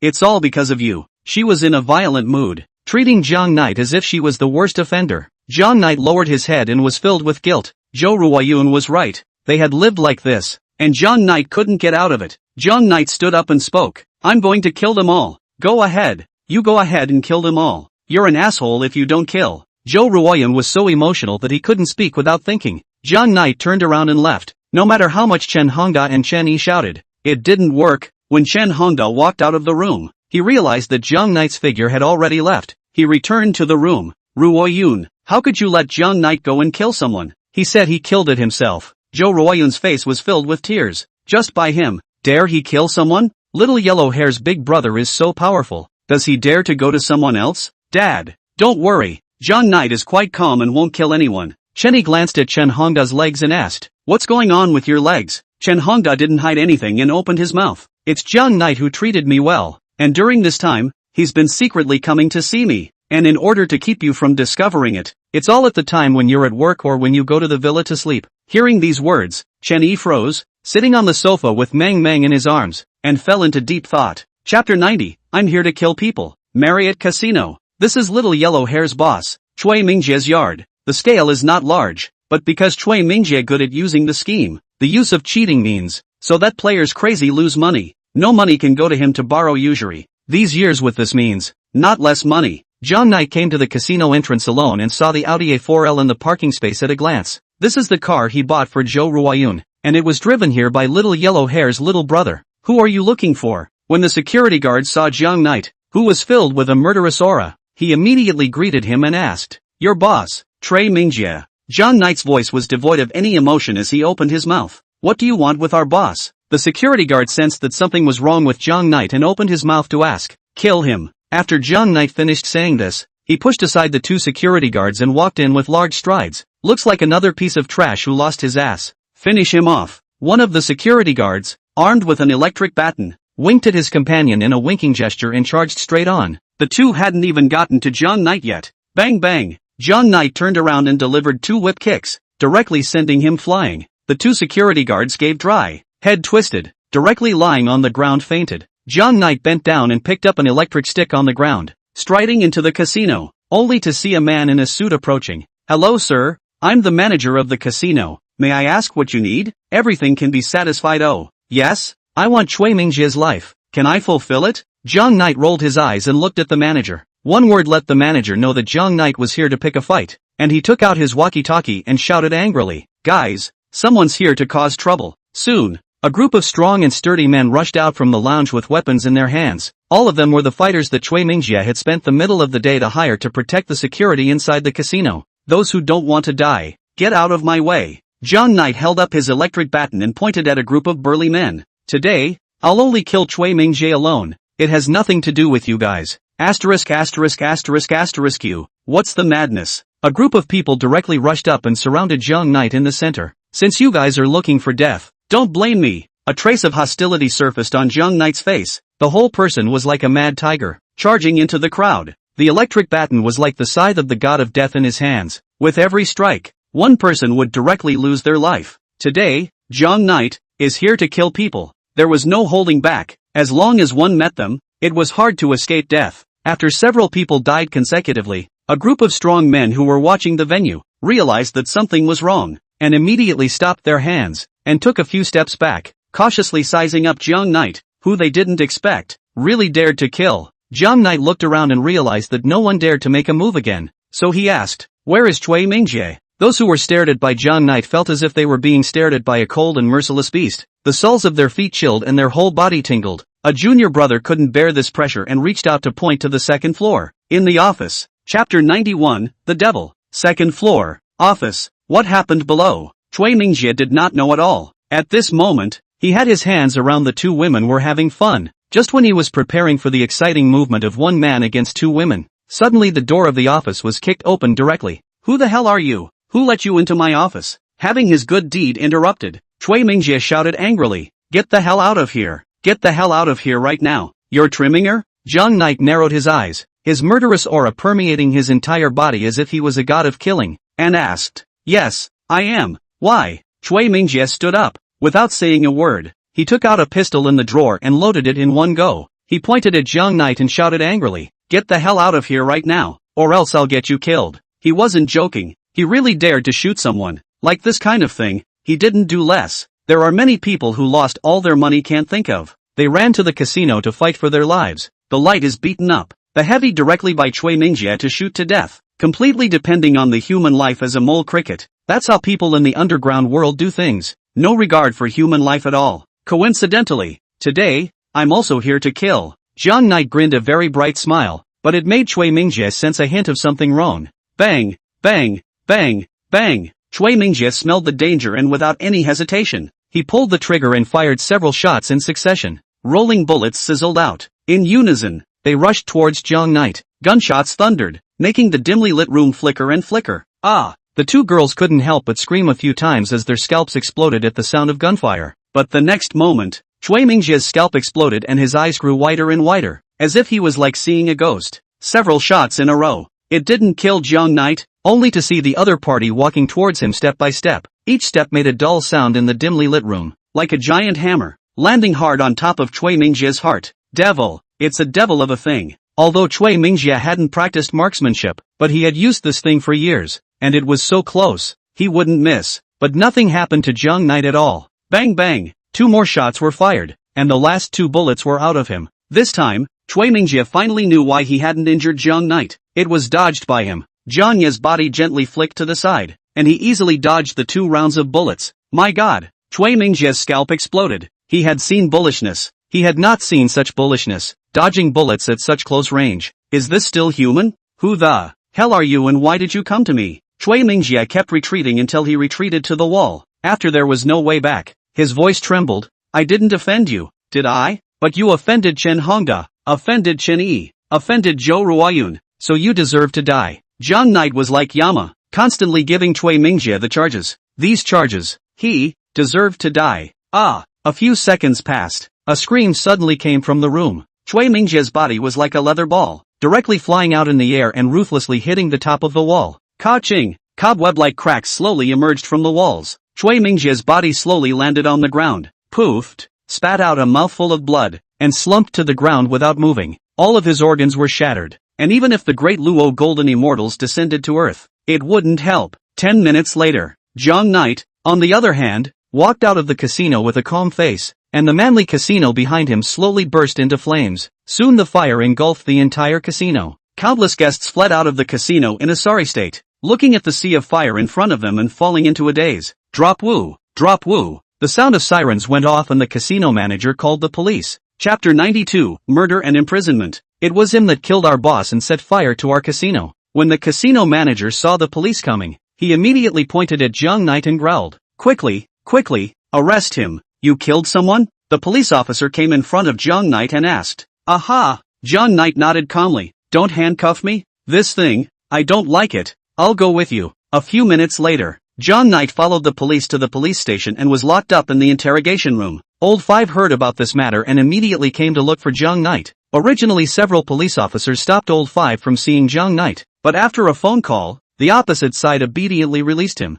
They understood that this man who killed people had a background that was against the heavens. Boss, just let me do this kind of thing. Why did you go by yourself? With a bemused look on his face, Old Five spoke. I'll make the call and ask them to let you out. No, just wait for now. I want to wait for someone to come and rescue me. Jiang Knight looked up at Old Five, a bright smile appearing on his face. Old Five's hand holding the phone trembled gently as he looked up at Jiang Knight, instantly understanding something, and after nodding his head gently, he said, All right, since that's the case, then you can rest here for 2 days. I'll give them a good greeting. Early the next morning, the matter of Jiang Knight's murder spread instantly in the North City group, and everyone knew that Jiang Knight had been arrested for murder. After Chen Yi heard this news, her feet went limp and she immediately took leave from the nursing home, and after returning home, she said to Zhou Ruoyun, Mom, it's not good. Jiang Yi really killed Cui Mingjie last night. What did you say? When Zhou Ruoyun, who was in the middle of brushing the dishes, heard these words, the bowl in her hand directly fell to the ground and shattered. Upon hearing this, Chen Hongda,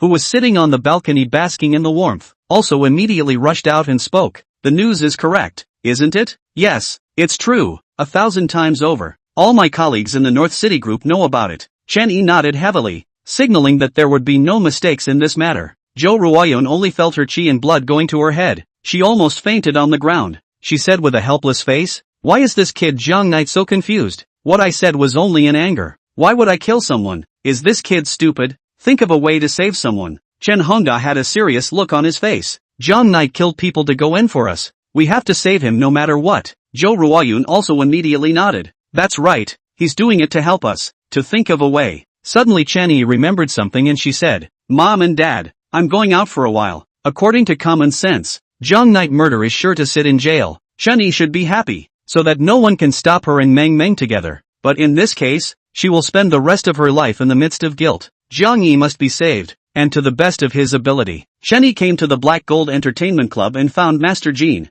Chen Yi, what can I do for you? Master Jean was drinking with 2 friends and asked when he saw Chen Yi arrive. Master Jean, please, save Jiang Knight, he's in jail for murder. Chapter 93, 2 million. You too, you can drink while I go out and say a few words. Master Jean patted the shoulders of his 2 friends and turned around to lead Chen Yi out of the box. Standing in the small garden of the recreation club, Master Jin's face was incredibly serious as he said, Chen Yi, I know about Jiang Knight's murder and imprisonment, but I can't do anything about Jiang Knight being arrested at the scene. After all, I'm just a social mixer and don't have much power to help him. Master Jean, please, save him. Chen Yi's eyes were filled with tears as she said, I can't let him in, please. Bam! With that, Chen Yi knelt directly in front of Master Jean, but before his knees hit the ground, he was immediately yanked up by Master Jean, who spoke. Chen Yi, as far as I know, the two of you have some sort of grudge. It's a good thing for you that he's going in. Ah, why do you still want to save him? One size fits all. Chen Yi gently shook her head. He killed because of a word from my mom. Help me think of a way, okay? No matter what, I have to fish out Jiang Knight. Otherwise, this life our family will live in guilt. Back then, Jiang Knight's mother saved my life. I'll do my best. Master Jean nodded gently. However, I need money to be able to take care of the relationship, so go back and get the money together. How much is more? Chen Yi swallowed a mouthful of saliva and asked somewhat nervously. At least 2 million, I think, and it's quite a lot of work to take care of relationships. It's not a small thing after all, Master Jean said with a serious face. It has to be as soon as possible. If Jiang Knight's matter goes on the system, it will not be easy to take care of. But you have to think about it. Is it worth it to put together 2 million for someone you hate? There's nothing worthwhile about it. He killed someone because of our family. I can't just stand by and watch, regardless of our relationship. He did this to save us, and it wouldn't be on my conscience if I didn't. I look forward to him leaving, but not in this way. After Chen Yi finished speaking, he immediately left. Looking at Chen Yi's back as he left, Master Jean couldn't help but smile as he took out his phone and dialed out. Back home, Chen Yi told Chen Hongda and Zhou Ruoyun about this matter. The husband and wife were silent for a moment, and immediately took out the bank card given by Guofeng, so generous that it made Chen Yi a little surprised. Let's save the man first. We can't owe him anything. Zhou Ruoyun endured the pain and handed the bank card to Chen Yi. This is $1 million. Later on you go and sell the Audi. Also, this card is the money you gave me. It's about $200,000. After getting $1,200,000, Chen Yi came back to the North City Group and borrowed money for Hubo Shui. Hubo Shui of course had no opinion. After all, Jiang Knight had made a great contribution to the North City Group, and immediately gave Chen Yi $800,000. After gathering enough $2 million, Chen Yi once again came to the Black Gold Entertainment Club and gave the $2 million to Master Jean. Surprised, Master Jean asked, "So soon? Get to the rescue." Chen Yi had an anxious look on his face and said, "Master Jean, I'll trouble you. Sure, I'll go make some connections. You go home and wait it out. I'll call you if I hear anything." After Master Jean finished, he took his bank card and got into a big Mercedes and went to the police station. Time is gradually passing. The day passed. Chen Yi still hadn't received a letter from Master Jean. A family of 3, who stayed up all night, were very much suffering in the wait. Early the next morning, Chen Yi finally received a call from Master Jean, who said, "Come, pick up Jiang Knight." Half an hour later, when Chen Yi arrived at the police station, he saw Jiang Knight walking out behind Master Jean. Seeing that Jiang Yi was fine, Chen Yi inexplicably breathed a sigh of relief, then glanced fiercely at Jiang Yi and turned to leave. "Chen Yi, wait for me." Jiang Knight took the bank card in Master Jin's hand and directly chased after him. Chapter 94, Kill one for you now? However, Chen Yi acted as if she hadn't heard Jiang Yi speak, striding forward. Now she was angry why Jiang Yi was so impulsive to go and kill someone. If the bottom of the jail cell sat on the bottom of the cell, their family would surely live in guilt. Now Jiang Knight is fine. She was sort of relieved that she at least didn't owe Jiang Knight anything. "You stand still." Jiang Knight blocked Chen Yi's way and asked, "What? Didn't hear me, did you? Running so fast? Something wrong?" Chen Yi asked as if a layer of frost had covered his face. Although the other party's attitude was cold, but Jiang Knight's heart was warm. He was locked up within the police station. Chen Yi was so anxious to save him, and even put together enough money to get $2 million, not to mention how happy Jiang Knight was. "You went to get the money together for me?" Jiang Knight asked. Chen Yi snorted coldly. "I just don't want us to owe you anything. Don't think too much. The $2 million, then, back to you." Jiang Knight handed over the bank card. "I've already returned the money to Master Jean. Thank you, for trying to get the money together in order to save me. This love of yours, I've remembered it, and will definitely return it." "Who needs you to remember?" As soon as Chen Yi took the bank card, she asked, "Why did you go and kill someone? Do you know that it scared me to death? Are you worried about me?" Jiang Knight asked another frequently inquired question, and a hint of anticipation could be seen in his eyes. "I would worry about you, son of a? I'm just worried that if you kill someone, will our family be jointly and severally liable? Right now I can't wait for you to die." Chen Yi's mouth was unforgiving as she said with a cold snort. Jiang Yi followed behind Chen Yi and returned home, and on the way, he purchased many supplements. "Jiang Knight, are you alright?" Chen Hongda was thrilled to see Jiang Knight come out, and Zhou Ruoyun's face did not look good, but her heart was still much more relaxed, and when she went to look closely,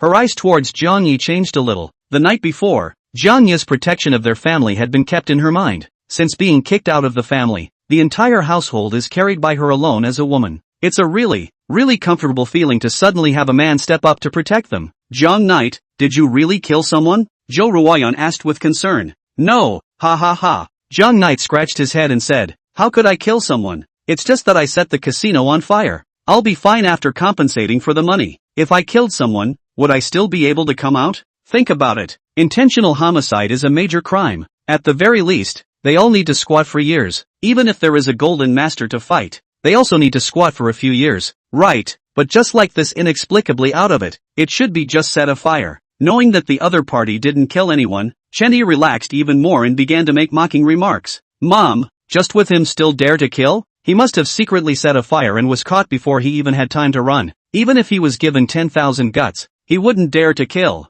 Just rest assured. Why don't I kill one for you right now and bring it here for you to see? Jiang Yi blankly glanced at Chun-Yi and opened his mouth. Go have the ability to go but also now kill see put you powerful. If not me, you now may still be squatting inside. If you again cause trouble to go in, don't want to let me to save you. Chenny snorted coldly and looked at Jiang Knight in disgust. There's nothing more. Can you go? I don't want to see you. Chapter 95, Chen Yi's defense. Jiang Yi glanced at Chen Yi and didn't say anything, but instead turned his head to the duo and said, Uncle, Auntie, I've been laboring on you for the past 2 days. It's okay, you're helping us too. Chen Hongda sighed and waved his hand. It's all in the past, don't think about it anymore. Just when Chen Yi had just wanted to drive Jiang Knight away again, then he saw Jiang Knight squatting beside Chen Hongda. Is helping Chen Hongda to check his leg injury? And also heard Jiang Knight talking. Uncle, at the fondue restaurant, you stood up with your perseverance, and it hurt your leg injury a lot, so I'll treat you again.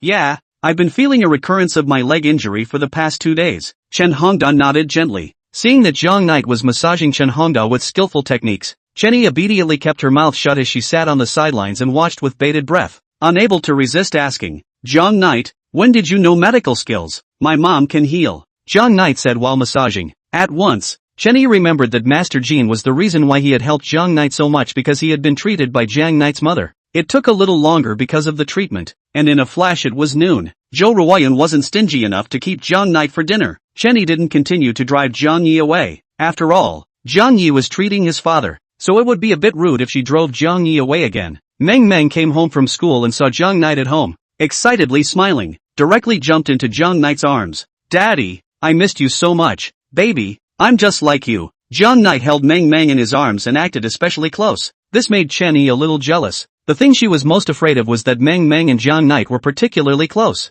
in which case it would be even more convenient for Jiang Knight to want to take Meng Meng away in the future. She immediately said, Meng Meng, come here for me. Meng Meng was afraid of her mom's anger and obediently sat next to Chenny. Meal time. Chen Hongda kept giving Jiang Knight dishes. It made her feel bad inside. It wasn't until Meng Meng also gave Jiang Knight a piece of meat that she completely couldn't help herself and started choking Jiang Knight as she spoke. She was in the company, and was treated badly as well as targeted by Jiang Knight, and as a result, her family was still so nice to Jiang Knight. How could she, a girl, stand it? Jiang Knight didn't want to argue with Chen Yi in front of his daughter and lowered his head to eat in a muffled voice. Chen Yi, on the other hand, dragged Mo back into the room, not allowing Mo to sit at a dining table with Jiang Knight. Ugh, Jo Ruoyeon and Chen Hongda sighed at the same time. They wanted to persuade Chen Yi, but the words that came to their mouths couldn't come out. After all, they knew that Meng Meng was Chen Yi's life, and she definitely rejected Meng Meng getting close to Jiang Knight. It looked like it was a bit difficult to get Chen Yi to forgive Jiang Knight.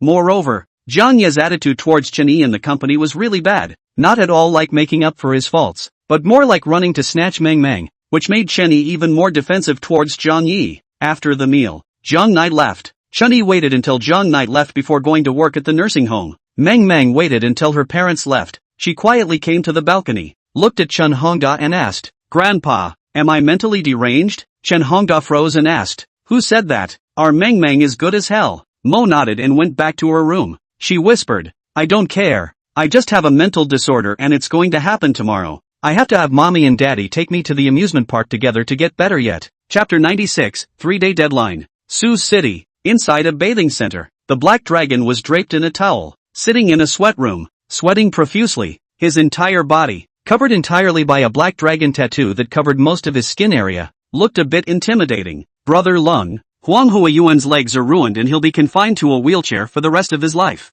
At that moment a junior walked into the sweat lodge and opened his mouth. Did Master Kim's minions do this? Black Dragon asked as he wiped the sweat at his forehead with a towel. Yes, a guy called Jiang Knight, not really a junior. Once Master Jean owed a favor to Jiang Knight's mother, and now he's merely paying back the favor. But it looks like Master Jean wants to bail out Jiang Knight. The little brother lowered his head and whispered. These words caused Black Dragon to directly open his eyes. A murderous intent burst out. He looked at his little brother and said coldly, "Bring me the phone. I want to ask Master Jean, what exactly is the meaning of this?" Taking the phone, Black Dragon dialed Master Kim. "Master Jean, this Jiang Knight guy wasted my little brother. I want him dead," Black Dragon said to Master Jean on the other end of the line. "No way, Black Dragon," Master Jean compensated with a smile, some humility in his voice. "This person is the son of my benefactor. I can't let you kill him. He wasted your little brother. This matter may be a misunderstanding. I'll treat you to a meal, and then compensate you for the 2 bottles of good wine.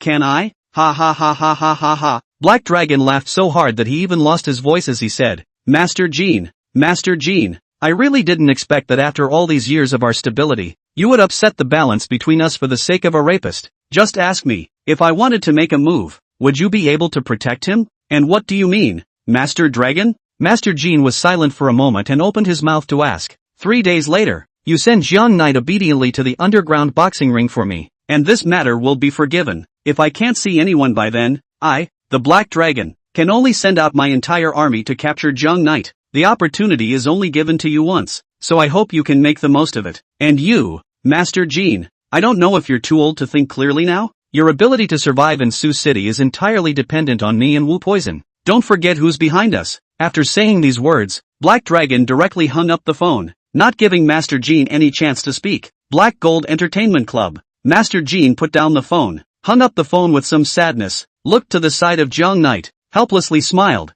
Mr. Jiang, you've heard it all. The Black Dragon is ready to strike in 3 days. I'm no match for him. The conversation between Master Jean and Black Dragon just now was clearly heard by Jiang Knight, who was sitting on the sidelines. Most of the words, Jiang Knight took as a joke. However, there was only one sentence that was of great interest to Jiang Knight, and he asked, who is the person behind the Black Dragon? Provincial family. Master Jean spoke. The 3 giants of Suzhou City. The first is Wu Poison, a member of the Jean family in the provincial capital, and the second is Black Dragon, who has ties with the Hong family. They're all provincial families. Why does Wu Poison occupy first place? Jiang Knight thought about it and asked. Because the Jean family is the master of the underground world in the provincial city, while the Hong family is a powerful family in the above-ground circle. Wu Poison is a bit more powerful, but the Hong family and the Jean family are on good terms and unified the provincial city together. So Wu Poison's relationship with the Black Dragon is better as well. Master Jean told Jiang Knight all about the background relationships of the 2 giants.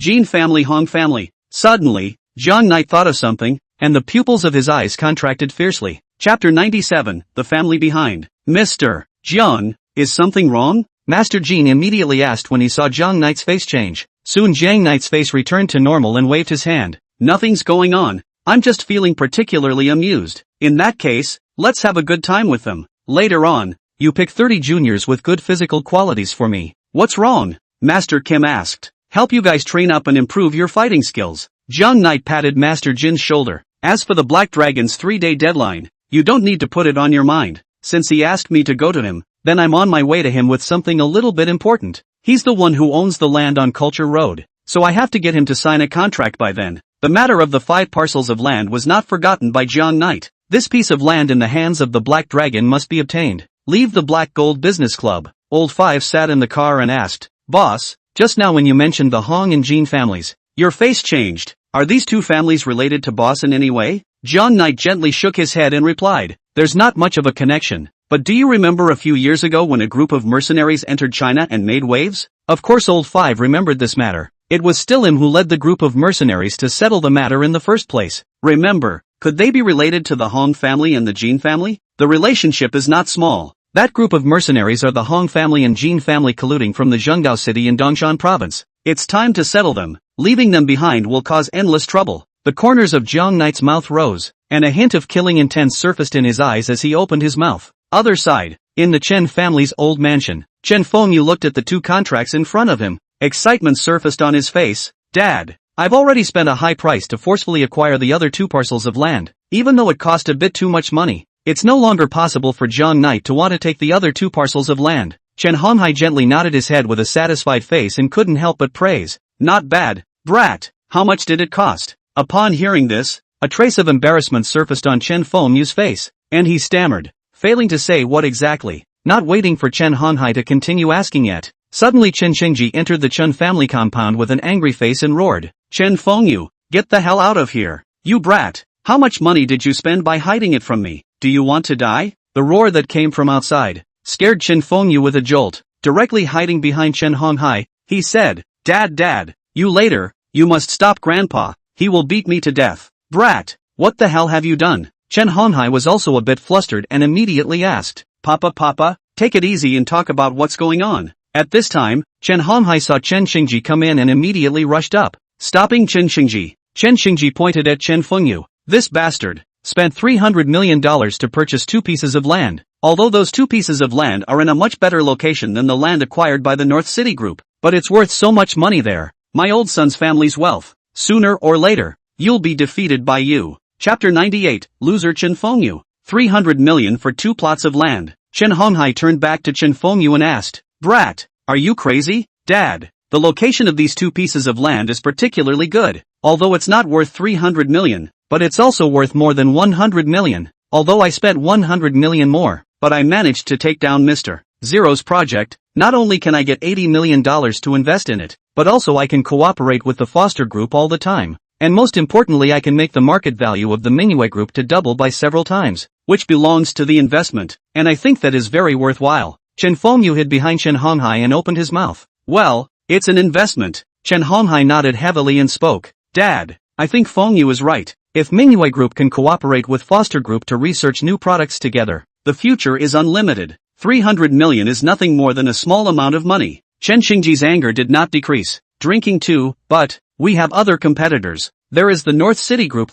If we fail, just these 2 pieces of land, it will make our Chen Group lose more than 100 million. Itself, these years, our Chen Group's efficiency is not very good. Just with your kind of risk control ability, when I retire, what do you do? At this time, Chen Fengyu spoke again. Grandpa, it's because the benefits have been bad for the past few years. That's why I'm trying so hard to get Mr. Zero's project. If we take it down, we won't have to worry about it for a few years. Chen Xingji's eyes glared. Then let me ask you, are you sure you can take down this project? How confident are you? 90% confidence. Chen Fengyu immediately said, okay, that's what you said. If you can't take it down by then, watch out, I'll break your legs. Chen Xingji coughed twice in anger and turned away. Brat, 90%. What's the point of putting words in your mouth? If you can't get Mr. Zero's project, then our Chen clan will lose a lot of money. At that time, how are you going to explain it to Grandpa? Chen Honghai's forehead wrinkled as he opened his mouth. Ha. Don't worry, Dad. Chen Fengyu was self-confident. Look, I have now acquired 2 pieces of land. The North City Group has acquired a piece of land. And now there is also a piece of Black Dragon has. When the time comes, I'll go to Black Dragon to talk about it and try to buy it. There are a total of 5 pieces of land. There is 1 piece of land that no one can purchase, even if it's null and void, and there are the remaining 4 pieces. Jiang Knight took the worst piece of land, which Mr. Zero can't even look at. If we can take down 3 pieces of land, what do you say to this project? Is it ours? Upon hearing this, Chen Honghai gently nodded his head, feeling that there were a few points of truth as he continued. That is to say, we need to take down the 3rd piece of land no matter what, so that we can take this project with a high degree of peace of mind. That's right, I'm going to have to go talk to the Black Dragon. Chen Fengyu thought for a moment and said, don't go for a while. Chen Honghai sneered. Black Dragon has been quite busy lately. He has already put out the word that if Master Jean doesn't deliver Jiang Knight to Black Dragon's hands 3 days from now, he will attack Master Jean with all of his troops. Wait until the dust settles and then you can go back to Black Dragon. Ha, I didn't realize that this kid was going to die soon. Chen Fengyu sneered, as if he had already seen Jiang Knight being killed by the Black Dragon. Chapter 99, the Chen family will be destroyed in the hands of this group of people. Early the next morning, Jiang Knight arrived at the North City Group. Upon seeing Jiang Knight, countless employees' faces surfaced with surprise. They had heard that Jiang Knight had been arrested for murder. So how did he suddenly reappear within the group? Mr. Jiang, you were not arrested. Miting came to Jiang Knight's side, but halfway through her words, she obediently closed her mouth. But many people knew what Miting was asking, and for a moment, their eyes all looked toward Jiang Knight, filled with curiosity. Jiang Knight smiled. If I really killed someone, would I still be released? The group of people glanced at each other and realized that Zhang Knight's words made so much sense. Everyone knew that Zhang Knight's background was Master Jin. Even with Master Jin's power, he couldn't get a murderer out of it. Could he? It really doesn't seem to have killed anyone. Otherwise, they wouldn't be able to see Zhang Knight for the past few years. Zhang Knight didn't explain too much to his employees, and after returning to his office, he began to study up on the matter of the land. The secretary came and said, Mr. Jiang, the land on Evergreen Road and the 2 pieces of land on Taibai Road have already been acquired by the Manhwa Group. And now, in addition to that piece of land that can't be acquired, there's only the piece of land on Culture Road. And Hudong asked me to ask you if we still want to acquire it. At those words, Zhang Knight froze. He didn't expect that in the past 2 days, the Bright Moon Group was so quick that it had acquired both of these parcels of land. How much did they pay to acquire it? Zhang Knight pondered for a moment and immediately asked, 1.400 million for Evergreen Road and 1.700 million for Taibai Road, completely over the market price. The secretary looked at the data sheet and said to Zhang Knight, Put. Zhang Knight couldn't help but laugh out loud. He laughed. This group of descendants of the Chen family, they really are all more naive than one another. Buying things like this, even if it's a gold mountain, it will be emptied out by them.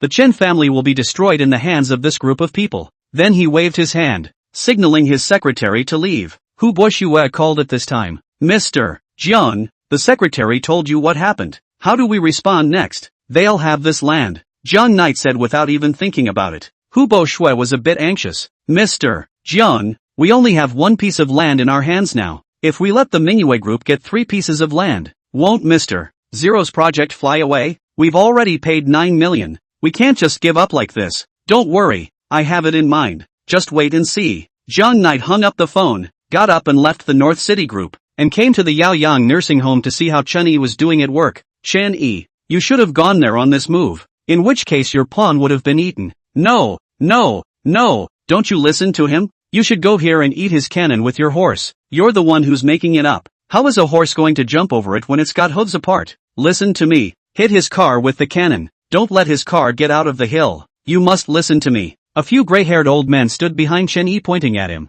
teaching him to play chess. Chen Yi, who was a beginner in Xiangqi, was so overwhelmed by this group of old men that he almost collapsed. Should have gone this way. Directly general. Zhang Knight picked up a cannon and ate the opponent's horse, then directly generalized, and continued. Your car guards the opponent's general, and the cannon also eats the car, and also generalizes, so that, within 3 paces, the opponent's general has no way out. Chapter 100, The Old Man Who Plays Chess. Hey, who are you to point, and why are you moving your hands? The old man on the other side of the street, who had no help in the first place, suddenly pinched and became anxious. Chen Yi looked back at Zhang Yi, then said, Grandpa Ouyang, this is my leader. He's the one who sent me over to be a servant. Oh, so it's little Chen's leader. Old man Ouyang coughed, then lowered his head and continued to look at the chess, realizing that after Zhang Yi finished this move, within 3 moves, he would be checkmated. And after considering for a moment, he raised his head to look at Zhang Yi. Kid,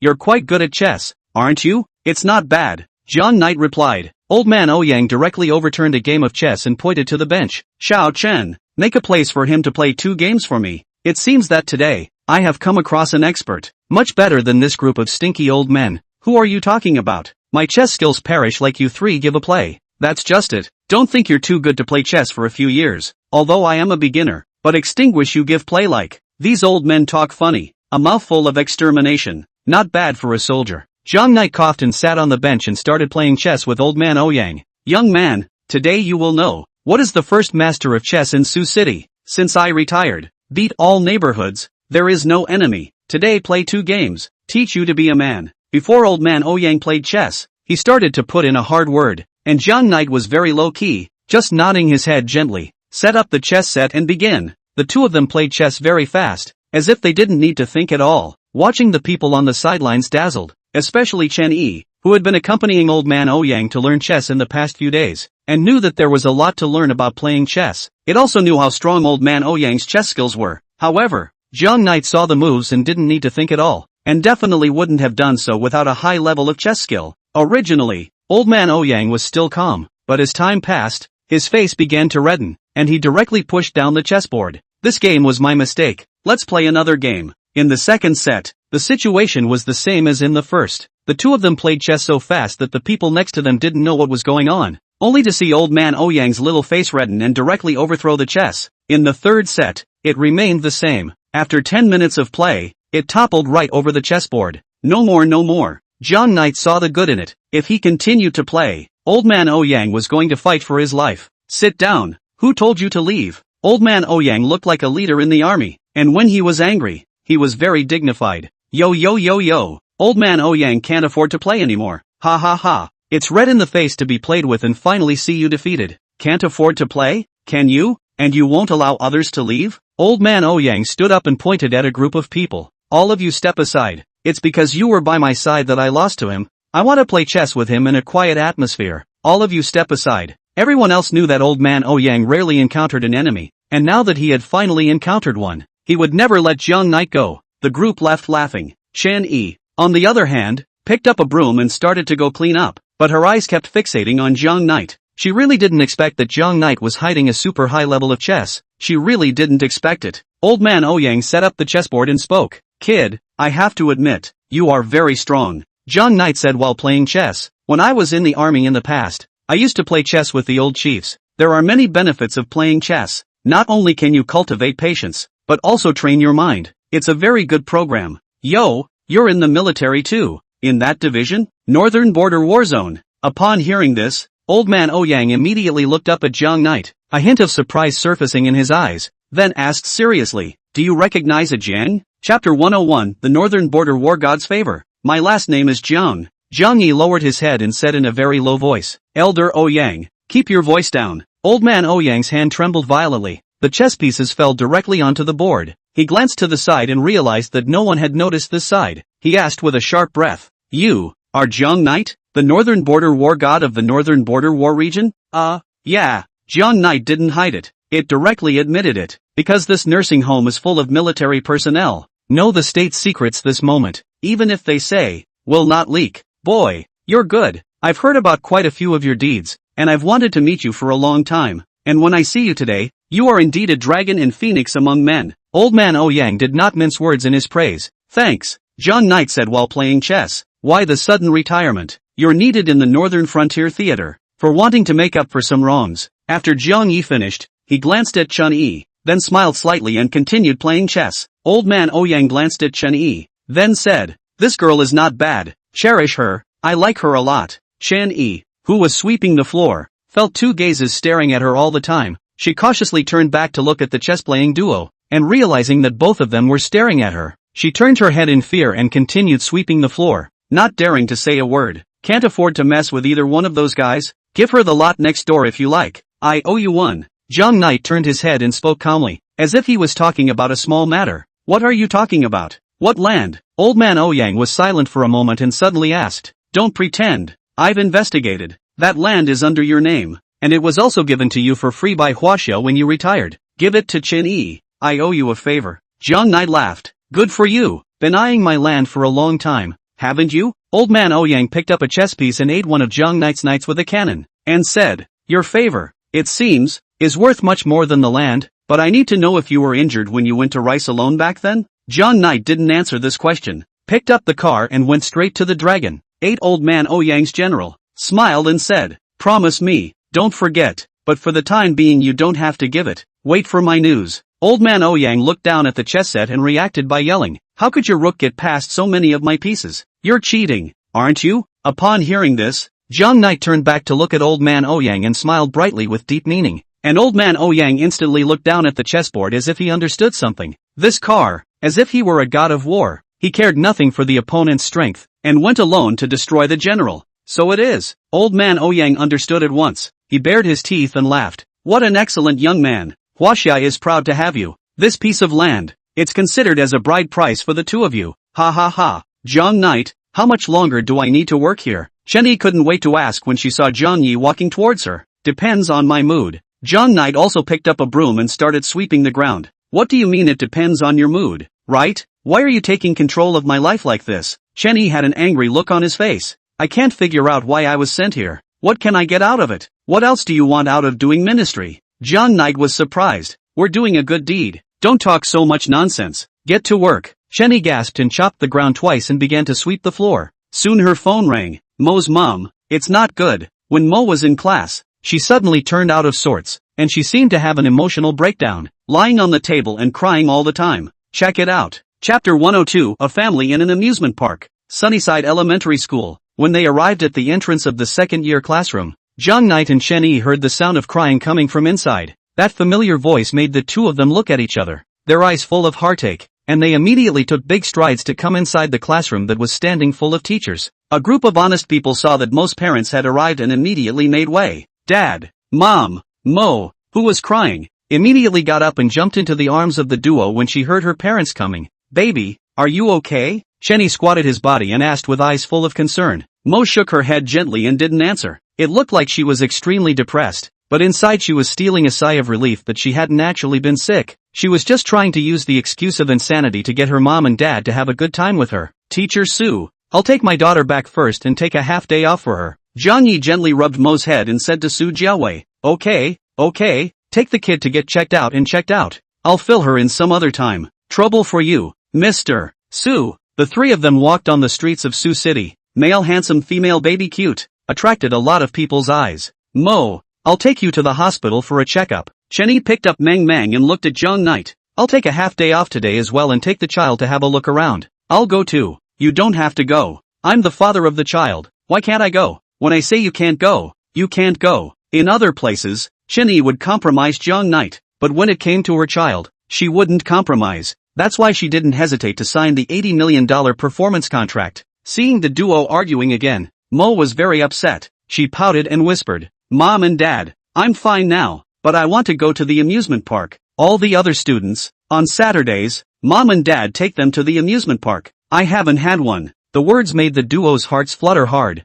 For many years, Meng Meng never had a happy childhood like other children. The family situation is not good, coupled with Chen Yi temperamental, and there is no father. Her biggest hobby, I think, is to pick up bottles to sell money. Mom and Dad, come along with you. Chen Yi held Meng Meng in her arms, her bright eyes gradually reddening as she felt sorry for her child. Let's go. Zhang Knight also depressedly lit a cigarette. Dad, no smoking. At those words, Zhang Knight's palm trembled and immediately pinched out the cigarette, casting a smile at Meng Meng. Carousel, roller coaster, Ferris wheel, bumper cars, the big pendulum, all kinds of programs. Zhang Knight and Chen Yi took Meng Meng to play one by one. Now that Zhang Knight and Chen Yi were no longer in a leadership relationship, Meng Meng was like a chain, ties the two together, but also acts like a pivot, linking the two together. The seriousness that Zhang Knight had deliberately disguised earlier gradually eased amidst the child's laughter, and Chen Yi, in the midst of having fun, forgets everything and pretends to be on good terms with Zhang Knight for the sake of her child.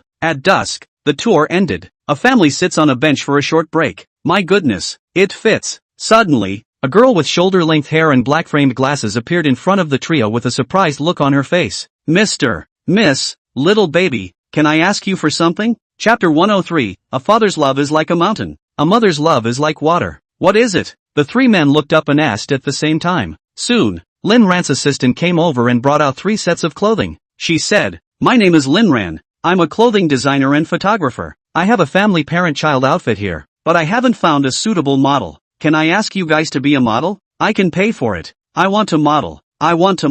Meng Meng immediately grabbed Zhang Knight and Chen Yi's hands and said. The three looked over and agreed without any hesitation and with heavy nods. This family bonding outfit is very rich in personality. Never seen it on the market. Zhang Knight is a vintage suit that looks very solid and highlights the love of a father who weighs a lot. Chen Yi was a long black dress without a jacket, but to not position a button that was the exact same color as Zhang Knight's suit. The stream pattern of the long skirt spits out even more stream-like motherly love. Zhang Knight's suit and Chen Yi's black skirt, paired on Mo, looked unorthodox, but especially meaningful. She was like a bond that completely connected the two. The name of this costume is called, A Father's Love is Like a Mountain. A Mother's Love is Like Water. The mountains and water reflect each other, with the shadow of the mountains in the water and the water flowing under the mountains. Ka-ching! With the click of the camera, a picture perfect to the core comes out. 3 people, 1 each, reserved, leave the amusement park. Meng Meng held the hands of the 2 men and ran wildly down the street like a little maniac, while Zhang Knight and Chen Yi trotted alone. After the tour, the 3 of them then parted ways. Chen Yi couldn't wait to leave with Meng Meng,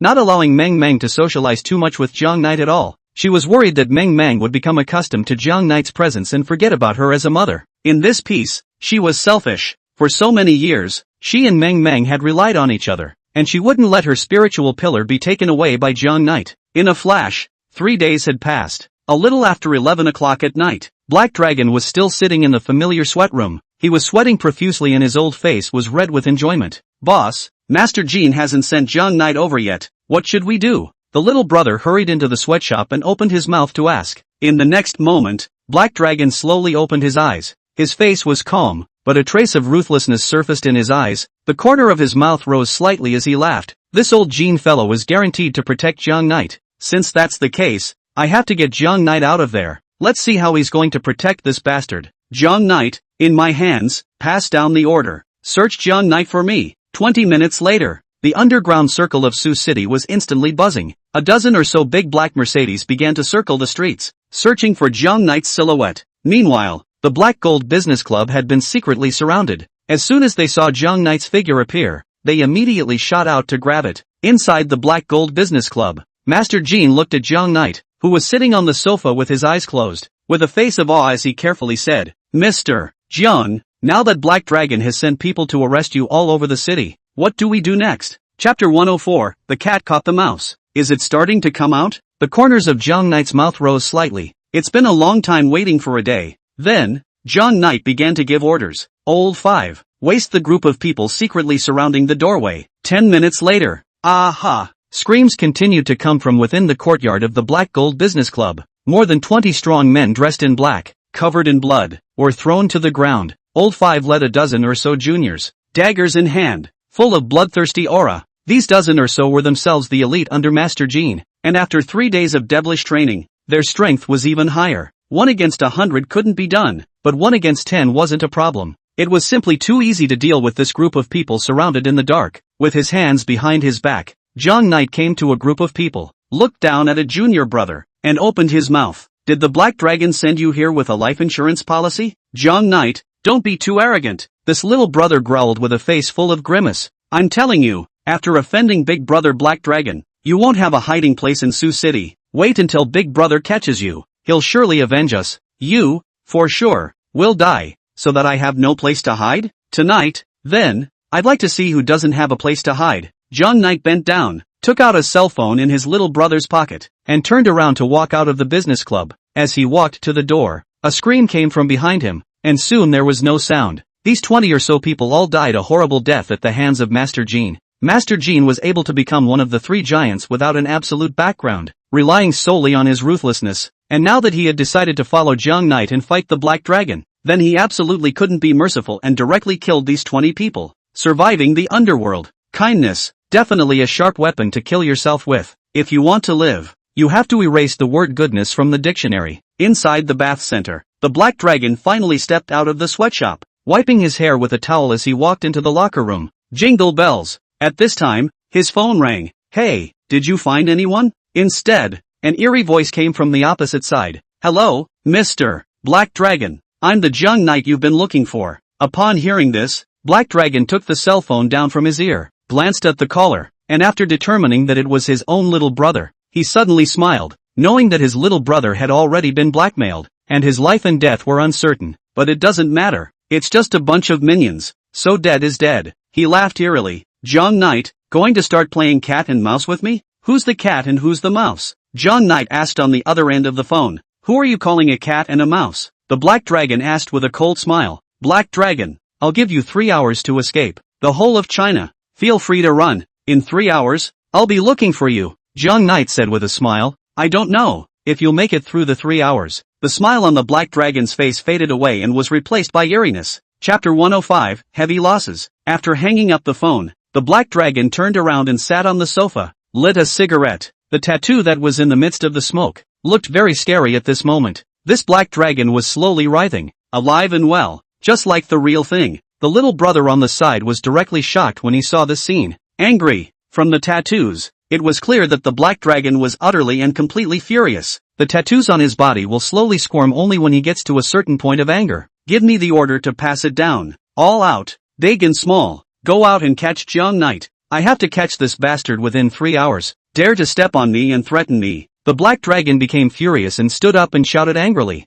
"Anyone who threatened my Black Dragon is now dead." With an order, the Black Dragon Regiment, with over 3 000 people up and down, were fully armed, and all of them marched out. The peripheral minions of the Black Dragon Corps also joined in the search for Jiang Knight. Tonight, the underworld is destined for chaos. Other side, Jiang Knight, Old Five as well as Master Jean were sitting on a barbecue stand, eating meat and drinking wine. Looking at the vehicles coming and going, a faint smile appeared on Jiang Knight's face. Not a trace of nervousness could be seen in his eyes. However, Master Jin's eyes were constantly scanning around, just in case someone noticed them. They had been sitting at the barbecue stand drinking and eating meat ever since Jiang Knight had called Black Dragon. All the people coming and going are Black Dragon's minions. As a result, at this point in time, surprisingly, no one saw Jiang Knight. Lao Jin, don't be afraid. As the saying goes, the most dangerous place is the safest place. They must not have imagined that we're eating barbecue right here. Jiang Knight and Old Five clinked their cups, and the two of them threw back their heads and laughed heartily. Old Five glanced at the duo and felt a heartbeat of shock. These two were so mentally strong it was scary. Jiang Knight brought up his cup and drank the beer in one gulp, stood up and said, "Since I can't be seen, I can only take the initiative. Lao Wu, Lao Jin, give the order to send out 30 elite fighters, and when you see the Black Dragon Regiment's people, exterminate them for me." 10 minutes later, 30 heavily armed, dagger-wielding men in black walked out from within the Black Gold Business Club. As if they were a ferocious wolf that had been starving for years, they began to frantically forage for food in Sioux City. In the past 3 days, their physical fitness didn't improve much, but what Old Five improves them is the ability to work as a team. 30 people were like a wolf pack. Their ability to fight individually might not be strong, but when they gathered together, their fighting power could be completely described as terrifying. As long as they encountered the Black Dragon Regiment, they did not have any mercy. The dagger in his hand became a blood-drinking weapon, frantically wiping at the Black Dragon Regiment's neck. After killing a batch of people, they would immediately hide in the darkness before moving on to the next wave. They're like robots who don't know how to get tired or rest, always hunting. Only after they had hunted down all their enemies did they understand how to rest. Not good, not good. 12:30 at night, one of the juniors came to the Black Dragon with a face full of panic. Brother Long, more than 8,000 juniors, dead or injured, heavy losses. Now there are less than 3,000 left. Chapter 106. What? Black Dragon couldn't calm down anymore and immediately stood up. Are they all losers? More than 8,000 people, and in the span of a few hours, they lost more than 5,000 people? How many people did the other side lose? No damage. The little brother said something that the Black Dragon couldn't accept. Two armies fighting. One side is heavily damaged. The other is not. Are you kidding me? Black Dragon picked up his little brother by the neck and shouted angrily. I know Master Jin's bit of strength in my heart. I sent out so many people. How could I let him go without any damage? Are you lying to me? Seeing the Black Dragon's face full of hideousness, the little brother was so scared that he almost pissed his pants. He shook his head and said, Brother Long, I didn't lie to you. Master Jean and the others didn't send out many people at all. It seems that I heard that there are only a few dozen of them, but each one of them is an elite, and they keep sneaking up on our brothers. A sneak attack? Black Dragon directly threw his little brother aside and picked up his cell phone to dial Master Jean. Master Jean, when did you learn this? All started to engage in sneak attacks? There is no calf. Let your people come out. Like a man real big fight hiding what is the meaning? Black Dragon growled angrily at the phone. It was Jiang Knight's voice that came from the other end of the phone. He laughed and laughed for a few seconds and said, Black Dragon, the rules of the game of cat and mouse are not a real big fight yo. Now you still have half an hour to escape. Then it's my turn to catch you. You're really despicable and shameless. Jiang Knight, the Black Dragon laughed eerily. I didn't see it. You really do have two skills. Mean and shameless? Playing in the underground world. Being able to save your life is the greatest victory. The so-called winner is the king. The loser is the enemy. You should understand this truth, right?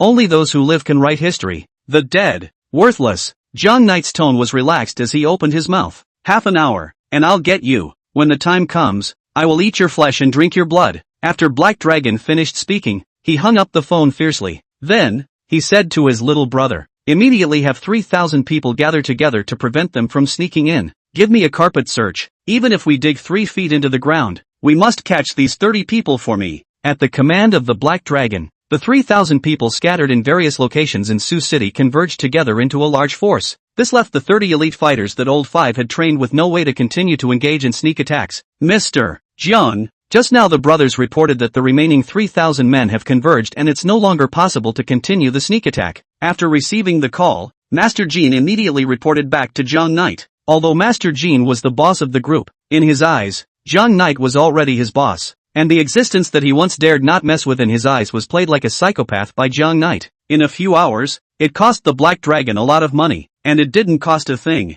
Anxious. This guy is anxious. A confident smile appeared on Zhang Knight's face, strategizing and planning, the way everything was expected. He commanded, next step, let the 30 people be exposed on purpose, then lure the 3,000 people to the suburbs. We should move out. Chapter 107. A little after 1 o'clock in the morning, 30 men, deliberately exposed, ran wildly through the streets. Found it! Found it! Catch them for me! Make sure you don't let them get away. The group found the location of the 30 men and immediately converged in a wild chase. Brother Lung, we've captured their location. The leader of the group called Black Dragon to report. Having lost 5,000 troops, the Black Dragon had long been enraged to the extreme, and he roared, "Give me chase! Give me chase at once! Make sure you get them back to me! I'll kill them by 1,000 cuts." Receiving the order, the vast convoy, following the position of the 30 men, rushed towards the outskirts of the city, farther and farther away from the city, then chasing after it for half an hour, completely out of the city and into the middle of the wilderness. Inside the bath center, Black Dragon panted and held his cell phone.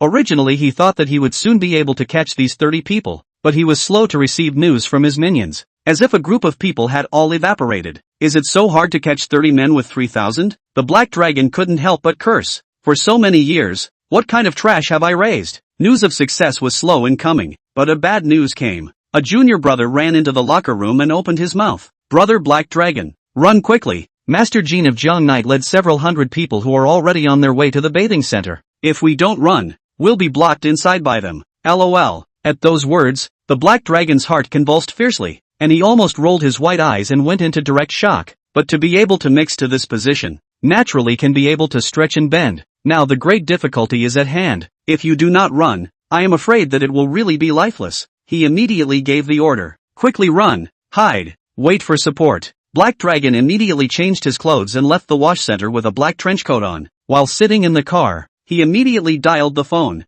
Don't even chase. The base camp is almost letting others end. Immediately all get back to me. The bright neighborhood to gather. I will first hide in the bright neighborhood to go. After the explanation, he simply hung up the phone. On the other side, the large group of 3,000 people immediately returned. Not to mention that the 30 people on this side hadn't been captured, but it turned out that the Black Dragon side was actually on the verge of being terminated by Zhang Knight, and suddenly they realized that they had been completely played by Zhang Knight. A proper snake charmer, a tiger in a hole. Zhang Knight and the others came to the bath center and pounced, but he wasn't in a hurry, but slowly lit a cigarette with a smile on his face and glanced at the watch at his wrist. 3 hours are up. We're cats now. Chapter 108. Role reversal. The roles are swapped. Originally, the Black Dragon was a cat, sent 8,000 people all over the city to arrest Zhang Knight, lost more than 5,000 troops, and did not catch the shadow of Zhang Knight. And now that Zhang Knight had turned into a cat, he was going to start catching people. The Black Dragon is hiding out in his mistress's house. Honey, what's wrong? An enchanting woman in a nightgown was surprised to see a flustered Black Dragon. She had followed the Black Dragon for so many years, knowing the other party's power in the city of Suzhou, and it was the first time she had ever seen the Black Dragon's face full of panic, like a mouse being hunted by a cat. His spirit was tightly wound, and any wind that blew in the air caused him to be particularly agitated. After all these years, for the first time, Black Dragon felt the pressure. This Zhang Knight was definitely not an ordinary person. Utilizing 30 people, messing up his route, and using the sneak attack trick to completely enrage him, then using those 30 people to draw all the military power to other places, and he would become a bare-bones commander. Every step seemed to be expected by Zhang Knight. It's really a scary guy. It's okay, go to bed. The Black Dragon deliberately remained calm and tugged his young lover to the bed immediately. This neighborhood is a very old neighborhood. Almost all of the people living here are old people. Even if Zhang Knight thought about it, he couldn't think that he would be here. As long as he dragged for an hour and waited until the army came back, he would be safe. Just as he laid down on his bed, Black Dragon received a message. Role reversal. It's our turn to catch you. Make sure you hide it well. Ha ha ha. Mother asterisk. After reading this message, the Black Dragon cursed in anger and directly jumped on the bed and hid under the covers. The little lover lay in the Black Dragon's arms and asked very tenderly, "Honey, what the hell happened? Did you run into some tough competition? Don't ask what you shouldn't." The Black Dragon was a person who wanted to save face, and would never say that he was being counted as a fool. "Well, don't worry, it's hidden. They won't find it. The little lover's little hand went to the black dragon's chest and, "Honey, your heart is beating fast. Are you a little nervous? Would you like me to take the pressure off?" Not waiting for the black dragon to speak, the little lover directly into the comforter, and then very skillfully began to serve the black dragon. I have to say that this method really works. Suddenly the black dragon, paralyzed on the bed, closed his eyes to enjoy this woman's love and affection. Time passes slowly. 10 minutes later. Bang bang bang. Suddenly an eerie sound came from beside the window, and at once the two stopped moving and looked out of the window in unison. What the hell? The black dragon was like a scared bird, immediately asking, "Honey, don't be nervous, I'll go check it out. I think it's the neighbor's cat." The young lover soothed the black dragon and stood up, walking over to the window and gently tugging the curtains open. Ah. Upon seeing the scene outside, the young lover was shocked and screamed miserably, and crouched on her but on the ground with a pale face. Chapter 109, half an hour more. Pig's head. Outside the window, a bloody pig's head, suspended by a rope outside the window. The little lover looked at the pig's head outside the window, reached out to cover her mouth. Her scalp exploded, cold sweat flowed, and even at this moment, even the strength to stand up was gone. She said with difficulty, "Brother Long, run away." She understood that the appearance of the pig's head meant that the enemy had come to her door. Black Dragon reacted quickly and grabbed the door with his pants up. He ran very fast because he understood what it meant to be caught by Jiang Knight and Master Jean. As he ran, he opened his cell phone to call his minions who were hidden nearby. "Gather at the door, gather at the door. They're looking for it." Soon, the Black Dragon arrived at the door. However, he found that there was not a single minion. It was pitch black, and the cold wind blew,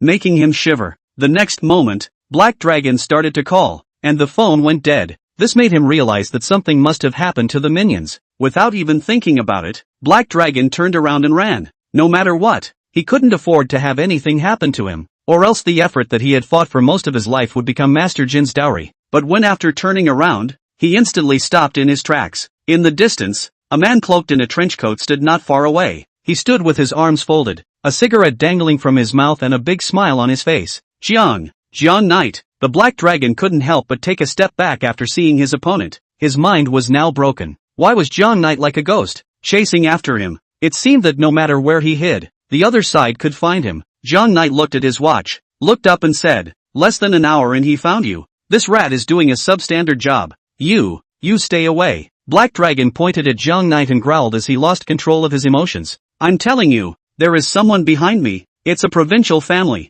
If you dare to hurt me, you and Master Jean will die. Let's reconcile, shall we? And keep our hands off each other in the future. You've already killed so many of my people." As one of the three great giants, the Black Dragon's words of reconciliation showed that he had already admitted defeat. "Yeah, let's find a place to talk." Jiang Knight magically agreed. 10 minutes later, Black Dragon's young lover's home. The atmosphere was a bit eerie and quiet as the group sat in the middle of the living room. The little lover stood in the corner, her eyes covered with fear. Her body was constantly shivering, obviously not having seen such a big battle. And, the hero of her heart, even had such a lousy time. "I want to know what the hell you are." The Black Dragon looked at Jiang Knight and said, "Even if I die, can you let me die?" North City Group, President Jiang Knight. Jiang Knight raised his hand and Old Fide handed him a contract, then threw it onto the coffee table. "I didn't say I was going to kill you. Sign this contract, then take $30 million and pay us for our hard work in catching the rats, and you're free to go." "What?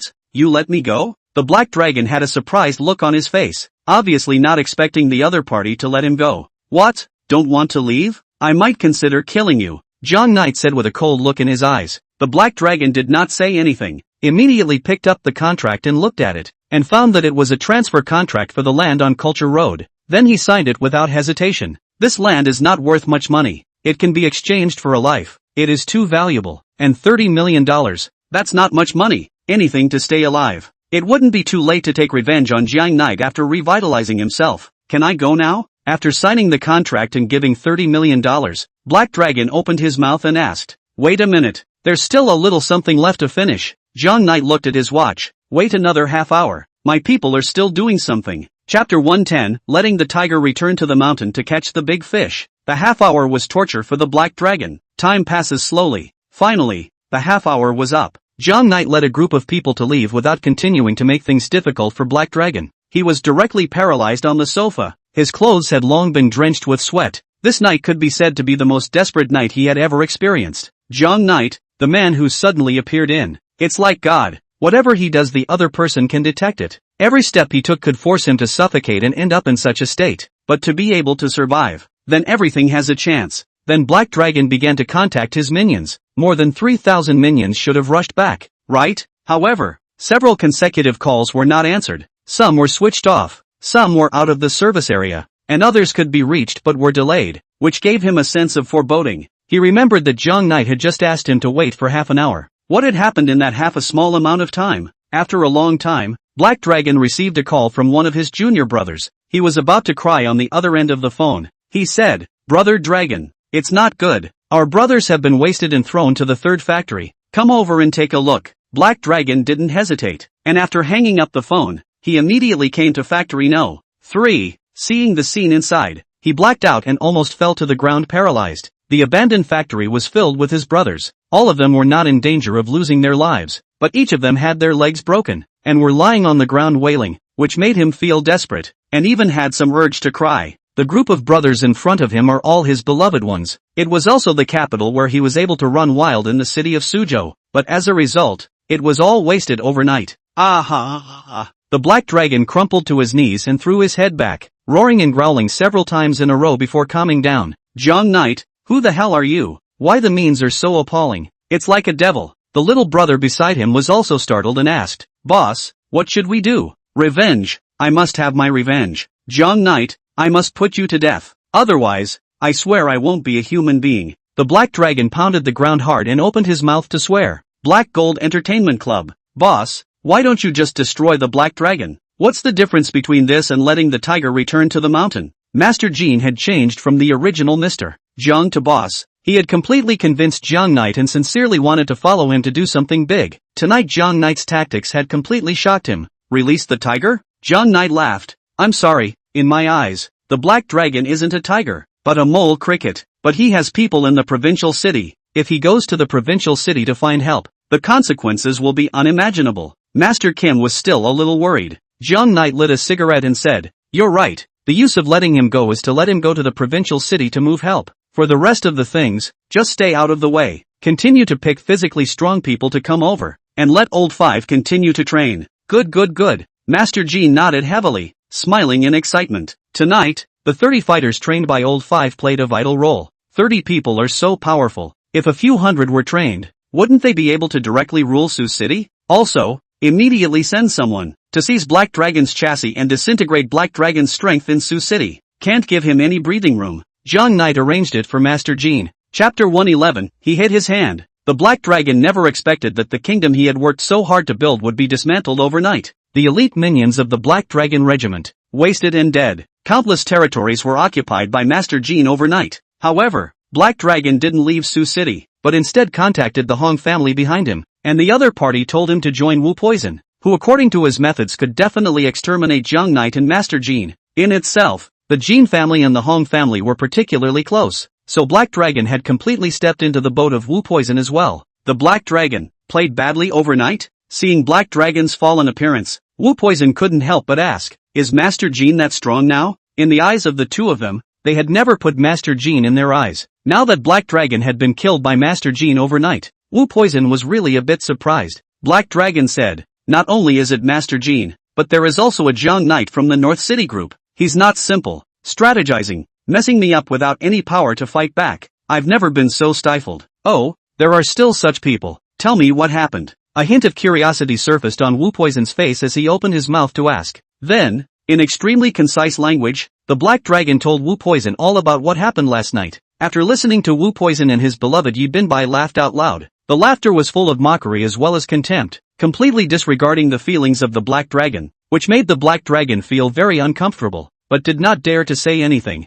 After all, now that he had defected to Wu Poison, he had to bow his head under the roof. "Oh, Black Dragon, he calls that strategizing?" Wu Poison really laughed and opened his mouth. "Let me tell you, he took advantage of your temperament, first staging a sneak attack, then transferring the tiger away from the mountain, and then bringing people to you. And it was entirely because of your carelessness and not treating him as a rival that you lost miserably. Moreover, do you think that Master Jean has no background and broke through to this point, as a dry meal? All of this must be Master Jin's doing. It's just that you only have Jong Knight in your eyes. After all, Master Jean isn't a simple old man either. After listening to Wu Poison's analysis, suddenly Black Dragon figured out something. Right. Why did he attribute all of this to Jiang Knight, Master Jean from a nobody, relying on their fists to fight until now? If not a little scheme can be mixed to today? It looks like Master Jean is really hiding something. Black Dragon gritted his teeth and said, after I rise again, I will definitely chop off Master Jin's head with my own hands. Don't worry, with the Hong family behind you, if you want to make a comeback, it'll be easy. Wu Poison patted Black Dragon's shoulder. During this period of time, first live here in my place. Calm down. Then we are thinking of ways to deal with Master Jean. Looking at yesterday's situation, Master Jean is hiding very deeply. Let's take our time to investigate. Know your enemy and know yourself well. You will not be in danger in 100 battles. North City Group. Jiang Knight had just come to the company when Hu Bo Shui came to his office. Mr. Jiang, Mr. Zero side has sent over a message. There are still the last 3 days before Mr. Zero screens the land. Do we still want to acquire the piece of land in Black Dragon's hands or not? Hu Bo Shui was obviously anxious, and it could also be seen how attached he was to this project. Chapter 112, The Gradual Madness of the Brothers. Jiang Knight calmly took out a contract in the drawer and placed it on the table. Hu Dong, I've already purchased this piece of land. Hu Bo Shui sniffed, immediately picked up the contract and read it. When he saw the signatures, his face surfaced with surprise, saying, Mr. Jiang, this piece of land, when did you acquire it? Why don't I know anything about it? Last night, Jiang Knight replied. Then Hu Boishui looked surprised and said, in that case, we now have 2 pieces of land, and Manhwa Group also has 2 pieces of land. So Mr. Zero will pick one of the 2 of us, and with 50 people filtering out the 2, our chances are a full 50%. In fact, at the beginning, Hu Bo Shui did not have the luxury of being able to go this far. However, under Jiang Knight's operation, it was surprising that there was a 50% chance of getting the project. Never mind how happy he was, but, Hu Dong, want to earn some money to spend? A faint smile appeared on Jiang Knight's face as he tapped on the desktop. As a businessman, there's no such thing as not being interested in money. Hu Bo Shui sneaked a glance outside, then came to Jiang Knight and softly said, Mr. Jiang, I still hope to ask for advice. In the next moment, Jiang Knight leaned over to Hu Bo Shui's ear and quietly said a few words. Then a look of surprise appeared on Hu Bo Shui's face, and only after a long time did he slowly give Jiang Yi a thumbs up. Other side, Bright Moon Group. Chen Fengyu also received news of the 3-day deadline. 3 days later, Mr. Zero would once again hold a banquet to select the land for the next test, which made him unable to help but feel a little anxious. Now that he already had 2 pieces of land, though his heart was not in the right place, the previous 2 pieces of land, he secretly misappropriated $300 million of the group's funds, and almost pissed off Grandpa to death. So this project, he had to take it. Otherwise, he'd be a loser in his grandfather's eyes. It will be especially difficult to take charge of big projects on your own later. Brother, how many pieces of land have we acquired now? Chen Xingfeng has been discharged from the hospital and immediately came to the group to work side by side with Chen Fengyu to take down the project. 2 pieces, Chen Fengyu replied. No way, brother. Chen Xingfeng had a serious face and said, now Grandpa is angry and in the hospital because you misappropriated $300 million.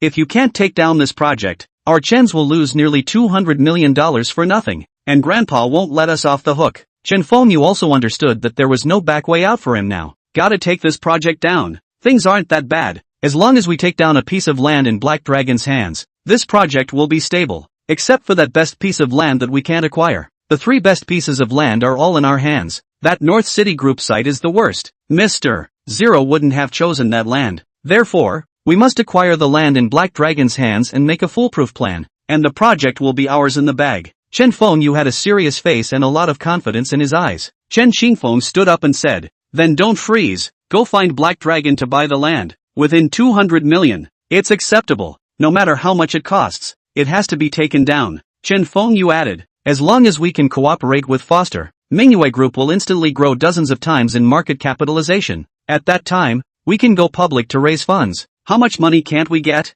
Even if it's $1 billion, it must be acquired. Gradually, the brothers have gone crazy. Chapter 113, there's something fishy about this. Half an hour later, the brothers asked Black Dragon to meet them in a cafe. Brother Long, I'm Chen Fengyu of the Chen clan. I'm Chen Xingfeng from the Chen group. The 2 of them sat down in front of the Black Dragon and nervously introduced themselves. The Black Dragon had had a desperate night, but he was quick to adjust and pretended to be fine as he said softly, what is it that you 2 asked me out for? Soon Chen Fengyu explained his intentions to the Black Dragon. Acquisition of the cultural road site. Ahem. Black Dragon nearly choked on his coffee when he heard that. Now this piece of land has been taken by John Knight, and it is still robbed, but the Black Dragon did not tell the truth. He did not want these two guys to know that he was almost screwed by Jiang Knight Goldmaster last night. That plot of land you were talking about, Black Dragon said calmly. It was already acquired away yesterday by Jiang Knight of the North City Group in his personal name. Go find him. What? Upon hearing this, Chen Fengyu was stunned and subconsciously stood up.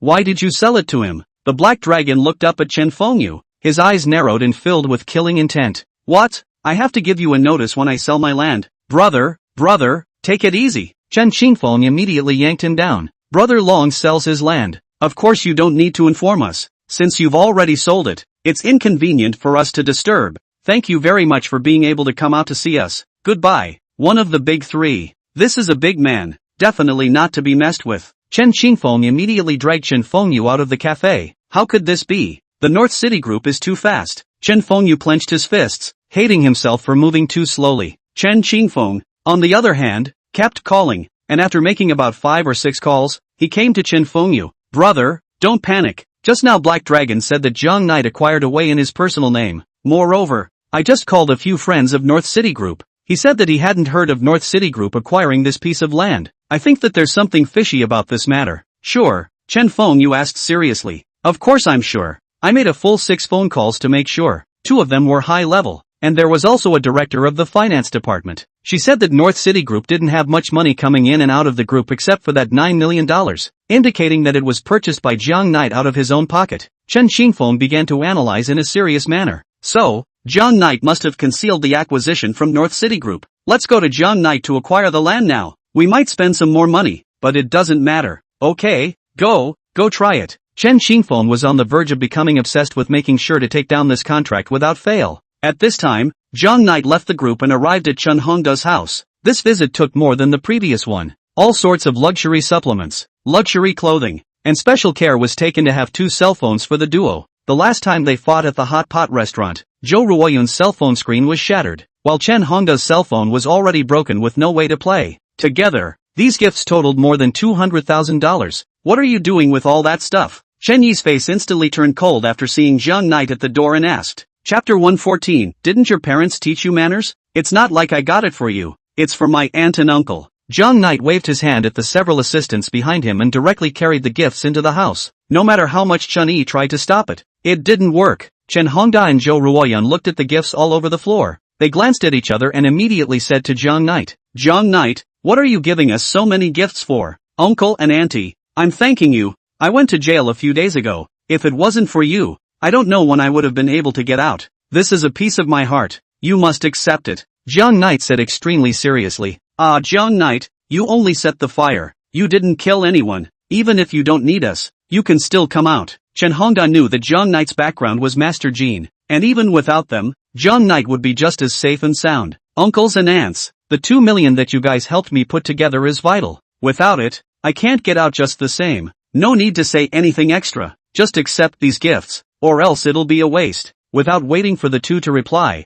Jiang Yi immediately took out silver needles and began to provide acupuncture for Chen Hongda. Chen Hongda and Zhou Ruoyun looked at each other and gently nodded, accepting the gifts. Chen Yi, who was on the side, saw the scene and was a bit helpless. She had always wanted to keep a certain distance from Jiang Knight and didn't want him to intrude into her life, but as a result, things went completely in the opposite direction, and the more she feared something, the more it came. Jiang Knight kept sending gifts on the grounds of repaying a favor, and he kept running to their house on the pretext of visiting the doctor. Every single reason made it impossible for Chen Yi to drive Jiang Yi away. You guys talk, I'm going to get some rest. Chen Yi entered the room with particular annoyance when she saw Jiang Yi chatting so happily with her parents. Jiang Knight, when will my legs recover? Chen Hongda was too eager to walk on the ground and couldn't wait to ask. A week later, Jiang Knight gave an accurate time, giving Chen Hongda something to look forward to. Bang bang bang. At that moment, there came a knock on the door. Who? Zhou Ruoyun asked through the door. It's me, Chen Fengyu.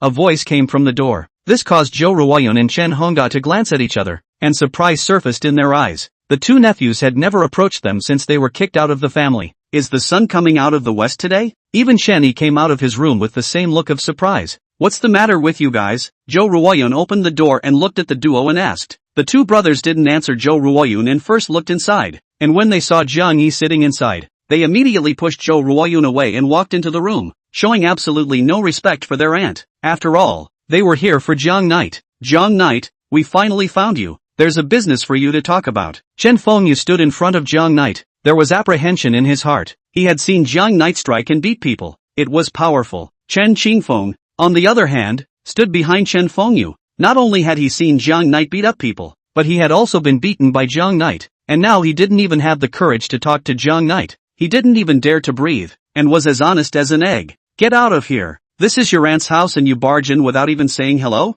Your mom and dad, they didn't teach you manners, did they? Jiang Knight's face turned cold as he chided at the duo. Chapter 115, The Lion's Share. It could be said that the two brothers had no respect for Chen Hongda Zhou Ruoyun since they were young, especially after being kicked out of the family. They disrespected the duo even more. We said hello. Chen Fengyu was stunned and didn't dare to be stubborn to Jiang Knight and immediately said, Greetings? You think I'm deaf? Give me business? What the hell am I going to give you to talk about if you don't even know the least bit of etiquette? Jiang Knight spoke in a serious tone, even a bit intimidating. The two brothers who taught the lesson froze, looked at each other, immediately turned around and ran, and quickly left. This made the three people around him look surprised. They understood the character of Chen Fengyu and Chen Qingfeng. Both were spoiled by their families, arrogant and domineering, lawless, not putting anyone in their eyes at all, and could be like a mouse seeing a cat after seeing Jiang Knight. Jiang Knight, why are they so afraid of you? Chen Yi immediately asked. Zhou Ruoyun and Chen Hongda also looked at Jiang Knight with puzzled faces, not waiting for Jiang Knight to answer it. Chen Fengyu and Chen Qingfeng ran into the house. This time, they were carrying some gifts in their hands. Then with a smile on their faces, Auntie and Uncle, the two of us have come to see you. How's your health these days? This time, there was a world of difference from the way he had just entered, making the three even more confused. Is this the sun coming out of the west? Running out to get gifts? Pretty good, pretty good. Zhou Ruoyun replied with a dumbfounded look on his face, accepting the gifts handed to him by the duo and pouring them a cup of tea as well. What kind of business have you come to see me about? Jiang Knight asked as he sat on the sofa with his legs crossed. I heard that you purchased the land under Black Dragon's name in your personal name. We came here this time to ask you if you're interested in making an offer on this land. We want to purchase it. Chen Fengyu didn't ink, and immediately stated his intentions. Chen Yi, who was on the side, instantly froze at the words, his forehead tightly wrinkled. Purchased down in the name of an individual? What's that supposed to mean? Oh, you guys want the land? Ha? Jiang Yi smiled faintly. Then I would like to know, how much money do you want to prepare to acquire this piece of land of mine? How much do you want? Chen Fengyu asked carefully. Chen Yi, who was on the side, spoke up. Jiang Knight, our North City Group's project also needs this piece of land. You can't sell it. However, Jiang Knight just glanced at Chen Yi and ignored the other party, stretching out his finger to gesture a 6 and said, this Black Dragon guy is a lion. It cost me 300 million to purchase it. If you guys want to buy it, I'll need 600 million. 600 million. Chen Fengyu and Chen Qingfeng couldn't help but let out a gasp of shock as they looked at Jiang Knight with shocked faces. That's a lion's share of the money. The Black Dragon lionized them, and as a result, Jiang Knight gave them the lion's share. 600 million. Although more, but not unacceptable. If you can take down Mr. Zero's project, not to mention 600 million, even if it is 6 billion is not a problem. The future listing and financing, at least can be financed to tens of billions. Okay, when do we sign the contract? Chen Fengyu made an immediate decision, lest the night be long and dreamy, and was ready to take down the land now. Chapter 116, A gentleman's love of money is a way of taking it. As soon as you have the money ready, we can sign the contract. Jiang Knight was also very dry and gave a reply like this. Chen Fengyu and Chen Qingfeng looked at each other, exchanged eye contact, and immediately nodded their heads in agreement. Okay, at 8:30 p.m. We'll transfer the money to you and sign the contract then. After saying that, the two brothers turned around and left. After the duo left, Chen Yi immediately came to Jiang Knight. She said seriously, Jiang Knight, what exactly do you mean? As the president of North City Group, you even sold the land we need to other companies? What for? Didn't see it coming. Of course it's earning money. Jiang Knight lit a cigarette and said, $300 million bought, $600 million out, earned $300 million for nothing. Hearing this answer, Chen Yi was surprisingly somewhat powerless to refute it. She could see Jiang Knight's idea of acquiring Black Dragon's land in her personal name just to earn the difference in price. As the president of the North City Group, he had never even thought about taking down this project for the North City Group, totally falling for the money. Jiang Knight, if you do this, are you right for Hudong to trust you so much? Chen Yi's face changed in anger. If you let Hudong know that you did this, would you know how sad he would be? Now that the Mingyue Group has acquired 2 parcels of land, If you sell him this one more parcel of land, they will be able to take down the project. I don't want to interact with you, and don't judge me out of hand if you don't know what I'm doing. John Knight opened his mouth. Why don't I know what you're doing? This kind of behavior of yours is completely falling into the eyes of money, taking other people's trust in you to earn money. Are you at peace when you spend this money? I must go and tell Hudong about this matter, and expose this dirty tactic of yours. Chen Yi was not used to seeing this means of earning money from Jiang Knight and huffed. Yeah, stay out of other people's business. Chen Hongda gave a cold shout and began to educate Chen Yi. Dad, you have no idea how important this project is to our North City group. Chen Yi explained bitterly. So many people in the company are working hard for this project, and as a result, he, the president, even did such a thing, completely disregarding the hard work of so many people. This behavior of his is just too shameful. It's not your place to judge what others do. Chen Hongda glanced at Chen Yi. Then he turned his head to Jiang Knight and said, Jiang Knight, a gentleman loves money and takes it in the right way. What about you earning money? I don't have a problem with that, but this method is a bit shady. Uncle, Chen should have your shares. Right, letting Chens make money. You should be happy. Jiang Knight considered for a long moment before speaking. Jiang Knight, you really know how to joke. Chen Hongda immediately laughed helplessly. He said, ever since I was kicked out of the family, the Chen clan no longer has anything to do with me. Not to mention the shares, even if it's a car, a set of houses were not given to me. How much money they earn, it has nothing to do with me. Blame me. It's all my fault. Jiang Yi fell into self-blame as he softly said, Uncle, you wasted both of your legs because of me. I helped you heal, and what you lost from the Chun family, then I must help you get it back. This is my promise to you. All you can do to help my father is not to sell the land to the brothers. Chen Yi immediately said from the side,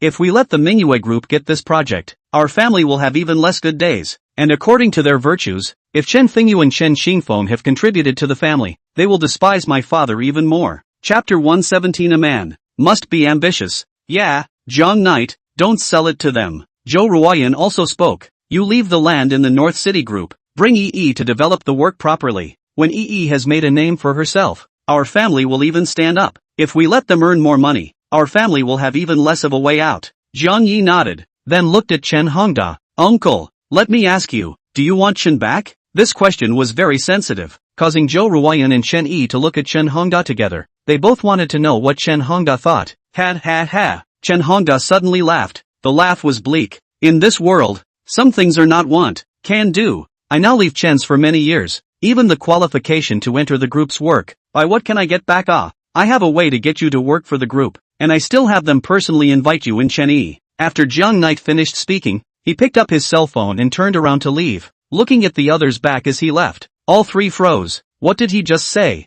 Zhou Ruoyan asked dully. He said that he had the Chen family come personally to invite me and Yi to work at the Chen group. After Chen Hongda froze, he replied, and do you believe it? Chen Yi asked from the side. Then the two were silent. They wanted to believe Jiang Knight, but when they thought about the Chen family's attitude towards their family, they should just forget about it. According to the Chen family's temperament and character, they would never let them go to work for Chen, much less to invite in person. Don't take it seriously. Jiang Knight is just joking around for you guys. The Chen brothers are so scared of him. It's only because they want to buy land from Jiang Knight's hands. Let's just work and live well. After Chen Yi finished speaking, she returned to her room. Upon hearing Chen Yi's words, the couple looked at each other and quickly laughed. They felt that what Chen Yi said made sense and treated these words from Jiang Yi as a joke. After the Chen brothers left Chen Hongda's house, they immediately returned to the group to take stock of the situation. Brother, why don't we give Grandpa a report? 600 million is just too much. We can't take out that much money. Chen Xingfeng was a little afraid that using so much money would definitely break the Chen group's capital chain, and Chen's benefits were not good in the past few years in the first place. Don't alarm Grandpa. Right now his old man is not feeling well. He's still hospitalized. Let's inform Mom and Dad. They hold high positions in the group and are qualified to use so much money. Chen Fengyu knew that by informing his grandfather, he would not be able to acquire the land. But the parents, who doted on the two of them so much, must have agreed. The duo immediately asked both parents to the group. Chen Honghai glanced at Chen Fengyu and asked, Son, are you confident that you can earn money? Chen Fengyu's mom, Wang Changhan also asked, 600 million, not a small amount. Chen Xingfeng's parents, Chen Hongdat and Ma Shirong did not speak, but from their eyes they could still see support for their son. They just needed a reason that could impress them. Chen Fengyu seriously said, Don't worry, Mom and Dad, I have calculated. If we take down this project, Manhwa Group can be listed for financing. According to my estimation, The minimum can be raised more than $10 billion.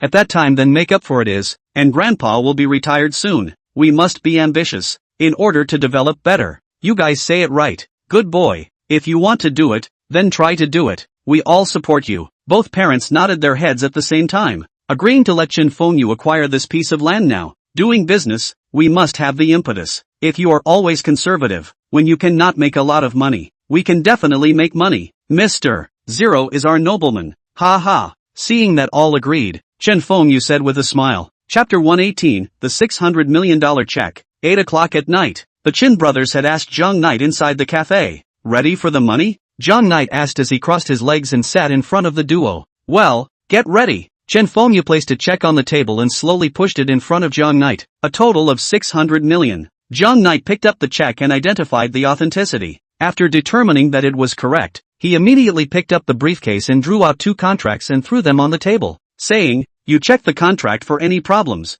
If there are no problems, sign it. That's $600 million for the land." Moreover, they and Zhang Knight were not dealing with each other in the first place, and they were worried that the other party would very much make a bad deal on the contract. The Chin brothers examined it carefully. Each person reads it once. After realizing that there was nothing wrong with the contract, the duo heaved a sigh of relief. Signed by both parties. The deal is done. Then Zhang Knight picked up a contract, turned around and left the cafe. He called Hu Bo Shui and spoke. The plan is complete. Got 600 million. According to what we said, give you 300 million. I'll keep 300 million for myself. Hu Bo Shui said on the other end of the phone. Okay, next. Feel free to play around, but I'd like to know how you're still hopeful about the project since you've sold the land. Are you sure that Mr. Zero will choose the worst site? Getting 300 million is good enough for Hu Bo Shui. After all, even if he acquired this piece of land and competed with the Manhwa group, he would only have a 50% chance of success. In this way, the $300 million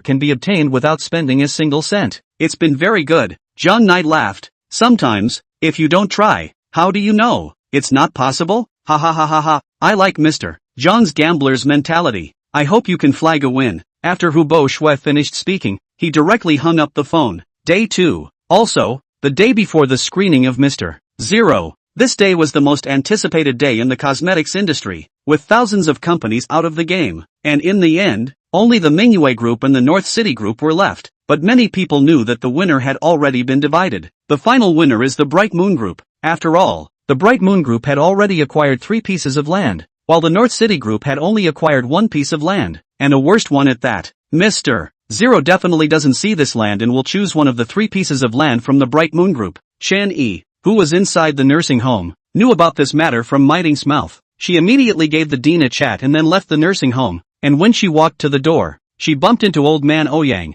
who was lying in the doorway basking in the warmth. Chen Yi, today, why did you leave so early? Old man Ouyang narrowed his eyes and looked at Chen Yi as he asked. Grandpa Ouyang, I need to go back to the office for a bit. There are some things I need to figure out. Chen Yi continued. When I'm done, I'll definitely come back. During this period of time, Chen Yi had already liked everyone here, and she also quite enjoyed cleaning here. From being impatient at the beginning, slowly accepting it, and then to already liking it now. A change in personality that she didn't even know she had. Go and get busy. Old man Ouyang waved his hand and spoke. When the other party left, old man Ouyang took out a land transfer contract in his pocket. Chen Yi, this piece of land, consider it as your fee for taking care of us all this time. You must really like it. Chapter 119, I'm not obliged to explain to you. North City Group, Zhang Knight, you ended up selling the land to the Bright Moon Group, didn't you? After Chen Yi ran to the group, she came directly to Zhang Knight's office. Zhang Yi looked up at Chen Yi and gave a soft without giving much of an answer.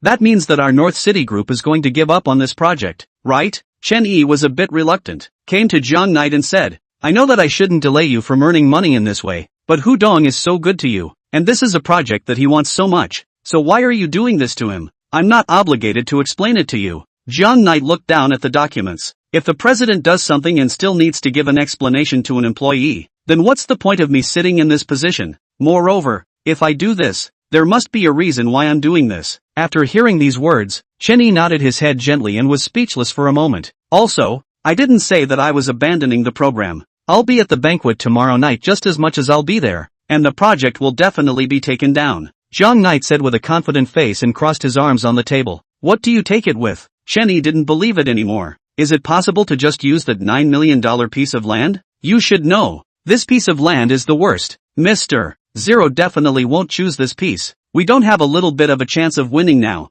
Finished? John Knight said. If you're done, go to work. From now on, you don't have to go to the nursing home as a servant. Hearing these words, suddenly Chen Yi seemed to understand something. John Knight, did you think that I would sabotage your plans to sell the land and that's why you placed me in a nursing home? Chen Yi suddenly understood something. It was well known that she valued this project very highly, and if she found out that Zhang Yi had secretly sold the land, she would definitely not hesitate to sabotage it. And Zhang Yi had arranged for her to be placed in a nursing home in order to prevent her from sabotaging the plan. At that moment, everything became clear to Chen Yi. Zhang Knight, you completely disregard the efforts of your co-workers in order to make money. My father said well, a gentleman loves money and takes it. You earn money in this way, do you feel good in your conscience? Hu Dong treats you so well and you betray him. I really see through you. Hypocritical villain. Chen Yi cursed fiercely before turning around and leaving the office. Leaving the office, Chen Yi tangled for a long time. She considered whether this matter should go to tell Hu Dong, but after hesitating for a long time,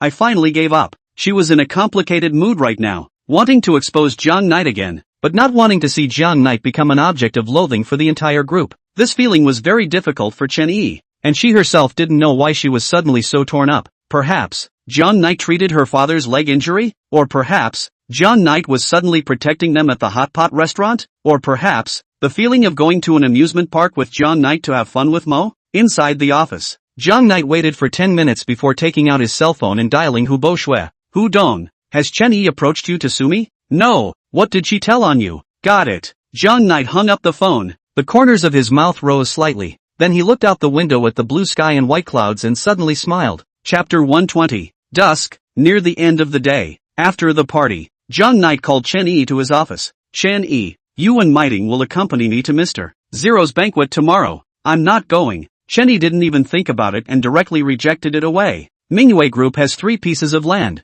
We only have 1. This project will definitely be taken away by Manhwa Group. Even if we go there, it's still futile. We might as well look for a few clients and do more performance. You can't refuse an order from the leader. Zhang Knight said very plainly. Chen Yi lowered his head and was silent, not answering. Chen Yi, let me ask you, do you know why I sent you to the nursing home? The atmosphere was awkward for a moment before Zhang Knight opened his mouth and asked, need you ask? Chen Yi laughed. It must be because I'm worried that I'll ruin your plans. All the more reason for you to go. Then, and I'll show you what I'm aiming for by lining you up in a nursing home. Off duty. Zhang Knight finished, came to the coat rack money, picked up the trench coat and turned to leave. Back home in the evening, Chen Yi told his mom and dad about this. Chen Hongda sighed. I didn't expect Zhang Knight still sold this piece of land to the Bright Moon Group, but we can't do anything about it. After all, it's Zhang Knight's own decision. We outsiders can't interfere. However, this money came from a shady source. Yes, the group let him touch the project because they believed in him, but as a result, he utilized the group's resources to earn his own money. Such a person, in the future, that group dares to purely fall out of the eye of the money. Zhou Ruoyun chimed in from the side. Forget it, I don't want to think about this project. It's already Manhwa Group's anyway. Chen Yi lowered her head to eat. Today, I'm going to the rented villa to sleep, and tomorrow we're going to the banquet together. The other side, the Chen family's old mansion. Since Chen Fengyu spent 300 million to buy the land, angry Chen Xingji Hole finished did not sleep. The next day high blood pressure committed, and then stayed in the hospital for several days, and the doctor said, cannot be angry again, otherwise the body cannot withstand. So, the Chen family gathered today to tell Chen Xingji some good news. Grandpa, we've got the project, Chen Fengyu said with an excited face. Oh, sure you got it? Chen Xingji's face was delighted as he immediately asked. The question caused a moment of silence throughout the parlor. Then Chen Honghai spoke. Dad, don't worry, now that this project has been internally decided, Mr. Zero contacted us and not only inquired about the land, but also told us that he is ready to invest, and that tomorrow's banquet is nothing more than a formality. When Shen Honghai finished speaking, the group of people laughed loudly and nodded their heads in agreement. Although a group of people were lying, they had enough confidence though. After all, they had 3 pieces of land in their hands, and when the time came, Mr. Zero would definitely choose them. It's not internalized, but it's no different than a formality. Well, there you go. Chen Xingji had a satisfied look on his face. As long as we take this project, Manhwa Group will be able to list on the stock market, and when that happens, you will all be the creditors. Moreover, I'm going to attend tomorrow's banquet, to meet Mr. Zero, the big shot. Grandpa, you're going too? Chen Qingfeng suddenly opened his mouth and asked. Chen Qingji was particularly happy to know that the project was finalized, squinting his eyes and saying, "What? Still think I'm a disgrace as an old man?" "No, no," a group of people said in a hurry,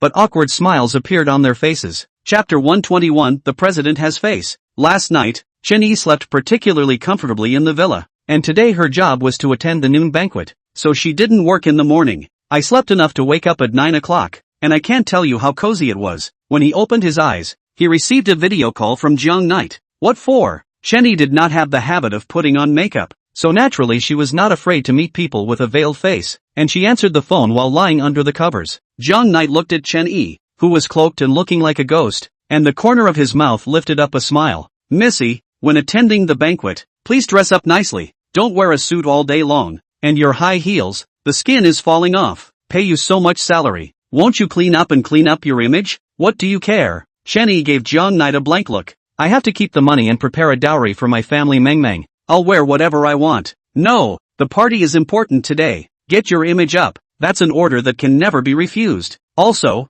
isn't it a bit early to worry about Meng's dowry? And there's still me as a father. When the time comes, the whole of China will be Meng's. As long as Meng likes the house in that place, I can buy it for her. I have the money." Jiang Knight beeped a lot. Chen Yi cut a sound and said, Right. You are rich, take other people's trust to earn money, and still have the face to say that you are rich. In the future, I won't let my daughter to ask for your money. I dislike this money is a bit black. Hang up." Then Chen Yi hung up the phone without hesitation. Yeah, let me borrow your clothes." After getting up, Chen Yi saw Aiyu walk out from the next room and immediately greeted her and said, Aiyu scared and laughed. "Did you go on a date for Jiang Knight?" "No, I'm going to a party." Chen Yi gave a blank look. "I'll go on a date for a pig. I won't even go on a date for him. The abomination. Come on, Jiang Knight long and handsome, but also money, many women in the Prince Charming yo. If you do not want, I can go to chase it. Then, you do not look for a place to cry to go on good." Aiyu said while looking for clothes for Chen Yi. "I've always wanted you to go after Jiang Knight, but you wouldn't." Chen Yi stood at the entrance of the room and said, "Both of you have daughters, if I really catch up, will Meng call me mom, or your mom? Besides, I was just confused from crying, that's why I said that. I won't steal your husband from anyone. We are good girlfriends." Aiyu handed Chen Yi a gown. "You have to wear a gown for the banquet. We both have about the same figure. We should be able to wear it." "Okay, thanks. Go get you cleaned up after you wear it." "No, it's just a set of clothes. It's not that expensive. Just don't mind if it's cheap." Won't. Other side. 10 o'clock in the morning. Jiang Knight took a suit worth $200,000 and a dress worth over $100,000 to Chen Hongda's house. "Jiang Knight, what are you doing buying us clothes?" Chen Hongda looked at Jiang Knight in front of him with a puzzled expression. "Uncle, your Chen Yi's family, the North City group is having a banquet. I'll take you guys to it. The meal is very rich and there are gifts to be had. Let's go rub some in." Jiang Knight heatedly laughed. Yeah, I don't want to cook for lunch." Zhou Ruoyun immediately ran out from within the bedroom and said, "It's no good. What's it like for us to go to your company party?" Chen Hongda was somewhat reluctant. "It's okay, old man. It's just a meal, and Jiang Knight is the president. Following the president to dinner. The face also has a face." Zhou Ruoyun patted Chen Hongda's shoulder and said, "The suit, $200,000? Seeing the price tag of the suit, at once Chen Hongda's hands trembled and he was instantly stunned. Chapter 122 Do you know whose party this is? This gown of mine is also worth over $100,000. For God's sake." Zhou Ruoyun also saw the price tag on her clothes and was almost shocked to death. The two of them looked at Jiang Knight in unison, their faces filled with suspicion. "Jiang Knight, why did you give us such expensive clothes?" Zhou Ruoyun immediately asked. "I didn't buy this." Jiang Knight spread his hands and said, "It's the banquet organizer who asked me to give it to you guys. Today, you're attending as guests. Of course you have to dress up. The banquet is about to start. You guys change into your clothes and go. The president's face is just great." Zhou Ruoyun laughed, going to dabble in a meal and turning into a guest. Ha ha. The couple looked at each other, then went into the bedroom to change into their suits and dresses. "It's been so long since I've worn a tuxedo. It's so awkward." Zhou Ruoyun wore a red gown, and immediately had a noble temperament. After all, she was from a wealthy family. Even after so many years of being a street vendor, she couldn't hide the luxurious atmosphere. And after so many years of living as a poor citizen, she had a pro-people temperament again. Noble and approachable, with temperaments sandwiched together in a very dazzling way. "Honey, it's beautiful." Chen Hongda was mesmerized and gave a thumbs up. "Uncle, You, today, are also very handsome. Look inside the mirror. Jong Knight moved the mirror at the doorway in front of Chen Hongda. Looking at the man in the suit inside, Chen Hongda instantly had red eyes. He was wearing a suit like this back then, strategizing in the shopping mall. And since that incident, he shed his suit and became a cripple that everyone looked down on. It's back. The Chen Hongda of that year is finally back. Jiang Yi and Zhou Ruoyan glanced at each other and could tell that Chen Hongda had remembered the previous past. Today, I would like to attend standing. Chen Hongda suddenly looked at Jiang Knight and said, walking for a while shouldn't have any effect, right? Let Auntie assist. It won't have much effect. Jiang Knight replied. In the next moment, Chen Hongda stood up, his straight body exuding a confident temperament, and his whole person changed to be different from before. Sitting in a wheelchair in his big pants, he's crippled Chen, dressed in a suit and tie. He was Chen Hongda, the eldest son of the Chen family. An hour later, Jiang Knight took the invitation and led Chen Hongda and Zhou Ruoyan into the banquet hall of the Chaoho Hotel. After sitting down, Chen Hongda and Zhou Ruoyan kept surveying the surroundings. It had been a long time since they had attended such a luxurious banquet, and it felt a bit strange. Chenny came to the banquet hall in her dress, and when she saw Chen Hongda and Zhou Ruoyan, a look of surprise immediately surfaced on her face as she sat down next to the two of them and asked softly, Mom and Dad, why have you come? Yeah. Jiang Knight brought us here to rub it in. Zhou Ruoyan leaned on Chen Yi's ear and said with a smile, look, isn't Mom's dress pretty? And oh, the organizer even let me and your dad be the guests of honor for Jiang Knight's sake. Mom, do you know who's throwing this party? Chen Yi first glared at Jiang Knight, then looked at the guests that were arriving one after another as she said anxiously, it's a party thrown by Mr. Zero. Chapter 123, they're here to dabble. A party hosted by Mr. Zero. Chen Hongda and Zhou Ruoyan's heads directly exploded, and their faces turned even paler like paper.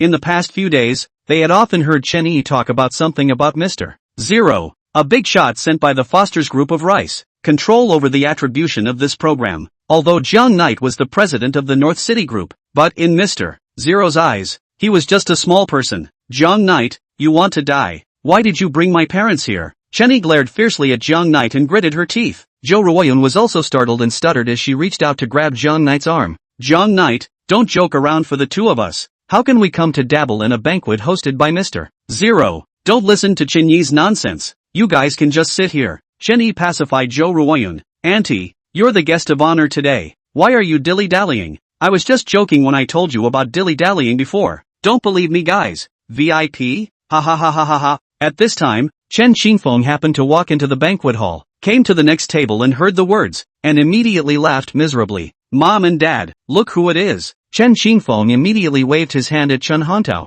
Ma Shurong, who came in? Chen Yi. His parents, also came to Mr. Zero's banquet, ran over to dabble with the food and drink, and claimed to be the guest of honor. This is not a small voice. It instantly made the entire banquet hall turn silent down. My God. Seeing this scene, Chen Yi directly plopped down on the table, completely helpless. She didn't expect the Chen family to come to the banquet. Thinking about it, Manhwa Group was a company under the Chen family, so it was naturally qualified to come. When Zhou Ruoyan saw that all the Chen family members had come, she held Chen Hongda's palm somewhat nervously. She whispered, what to do? It's okay, I'm here. Chen Hongda was also a little nervous when he saw his parents. Chen Shengji and Wang Yanlan had also come to attend. Chen Hongda, Zhou Ruoyan, why are you here? Ma Shurong walked up and opened his mouth to ask. Mom, I heard it earlier. Chen Qingfeng stood aside and said, they're here to dilly-dally. Let the security guards kick them out. Chen Hongda, Zhou Ruoyan, you've been kicked out of the family for so many years. How come you don't know how to behave? You even ran to Mr. Zero's banquet to dilly-dally. Aren't you a bit too unproductive? Chen Honghai came forward and said with a gloomy face, who says they're here to dilly-dally, but to attend as guests of honor? Jiang Knight stood up and looked at a group of people from the Chen family. Do you know what a guest is? It's one that Mr. Zero personally invited here. If they aren't qualified to sit here, I'm afraid that everyone here isn't qualified. Chapter 124, your Chen family's face is really big. Mr. Zero personally invited the guests. The news exploded like a bomb throughout the ballroom. Representatives of countless companies have come to watch. They also wanted to see what kind of guests Mr. Zero had personally invited here. Hongda Chen, Ruoyun Zhou. Seeing the duo, many of the local company representatives in Sioux City were surprised. They naturally knew of Chen Hongda and Zhou Ruoyan. Many years ago, the matter of the two of them being kicked out of the family was so heated that many people had heard about it. Don't be ridiculous. What did Lord Zero invite the two of them for? That's right, both of them have been kicked out of the family. Even if it's the Chen family,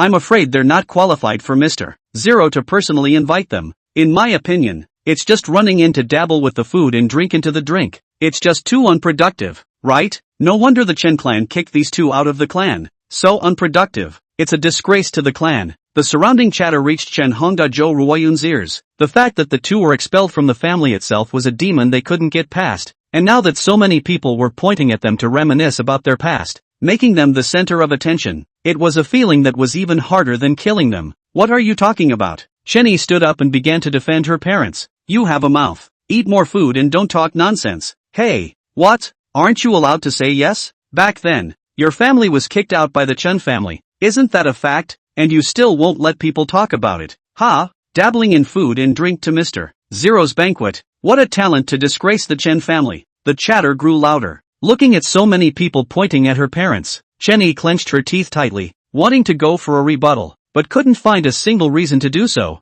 She wrapped Zhou Ruoyun in her arms and said, Mom, it's fine. My daughter will take you guys out. We're not going to attend this banquet. Okay, let's go. Zhou Ruoyun lay in Chen Yi's arms and nodded heavily. In the next moment, Chen Yi turned back to Zhang Knight, her eyes filled with hatred. Zhang Knight, I really don't know what you think. Why did you bring my parents to this kind of banquet? What exactly are your intentions? I hate you to death. The hate-filled eyes caused Zhang Knight's heart to clench viciously. He immediately stood up, grabbed Chen Yi's arm, and said seriously, Chen Yi, trust me, uncle and auntie, they are really VIPs. Just let them sit here. Mr. Zero will be here soon. Just ask him. Agu, who are they that they are qualified to be Mr. Zero's VIPs? Chen Xingfeng opened his mouth sarcastically, relying on Zhang Knight not daring to make a move here. Chen Xingji spoke up at this time. Hongda, Ruoyun, you're not qualified to participate in this kind of banquet. Quickly leave. After all, this banquet belongs to the high-end people, and your presence will make the Chen family lose face. Got it, Mom. The corners of Chen Hongda's eyes were red, and he gently nodded his head, standing up and preparing to leave.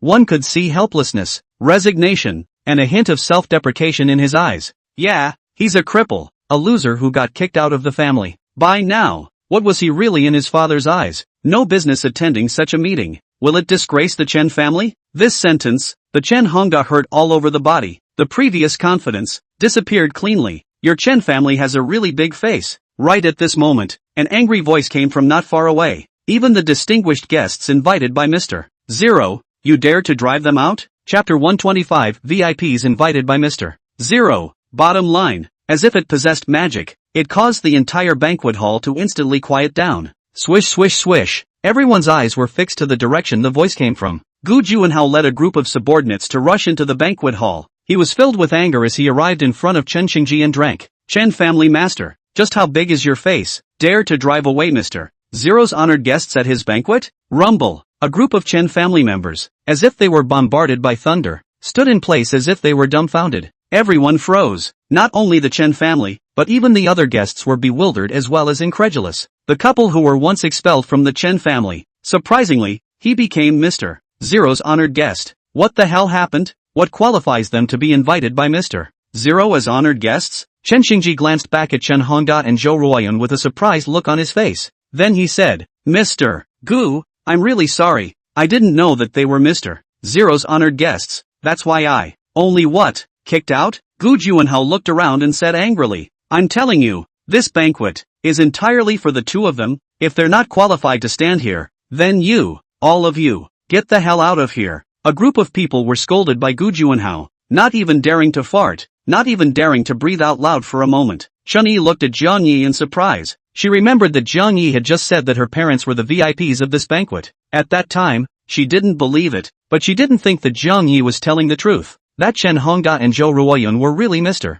Zero's VIPs. What happened? What the hell happened? Zhang Knight assisted Zhou Ruoyun and said, Auntie, sit down. If you're not qualified to sit here, I think that people from certain clans are even less qualified to sit here. And even if they go out, they're the ones who go out. These words made the Chen family instantly furious. But in front of Gu Juanhao, they didn't dare to be arrogant and could only listen honestly. Apologize. Gu Juanhao looked at Chen Xingji, immediately apologized to Mr. Zero's two VIPs. No, it's not just you. As long as anyone who has taunted the duo has obediently apologized to me, or else, all of you get out. No need to apologize. Chen Hongda immediately waved his hand, stopping Gu Juanhao. I'm sorry. At this moment, Chen Xingji suddenly bowed and apologized. I didn't know you were such a big shot. I blame me for not having eyes. When Chen Xingji apologized, a group of Chen family members looked at each other and apologized as well. They could tell that Chen Xingji was angry, and still particularly angry.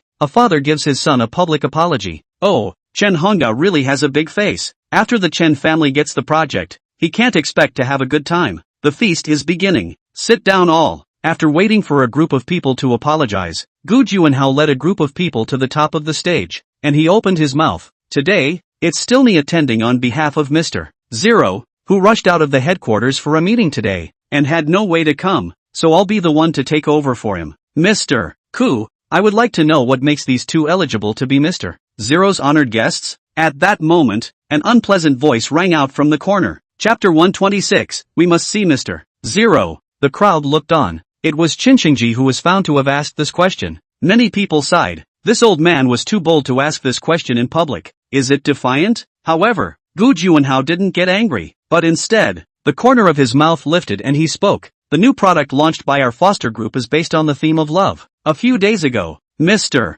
Zero was on the streets of Suzhou City and came across Ms. Zhou pushing Mr. Chen down the street. The two of them were very much in love despite their condition, and Mr. Zero knows the story of the two of you through some connections. 8 years ago, Mr. Chen and Ms. Zhou were kicked out of the family to lead a civilian life, and Mr. Chen became disabled. But Ms. Zhou did not give up on Mr. Chen for this reason, and silently stayed by his side, going from being a wealthy woman in a luxurious family to a street vendor, from a $1 million mansion to a damp and narrow house, from glorying together to supporting the way forward together. Perhaps this is true love. Gu Junhao finished in one breath, from beginning to end without him pausing for a moment. The more he said the more excited, completely into the state, and the many guests fell silent, their eyes fixed on Chen Hongda and Zhou Ruoyan. At this moment, they had completely turned into the protagonists of the banquet. Zhou Ruoyan listened to Gu Junhao say so much, her eyes reddened, and her head leaned on Chen Hongda's shoulder. If it wasn't for Gu Junhao saying so many words, she didn't even know that she had worked so hard for so many years.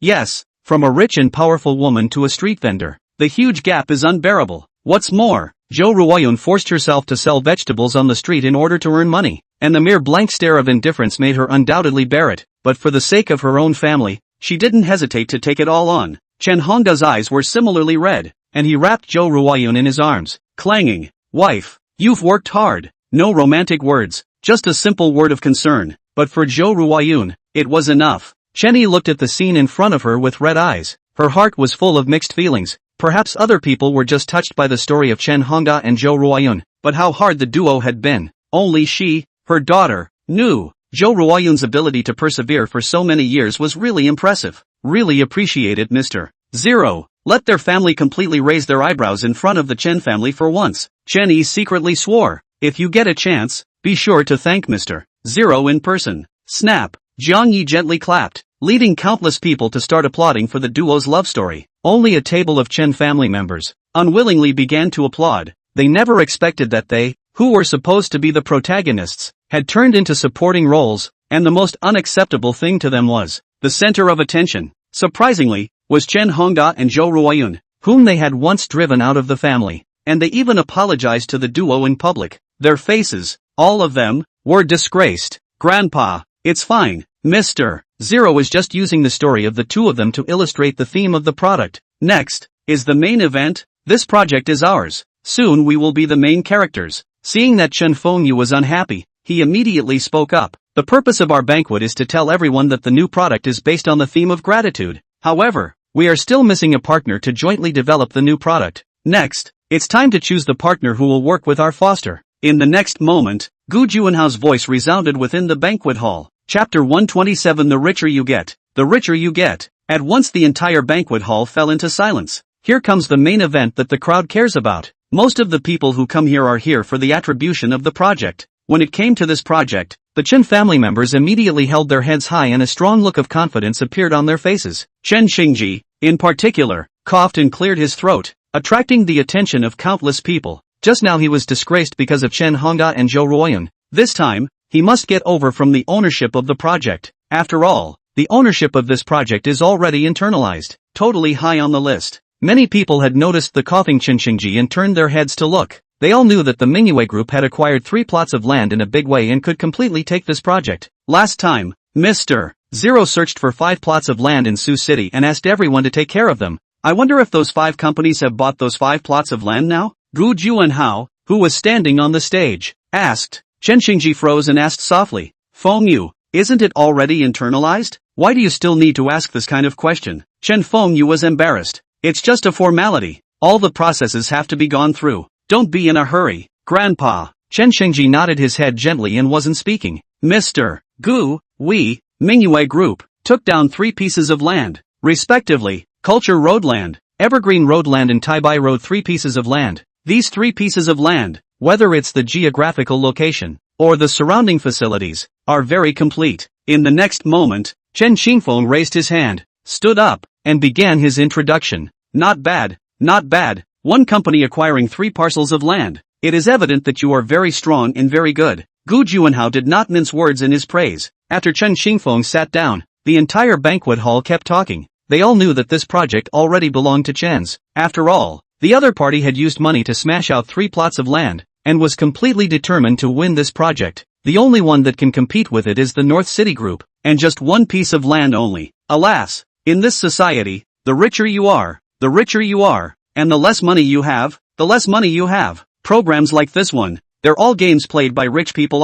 In whose hands are the other 2 parcels? Gu Juanhao's eyes glanced over the crowd and finally rested on Chen Yi. Jiang Knight reacted and immediately stood up and said, Mr. Gu, our North City Group has a piece of land near the artificial lake. Well, that's not bad either. Gu Juanhao nodded his head gently and gestured for Jiang Knight to sit down. Then he added, and the last piece? No one stood up, and the crowd kept surveying the whispers around them, all discussing a piece of land near the Yaoyang nursing home. Mr. Gu, this land, there's no way to acquire it. There's a nursing home next to it, and all the people living in it are retired soldiers. They like peace and quiet, and they don't like to build a factory next to it, so there's no way. Chen Fengyu immediately stood up and spoke. That's a shame. Mr. Zero likes this land very much, and he also said that if whoever takes this land can take down the project directly. It seems that we can only choose from you 2 companies. Gu Juanhao glanced at Jiang Knight, then said with a sigh, this piece of land, Chen Yi has already acquired it. Just then, a voice suddenly erupted from the crowd. Chapter 128, if you can buy this land, I'll buy the universe. Swish swish swish. The gazes of the crowd were all fixed on Jiang Knight. Even Chen Yi was looking at Jiang Knight next to her with a face full of shock and disbelief. She said softly, Jiang Knight, you want to die. When did I acquire that piece of land? Don't talk nonsense. This is cheating others. I'm not lying. Jiang Knight spoke up. During this time, you've been working as a servant in the nursing home for such a long time. Didn't you acquire it down? One sentence left Chen Yi confused. She spread her hands and said in a very low voice, you said there that I was told to acquire it. I merely went to work. A sudden burst of laughter came from the side. Although the duo did not speak loudly, they seemed extremely loud and clear in the quiet banquet hall. Everyone heard the exchange between Jiang Knight and Chen Yi. Just now, Jiang Knight had said that Chen Yi had acquired that piece of land, but Chen Yi, who was the person in question, didn't know. It was a total mismatch and showed up on the spot. There was a sigh of relief throughout the birthday banquet hall. That's a lot of nerve. Telling lies in front of so many people without blushing. Thick-skinned enough. Chen Fengyu laughed especially loudly as he said, Jiang Knight, Chen Yi, will you guys stop acting? That land, no one can acquire it. You guys have to be realistic even if you want this project, right? Chen Xingfeng snorted coldly and said as he looked at the duo, that land, there are many people who want to buy it. No one can buy it, just you guys want to buy it too, right? I know you guys want this project, but if you cheat Mr. Zero, not only will you not get the project, you'll also be kicked out of the banquet hall. Think before you speak. You can eat recklessly, but you can't talk recklessly. Jiang Knight turned his head to the next table and said to the 2 Chen brothers, if you can't buy it, does that mean we can't buy it? So what you're saying is that your North City Group has already taken down this piece of land? Chen Xingji suddenly turned his head to look at Jiang Knight and asked, it wasn't North City Group, but Chen Yi who bought this land. Jiang Knight looked straight at Chen Xingji and said. Then Chen Xingji looked at Chen Yi and spoke. Chen Yi, take out the contract for Grandpa to take a look. If you really buy this piece of land, we won't interfere with your fight for this project. If you can't take it out, get out immediately. Show it to us. Yeah, there's been people trying to buy that land that have failed, and you really bought it over? Some people, really go to great lengths to offend the program, and dare to lie in front of so many people, without shame. The countless guests were all talking. saying things that were particularly unpleasant. Chen Yi closed her eyes, her mind somewhat broken. She didn't know what to do anymore. This stinking man, it must have been a deliberate attempt to put her in the limelight. If you can't get a contract at this point in time, won't you lose your adult? Chen Yi, how much longer do you want to drag everyone along? Did you buy it or not? Don't you know? Chen Qingfeng had a despicable smile on his face. Let me tell you, that piece of land, I also thought about acquiring it. I even offered $2 billion, but the other party simply won't sell it. Just by you. You also want to purchase such an expensive piece of land? How much money do you have? Don't let people laugh at you. Okay, with your financial strength,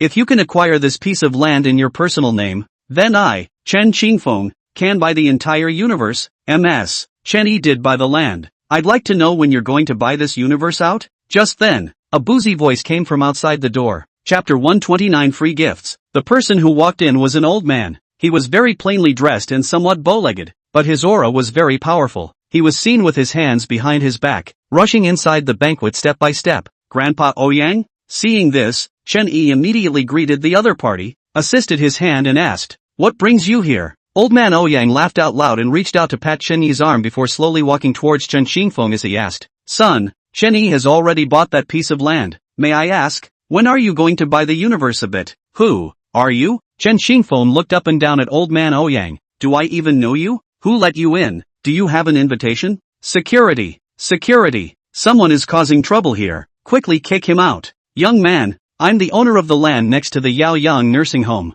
Just now, didn't you say that you looked for me to buy the land, and even still offered $2 billion? But, how come you don't recognize me?" Old man Ouyang said with a smile. These words were like a slap in the face of Chen Qingfeng, instantly leaving him speechless. "Young man, you must be more honest in your speech, you know? Your Chen family is also considered a big family. How can you lie in front of so many people? Don't talk nonsense if you haven't done it." "Ha!" Old man Ouyang sized up a circle of Chen family members, his fiery eyes making a group of Chen family members groundless. Even Chen Xingji was a bit embarrassed and his breathing gradually became rapid. Old man Ouyang laughed and brought Chen Yi to sit at their table. Chen Hongda and Zhou Ruoyan hurriedly gave old man Ouyang a wave as a greeting. "Ahem. Hello everyone. I'm the owner of the land in the Yaoyang nursing home." Old man Ouyang looked around and continued. "Now, in front of everyone, I'm signing the contract with Chen Yi on the spot. Yes, I'm ready to give this piece of land to Miss Chen Yi for free, and I hope that she can make good use of this piece of land to make conscientious factories." Freebie. The scene was an instantly quiet mess, as if the entire world had gone silent at that moment. Such an expensive plot of land was given to Chen Yi for free? What exactly is the relationship between the two? Grandpa Ouyang. Chen Yi was stunned. "I can't have it. It's too expensive. Take it. This piece of land. It's useless for me to keep it. There's food and drink in the nursing home. This piece of land. Ah, consider it as your hard-earned money for working as a servant for us for so many days. Sign it." Old man Ouyang patted Chen Yi's shoulder. "There's no need to thank me. If you want to thank me, thank the person who let you go to the nursing home." Upon hearing this, Chen Yi's eyes fixed directly onto Jiang Yi. She seemed to have thought of something. No wonder Jiang Yi would send her to the nursing home as a servant, not to detach her, but to let her get this piece of land. But she hadn't done anything but work as well as play chess all this time. Grandpa Ouyang. There was also absolutely no need to give her such an expensive plot of land. What are you waiting for? Sign it. Jiang Knight rushed at Chen Yi. "As long as you sign this, the project will be yours. I can't wait to be envious." "And you're still inking?" Chapter 130, Losing a Lady and a Soldier. These words didn't just cause Chen Yi to freeze, but also caused a group of Chen family members to be confused. Suddenly, they remembered what Gu Juanhao had just said. Whoever can take the land, Mr. Zero will give the project to whomever he wants. Chen Qingfeng and Chen Fingyu's scalps exploded in cold sweat, and their clothes were instantly drenched in sweat, and the rest of the Chen family was no better. After all, the truth of the matter was that they all knew that the project was not internalized. It's over. It's over. It's all over. The money is spent and the project is not yet in hand. If Chen Xingji knew that they had spent $600 million to purchase a piece of land from Jiang Knight, he would definitely be furious. Chen Yi glanced at old man Ouyang and realized that the other party had been nodding. Signed the contract without hesitation. In the next moment, Jiang Knight stood up and said, "Mr. Gu, the last piece of land, we took it down. According to what Mr. Zero said, isn't it possible to give this project to Chen Yi?" "Yes, that's what Mr. Zero said." Without any hesitation, Gu Juanhao knocked on the table and said, "The land that Mr. Zero is interested in is this piece of land in Miss Chen Yi's hands, so I announce that this project will be handled by Miss Chen Yi's company." When Gu Juanhao finished saying this, a group of Chen family members sat down directly on the bench as if they were greatly ill, especially Chen Fengyu and Chen Qingfeng. Their faces were as pale as paper, as if they were suffering from a serious illness. From their desperate eyes, one could see how huge the blow of the project's loss was to them. Chen Xingji was very confused and asked, "Isn't the project already internalized?" "Internalized?" Gu Juanhao suddenly laughed. "Our Mr. Zero has always done things openly and honestly, and definitely won't engage in this talk of internalization. Although you guys have purchased 3 pieces of land, but I'm sorry, but Mr. Zero likes this one, so the project will be handed over to Miss Chen Yi." Chen Xingji immediately turned back to his 2 grandsons. The murderous gaze made the duo lower their heads at once, not daring to speak. What the hell is going on? Chen Honghai and Chen Hongtao immediately stood up, supporting Chen Xingji on one side and said, "Dad, this matter, go home and then explain to you. There are some things that can't be said here." After a group of people pacified him, Chen Xingji finally sat on the bench, but judging by the way he was panting, he was pissed off. 300 million. A full $300 million has been spent and not a single project has been taken down. It's a total loss to Grandma's house. Chen Xingji's heart ached immensely, and he really wanted to slap these 2 accomplished guys to death. The key thing was that the project was still taken by Chen Yi. This makes them even more unacceptable. 2 grandsons, surprisingly, are not as good as 1 granddaughter. Chen Qingfeng, Chen Fengyu, I'm really sorry that you spent $600 million to buy a piece of land from me, and it didn't help you take down this project. I'm really sorry. The project, we'll take it. Jiang Yi took a sip of tea and turned to the Chen brothers. Chapter 131, Spitting Out Blood in Anger. Brat, what are you babbling about? A group of Chen family members immediately shouted angrily when they saw that Jiang Knight didn't think things were messy enough. I'm sorry, I'm to blame for my lack of eyesight. Jiang Knight immediately raised his hand in a gesture and turned his head, continuing to drink water. When Chen Xingji, who had just stabilized himself, heard these words, he was like a spring, bouncing straight up from the bench as he turned back to Jiang Knight and said, "Jiang Knight, what do you mean? Who spent $600 million to purchase the land from you?" Jiang Yi turned his head and saw a group of Chen family members frantically winking at him, signaling him not to say anything. Chen Xingji suddenly turned his head and saw a group of people acting strangely. He immediately looked at Jiang Knight again. "Jiang Knight, speak up." Not waiting for Jiang Knight to speak yet. At this time, a representative person from another company said, "Elder Chen, don't you know? Your grandson spent $600 million to buy a piece of land from Jiang Knight, the one on Culture Road. I thought you knew about it, so you were kept in the dark." "Spend $600 million, bought a plot of land from Jiang Knight." Chen Xingji sniffed and turned his hand to Chen Fengyu and Chen Qingfeng and slapped them with 2 big mouths. "What the hell have you 2 idiots done? Grandpa, let us explain." The Chin brothers were dumbfounded and immediately rushed to say, "Put." In the next moment, suddenly Chen Xingji spat out blood, rolled his white eyes, and directly fainted in Chen Honghai's arms. When Chen Xingji fainted, the entire banquet hall instantly rioted. "Dad." Seeing this, Chen Hongda immediately pushed away the bench to welcome him. "Get the hell out of here. It's all your fault. Don't pretend." Chen Hongtao pushed Chen Hongda away, then picked up Chen Xingji and left. This banquet, that's how it went down. The project, however, ended up in Chen Yi's hands as well, and until she left the Chao Ho Hotel, she was in a daze. This party, she seemed like an outsider. Got Mr. Zero's project without being involved in anything. Zhou Ruoyun was very happy, constantly grasping Chen Yi's hand and said, "Daughter, hasn't the project been taken down by you? It's really great, so that you, in the North City Group, can be promoted to be the vice president? Ha ha ha, it's great." And Chen Hongda has been sulking. "All I could think about was my father being angry and spitting blood,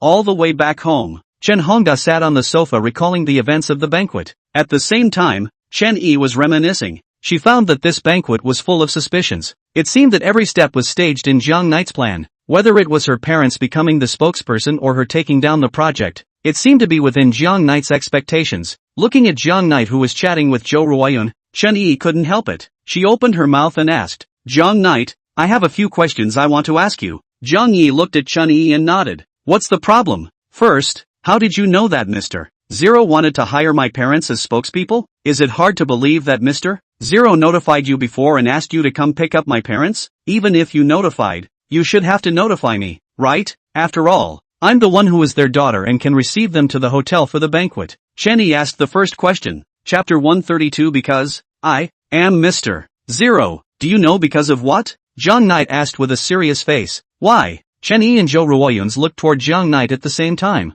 Even Chen Hongda, who had been fuming, looked over. Because, I am Mr. Zero. John Knight opened his mouth indifferently. The three froze for a moment, and then a helpless look appeared on their faces. Originally, they thought that John Knight would reveal some shocking secret. I didn't expect to utter a joke. John Knight, I'm asking you seriously. Please be serious. Chenny blankly glanced at John Knight, helpless. I really am Mr. Zero. John Knight replied seriously once again. If you're still talking like that, then you're out. Chenny wasn't used to John Knight either. She hated it when people bragged, and as a result, John Knight bragged endlessly. Well, actually it was Mr. Zero who approached me about my aunt and uncle, and then he left in a hurry and asked me to go and tell you about it. But I forgot about it and didn't think about it until this morning, and ran out of time, so I came to pick it up myself. John Knight had to find a random excuse. After all, to be honest, people don't believe it. Seriously don't believe it. On the contrary, those who say it is false believe it.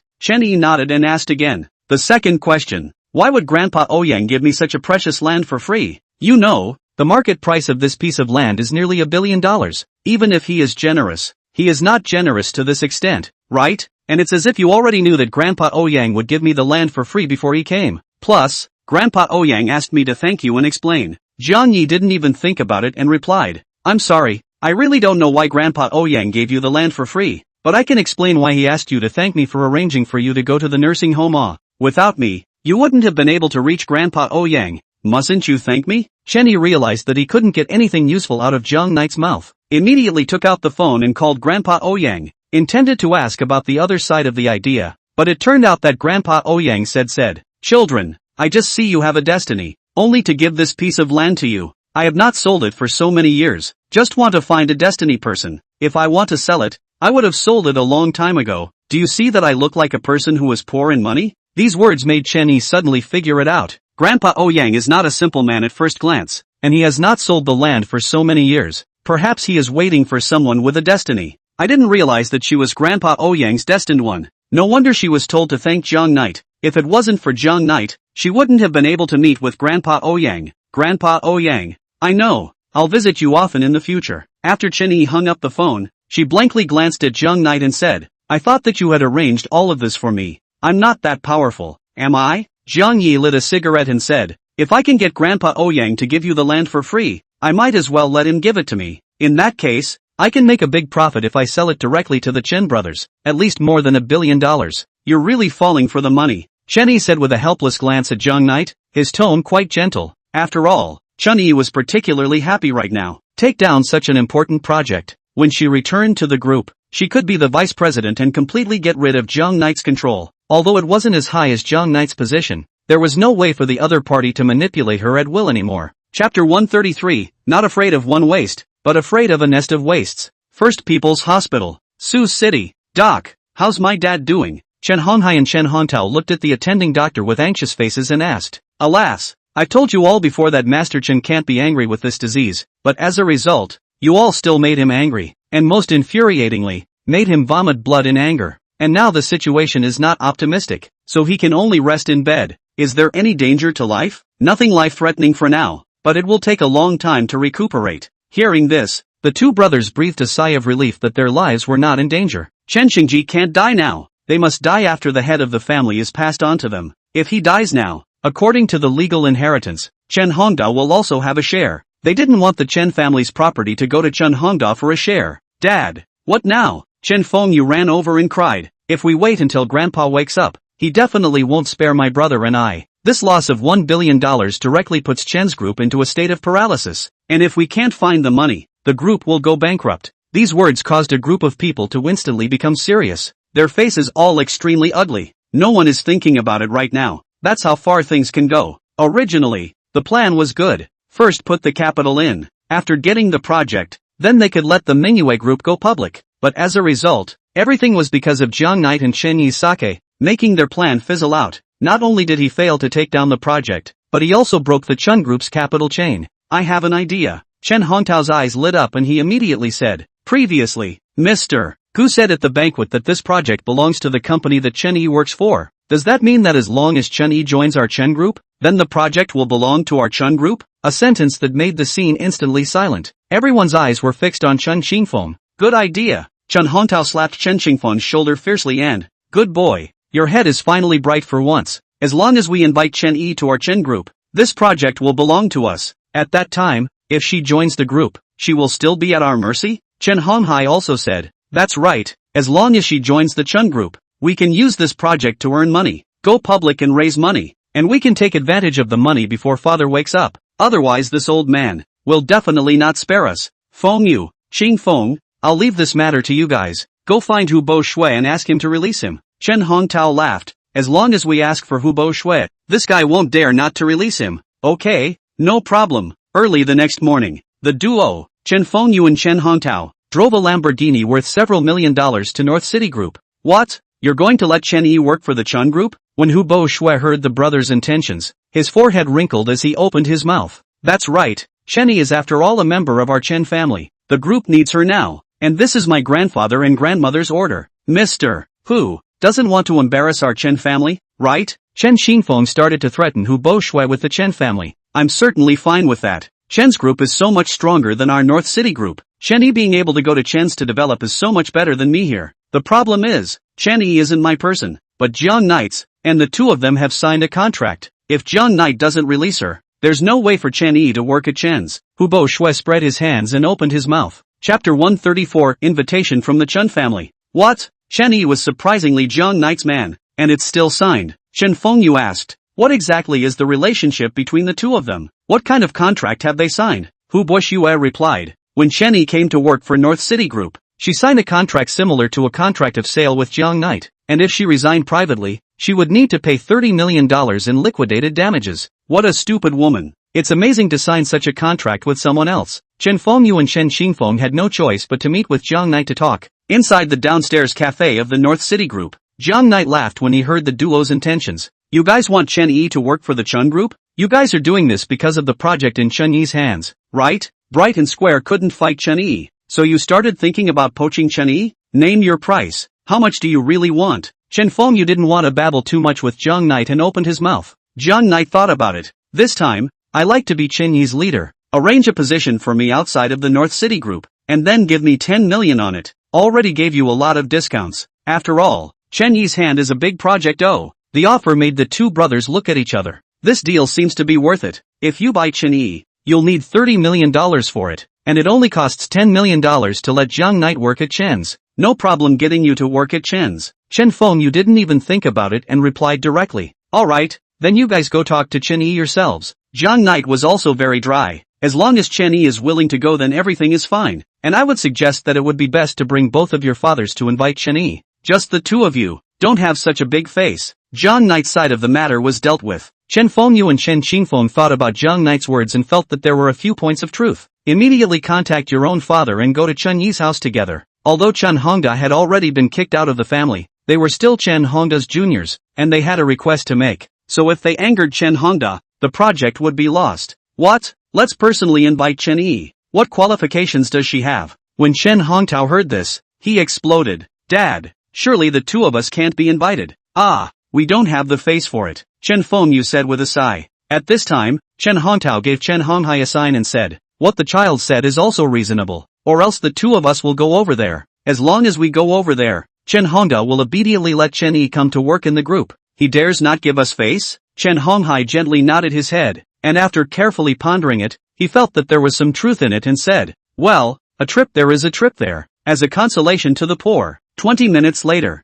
two pairs of fathers and sons gathered. Dad, do you need to buy anything else? Chen Fengyu glanced at the mall on the side of the road and thoughtfully asked, buy something? Buy something for that cripple? Chen Honghai smiled disdainfully, his eyes suffused with displeasure. The old man has gone there personally, and he still asked me to carry things. Son, this Chen Hongda doesn't have such a big face with me. If it wasn't for the project in Chen Yi's hands, what does he count for? Yes, yes, yes, yes, Chen Fengyu said with a smile. Ha, I remember. I have a pack of expired beer in my car. How about giving this away? Chen Xingfeng had a bad idea. Upon hearing this, the four of them glanced at each other, and their eyes immediately lit up, a mocking look appearing on their faces. Well, expired beer is good. Their crippled older brother's family deserves this kind of gift. Chapter 135 Expired Beer. Dad, it's right here. 20 minutes later, the four people came to the downstairs of Chen Hongda's house, reaching out and pointing to the dilapidated residential building, said, humph,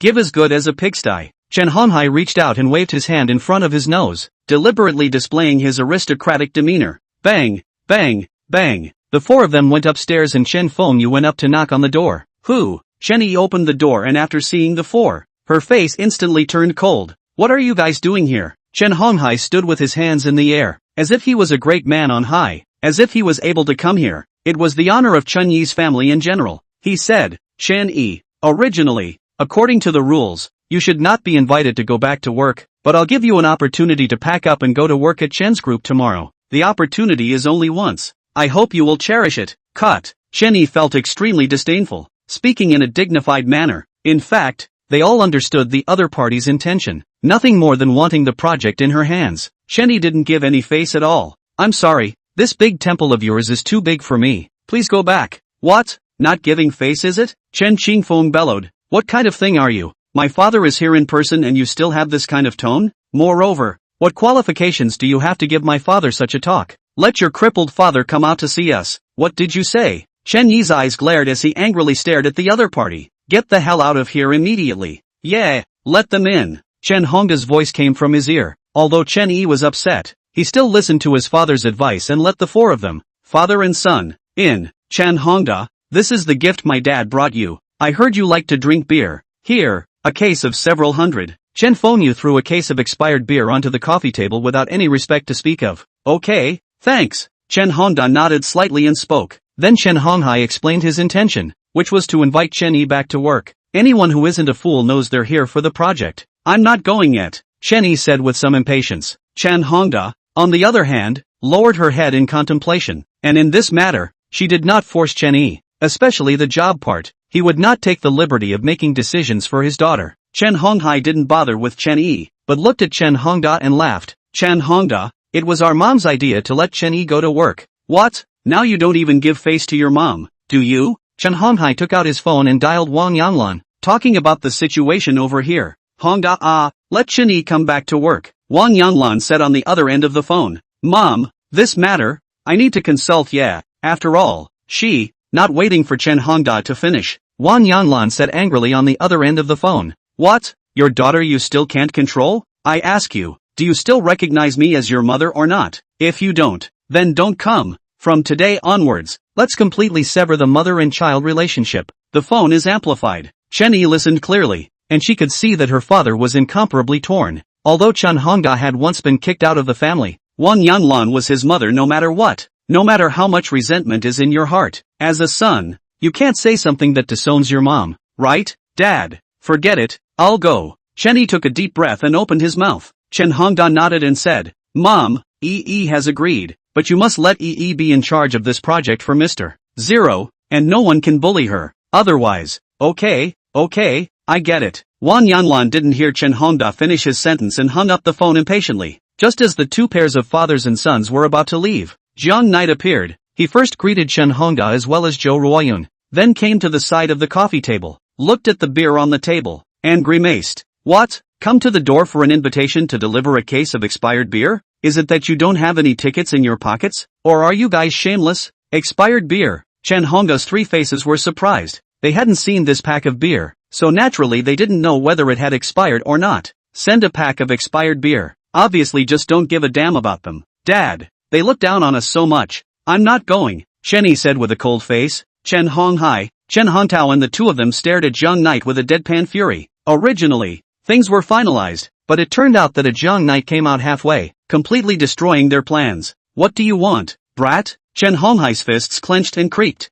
I don't want to do it. I just don't like the arrogance of you guys. Jiang Knight reached out and tugged, opening the beer. You want Chen Yi to go to work, right? Come on, the four of you drink up this case of beer. Otherwise, Chen Yi definitely won't agree to let you go to work. This time, Chen Yi surprisingly didn't refute Jiang Knight, but instead somewhat acquiesced. One would have to cure the other, or else keep disregarding their family. Are you purely looking for a fight? Chen Hongtao gritted his teeth. Drink? If you don't drink it, get out as soon as you can. Without any politeness, Jiang Knight said, drink. Chen Honghai thought for a long time, and for the sake of the project in Chen Yi's hands, he agreed stiffly. How about a plate of peanuts for you guys? Expired beer, shouldn't be good. Jiang Knight reached out and scratched his nose, saying, The two father and son pairs didn't reply to that comment and each grabbed a can of beer and opened it. Each one tasted it and something didn't taste right. Sour. Couldn't get it down. How long has it been expired? Chen Honghai secretly asked. Chen Qingfeng's face was a bit pale. My car has been sitting in the garage for half a year untouched. I just drove it over recently. It was about to expire before. It should be expired for half a year now. Vomit. When Chen Honghai heard this, he vomited. He's usually a fine wine drinker. So how is he going to swallow this beer that's 6 months past its expiration date? Beer that's 6 months past its expiration date should taste okay. Drink it or don't get the project. Jiang Knight said coldly. There was no choice but for the two pairs of fathers and sons to keep drinking. 1 bottle, 2 bottles, 3 bottles. Any peanuts? Chen Qingfeng's face turned green as he immediately asked. Wait, I'll get it for you. In the next moment, Jiang Knight turned around and left. This made many people suspicious, especially Chen Yi, who was even more surprised. It was hard to believe that Jiang Knight had gone to buy peanuts. A few minutes later, Jiang Knight came back and threw the loose peanut rice onto the table. When the four of them saw this, they didn't care if the packaging looked good or not, and took a big bite. This peanut butter tastes weird. Chen Honghai swallowed and took a sip of wine and said, well, the peanut butter that the next door neighbor feeds to his dog seems to be expired as well. Expired beer goes best with expired peanut butter. Cherish it, this peanut rice, but I took it out of the dog's bowl, and that dog chased me for 3 miles. Jiang Knight said indifferently. Put. Chen Yi directly burst into laughter on the side. She especially wanted to give Jiang Knight a thumbs up right now. What a game. Go down and look for expired peanuts, not to mention the expiration date. Vomit, vomit, vomit. Upon hearing this, the two pairs of fathers and sons turned pale as if they had eaten a turd and ran out of the house vomiting. Straw tramp, straw tramp. The two father and son pairs came downstairs and vomited like crazy, as if they were going to vomit up all of last night's meal. Chen Yi, colluding with an outsider to deal with me. When you go to the company, I won't be able to spare you. Chen Honghai clenched his fists and cursed. Thick killing intent surfaced on all four faces. Ha ha ha ha ha ha ha. The group laughed miserably at the sight of the departing four. After being bullied for so long, I finally got out of it too. Go to work. People drink expired beer and eat peanut butter. Jiang Knight looked at Chen Yi and said, aha. Chen Yi just nodded gently and asked, what brings you here? I came to see Mo. Jiang Knight said softly, Daddy, Daddy, Daddy. Just then, napping Mo suddenly lost control of his spirit, and his mouth kept crying out for his father. Chapter 136 Insanity Repeated. LOL. A few people's hearts tightened as they immediately ran towards Mo's room. Mo. Chen Yi saw that Meng Meng's face was full of pain and her hands were constantly placed at her neck. She knew that Mo must be having nightmares and a nervous breakdown. Chen Yi tried to pacify Meng Meng, but it had no effect at all. It was as if she couldn't wake up, just kept calling out for her father with her eyes closed. Jiang Knight was anxious when he saw Meng Meng's face in pain, and he didn't have his usual calmness. He immediately took Mo from Chen Yi's hand. Mo's not scared. Daddy's here. Jiang Knight held Meng Meng in his arms, his body swaying gently. Daddy is here. Don't be afraid. Don't be afraid. Before, Chen Yi couldn't be coaxed in any way. As a result, after Jiang Knight took it, within 2 minutes, Meng Meng's mood gradually stabilized. This caused all three to breathe a sigh of relief at the same time as well. About 10 minutes later, Meng Meng woke up from her sleep and directly fell into Chen Yi's arms and cried out, Mommy, just now I dreamed that a bunch of bad guys were trying to kill Meng Meng. I'm scared. So scared. Chen Yi hugged Meng Meng and said, don't be afraid. There's Mommy. I want Mommy and Daddy to cuddle together. Meng Meng suddenly looked at Jiang Knight with a resigned face. Daddy, give me a hug. For a moment, Jiang Yi didn't make a move, but instead looked at Chen Yi with some concern. However, Zhou Ruoyun kept gently pushing Jiang Knight and said, your daughter is calling you. Go give her a hug. Chen Yi just looked up at Jiang Knight and didn't say anything, but gave Jiang Knight a seat. Her attitude was already obvious, allowing Jiang Knight to come over and hug her daughter together. Jiang Knight was thrilled and immediately sat down next to Chen Yi and wrapped Meng Meng in his arms. In the next moment, Meng Meng stood up, reached out and wrapped her arms around Jiang Yi and Chen Yi's shoulders, cradling the two of them in her arms, and because the force used was too great, she directly made Chen Yi and Jiang Yi's heads collide together. Ouch! Stinky baby, bumping hurts Mommy. Chen Yi reached out and pinched Mo's cheeks. You naughty boy, what about treating Mom and Dad like this?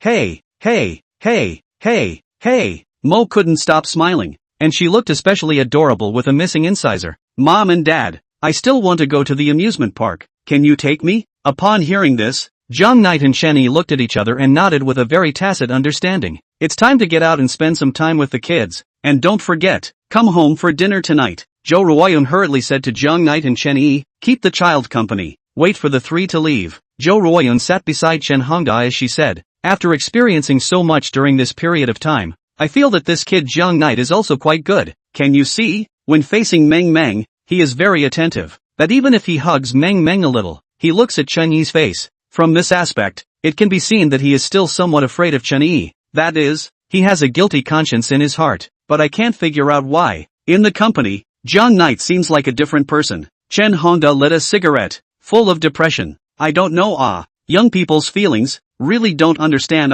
Chapter 137 Parent-Child Games. After leaving the house, Mo recoiled. So, instead of going to an amusement park, they went shopping at the mall downtown. One afternoon, the duo accompanied Mo to an anime movie, played with bumper cars, and rode a small train that circled the mall, and together we played balloons, caught dolls, and shot hoops. Jiang Knight, you're too stupid. Watch me. Chen Yi took the basketball from Jiang Knight's hand, aimed, shot, and missed. With your skills, you're not as good as me. Let me do it instead. It's the last one. Can't you let me do it? You've voted for so many. Okay, I'll let you. As the two argued over who would shoot the ball, Mo sat himself down on the back bench with a look of helplessness on his face. Obviously the two were taking her out for a good time. Why were these two having so much fun that they forgot about her? But she was especially happy to see her mom and dad finally stop fighting. Mom and Dad, look, there's a race going on over there. You've got to take me to it. Seeing a large group of people gathered together, Mo immediately tugged the duo and ran to the match. It was a family event held for the mall's 5th anniversary. It is done by mom and dad with their children.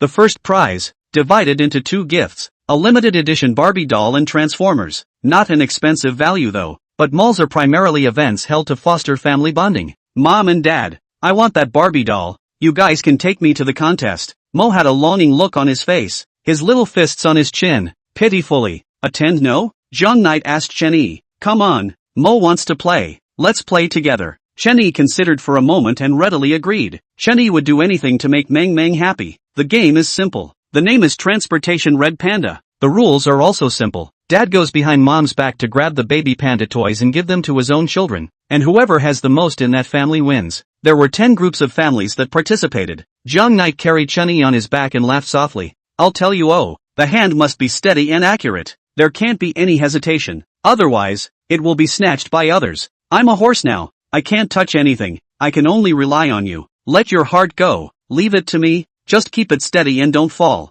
Chen Yi said as she lay on Jiang Knight's back. Are you kidding me? I never fall down. Don't you brag. People are leaving. Mom and Dad, hurry up. People are running away. Jiang Knight reacted and immediately set off with Chen Yi on his back. His speed was very fast, as if he was a cheetah in the forest. Although he set off late, he managed to overtake the rest of the families in a flash, occupying the first place. Come on, take more. Jiang Yi ran to the bear toy and urged Chen Yi. You can only take 2 at a time. After Chen Yi took 2, he patted Jiang Yi's head. Go back to the city. Okay. Jiang Knight turned around and ran. Mom and Dad are awesome. Mo laughed out loud after getting both toys. Then the duo set off again for the budding Barbie doll. The two people cooperated incomparably well. Jiang Knight ran fast, Chen Yi grabbed the right spot, and in a few round trips, they left the other families far behind. One fat buddy couldn't stand to watch, carrying his daughter-in-law on his back and crashing into Jiang Knight, yelling, Brothers, my kid doesn't have a single toy yet.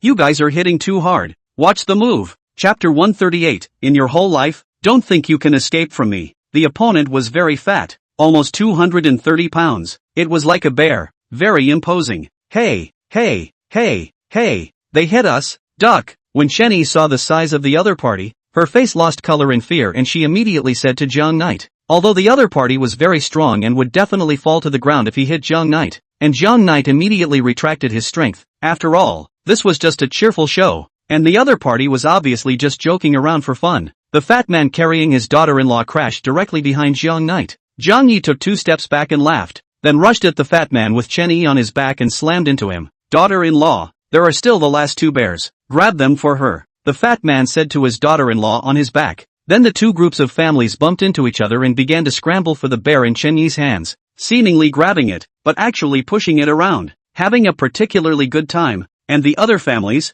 seeing this, also rushed up. A large group of people gathered and crashed around, causing a lot of laughter. Bam! Jiang Knight didn't use his strength and was squeezed aside by a group of people, sitting on his butt on the ground, while Chen Yi also lay on the ground. My goodness, it's so exciting. Chen Yi was panting as she lay on the ground, her small face red with a smile on her face. Zhang Yi was lying beside Chen Yi, not panting, but smiling all the time. It could be said that this afternoon was the happiest afternoon since he retired from the army. Right, accompanying his beloved woman and daughter to play the game together. It's a very simple game, but it feels very happy. This game is confusing by the end. The first place is also not divided out. The mall organizers are generous, directly give out 10 gifts. After all, this group of interesting parents play an interesting game. After all, laughter is the most important. To obtain countless praise, half an hour later, the three of them, Zhang Knight, Chen Yi and Meng Meng, sat on top of the glass roof on the mall. Looking down, Mo slumped in the duo's arms in fear.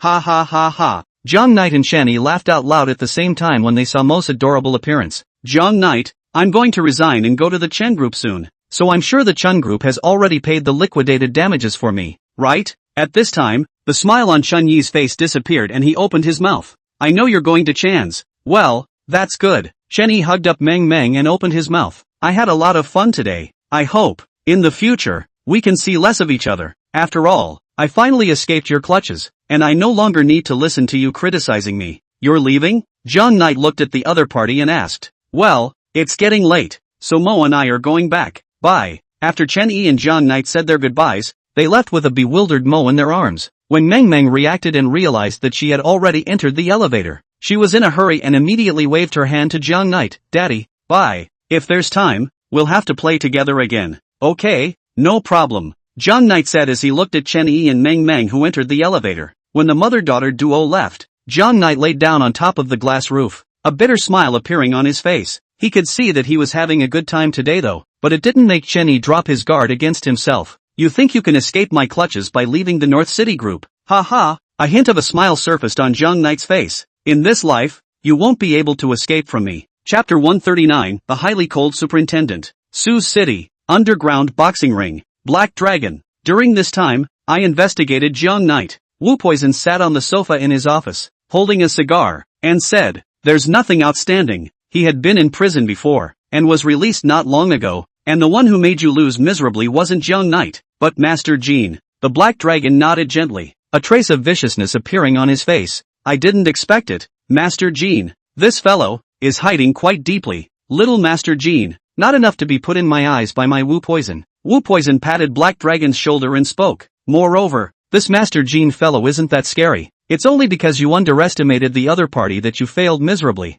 Now, I'll lend you a group of people to prove yourself. Good, then thank you Big Brother Wu Poison. The Black Dragon nodded softly and said, you're welcome, we're all brothers in our own family, but I suggest that this time we take our time and don't rush things. Wu Poison said, use the least amount of losses to exterminate the most of his people. The corners of Black Dragon's mouth rose slightly. Understood. This time, I will let Master Jean die without a burial place. Soon, the next day came. Chen Yi woke up early and came to the North City group to resign, and soon got Hu Buiqing's consent. While passing by Zhang Knight's office, Chen Yi stopped her steps. She suddenly hesitated, whether to go and say goodbye to Zhang Knight or not. Although during this period of time, he had been criticized by Zhang Knight, but in good conscience, he did learn a lot of things about business, and during this time at North City Group, she got a lot out of it, not only making many like-minded co-workers, and got a big project from Mr. Zero. It gives her the capital to return to Chen and to help her father fight for what belongs to them. North City Group has many memories and regrets for her. Saying goodbye to Zhang Knight was a way to bring the North City Group's work to a close. Knock on the door. No response. Knock again. Still no response. Maybe Jiang Yu hasn't come to work yet. Chen Yi also didn't enter the office and left holding the paper box to the Chen Group. You're finally here. Chen Qingfeng waited for Chen Yi for a long time and opened his mouth. From now on, you're the Deputy Director of Sales for Chen Group, and you're also in charge of Mr. Zero's project, so go and meet your sales department leader first, then come together for a meeting. Got it. Chen Yi nodded and went to the sales department under the guidance of his colleagues from the Human Resources Department. Snap. When Chen Yi had just entered, there was a group of people applauding and welcoming him. However, it could be seen from the faces of the majority of the people that they were unwilling and clearly did not place Chen Yi in their eyes. Thank you all. Chen Yi didn't have the youthfulness of just stepping into the workplace and responded very easily. Superintendent Chen, I'll be your assistant from now on. A very well-behaved girl greeted her, took the paper box in Chen Yi's hand, and then pointed not far away. From now on, that will be your room. And next door, the director's office. Well, I'll go ahead and say hello to the superintendent. Chen Yi pondered in his heart. Is this director so high and cold? The deputy director reported on her first day, but she didn't even come out to greet her. Knock on the door 3 times. Hello superintendent, I'm Chen Yi. I just came to report. Can I come in? Come in. Chen Yi pushed the door and entered. After seeing the man sitting in the office, she was stunned. Chapter 140, Polarization. River Knight. The superintendent sitting in his office at this time is no one else. It was none other than Jiang Knight. Why are you here? Chen Yi's face was full of questions as she turned her head to look at the sales department office, thinking for a moment that she was back in the North City group. That's not true. The co-workers were all unfamiliar faces. The office is also so strange. But this man in front of me, why was he here? Jiang Knight coughed, with a smile on his face, stood up and introduced himself. Hello, Deputy Director Chen. From now on then, I'm your leader. Introduce yourself. My name is Jiang Knight. I'm jumping ship from North City Group, so I'll teach you more in the future. Instruct you son of a. Chen Yi cursed. Then countless co-workers turned their heads to look. Chen Yi immediately waved her hand and gave a sign to her many co-workers before closing the office door heavily and glaring at Jiang Knight. What the hell do you mean? What do I mean? Jiang Knight spread his hands and said, What? You're allowed to jump ship, but I'm not allowed to jump ship, right? You're shady. You're rambling. Did you follow me here on purpose? Will you leave me alone? I was looking for something better, and this place pays more, so that's why I'm here. Chen Yi couldn't be tenacious with Jiang Knight and sat directly on the sofa in anger. Originally, she thought that she could escape Jiang Knight's clutches by coming to Chen Group. However, what she didn't expect was that Jiang Knight had chased her over as well, and was still her leader. As if she couldn't escape Jiang Knight's 5-finger mountain in this lifetime. Pack up and get ready for a meeting to explore Mr. Zero's new project. Jiang Yi stifled his laughter and instructed Chen Yi. Still the same old commands. Still the same old tone. Chen Yi was a bit frantic, but continued to suffer in silence, returning to his office and starting to pack up his things. 20 minutes later, Chen Group conference room. Chen Honghai, Chen Hongtao, Chen Fengyu, Chen Qingfeng, and a group of executives were all waiting in the office. This group of executives was clearly much more imposing than the group of executives from the North City Group. Chen Yi felt that he was strong enough, but he was still under some pressure when facing this group of people. But with Jiang Knight by his side, these pressures, too, gradually disappeared a lot. Chen Yi, when is Mr. Gu coming? Chen Honghai was the president of the Chen Group, and as long as Chen Xingji wasn't here, he was the boss. It's coming soon. I contacted him just now and got stuck in traffic. Then wait a while. In about 10 minutes, Gu Junhao was led by an assistant to the conference room. The group rose to greet them. Gu Junhao waved his hand, signaling a group of people to sit down. He said, What I'm here for this time is to convey a few requests from Mr. Zero. First of all, I hope that your company will prepare a plan. If it is passed, you can go all out to build the factory. We will give the formula of the new product to your company, and hand it over to you for mass production, and the split will be 50-50. Split 50-50. This made the eyes of a group of executives light up. This is an eye-watering ratio. According to Foster's previous years of new listing sales, 50-50, if they risk product listing a week, you can get more than $1 billion in return. After all, Foster's has been developing for so many years, with a reputation that is well known, and every new product release is followed by a large number of people. One more thing, Mr. Zero has returned, and if your planner passes the requirements, he will give the planner a meeting to make some suggestions, so I hope you'll make more of an effort to meet Mr. Zero. May I see Mr. Zero? Chen Yi suddenly got excited. She had always wanted to thank Mr. Zero for choosing her parents' love story as a product endorsement, and now that she heard that she could meet Mr. Zero, she was naturally very happy. Chapter 141, The Perfect Plan. Of course, that's from Mr. Zero himself. Gu Junhao smiled faintly. It can be seen that Miss Chen Yi very much wants to meet our Mr. Zero, then you have to work hard. If your plan is approved by Mr. Zero, he will give you the chance to meet him once. Don't worry, I'll work on it. Chen Yi nodded heavily. After Gu Junhao left, Chen Honghai briefly said a few words before dismissing the meeting. What? Want to see Mr. Zero so badly? Jiang Knight opened his mouth to ask as he returned to the sales department with Chen Yi. That's for sure. All this time I've been wondering what kind of person Mr. Zero really is. Chen Yi's face was full of anticipation. I think that it must be particularly handsome, particularly charming a man. Don't be such a Philistine. If you want to see Mr. Zero, first prepare the plan. Jiang Knight threw a pot of cold water on Jiang Knight and then entered the office. Chen Yi gently nodded her head. Without saying anything, she drilled into the office and started to prepare the planner. Last night, she knew that she needed the planner. So when she got home, she immediately started to prepare it. During this time, she had been checking the past results of the foster group, learned a lot. So when doing the planner, I also completely learned the good points of the previous successful cases. Doing up the planner was very smooth.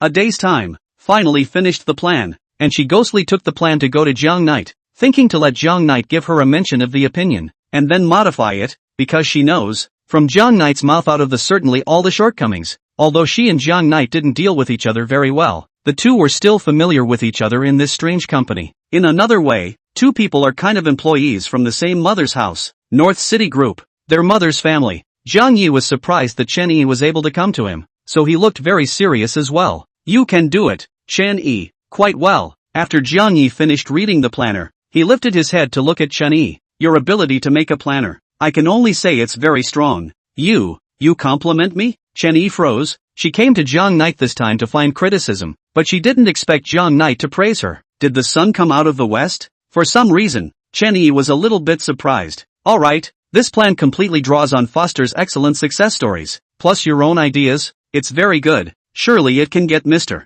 Zero's approval, and I can see that you've put in the effort. Chen Yi returned the planner to Chen Yi and opened his mouth. You've seen the success stories of the Foster group as well? Chen Yi had always thought that Jiang Knight was just a punk, but he didn't realize that he still had some knowledge of Foster. A quick glance at the planner showed something about Foster. You're hilarious. I'm such a bull in the mall. How could I not understand? Jiang Knight laughed. Forget it, you're still a cow. See, you have a way with bragging. Chen Yi was mercilessly sarcastic. Let's go home together. I need to treat my uncle's leg injury. Aha. Chen Yi nodded and returned to the office, briefly tidied up, locked the planner into a drawer, and turned to leave. She'd learned her lesson from the last invitation. Be sure to lock up anything important. Chapter 142, Theft Plot. A little after 9 o'clock at night, Chen Xingfeng sneaked into the sales department and entered Chen Yi's office. Ka-ching. He utilized a black key and very easily opened the drawer of Chen Yi's desk, took the planner out of the desk. He took a look at the planner, and surprise surfaced on his face. He never thought that this temperamental madman would make such an excellent planner. It was simply better than what their Chen Group's professional planning team had done. Something. Chen Xingfeng immediately copied a copy of the planner, then reinstated it and relocked the drawer. Soon, he took the plan to his father as well as Chen Honghai, Chen Fengyu to see. The three of them were astonished after reading this plan. They couldn't have imagined that this was actually a plan made by Chen Yi. Quick, send a copy over to Mr. Ku and ask him if it's okay. Chen Hongtao immediately thought of something. If it passes, we can be in charge of this project and completely kick Chen Yi out. He. A sentence that brought the crowd to their senses. Now the project is owned by the Chun Group. If this plan was approved by Mr. Zero, then in that case, they didn't need Chen Yi at all. Say it and do it. Chen Xingfeng immediately contacted Gu Junhao and sent the plan to Gu Junhao's mailbox. In the long wait, Gu Junhao returned the call. He said, not bad. Your Chun Group's work efficiency is really good. It's very happy to work with you. Tomorrow let the owner of the plan come to me. Okay. Chen Xingfeng was very surprised and hung up the phone after he finished. The group of people glanced at each other.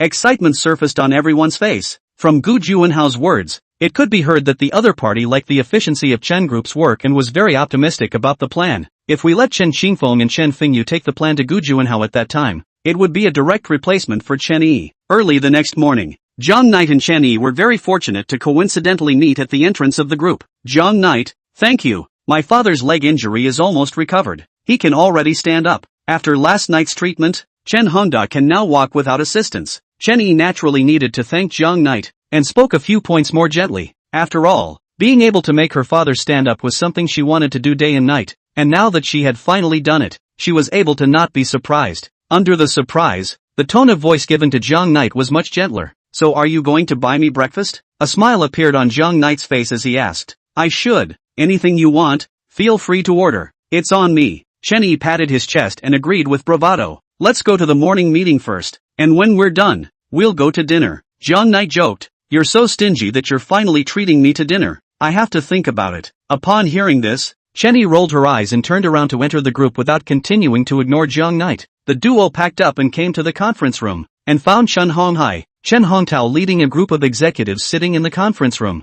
And when they saw the duo come in, their faces instantly turned gloomy. Chen Yi, you're fired. Chapter 143, Paper Can't Hold Fire. Why? Chen Yi was dumbfounded upon hearing this and stood at the door of the conference room.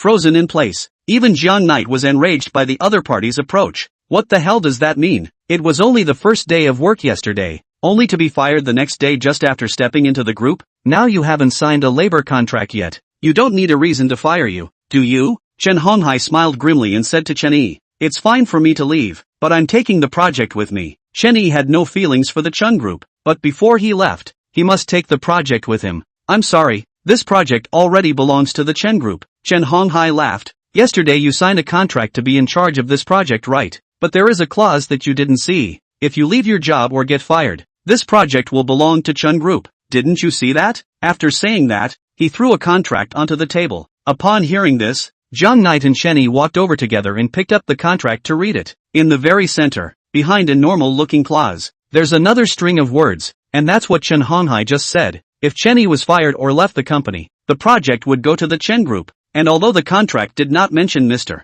Zero's contract, it made up for it by using the project that Chen Yi was in charge of. This contract, obviously, is a mind game. You guys are so shameless. Chen Yi was shivering with anger, pointing at Chen Honghai and cursing. Sooner or later, you will be condemned by heaven. Pack up your stuff and get the hell out of here. You want to enter Chen's with just you? Just a bastard born from a bunch of dogs. Go back and tell your father that he agreed for you to enter the Chun clan group. It's only because he wants to rely on you to grab the family property, right? Ha ha ha. Don't let him dream. The Chen group is the two of us, Chen Hongtao and I. There is no part for that punk of a father of yours. Chen Honghai stood up, his words filled with a condescending tone. I'll spell it out for you. Chen Yi heard these words from the other side. Even the best temper couldn't take it anymore, and rushed up to smack Chen Honghai for his sins. Still want to hit me? If you dare to touch me, I'll blackmail you to death. Chen Honghai had a disdainful look on his face. Jiang Knight immediately reached out and yanked Chen Yi, who was on the verge of a rampage, out of the conference room, and as he walked to the door, Jiang Knight said, "You guys are sure you want to expel Chen Yi, right? I hope you won't regret it." "We'll regret it?" Chen Hongtao had a disdainful look on his face. "Get the hell out of Chen." Just like this, Chen Yi was fired. She finished packing her things, glanced at the drawer of the plan, hesitated for a moment and put it inside the box. This is her carefully written plan. Absolutely cannot be left within this group. Come alone, go alone. Just one day, Chen Hongdai is walking in front of the neighborhood, and from a good distance, he saw Chen Yi, who was walking in a lost manner. "Daughter, what are you doing back here?" He immediately greeted him and saw the things in Chen Yi's hands as if he was leaving. "Dad, I'm fired." Chen Yi very much didn't want to tell his father about this news, but paper can't wrap fire, and the other party must have known about it very quickly. Don't hide what you can't hide. Chapter 144 Invitation to the Door. Go home, boy. Chen Hongda didn't get too excited, sighed and took the box in Chen Yi's hand and went back home together. At this moment, Chen Hongda's mood was also complicated. He admitted that there was a bit of selfishness in letting Chen Yi go back to work for the group.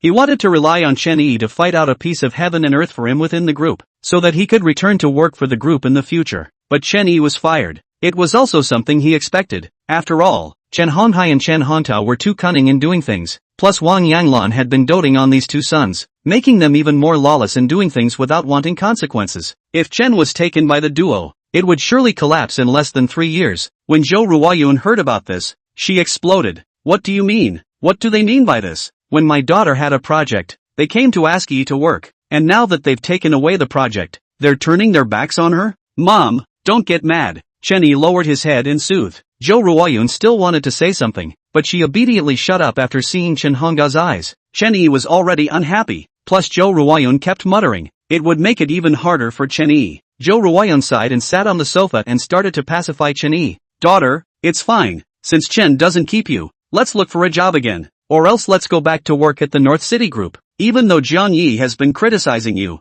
but he doesn't fire you." "Yeah, I wanted to quit, but Jiang Knight wouldn't even let me." Chen Yi was instantly infuriated and laughed. Compared to her own relatives, Jiang Yi was surprisingly quite nice to her. No matter how many mistakes she made, Jiang Knight never mentioned firing her. "Mom, Jiang Knight went to work for Chen Group too." Chen Yi smiled helplessly. "Chen's price for Jiang Knight is very high. You also know that he loves money. There is a better place to develop. He will definitely go but he's just a director now. He can't manage things at the top." "Jiang Knight went to the Chen Group too?" Zhou Ruoyun and Chen Hongda exclaimed in shock, never having heard of this matter. This is bad. After Jiang Knight left from North City Group, then Chen Yi had no place to work.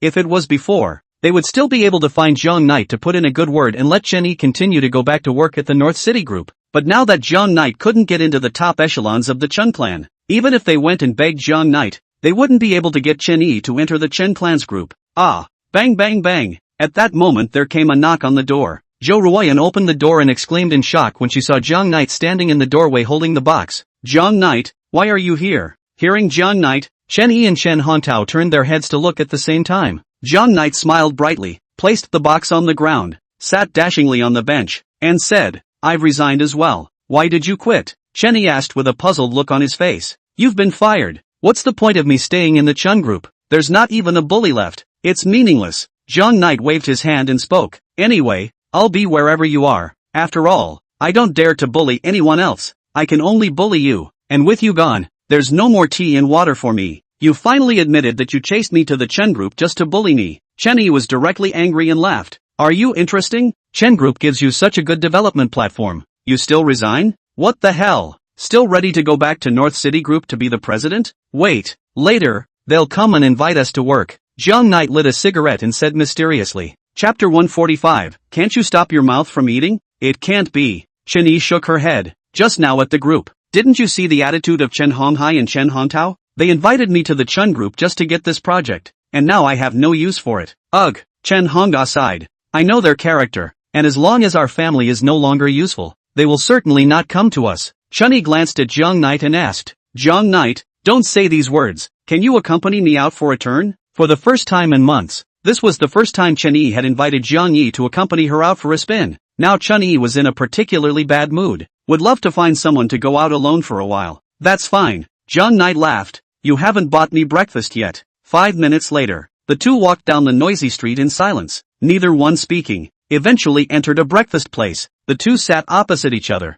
neither one speaking, heads bowed as they ate their breakfast, as if their communication was silence. What are the plans for the future? Jiang Yi looked at Chen Yi and asked after finishing his breakfast. Let's take a couple days off, then we'll look for a job. Chen Yi suddenly remembered something and her eyes glared. I'm telling you, the next time I look for a job, you can't go looking for me. What job are you looking for? The Chen family will come and invite you later. Jiang Knight said with a smile. Would you stop being so boring? Chen Yi rolled her eyes with a look of disgust and said, You talk a lot of smack. Okay, people just kicked me out like a dog, and then you say they're going to come and invite me. You can't be sarcastic like that. You can't eat to keep your mouth shut, can you? Boss, give him 2 more cages of buns, the kind you can gag. Other side. In the morning Chen Fengyu and Chen Xingfeng did not go to work at North City Group. Instead, he drove to the Economy Building in Sioux City. Mr. Zero and Gu Juanhao and the others are working here for the time being. Mr. Ku, where's Mr. Zero? After Chen Fengyu entered the office,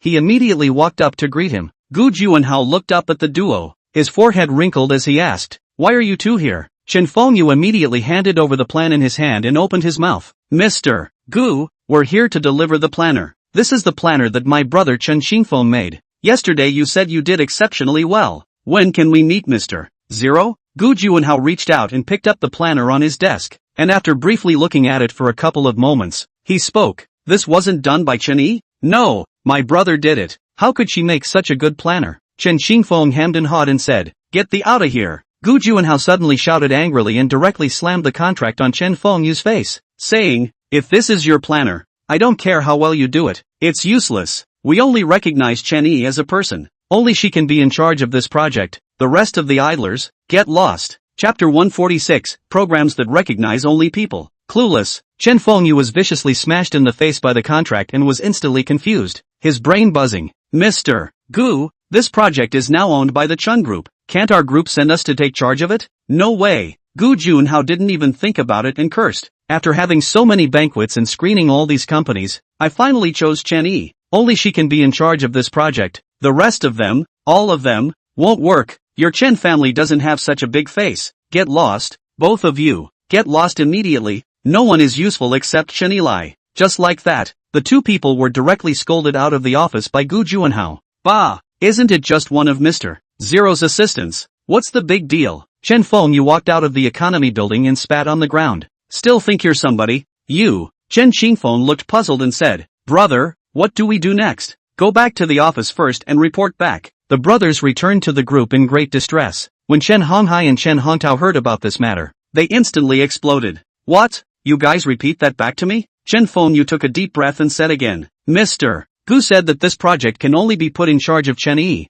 No one else. At those words, the duo instantly broke out in a cold sweat, their scalps exploding. They had just fired Chen Yi, and then they got a news like this. It was almost as if the heavens were working against them. It's over. It's over. What's going to happen now? Chen Honghai had a burst of scalp numbness. His brain was messy as if it was a paste. Don't panic. Do something first. The four men sat in their office and fell into silence, not knowing what to do for a moment. At this time, suddenly Chen Honghai's phone rang. It was Wang Yanglan who called. Mom, what's wrong? Your father is awake and wants to see you, Wang Yanglan said on the other end of the phone. Then the four of them immediately came to the hospital. After all, now Chen Xingji was the head of the family, holding the Chen clan's great power. Their group of juniors, who had not yet been given these great powers, didn't dare to be too unbridled, and had to listen to everything they were told. Dad, you're finally awake. You had us worried sick. After the two of them, Chen Honghai and Chen Hongtao, entered the hospital room, they immediately pounced on the kid and showed him off to the fullest. Brat, I want to know who paid $600 million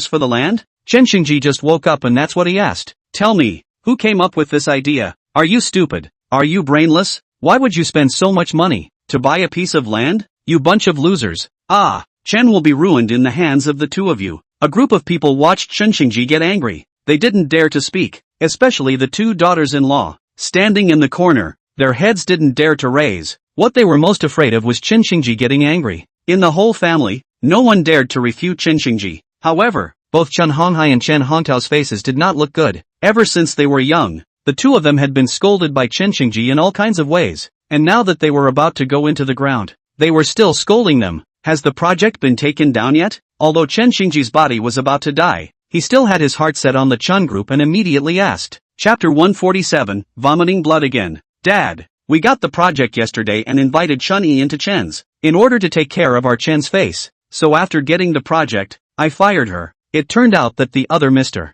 Zero only recognized Chen Yi and wouldn't let our Chen take charge of this project. Chen Honghai was very honest with Chen Xingji and said all these words. These words undoubtedly infuriated Chen Xingji again. His eyes grew wider and wider as he looked at the two brothers and asked, do you guys still have any brains at all? Ah, I'm asking you guys, do you still have any brains at all? Why can't you just fire Chen Yi after the project is over, and bring her back to me right away? Right away. Grandpa, invite her back. We have no face. Chen Xingfeng was in a somewhat bad mood and said, asterisk asterisk asterisk asterisk you. Chen Xingji yelled and cursed, you still have the face to speak? The two of you brothers are both stepping on the horse's trash. In the beginning, you should be the ones I kicked out of the clan, not Chen Yi. The two of you are no match for Chen Yi alone. This statement upset the two daughters-in-law. Their sons were so good, how could they be no match for a Chen Yi? Dad, you can't talk like that, no matter what. Xingfeng and Fengyu are your grandchildren, Ma Shirong said with a gloomy face. I don't have a punk grandson like that. Chen Xingji's teeth were red with anger,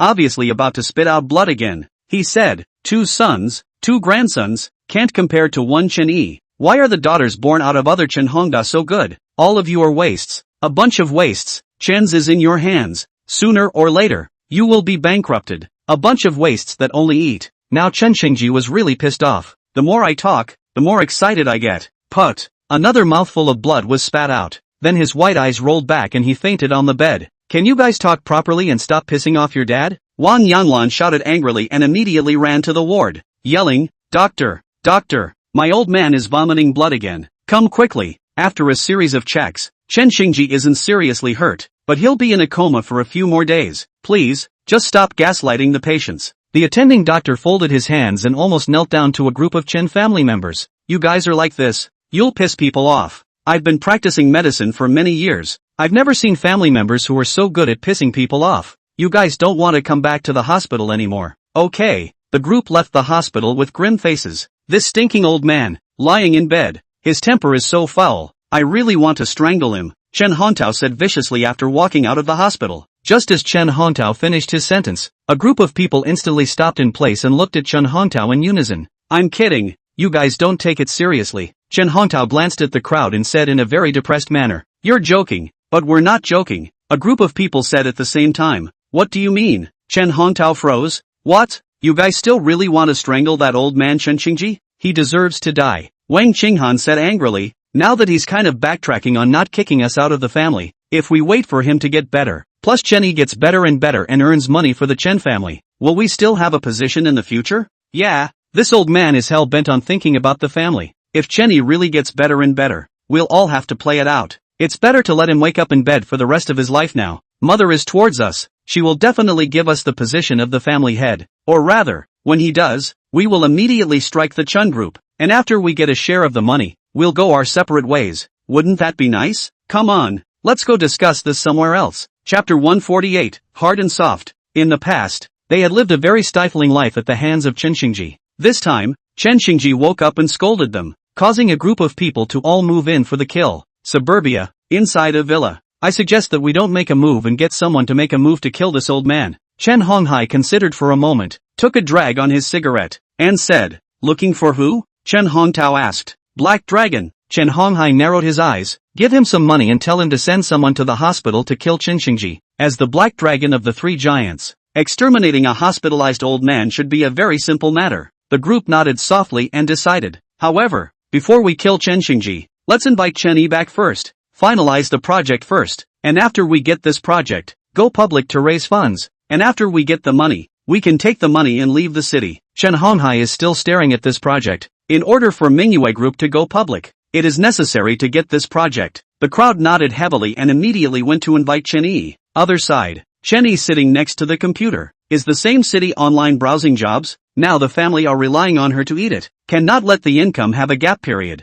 Must find a new job as soon as possible. And Jiang Knight sat beside him, pointing at Chen Yi. That Diamond Blossom Group is good. It's still missing a president and assistant position. I'll be the president and you'll be the assistant. Jiang Knight pointed at the screen and said, you're nuts. Get your own job. Let's not be in the same company. No, I'm going to be in the same company as you. Get the hell out of here and don't watch me look for a job. Nah, I just want to watch. If the warriors of the Northern Border War Zone were to see Jiang Knight's appearance, they would definitely be shocked out of their wits. Ruthless killing in the battlefield, now even sitting beside a woman to be pampered, talking in a particularly soft tone. That is like a murderous northern border god of war. It seems that love will really change a person. You don't have to be so disgusting, okay? Talk properly. Chen Yi shook his body and immediately moved to the side, saying, Jiang Knight moved the bench again and moved closer to Chen Yi. Don't be too far away from me to see the screen. Looking at the two people who were bickering, Zhou Ruoyun and Chen Hongda glanced at each other, and a helpless smile surfaced on their faces.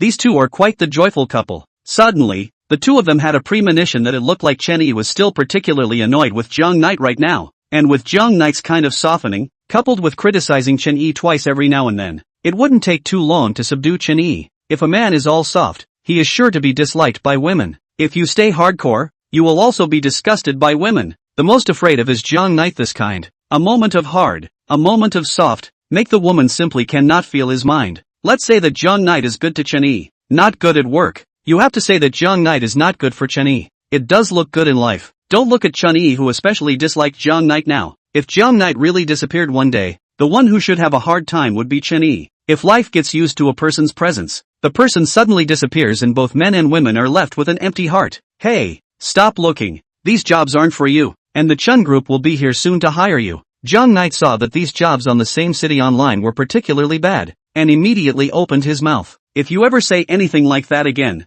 I'm going to kick you out. Chen Yi glared at Jiang Knight. How could they come to invite me? Are you out of your mind? As soon as the words left his mouth, there was a knock on the door of the room. Is Chen Yi home? I'm Chen Fengyu. Chapter 149. Show your sincerity. Chen Fengyu. At those words, Chen Yi immediately looked back, a trace of shock surfacing on his face, and Chen Hongda and Zhou Ruoyun had the same expression. See, they came to invite you. A look of pride surfaced on Jiang Knight's face as he said. Zhou Ruoyun sniffed and immediately opened the door. Chen Fengyu and Chen Qingfeng immediately entered the house. They first politely greeted Zhou Ruoyun as well as Chen Hongda, and then came in front of Chen Yi and Jiang Yi. They said, Chen Yi, quickly go to work with us. Why did you just say you're leaving? What do you say? How do we go? A layer of frost covered Chen Yi's face as he said in a cold voice. Chen Fengyu's eyes rolled and explained. My father is just joking you again. How could he fire you? Mr. Zero's project needs you to be in charge of it. Don't give them a general opinion. Let's go to work.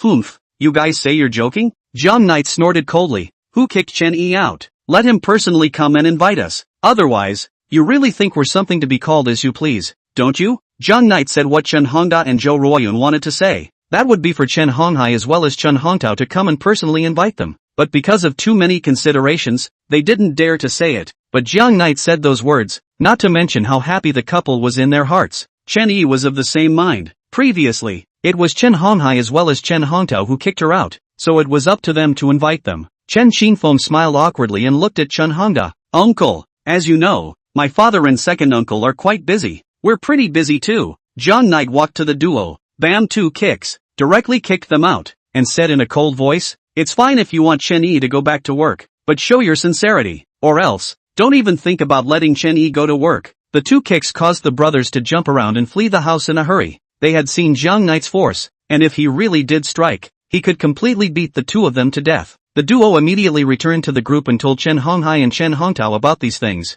Okay, now this family of theirs, they're getting so bold that they're asking me to go and invite them in person? Chen Hongtao's eyes narrowed, filled with a murderous aura. Back then, in their eyes, Chen Hongda family is like a mole cricket, casually pinch them. The result is that now they even have the courage to dare to let them personally door to door to apologize. If they do not clean up to clean up, the other side is really going to be lawless. Come on, I'll see what they want me to apologize for then. Chen Hongtao took out his phone. Arrange dozens of mongrels for me and follow me to invite people. Hongtao, what do you mean by that? Chen Honghai immediately asked. Isn't he going to ask us to go and invite him in person? Chen Hongtao's eyes narrowed. Then I'll go and violently invite someone. Back then Chen Hongda was a mole in our eyes. And the same is true now. Want me to personally invite them? Do they have the face to do so? This Chen Hongda is indeed a bit of an underachiever. Chen Honghai nodded heavily and said, Chapter 150, Violent Invitations. Other side. Ugh, my eyelids keep jumping and I always feel like something is going to happen. Ever since the 2 brothers left, Zhou Ruoyun's heart had been unable to be still. Me too. Chen Hongda looked at Jiang Knight with some concern. Alas, we shouldn't have let Chen Honghai and Chen Hongtao come to personally invite them. Both of them are people who want to save face. Letting them personally bow their heads, they simply can't do it. They can do it. Jiang Knight laughed. If they don't come, we won't go back. Listen to me this time. If you keep giving them the benefit of the doubt, then the more they'll stomp their noses. In the past, you might have been bullied by them, but now that I'm here, it won't be the case. These words moved Zhou Ruoyun and Chen Hongda very much, and sitting in the room, Chen Yi warmed up a bit. For so many years, their family has been bullied. After all, Chen Hongda double legs crippled, relying on her and her mother, simply cannot fight the Chen family, often bullied, but also can only silently endure down. Ever since Jiang Knight came back, there was suddenly a supportive man in their family. Gradually, they weren't afraid of each other either. Thinking of this, suddenly Chen Yi turned his head to see luxury cars parked outside the door. Then Chen Hongtao, Chen Honghai, 2 pairs of father and son walked down from the car. Dozens more punks then stepped out of the car with clubs in hand. All of them were fierce, full of crossface, and gathered together in an aggressive manner. That's to invite people. Obviously it's to raid the house. Well, it fits the temperament of these 2 brothers. Completely disregarded the family as human beings. Even if you invite, it's a violent invitation. And if you don't go, you get beaten up. It's bad. They're coming, with a lot of people. Chen Yi hurriedly came to the living room and said. Upon hearing this, Jiang Knight immediately came to the bedroom and glanced down through the window, and immediately his eyes narrowed with murderous intent. The corner of his mouth lifted up in an arc as he said, if that's the case, then don't blame me for being impolite. Bam! At that moment a loud bang came from the door of the room. Jiang Knight immediately turned around and went to the living room to open the door. Then Chen Honghai and Chen Hongtao rushed in. Behind them stood stick-wielding minions, surrounding the building. What are you doing? Jiang Knight blocked the doorway and said with narrowed eyes. Zhou Ruoyun and Chen Hongda were both terrified, their bodies trembling in fear at the sight of so many people. However, after seeing the figure blocking the doorway, the tense mood gradually became much lighter. Fortunately, there was Jiang Knight today,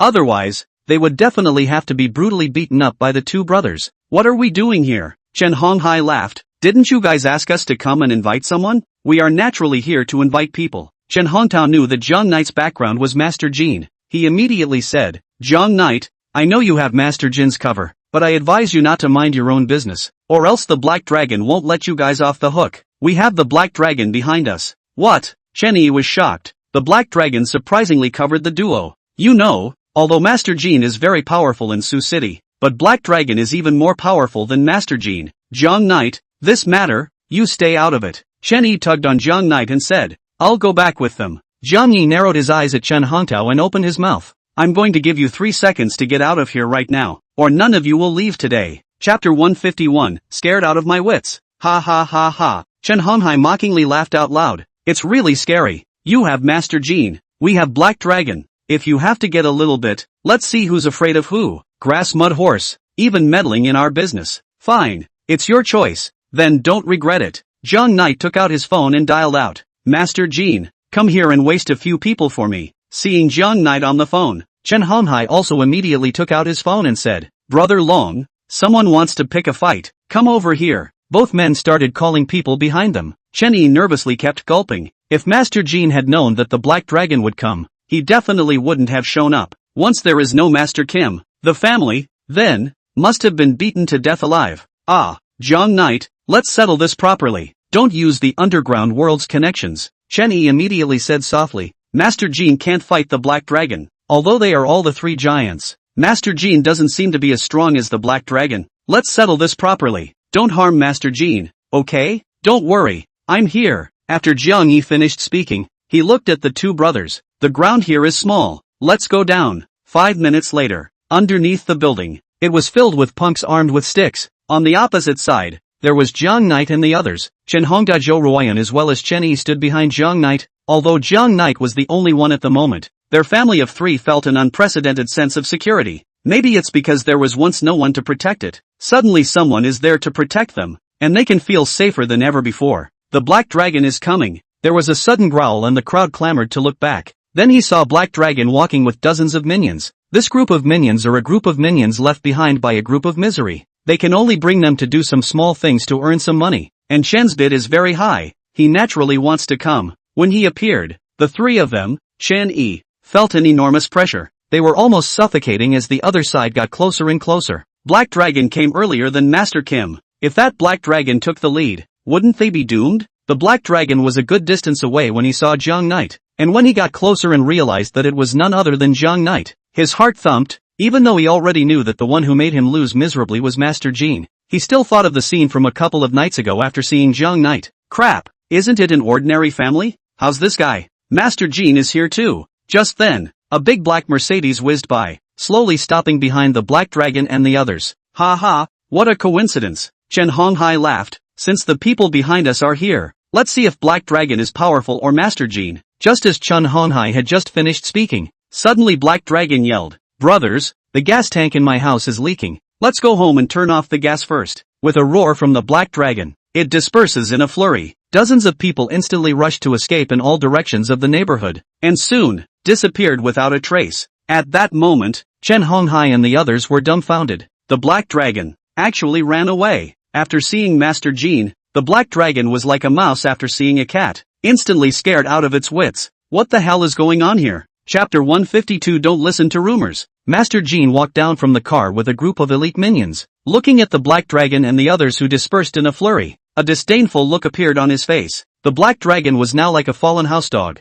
Then Master Jean led the men to Jiang Knight's side. He took a look at the Chun family members as well as a group of punks and rushed to Jiang Knight and asked, Mr. Jiang, what's going on? It's this group of people who are trying to cause trouble, isn't it? No, no, no, no, no. Chen Honghai immediately yelled. We didn't he mess up? We are inviting people. Now he could only concede. The Black Dragon had already run away, and if Master Jean had made a move, all of them in the group would have been killed. How come? Chen Yi covered her mouth with both hands, her entire body stunned. As far as she knew, of the three giants in the underground world, Master Jean was the weakest in terms of strength. Why did the Black Dragon turn and run after seeing Master Jean? So what's going on? Master Jean had a look of contempt on his face. I'll give you time to explain. Chen Honghai breathed in sharply, his legs softened in fear, staring angrily at Jiang Knight, asking, Jiang Knight, this is our Chen family's business. Why do you, an outsider, keep meddling in this matter? Don't mind your own business,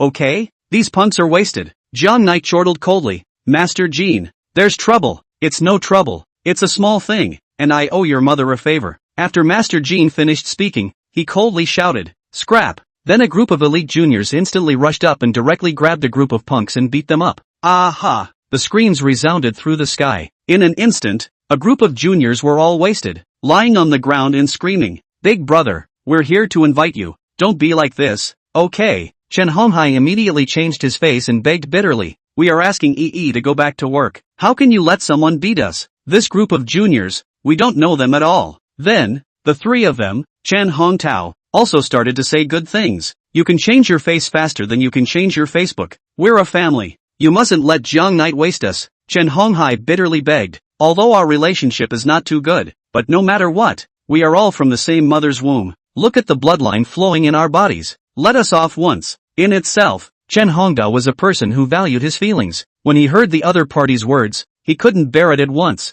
and he waved his hand. You guys should go. Then a group of people didn't dare to fart and immediately drove off. Half an hour later, Jiang Knight sat in the living room and said to the three, "Don't worry, it's fine." The three of them hadn't even gotten over the aftermath of what they had just done. After a long while, Chen Yi asked, "Obviously, the Black Dragon's strength is stronger than Master Jean. Why would it become like this, running away when it sees Master Jean, just like a mouse seeing a cat? When it comes to the underground world, you don't listen to rumors about who's strong and who's weak." Jiang Knight laughed. "You guys saw it with your own eyes just now. The Black Dragon ran away when it saw Master Jean, which means Master Jean has developed rapidly over the years, and has already overtaken the Black Dragon, and we ordinary people just don't know about it at all." The three felt these words were particularly valid and nodded gently. "Chen Yi, do you still want to go back to work?" Jiang Knight suddenly opened his mouth and asked. Chapter 153, Murdering My Own Father. Chen Yi thought for a moment and glanced at the planner on the table. "Go ahead, no matter what.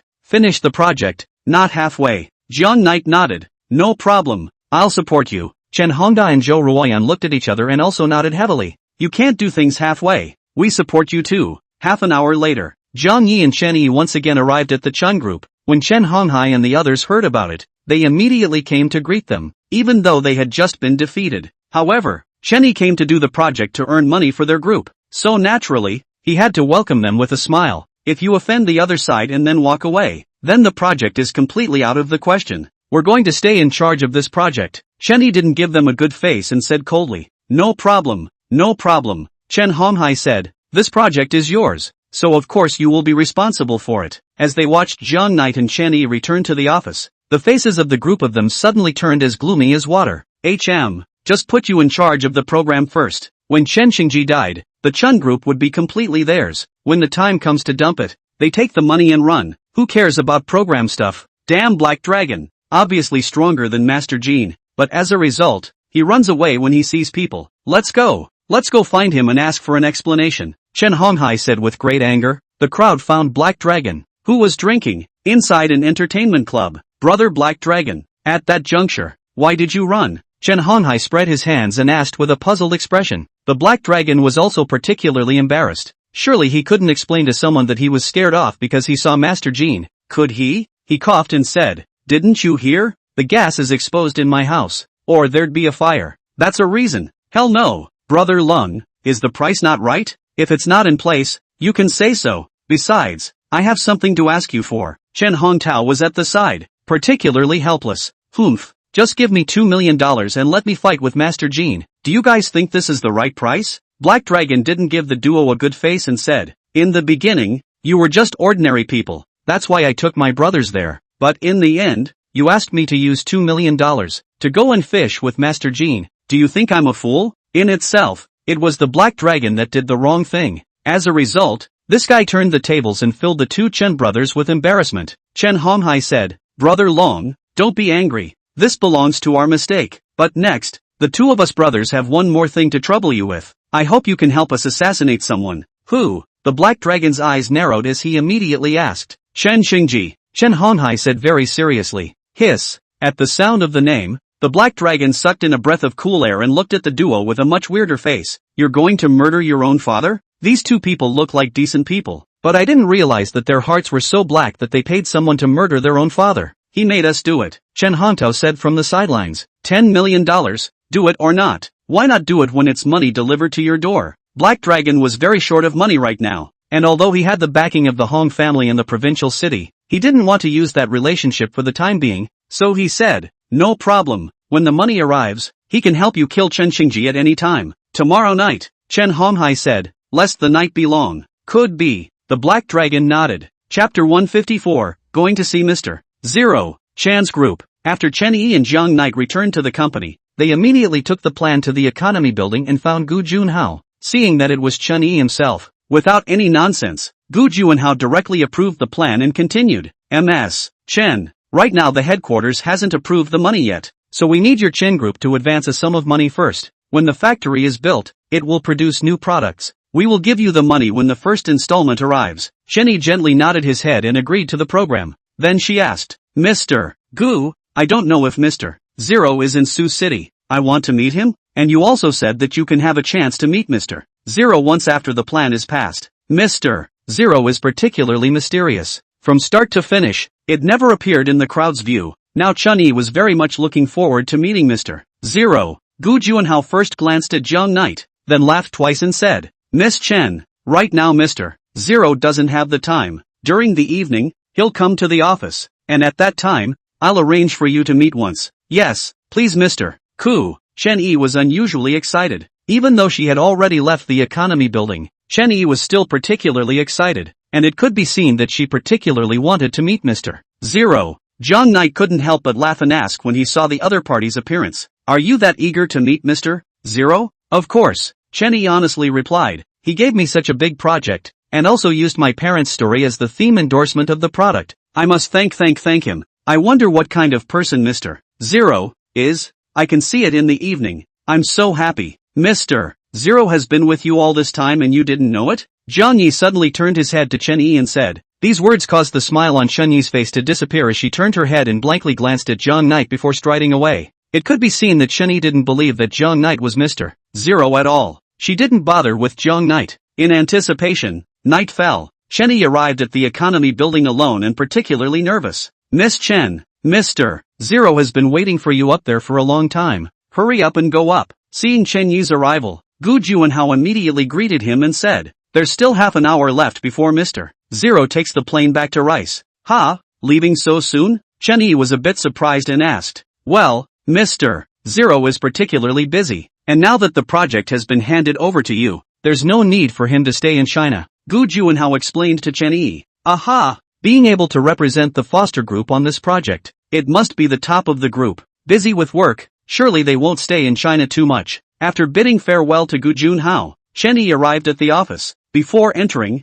she stood at the door and took 2 deep breaths. She was inevitably a bit nervous as it was her first time meeting a big shot like Mr. Zero. Crunch! Gathering her courage, Chen-Yi pushed open the office door. Mr. Zero? Seeing a man with his back to her, she couldn't help but ask. Then the man slowly turned around. River Knight. Seeing this person's face, Chen-Yi's eyes widened violently and she couldn't help but let out a cry of shock. Chapter 155, Chen-Yi who was exasperated and cried. Jiang Yi looked at Chen-Yi with a smile on his face and spread his hands. Been waiting for you for a while. Ahem. I'm Mr. Zero. By itself, Jiang Knight would think Chen-Yi was particularly surprised that he was Mr. Zero. However, Chen-Yi began frantically searching for Mr. Zero in the office. When she found out that Jiang Knight was the only one in this office, she instantly broke down and immediately came in front of Jiang Knight, slammed the table heavily, and roared, Jiang Knight, where is Mr. Zero? I am Mr. Zero. Jiang Knight explained innocently. You fart.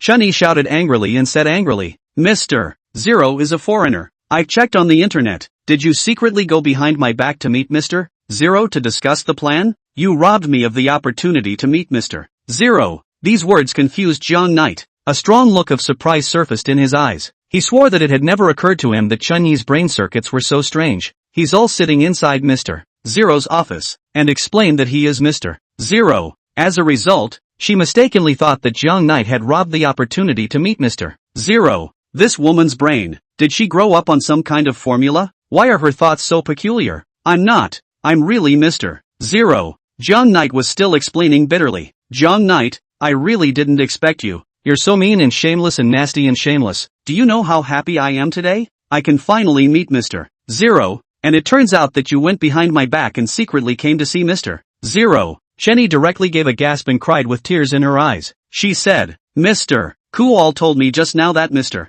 Zero is particularly busy. I'm sure I'll get on a plane and leave after I see you. Why are you so shameless? After saying these words, Chen-Yi threw back her head and cried, turned around with her handbag and left, like a small child crying out when a toy is taken away from him. Oi. Jiang Knight was directly confused in his office. He originally wanted to give Chen-Yi a surprise, but he didn't expect it to be a shock. Don't cry, okay? Why are you crying just because you say so? You're not that fragile, are you? he asked as he followed behind Chen-yi. Chen-yi was aggrieved like a 100-pound child. She sobbed and turned to look at Jiang Knight. You've been bullying me all along. You just see me as honest. Such a good opportunity, and you snatch it for me. I'm really about to hate you to death. I'll never bother with you again. The aggrieved couldn't even speak, a sentence that needs to be repeated several times. Miss Chen, have you seen Mr. Zero? Gu Juanhao immediately greeted Chen-yi when he saw her walking out of the elevator while crying profusely. Have you seen Mr. Zero? Chen-yi was even more aggravated.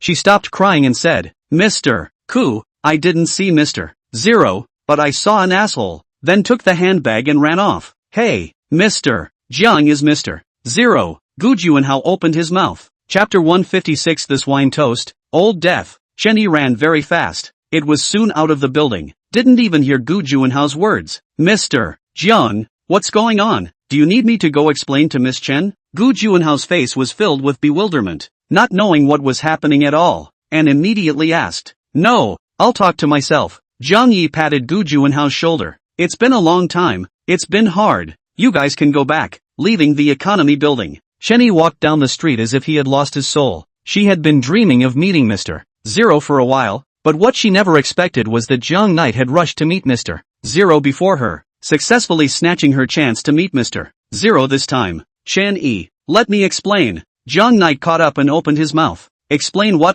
People are gone. Why are you so shameless? Why do not you wait for me to go together? I know you want to see Mr. Zero. Then you do not need to rob me of the opportunity. I can take you with me. Chen-yi stopped where she was and kept hitting Jiang Knight's chest with her handbag. You asshole, you keep bullying me. You keep bullying me. Okay, I did do something wrong, but do you want to know what Mr. Zero told me about something? Jiang Knight said to Chen-yi with one eyebrow. These words caused Chen-yi to instantly stop smashing Jiang Knight with her hands as she nodded frantically. Come on, buy me dinner and I'll tell you. Jiang Knight pointed to the barbecue city not far away and said, I don't. Chen-yi shook her head frantically and said in aggravation, You robbed me of my opportunity and asked me to treat you to dinner. I just can't do it. Forget it then. I'll just keep the secret to myself. Jiang Knight put his hands in his pockets and took a step towards the barbecue city, eating barbecue and drinking a cup of cold beer. Wow, a beautiful thing in the world. 3 seconds later, Jiang Knight suddenly turned back. Forget it, I'll treat you.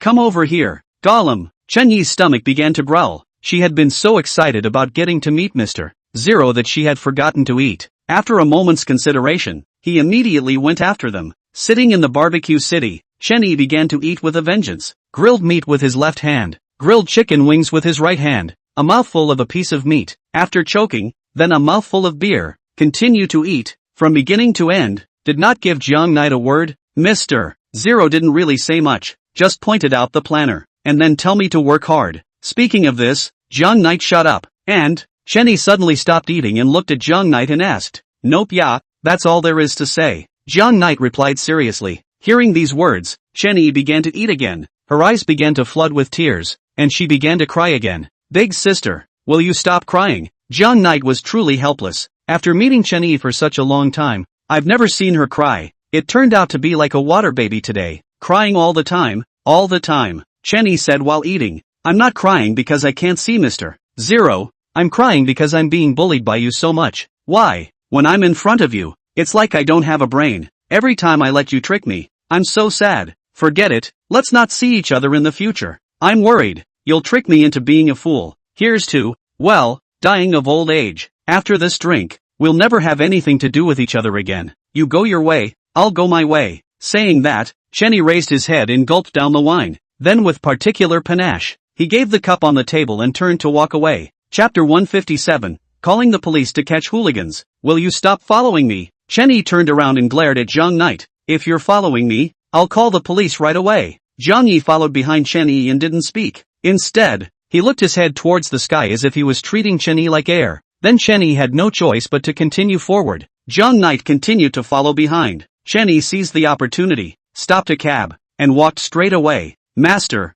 go to Phoenix City Boutique Villa. Jiang Knight heard this and immediately stopped a cab as well, directly slapping the driver with a $100 bill. Master, speed up the horsepower and go to the Phoenix Boutique Villa. This master sees money. After getting the $100 bill, he stepped on the gas hard and directly overtook the cab that Chen-yi was traveling in. Then Chen-yi was the first to arrive at the Phoenix Boutique Villa. finally got rid of the son of a. Chenny stepped down from the car and then quietly came to the villa. But after seeing the man standing at the entrance of the villa, she instantly froze and pointed at Jiang Knight and yelled, "How did you know I live here?" And Jiang Knight this was immediately looking up into the sky. "The moon is so beautiful today. Nuts. It's cloudy today. No moon." Chenny blankly glanced at Jiang Knight, took out the key and directly entered the villa, heavily closing the door behind her. Bang bang bang. Jiang Knight tapped on the door. "Chen-yi, come out. I have some things to explain to you." "Explain yourself, son of a. If you keep knocking on the door, I'm calling the police." Chenny began to terrorize Jiang Knight, and River Knight thinks Chenny is joking and keeps knocking on the door. Chenny was so angry that he returned directly to the villa, then took out his phone and directly dialed 110. "Comrade police,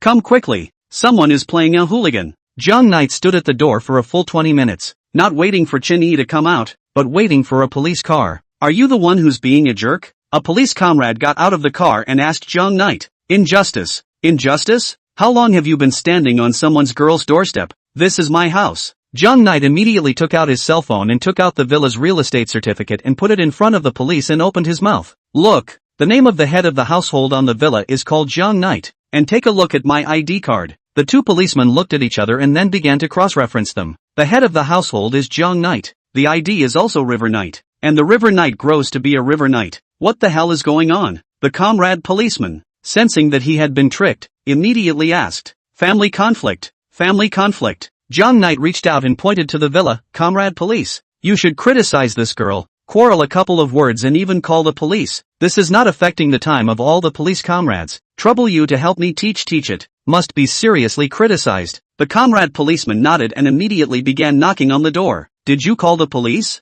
Open the door." Soon Chenny opened the door. She was very surprised to see the police coming and reached out to point at Jiang Knight. "Comrade police, it's this hooligan who has been hanging around outside my house, knocking frantically on the door and affecting my rest. You guys quickly take him away." "What's your house? This is clearly someone else's, Mr. Jiang's house." With a serious face, the comrade policeman opened his mouth. Chapter 158. "This is my villa." "Comrade policeman, you're mistaken. This is my rented apartment," Chenny patiently explained. "If you don't believe me, I can call my friend." "No need to call." The police comrade took Jiang Knight's phone and handed it to Chenny. "All that's written above the property certificate of this villa is Mr. Jiang's name, and I've seen the ID card as well. You two young couples, a quarrel is a quarrel. Do you still need to call the police?" "No, Chenny was instantly confused when she looked at the real estate certificate inside her cell phone. "What isn't? What's the quarrel in the middle of the night? Even if it's a fight, do we have to kick our husbands out of the house? Even if you kick him out, do you need to call the police? Even if you call the police, do you still need to cheat on me? Even if..." The comrade police officer gave a lecture and directly made Chenny dizzy, dumbfounded and jaw-dropped. For a moment, he didn't know how to retort. Now Chenny only wanted to know one thing. This villa she rented, when did it become Jiang Knight's? "Comrade policeman, I'm really sorry that we've caused you trouble." Jiang Yi immediately entered the gate and reached out to embrace Chenny in his arms. "We've made up now. I'm really sorry. Don't you touch me, hooligan." Chenny instantly became furious and stretched out his elbow to pound Jiang Knight's stomach. "Comrade policeman, look at him. He's making a move on me. A hooligan. What? As a husband, I can't even snuggle you?" The comrade policeman raised his eyebrows in displeasure. "Young people nowadays, I'm really convinced. It's just a quarrel, and then they call their husbands hooligans. If it's really hooligans, then you guys come with us. Investigate and investigate." "No. Jiang Yi and Chenny waved their hands together and shook their heads frantically. "We're not going to the police station." Then Chenny didn't resist. Instead she put Jiang Knight's hand on her shoulder and immediately said to the police comrade, "Uncle Police, I'm sorry, it's our little couple who quarreled and caused you to make a trip. I'm sorry, I'm really sorry, I'm sorry." Chenny bowed and apologized for a while. The two policemen then let the two go and drove off in their car. After waiting for the police to leave, Chenny jumped up and turned around to kick Jiang Knight, yelling, "Stinking rascal, this villa, when did it become your house? For sure you're a photoshopped picture. Get the hell out of here. This is my house." Jiang Knight turned around and entered the villa, lying on the sofa. "Even if you roll, it's you who rolls out. Hey, you're cheating, aren't you?" Chenny immediately took out his phone and dialed AIU, inquiring about the villa. I hesitated for a long time before answering. "Sister E, actually, I haven't told you all along. This villa I'm renting, it's Jiang Knight's, he's our landlord." Hearing these words, Chenny only felt the sky spinning and almost fainted, and Jiang Knight proudly reclined on the sofa, raised his eyebrows, and said, "I'm going to sleep here today." "No, you've rented it to me. Get out." Chen Yi tugged at Jiang Knight and said, "Don't be so shameless, you've obviously rented it out and you still want to live back? Big sister, you two only have $3,000 a month and you want to rent such a nice villa? And it's in the contract that one of the rooms is mine, ready to go, so there's no way you can interfere with me." Jiang Knight snorted coldly and turned towards the second floor, entering the room opposite Chen Yi. Chapter 159 Powerful and Scary. It didn't work out in the end. Chen Yi could only obediently return to his room. However, Jiang Knight lived across the street. She was never at ease and immediately moved her desk to block the doorway. Nonetheless, it's still unsettling. Another bench was placed on top of the desk, which was reassuring. Originally, Chen Yi thought that tonight, she would have a particularly uneasy sleep, but as soon as she closed her eyes for the whole night, the sky dawned. "Get up and wash up for breakfast." Then Chen Yi went to work, not even bothering with Jiang Knight, who continued to sleep in the bedroom. Other side, Black Dragon managed to receive $10 million. Started to move to prepare for the assassination of Chen Xingji thing. He first sent his little brother to investigate the state of Chen Xingji, although he has woken up in the hospital. But the problem is not big. Wait until the night after Chen Xingji sleep. Directly rushed into the hospital to kill each other. Then secretly transport the body. Give it a burial in the mountains. And it's done. It's just stabbing an old man. It's just a little thing. Black Dragon didn't intend to do it himself, and sent a few of his minions to finish the job, getting $10 million so easily. Black Dragon is very happy, so he invites Wu Poison to dinner. After all, he wants to take revenge, but also rely on Wu Poison. "Poison, when are you going to strike? My turf has been occupied by Master Jean, and I feel especially uncomfortable." The Black Dragon's patience was wearing thin. "Don't be in a hurry." Wu Poison took a sip of wine and said, "A few days ago, I sent hundreds of my brothers to snatch your bathing center and killed several hundred of Master Jin's minions. So let's teach him a lesson first. So it's already done." Black Dragon smiled and nodded. "Brother Poison, if you need me in the future, just ask." Other side, Jiang Yi just woke up and realized that the time was already past 10 o'clock, and found that Chen Yi had already gone to work. Then he packed up and left the villa and went to the Black Gold Entertainment Club. Yesterday he received a text message from Master Kim. Wu Poison helped Black Dragon out. Several hundred of their minions were exterminated in one night. "Return it. They killed hundreds of us. We'll kill thousands of them. Then rob Wu Poison of a few territories to teach them a lesson." A hint of venom surfaced in Jiang Knight's eyes. "Those who killed us must be returned tenfold." Recently, Old Five Devils training has been very effective. The number is small, just over 100, but these men are more than capable of defeating thousands of men in combat. Powerful and scary. Send out 50 or so men to practice and kill a few thousand of them first for fun. "Boss, there's something I've been telling you about lately." Master Jean suddenly remembered something important as he said, "A little brother of mine heard that the two Chen Hongtao brothers have found Black Dragon and intend to have Black Dragon kill their father, Chen Xingji." "What?" Jiang Knight exclaimed, looking at Master Jean with a surprised expression. "Is this matter true or false?" Chapter 160, Midnight Assassination. "Really, my little brother wouldn't cheat on me." Master Jean nodded heavily with a serious look on his face. "Murdering my own father." Jiang Knight inhaled a mouthful of smoke. "What two beasts?" Although Chen Xingji treats Chen Hongda poorly and is a bit old-fashioned, but the crime is not to death. And more importantly, there is still a great use for keeping him. I have to move my hand. Soon the evening came. Chen Xingji was alone in his hospital bed. Since he had scolded his son and daughter-in-law a few days ago, only Wang Yanlan had accompanied him in the hospital. Moreover, Wang Yanlan was already old and in poor health, so he let Wang Yanlan go home to rest. He was the only one in the entire ward, lost in sleep. Ka-ching! The door to the wardroom was pushed open, and then several men walked in. "Who are you?" After Chen Xingji leaned on the moonlight and saw a few men, his eyes widened and his face was filled with fear. Several men did not respond. He directly knocked Chen Xingji out,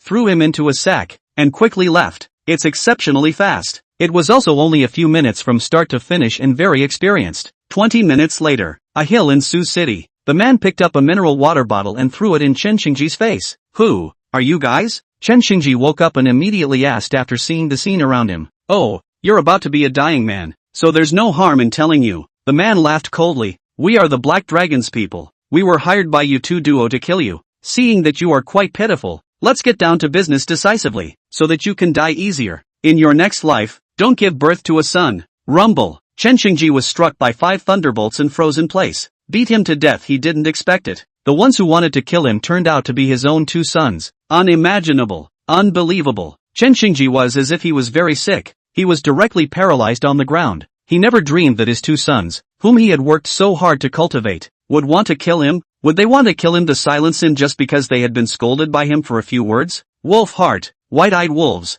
why did you give birth to these two goods? Regret. Chen Xingji regretted it so much that he used to think that Chen Hongda was the Chen family's broomstick, so he was kicked out. But only now did he realize that the one who had been the best was actually Chen Hongda, who had been driven out of the family by him. After the man finished speaking, he took out a dagger directly from his pocket. Under the moonlight, the dagger exuded an icy luster. No, don't kill me. Chen Xingji's voice trembled. I can give you money, as much as you want. Master Chen, I'm really sorry, the man said. Your son said that when you die, he will sell the Chen group and will give our boss a lot of money at that time, and we are the most credible. So I'm really sorry. Go to hell. Looking at the dagger that was getting closer and closer, Chen Xingji slowly closed his eyes and waited for death to come. After feeling the breath of death, he couldn't help but shed 2 lines of tears. He's really sad. It's amazing that he ended up dying at the hands of his own son. If he hadn't kicked Chen Hongda out of the family in the first place, wouldn't all this have happened? Bang! Just as the dagger was about to fall on Chen Xingji's neck, suddenly there was a muffled sound in his ear. Chapter 161, He's Not Dead? Ah! The man holding the dagger screamed miserably, and his body flew directly backwards like a kite with broken strings. The few remaining junior brothers quickly looked towards Jiang Knight and Old Five who were standing not far away. River Knight. A few junior brothers recognized Jiang Knight and subconsciously shouted. At this time, Chen Xingji immediately opened his eyes, and after seeing Jiang Knight, he was incomparably excited and immediately yelled, Jiang Knight, save me. If you save my life, I'll agree to any conditions. That's what you said. Jiang Yi nodded gently and waved his hand at Old Five. Settle it. In the next moment, Old Five charged forward like a fierce tiger. Bang bang bang. A series of muffled sounds rang out. Several juniors all died horribly under Old Five's fists. Regret. Old man? Jiang Knight condescendingly looked at Chen Xingji, said, you treat the best 2 sons, spend money to find someone to kill you. Your least optimistic son has been worried about you, heard that you went into the hospital. Tea and rice. Know the gap? At those words, Chen Xingji closed his eyes and his body trembled. I can't describe it as regret. Not only did he regret it now, but he also hated to kill Chen Honghai and Chen Hongtao. Jiang Knight, how did you know that they would come to kill me? Chen Xingji asked with his eyes closed. Master Kim told me. Jiang Knight replied. Thank you for saving my life. Chen Xingji said softly, take me somewhere. I have something I want to tell you. 10 minutes later, inside a villa on the outskirts of town and not back at the hospital, Chen Xingji was lying on the bed, his face pale as he glanced at Jiang Knight beside him. Jiang Knight, I know, I'm dying. You go back and tell Hongda. I hope he can forgive me for what I've done, and if he's willing to do so, Linz, give him a share as well. Count it as my making up for him. Do you think your 2 sons would agree if they just gave their uncle shares for nothing? Jiang Knight laughed. They even dared to kill their own father, let alone their own brother. Even if they give it, they can't give it openly. And how should I give it? A trace of doubt surfaced on Chen Xingji's face as he asked. The next moment, Jiang Knight leaned over Chen Xingji's ear and spoke. The next day, Chen's group, inside the president's office. Ha ha ha ha. Chen Honghai couldn't help but laugh out loud. Yesterday I received a call from the hospital telling me that our father had disappeared. It seems that Black Dragon and the others have already gotten their hands on him. Ha ha ha ha ha. From now on, the Chen clan group will be ours. Brother, now we have to speed up the Mr. Zero project, Chen Hongtao said. As long as the project is completed, we will immediately go public to raise funds. Get the money. We take our wives and children and leave the city of Suzhou. Exactly. Chen Honghai nodded heavily and said, let's go talk to Chen Yi. Just as the pair had gotten up, suddenly the phone rang. Mom, is Dad dead? Chen Honghai asked with a worried expression. You asshole, you're the one who's dead. I'm your father. Hurry back to the family. I'm out of the hospital. Chen Xingji cursed angrily on the other end of the phone, then hung up. Chen Hongtao on the side also heard the voice coming from the phone. He's not dead? The two looked at each other and roared in unison. Chapter 162 Jiang Yi is my son-in-law. The Chen family's old mansion.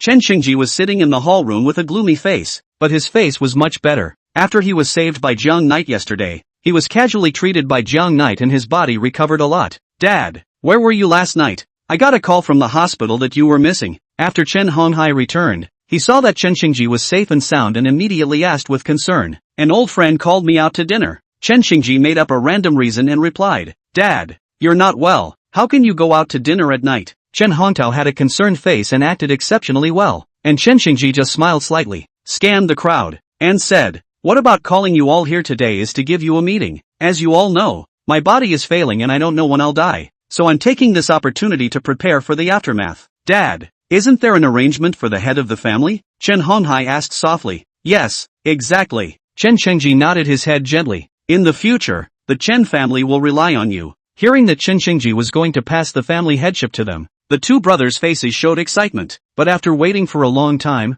he realized that Chen Shengji was slow to speak. Dad, why don't you say something? Chen Honghai and Chen Hongtao asked together. Wait for your big brother. Chen Shengji faintly exited. This statement was made. The entire table froze. 2 daughters-in-law, 2 grandchildren, and Wang Yanglan. Surprise surfaced on the faces of a group of people. They didn't hear right. Chen Shengji passed on the position of family head and was actually waiting for Chen Hongda? Without waiting for them to continue asking, Chen Hongda led Jiang Knight, Chen Yi, and Zhou Ruoyun into the Chen family's old mansion. After many years, entering the Chen family's old house, Chen Hongda was overwhelmed with emotion. It's finally back. Chen Hongda, you still have the face to come back? Chen Honghai immediately stood up. You've already been kicked out of the clan. What face do you have to come back? Get the hell out of here. The other party came here to steal the position of the family head. How could he agree to that? I sent them, Chen Xingji said softly. The group was left speechless. It's fine. Chen Hongda is a member of our Chen family, so he came. But why is this Jiang Knight able to attend our family meeting? Chen Hongtao pointed at Jiang Knight and immediately said,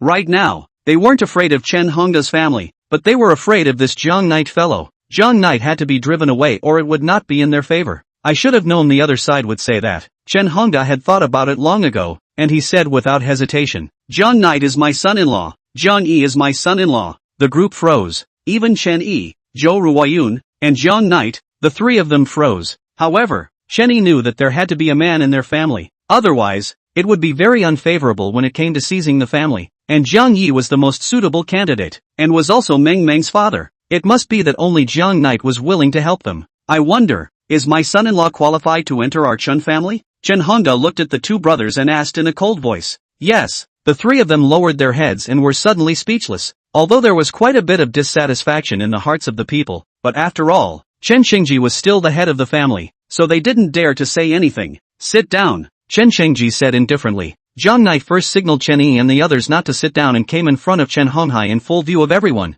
Get up and sit over there. Chapter 163, The Family Meeting. Chen Honghai didn't have any intention of getting up, looked up at Jiang Knight, and said disdainfully, who am I to get up? Just by the fact that it's my dad's place. Jiang Knight was overbearing, his attitude was strong, and he said forcefully, my father is the eldest son of the Chen family. This position should have belonged to my father. What do you mean by sitting here as a penis? I'll give you 10 seconds to get up, or don't blame me for making things too ugly. In an instant, the atmosphere in the hall once again turned weird. Anyone with a discerning eye could see that Jiang Knight was giving them the slip by asking Chen Honghai to give up his position. No way. Now that Chen Hongda has found a rapist son-in-law, he is so lawless that he has begun to stomp on his nose. What if I don't get up? Chen Honghai squinted his eyes and sat dead on top of the bench, unwilling to get up. Are you sure you don't want to get up? Jiang Knight's cold eyes surveyed Chen Honghai, like a ferocious beast that was about to explode, causing Chen Honghai to feel an unprecedented pressure, and he actually somewhat dared not continue to refute Jiang Knight for fear of being beaten.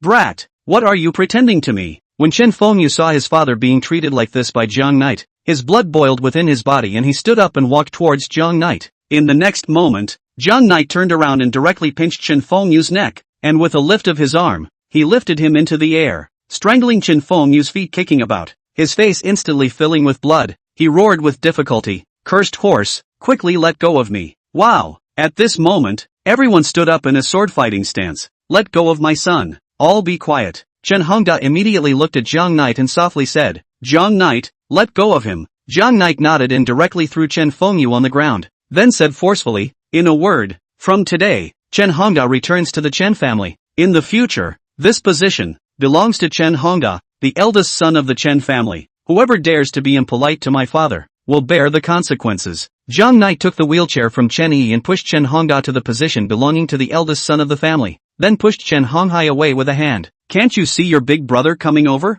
No eyes at all. Dad, look at him. Chen Honghai was furious and pointed at Jiang Knight. Chen Xingji, on the other hand, gently shook his head and waved his hand at Chen Honghai. Find a seat first. The meeting will begin soon. Although it was unbearable, Chen Xingji had spoken, and the group of people were instantly honest, and Chen Honghai found a random seat with monstrous anger. He never thought that there would be such a day when Chen Hongda would return to the Chen family. and Chen Hongda sat in the position that originally belonged to him. His heart was complicated. In addition to the excitement, there was a hint of heartache. Chenny clenched his fists tightly, feeling incomparably heartbroken inside. 8 years ago, when they were kicked out of the family, they were like dogs. And now, not only is it back in the Chun family, moreover, Zhang Knight had picked up his father's face from the ground in public. This eldest son position was not simply a position, but the face of Chen Hongda. All be quiet, the meeting is open. Chen Xingji knocked on the armrest of the bench, coldly scanning the crowd and said, Chapter 164, a business game. Everyone looked at Chen Xingji in anticipation of the contents of this family meeting. Chen Xingji scanned the crowd and said softly, I think everyone should know about my body. I don't know how long I can live yet, so I'm preparing to retire to recuperate my body. And now I want to arrange for the position of the head of the family. And in the future, you guys keep up the good work. The position of the head of the family. The listless group instantly became energized and secretly nervous. Then, Chen Xingji spoke. I, Chen Xingji, started from nothing and developed the Chun family to this point without relying on anyone's help. It was me who started from a stall, made a company, found clients, pulled in investments, and came to this point step by step, relying entirely on my own abilities. So for the sake of the wealth I've fought for in my life, I can't just pick and choose. And since all three of you are my flesh and blood, let's play a game just to be fair. Play a game. Everyone's eyes were fixed on Chen Xingji's body, filled with curiosity. What game? Someone inquired. Chen Xingji squinted his eyes slightly, looking towards the blue sky and white clouds outside the door, and said softly, a game of business. As we all know, the establishment of a conglomerate and the birth of a supergiant family are all backed up by horrifying amounts of money. So in order for the Chen family to move forward, there must be a family head who can earn money. This game is the game of earning money. Within half a year, whoever is able to earn enough $10 billion for the group will be able to sit on the Chen family head's position. The candidates to participate, not just the three of you, but the three of your families. You bring your own children and wives, go to work for the group, divided into 3 teams, go and earn money. After half a year, see the results. Chen Xingji finished speaking and closed his eyes. $10 billion in 6 months? Dad, are you out of your mind? You've been struggling your whole life, but you've only managed to make the Chen family's market capitalization reach more than $5 billion. You're asking us to earn enough for $10 billion in half a year. May I ask, is there anyone like that in Sioux City? Chen Honghai's business ability was famously poor, and he immediately conceded somewhat. It's true that we don't have such a person in northern Sioux City, but the southern goddess of commerce, at the age of only 22, has created $30 billion of profit for the family in 1 year. If a child can do it, why can't you? Chen Xingji opened his eyes and erupted with a refined aura. My dream is that I can make the Chen family go straight to the clouds and become a super tier 1 family in China. I can't do it anymore, but I want you guys to do it. My mind is made up. If you guys want to be the head of the family, go and play this business earning game. If you don't want to do it, that's fine. I'll go to the charitable organization right away and donate what I've struggled for everything. At once the group wilted. In the next moment, Chen Xingji looked at Chen Hongda. Boss, what do you think? Dad, I agree. Play this game. Chen Hongda didn't even think about it and immediately agreed. Chapter 165. How can you just recognize your father? Seeing that Chen Hongda had agreed, the rest of them were not willing to show weakness and immediately followed suit. They were afraid that refusing to take part in this game would result in the position of the family head being directly snatched away by Chen Hongda. Think about how you're going to win this game. Chen Xingji slowly left on his crutches, and as he walked to the door, the corner of his mouth rose slightly, evoking a bizarre arc. Also, you guys have a good campaign, so I'm going to leave for a while, and I'll come back when you're close to splitting up. Chen Xingji is scared. He was afraid that these 2 sons would still send people to kill him in order to get the position of the head of the family. Let's find a place to hide first. As for the outcome, let them fight it out themselves. Anyway, he had done what he promised Zhang Knight. After the conclusion of the meeting, the 2 brothers immediately left the Chen family's old mansion and found the Black Dragon. What's going on with you, brother Black Dragon? Even if I looked for you last time, this time, I can't believe I didn't kill Chen Xingji either. What's wrong? Chen Honghai wasn't afraid of the Black Dragon anymore, and yelled with great emotion. Black Dragon's face was gloomy. You guys don't give me any roar. Last night, Wu Poison and I were sneak attacked by Master Jean. A lot of turf was snatched away, and a few thousand juniors died. If you give me any more roar, do you believe I'll get you killed? Upon hearing this, the 2 of them were instantly honest. Brother Lung, why has Master Jean developed so quickly this time? Chen Honghai also realized that something was wrong and immediately asked. This guy is hiding deep. Black Dragon took a deep breath. We have to deal with Master Jean in a hurry, or else this guy is going to flip. The brothers consider for a moment. Suddenly something important came to mind. Now the family has come up with a competitive game. Moreover, Chen Hongda was all dependent on Jiang Knight, while Jiang Knight had Master Jin on his back. If Master Kim is not destroyed, they don't stand a chance, so to speak. Brother Long, we must destroy Master Jin. He's too arrogant. That's for sure. Then the three were silent for a moment. Chen Honghai softly said, Brother Long, can you give us back the money? We don't want the 2 million last time. The 20 million this time should be given to us. You didn't. In the next second, Black Dragon directly stood up and directly took out a pistol to dislike Chen Honghai's head. What do you mean? Ask me for money? Seeing this, the duo swallowed heavily and shook their heads heavily. No, can't we just not have it? The two were on the verge of tears, and then grayed out. Day 2, Chen Hongda, Chen Yi, and Jiang Yi then came to work at Chen Group. Because of the campaign, Chen Hongda also serves as president, and is equal to the rest of Chen Honghai and Chen Hongda. The office isn't big, but it was the office that Chen Qingfeng had used before. The decoration was very well flustered, and the three were quite satisfied. Dad, this campaign has advantages for us. The corners of Jiang Knight's mouth rose. Chen Yi owns Mr. Zero's project. As long as we start working on this project from now on, we can clutch more than $1 billion, even though we won't be able to finish 10 billion, but we can find other projects. Who are you calling dad? Jiang Knight's forehead wrinkled. You people, how can you just recognize your dad? Chapter 166 Creating some difficulties. Dad, look at her. Jiang Yi glanced at Chen Yi and immediately said to Chen Hongda. Chen Hongda couldn't stay away from Jiang Knight right now. He laughed and said to Chen Yi, this is my son-in-law, can't you call me dad? I'm really impressed with you guys. Chen Yi snorted coldly and turned around to leave the office, not wanting to see these two people. Another office. Ergo, they have the advantage now. Chen Yi has a Mr. Zero project in his hands, and we have nothing. In itself, Chen's group has not been developing well these past few years. There aren't many projects, and we destroyed so much money before, making it difficult for the group to run. We have to find a way to find new projects. Chen Hongtao was unusually serious as he opened his mouth. That's right, a new program has to be found. Chen Honghai nodded heavily. Then the duo froze. When they thought about it, they had been hanging out for so many years, but they didn't even have a few partners to show for it. It's so hard to get them to find a partner now. Ergo, the project can be found slowly, but it will take some time to waste, Chen Hongtao said with some embarrassment. Chen Honghai sighed, but they won't wait for us. Now that Chen Yi has a project in his hands and is earning money like water, if we delay for too long, we will surely lose. In the next moment, a cold smile surfaced on Chen Hongtao's face. Then we can create some difficulties to slow down their process a bit. For the next 3 days, Jiang Knight accompanied Chen Yi as well as Chen Hongda to calculate how much money would be needed to build the plant as well as buy the equipment. Jiang Knight and Chen Yi both returned to the group and roughly calculated that they needed about $800,000, but in order to prevent accidents from happening, they planned to apply for $1 million from the group and Chen Yi immediately filled out the report. Jiang Knight, you stay with dad and chat first. I'll go to the finance department to apply for funds. Okay, call me if anything comes up. Chen Yi took the application form and came to the group's finance department. After she put the application form on the table, she said very politely to the director of the finance department, Director Xue, this is the application form for the funds that we are going to build the factory building, and also the project plan. Take a look at it. Not approved. Big Fat Xue didn't even look at the application and directly rejected Chen Yi's application.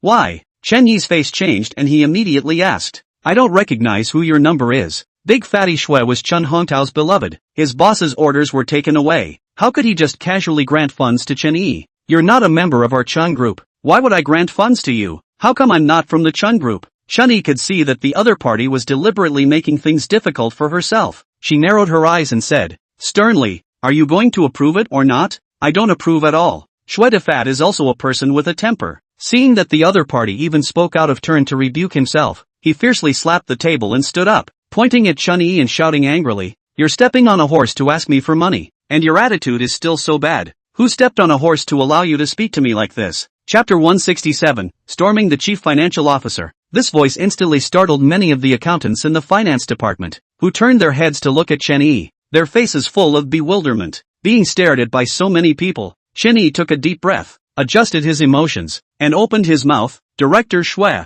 I don't have any other meaning. I blame my attitude for being a little bit bad. Please take a look at my project planner as well as the funding application form, and then say whether to approve it or not, okay? Not even look at the application form and plan. Direct rejection, clearly is deliberately screwing people off. Although I just came to work at Chen Group, there's no need to bully people like this, right? Big Fat Shwe glanced down at the application form and planning book. The corners of his mouth were slightly evil as he looked up at Chen Yi and said softly, "Just for your attitude just now, don't even think about letting me look at it, but if you give me a polite apology, I can consider taking a look at it. It's too much of a bully." Chen Yi was very angry as she looked angrily at Big Fat Shwe. Where the hell is the justification for apologizing for applying for funding because of a project? However, thinking that if she couldn't apply for the funds, according to John Knight's temperament, she would definitely pay for it out of her own pocket or take some overzealous actions, she really didn't want to cause John Knight any more trouble, so she held her tongue and said, "Okay, I'll apologize to you."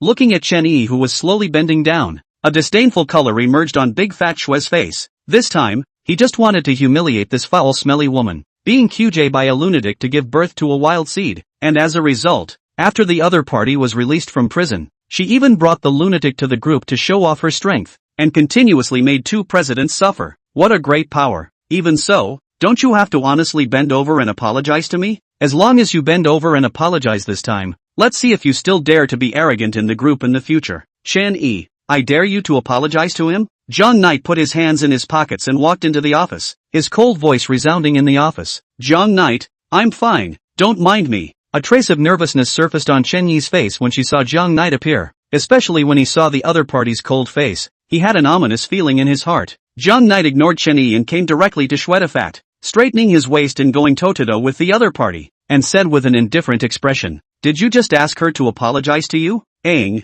what's wrong?" Although Big Fat Shwe was scared to death in his heart, but with such a female employee around him, he had to put on a bit of face. Staring at John Knight, "She spoke so badly to me. What's wrong with apologizing, pa?" Without saying a word, John Knight slapped Big Fatty Shwe directly in the face. This slap used a lot of force, directly smacking the weight of more than 200 pounds of Shwedafat down on top of the desk. At that moment, Shwedifat's nostrils bled, and at that moment, the left side of his face swelled into a pig's head, and he was so starry-eyed that he couldn't stand up. When John Knight hit someone, the atmosphere of the entire finance department was tense to the extreme. All the employees stood up and looked at John Knight. Their eyes were full of surprise as well as shock. They didn't expect this madman to be so bold. Just coming to the group, he dared to hit someone, and it's still hitting the director of finance. John Knight, what are you doing? Chen Yi was anxious and immediately tugged on John Knight's arm, saying, I'm really fine, don't hit anyone, okay? Zhang Yi turned around and gave Chen Yi a doting glance and said, Chen Yi, I won't let you suffer a bit. What qualifications does he have to make you apologize? Not to mention him, even if the other two presidents ask you to apologize, I dare to beat them up. Who are they to bully a girl I wouldn't even bother to bully? These words were like a warm current that was injected into Chen Yi's heart, and she was truly touched by these words from Zhang Knight. Zhang Knight took Chen Yi's hand and turned his head to look at Big Fat Shwe, who was lying on his back and humming in the office. Then he looked at the rest of the finance department employees. Clanging forcefully, he said, even though we just came to work for the group, it's not like you guys can bully us just because you want to. I don't care if you guys bully other people, but if you guys dare to bully Chen Yi, Zhang Knight, will definitely not be able to spare you. Maybe you have the other two presidents covering you, or maybe your old employees with a slightly higher status in the group, but that's not the capital for you to bully Chen Yi. And in the future, whoever dares to bully Chen Yi within the group, Zhang Knight, will definitely not be able to spare you. A group of employees were scared out of their wits, gulping furiously, and no one dared to speak. Hear that? Zhang Knight's voice sounded again. Here. The several female employees immediately nodded their heads and looked at Zhang Knight with eyes filled with awe. Let's go. Zhang Yi tugged Chen Yi's palm out of the office, but stopped at the door. Big Fat Shwe, I'm limiting you to transfer the money to Chen Yi's card within 3 hours. If you don't see the money by then, not to mention that the two presidents can't protect you, even if the King of Heaven comes, I'll surely abolish you. I know, Shwedafat replied with power and airlessness. Chapter 168, Are you trying to rebel? Zhang Yi held Chen Yi's hand as he walked inside the group's building. Many of the employees passing by were scared by Zhang Knight's powerful aura and hid to the side, not daring to make a sound, daring only to look at the duo with his afterglow. When the other party left, they heaved a sigh of relief, as if they were like a heavy release. Compared to the group's three major presidents, the one they felt the most terrified of was this madman with the synonym of QJ offender. Even though they had quite a few opinions about Zhang Yi as well as Chen Yi, they didn't even have the courage to discuss it behind their backs. What an aura this is. Once you get the money, immediately lease the land, build the plant and start preparing to start. Zhang Knight came to the office door and said softly, Well, I know. Chen Yi nodded heavily and looked up at Zhang Knight. It's Actually unnecessary for you to beat Shui Hongshan today, perhaps. He was also ordered to do this matter, but he, truthfully, tried to bully you. Jiang Yi looked at Chen Yi's face condescendingly and said seriously, in this world, no one can bully you except me. Those fiery eyes made Chen Yi instantly blush in shame, nervous like a little girl, constantly playing with her fingers. When Jiang Knight criticized her before, she could still desperately retort, but now after Jiang Knight was so warm, she actually didn't know what to do.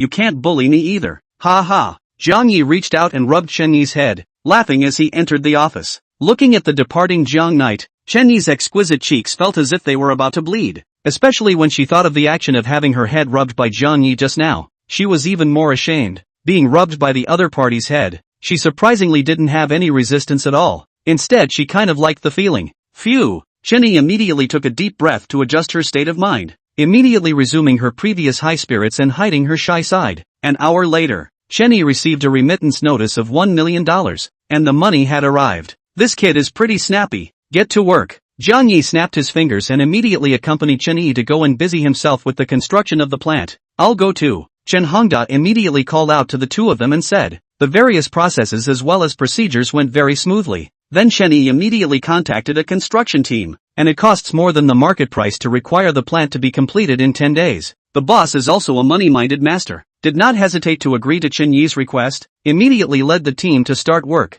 and because they are new to the Chan group, there's no such thing as a minder. Therefore, Chen Yi invited AIU and a few of the North City group to join their team at the same time. In addition to miting, there is also an intern named Kai Xiaohua, a very obedient and well-behaved intern. The next day, the superfast start speed instantly reached the ears of a group of people from the Chun group. The two pairs of fathers and sons were once again gathered in the middle of the office. The faces of the four men were not good. Chen Hongtao, in particular, had a face as gloomy as water, constantly gnawing on his fingernail caps and making constant cackling sounds. So the atmosphere is even weirder. Situated across from the four, Big Fat Shue's body was taut as if it was a bow and arrow off the string. Too scared to fart or even breathe out loud. Mr. Chen, I have tried very hard to reject their application, but this guy Jiang Knight is a madman, and whacked me when he entered the door, and said that if I didn't agree to release the money, they would waste me. Big Fat Shui really couldn't bear this atmosphere and immediately opened his mouth. He's just scaring you. He really dares to waste you?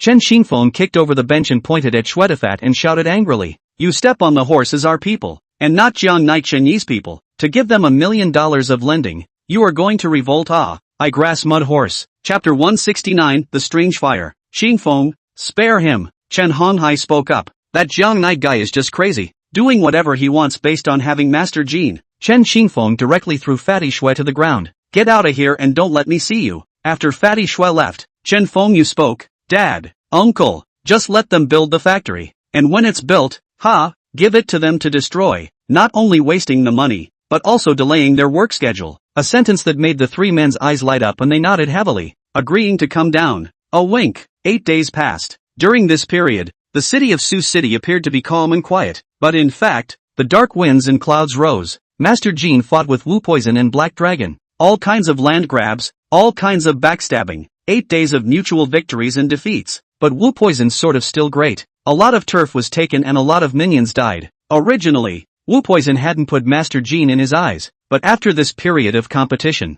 he realized that there was something uncomplicated about Master Jin, and that he had to be taken seriously. Just as the two were sitting in the conference room smoking in silence, Wu Poison's phone rang. It's Chen Honghai calling. Poison Wu answered the phone. What is it? After Chen Honghai heard Wu Poison's icy voice, his body shuddered fiercely as he said, Big brother Wu Poison, a few days ago, I told you that Jiang Knight and Chen Yi's plant had already been constructed, so you can get down to burning it down. Jiang Knight and Master Jin wear the same pants. Both Jiang Knight and Master Jin were enemies. Wu Poison gently nodded. No problem. We'll burn it tonight. The evening of the 6th day of plant construction, Jiang Knight and Chen Yi were having dinner together at their parents' house, and the original happy atmosphere was ruined by a phone call. Yes, sister, it's bad. The plant is on fire. Mitten's screams rang out over the phone, a sentence that silenced the table, looking at Chen Yi in unison. Factory fire. It's not a small thing. In order to catch up with the progress, Chen Yi spent a high price to buy processing machines, all of which were placed in the small factory building that had already been constructed. If only the factory building was burned down,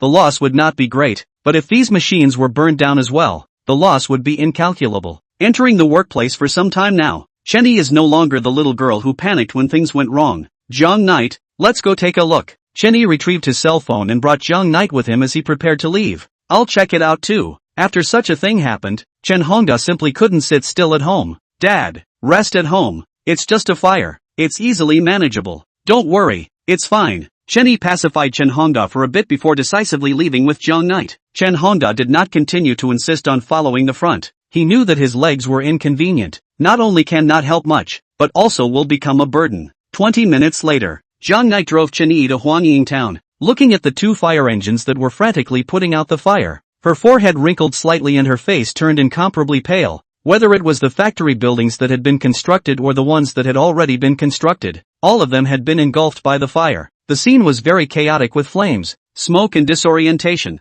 and a lot of noise. Yeah, I'm sorry. Ayue was curled up in the corner, gray and gray, with black dust everywhere on her white and tentative face, and was in a very sorry state. The corners of her eyes were moist with guilt. Sister Ye, it's my fault that I didn't succeed in stopping the fire. It's okay, as long as the person is okay. Chenny wrapped Aiu in his arms, although very heartbroken by the damage caused by the fire. But property is obviously more important when compared to human life, and the latter is more important. Chapter 170. This loss must be paid for by someone. These words made the originally worried Aiu instantly feel much more comfortable, and her heart was even more touched. After Jong Knight's confirmation, there were no injuries, but all the belongings were all consumed by the fire, including the machine that Chenny had purchased at a high price. To everyone's amazement, Chenny did not lose his temper with Mi Ting as well as Kai Xiaohua, who were looking after the plant, but pacified the two of them and immediately led a group of workers who arrived late to help the firefighters to put out the fire. Half an hour later, the fire was finally extinguished. It is saddening to see that the plant, which had just been constructed, was reduced to rubble in this fire. Chenny panted as she looked at the scene in front of her. It was indescribably hard for her to say, but she did not show any weakness, and after first sincerely thanking the firefighters, she immediately ran off to continue to pacify Mi Ting as well as Kai Xiaohua. These two were really frightened, especially Mittens, curled up in the corner with dull eyes, not speaking a word. Why is there gasoline? Where did it come from? Kai Xiaohua kept muttering, obviously puzzled by the fire that had come when it said it would. Gasoline. Jong Knight's eyes narrowed slightly, realizing that things were a bit uncomplicated. Could it be that little yellow hair had intentionally set the fire? Chen Yi, don't be sad. It's just a fire. It's no big deal. There's still me. Zhang Yi came to Chen Yi's side and wrapped him in his arms, softly soothing him. Gee, I'm not that weak. It's just a fire. As long as nothing happens to the people. Chen Yi pretended to be strong and pushed Jong Knight away, gray-headed and still full of smiles. However, Jong Knight could see that Chen Yi was holding on hard. The $1 million that had been applied for with great difficulty was instantly extinguished in this fire. Jong Knight looked straight at Chen Yi and didn't say a word. And Chen Yi was also looking straight at Jong Knight with a smile on her face. But slowly, her smile turned much more awkward and her eyes fluttered, not daring to continue to look at Jong Knight as she lowered her head and whispered, I knew when I joined this game that it wasn't that simple. But I didn't think it would be this difficult. And the plant hadn't even been built yet when it was set on fire. Don't worry, I'm not that weak. Since I chose this path, I'll stay strong and go home to sleep. After the fire was extinguished, the firefighters took a short break and left. Chen Yi, on the other hand, arranged for Miting and Kai Xiaohua to go home and have a good rest, casually telling the contractor that he didn't need to come to work for the time being, and as for the money for the work, it would be transferred to their accounts tomorrow, so they couldn't let others work so hard for so long. After everyone had left, Chen Yi looked at Zhang Yi. Got a cigarette? Want a smoke? Yes. Zhang Yi handed Chen Yi a cigarette and helped the other party light it. Looking at Chen Yi, who was sitting in the ruins and smoking, Zhang Yi's heart ached to the bone. But, instead of continuing to pacify Chen Yi, Zhang Yi silently accompanied the other party to sit in the ruins and smoke. To be strong, one must endure the ravages as well as the beatings that life brings. Through this matter, as long as Chen Yi stepped through it, it would definitely allow her to learn more. The stars are shining, the moon is in the sky, and the breeze is pleasant. The night view was very beautiful, and the two of them sat under the night sky as if they were people in a painting. At 1 o'clock in the morning, the night was deep and quiet. Chen Yi brought Meng Meng back to the villa already asleep, while Jiang Knight lay on the bed, looking at the white moon outside the window. He hesitated for a moment, put on his clothes and left the villa. The fire, the damage that burned up, someone had to make up for it. Chapter 171, demanding money at the door. In the Sioux City underground boxing ring, the two of them, Wu Poison and Black Dragon, were sitting facing each other and were chatting about how to deal with Master Jean. Big brother, it's already burned, a junior came to report. Well done. Go down. Wu Poison waved his hand and his little brother retreated. Brother Poison, do you think Jiang Knight will come looking for us if we burn down the plant? The Black Dragon said with a grin. A little Jiang Knight? I haven't put it in my eyes. Besides, just by him he dares to come to me. Even if it's Master Jean, he wouldn't dare to take half a step into my ring. Just as Wu Poison finished speaking, suddenly a junior came in a hurry. It's not good. Brother Poison, Jiang Knight and a man named Lao Wu came to the boxing ring and said they want you to pay for the money. How dare you really come? A soul-crushing killing intent emanated from Wu Poison's eyes as he immediately stood up and came to the entrance of the ring. There was only the duo of Jiang Knight and Old Five. Yo, why are you two alone? Where's Master Jean? Wu Poison stood with his hands in the air and opened his mouth to ask. The two of us are enough. The plant burned down. I assume you guys did that? I don't Leoneize it either. 3 million, take the money. Jiang Knight opened his mouth with a cigarette in his mouth. Ha ha ha ha ha ha. Wu Poison and Black Dragon threw back their heads and laughed without hesitation. Although they had suffered a lot of losses from Master Jin's hands during this period of time, they still didn't put a tiny Jiang Knight in their eyes. And, just two people came and dared to mess with them? What a laugh. What if I don't pay? The corners of Wu Poison's mouth rose as he asked. Give it or die. Fine. If you want to kill me, defeat my men first. Wu Poison finished speaking and left very calmly. The underground boxing ring was full of fighters he had hired at great expense. Picking out one casually would be enough to destroy Jiang Knight. What a fearless thing. Two men then came to their boxing ring asking for money. Arrange for a couple of fighters to get them. Wu Poison said to the few minions around him. A few minutes later, there were a few tiger-backed several boxers walked out. Their body muscles were like small mountains, full of horizontal meat. Each of them reached a height of more than 1 meter 8, looking very intimidating. A smile appeared on Wu Poison's face. Get them both killed for me. With that, he turned and left. Bang, bang, bang, bang. Then came the muffled sound of a fist in his ear. It must have been these two guys that got killed. Poison, Poison, look, the beloved Yi Binbai immediately yelled. Looking back, after seeing the scene in front of him, a strong look of shock surfaced in his eyes. These fighters? All of them were knocked out, missing arms and legs, lying on the ground and wailing. Crap, that good? Wu Poison was shocked and immediately growled. Brothers, get him for me. As Wu Poison shouted angrily, get me this brat who doesn't know what he's doing. With Wu Poison's big hand, dozens of battle-hardened fighters rushed towards Jiang Knight. However, Jiang Knight was still sitting steadily on top of the sofa, leisurely smoking a cigarette. Looking at the group of people rushing in like wolves and tigers, he waved his palm slightly at Old Five. Finish them off. Chapter 172, Sweeping the Underground Boxing Ring. Settle them. With these words, the battle was instantly fought. After Old Five accompanied Jiang Knight to retire, he had never seriously fought anyone before, and his fists had been itching for a long time, though the fighters were like a bunch of little kids in his eyes, but it will also relieve the itch. In the next moment, Old Five, wearing steel gloves, was like a brother wolf, charging into the group of fighters with a majestic killing intent. With just you alone, you also dare to challenge us. You are qualified. What about not waiting for this fighter to finish his sentence? Bam! Old Five ghostly appeared in front of him and landed an uppercut that sent him straight away. Ah!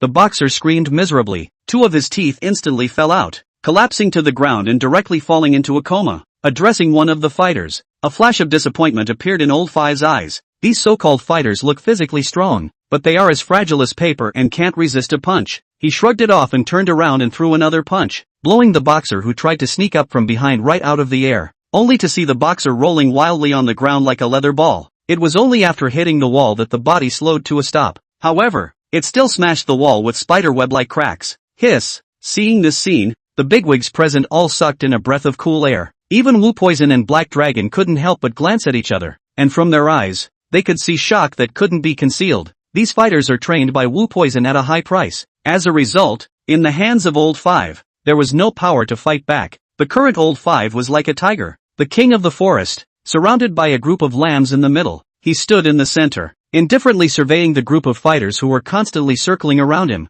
and who, for a moment, were all intimidated by the powerful Old Five. It's a no-brainer that whoever gets on will die. 5. What's the ink? 2 minutes, Jiang Knight said with some impatience. A cold voice resounded in the quiet conference room for a split second as Old Five stomped his right foot and his body rushed towards the group of fighters like a missile. Old Five doesn't hold back anymore, as if he were a wolf in a flock. Bang, bang, bang, bang. The sound of fists pounding on flesh continued to ring out. Miserable screams rang out one after another. Looking at the fighters who fell to the ground one by one, Wu Poison swallowed hard. Everyone could see his panic. In all these years, They had never seen such a panicked expression on Wu Poison's face. Let's go. Wu Poison narrowed his eyes and calmly said to Black Dragon, I have to say, the fact that these two are able to sit in this position shows the strength of their mental strength. After a brief moment of panic, the immediate thought was to go first. John Knight and Old Five were fighting too fiercely, and if they stayed, they would only get beaten up. The 36 stratagems are the best plan. There is no fear of running out of material if you stay in the Green Hills. Boss, they're trying to run. Old Five saw this and spoke up. Wu Poison glanced back at Old Five, his eyes covered with sinister intent, took out the remote control in his pocket and gently pressed it. Several spray nozzles appeared above the ceiling of the conference room, and a large amount of white mist instantly spread out in the conference room. In just a few seconds, the entire conference room was mesmerized by smoke, blocking everyone's view. After 20 minutes, the white fog slowly dissipated. Inside the conference room,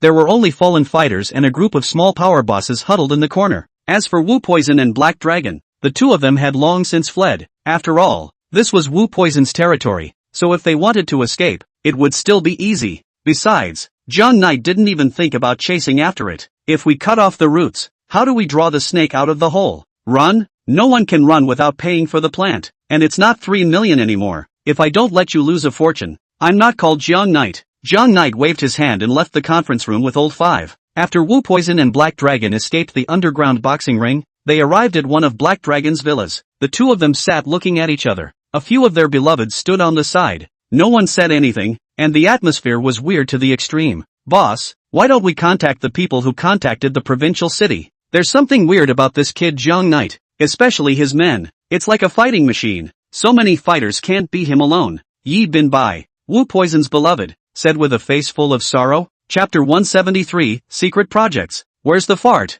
Wu Poison shouted angrily, being beaten up like this by a brat. What face do you have to go to the provincial city? Isn't it just being able to fight? Lazi has never been humiliated so much after so many years in the underground world of Sioux City. When I gather all my brethren, I'm going to give him a real fight. With a gloomy face, the Black Dragon opened his mouth. As powerful as John Knight's bodyguard is, it's still a matter of one bullet. I still don't believe that the one called Old Five can still live after hitting them on the head. Wu Poison took a deep breath. In the meantime, hide for the time being. Wait until you get the brothers together and get them. Black Dragon and Yi Bin Bai nodded lightly. Day 2. Chan Group. Inside the office, Chan Yi, Chan Hongda, AIU, and Mi Ting sat sullenly on the sofa, not in the least bit refreshed. After a week's effort, it's amazing that the plant burned down. They've called the police, but there's no surveillance around to investigate who the killer is. In itself, Forbes left them little time, and now the plant is burning down. At this time, John Knight pushed the door in,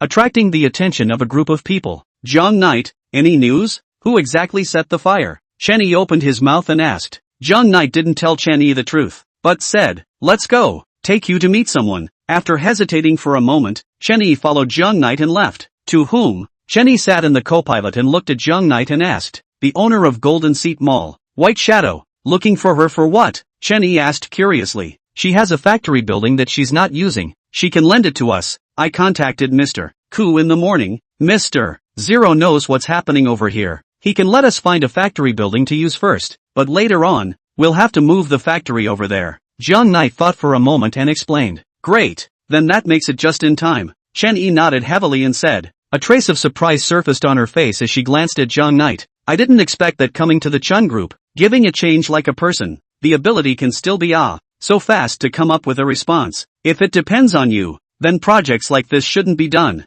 John Knight glanced at Chen Yi and opened his mouth. Ha. Chen Yi rubbed his head and laughed awkwardly a few times. 10 o'clock in the morning. John Knight and Chen Yi had arranged for Bai Ying to be in the cafe downstairs in the Golden Seat Mall. When White Shadow learned of John Knight and Chen Yi's difficulties, she immediately agreed to it in a particularly generous manner. At first, Chen Yi wanted to pay the rent, but White Shadow didn't want it. Mr. Chen, I have a very good relationship with Mr. Jiang. There's no need for rent. Feel free to take it, White Shadow said with a smile. Oh, quite a relationship. Chen Yi glanced at John Knight and Bai Ying, then nodded gently and said, you guys chat first, I'm going to the restroom. Wait until Chen Yi leaves. John Knight glanced back in the direction of the toilet and said to White Shadow, come over here and talk to you about some items that will make you rich. The duo sneaked to the corner of the cafe. What developed project? Mysterious? White Shadow frowned at John Knight. It's something that just the two of us need to know. Come here. John Knight leaned over and spoke in White Shadow's ear. A few minutes later,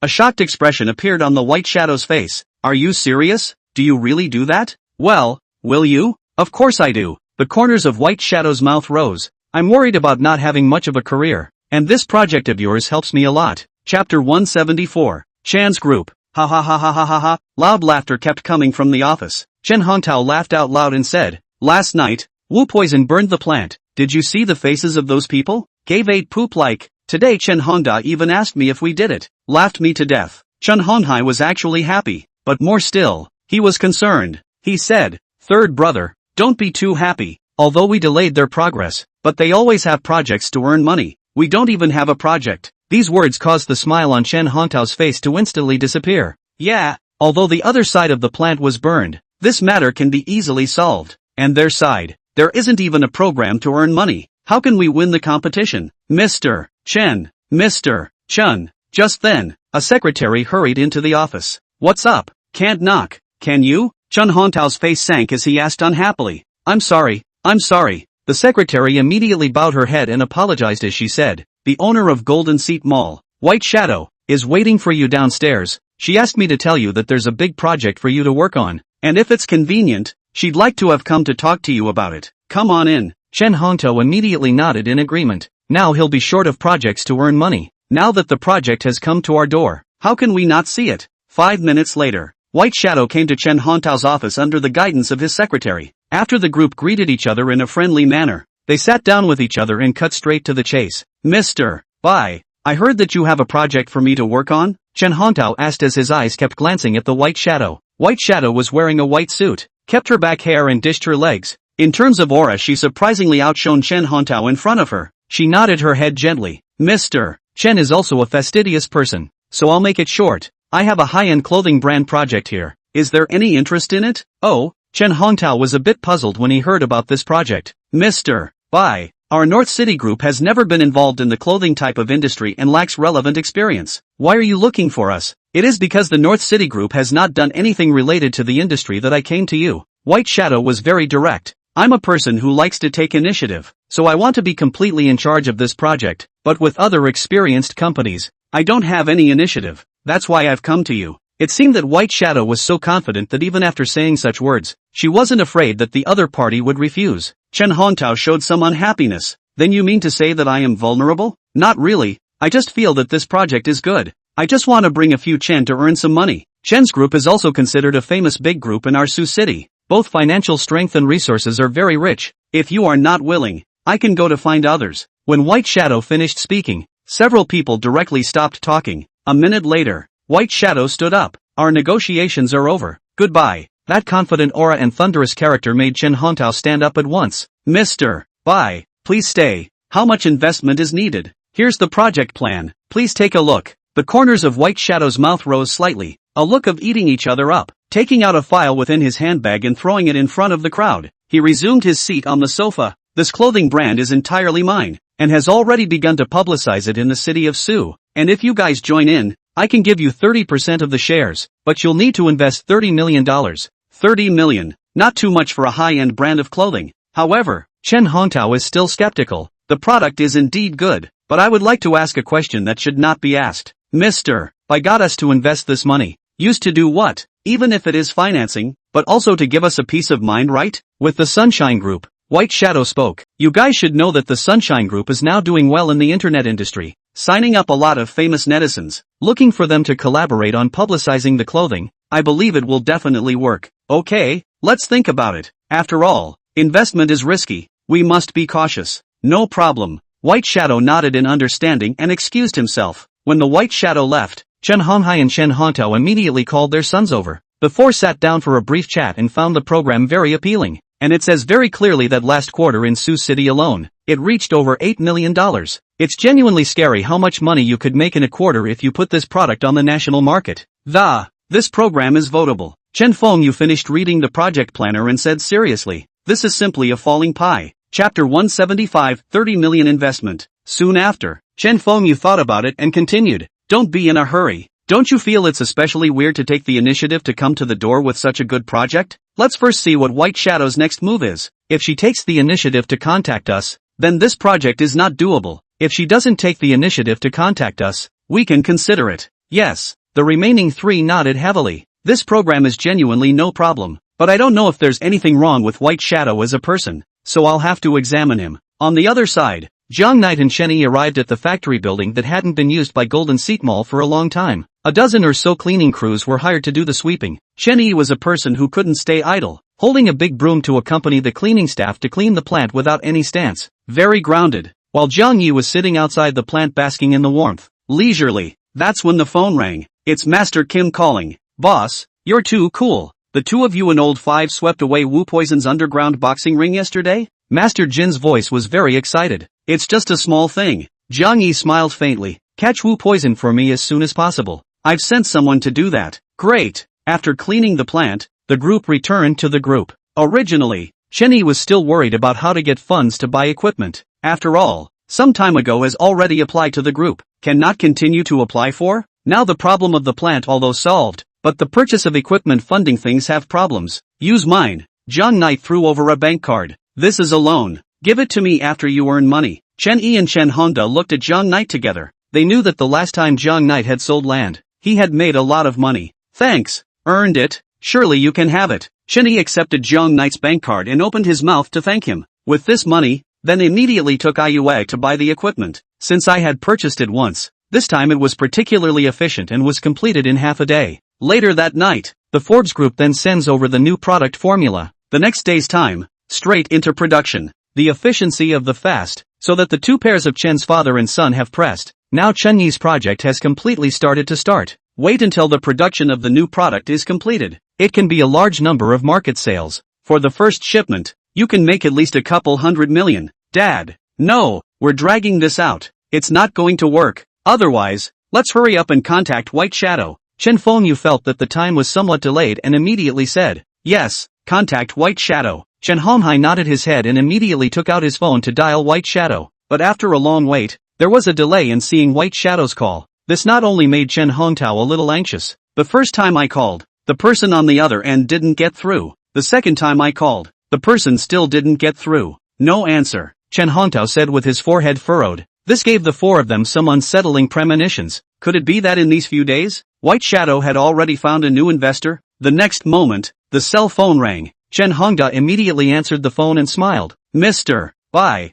Busy? White Shadow laughed softly. Yes, I was just in a meeting and my phone was on silent. What's wrong? The other party's rhetorical question caused Chen Hongda to be stunned as he asked. We've already considered it and intend to invest $30 million in your company. I'll have my assistant deliver your contract this afternoon. Okay, cool. After the call ended, Chen Hongda looked at the three with a smile. This is a good big project. We don't want to cooperate in the name of the group. We both secretly invest, each 15 million, and the money earned will be divided 50-50. You father and son have no opinion, right? Chapter 176, putting in a long line to catch a big fish. Later that night, Jiang Knight and White Shadow had an appointment at the Black Gold Business Club. How much did they invest? Jiang Knight asked as he looked at White Shadow with a smile. White Shadow stretched out 3 fingers with a smile on his face. $30 million.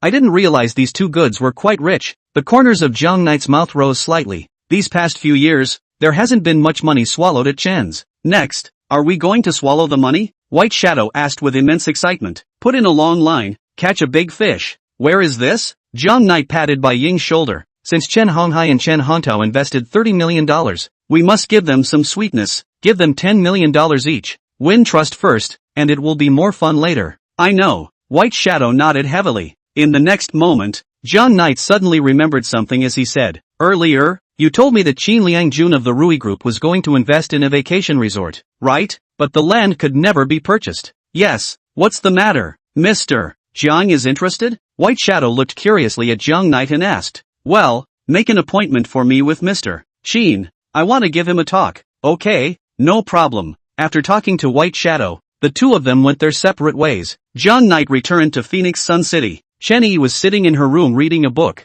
and Zhou Ruoyan and Chen Hongda were sitting in the living room coaxing Meng Meng to play. A few days ago, Jiang Yi insisted on receiving the duo within the villa. At first Chen Yi didn't agree to it, but Jiang Yi told Chen Yi to keep his son-in-law's identity undiscovered or else he wouldn't be eligible to run for the election. Together with Zhou Ruoyun and Chen Hongda's good words, Chen Yi agreed. After experiencing so much, Chen Hongda and Zhou Ruoyun had slowly recognized Jiang Knight's identity. Although he was a pretend son-in-law, in the eyes of the duo, John Knight was their son-in-law. Mom and Dad, where's Chen-yi? There's a new project for her to talk about. John Knight came and opened his mouth to ask. Upstairs reading, Jo Ruoyun replied. John Knight nodded, then picked up Meng Meng and together they went upstairs to their room. What are you doing in here? When Chen-yi saw John Knight coming, his eyes immediately narrowed with a very scornful look. Talk to you about a new project. John Knight was helpless when he saw the other party's defensive look. What project? Chen-yi was pleasantly surprised, even though Mr. Zero's project was now in motion. But it's not enough to earn enough for $10 billion. New projects must be found. It's a Rui Group project for a vacation resort. I've made an appointment with Qin Liang Jun to have a chat at noon tomorrow. John Knight didn't go into too much detail. After all, he hadn't given Qin Liang Jun anything to talk about. Got it. Me and Mo are going to bed. You. Chen-yi pointed to the door and opened his mouth.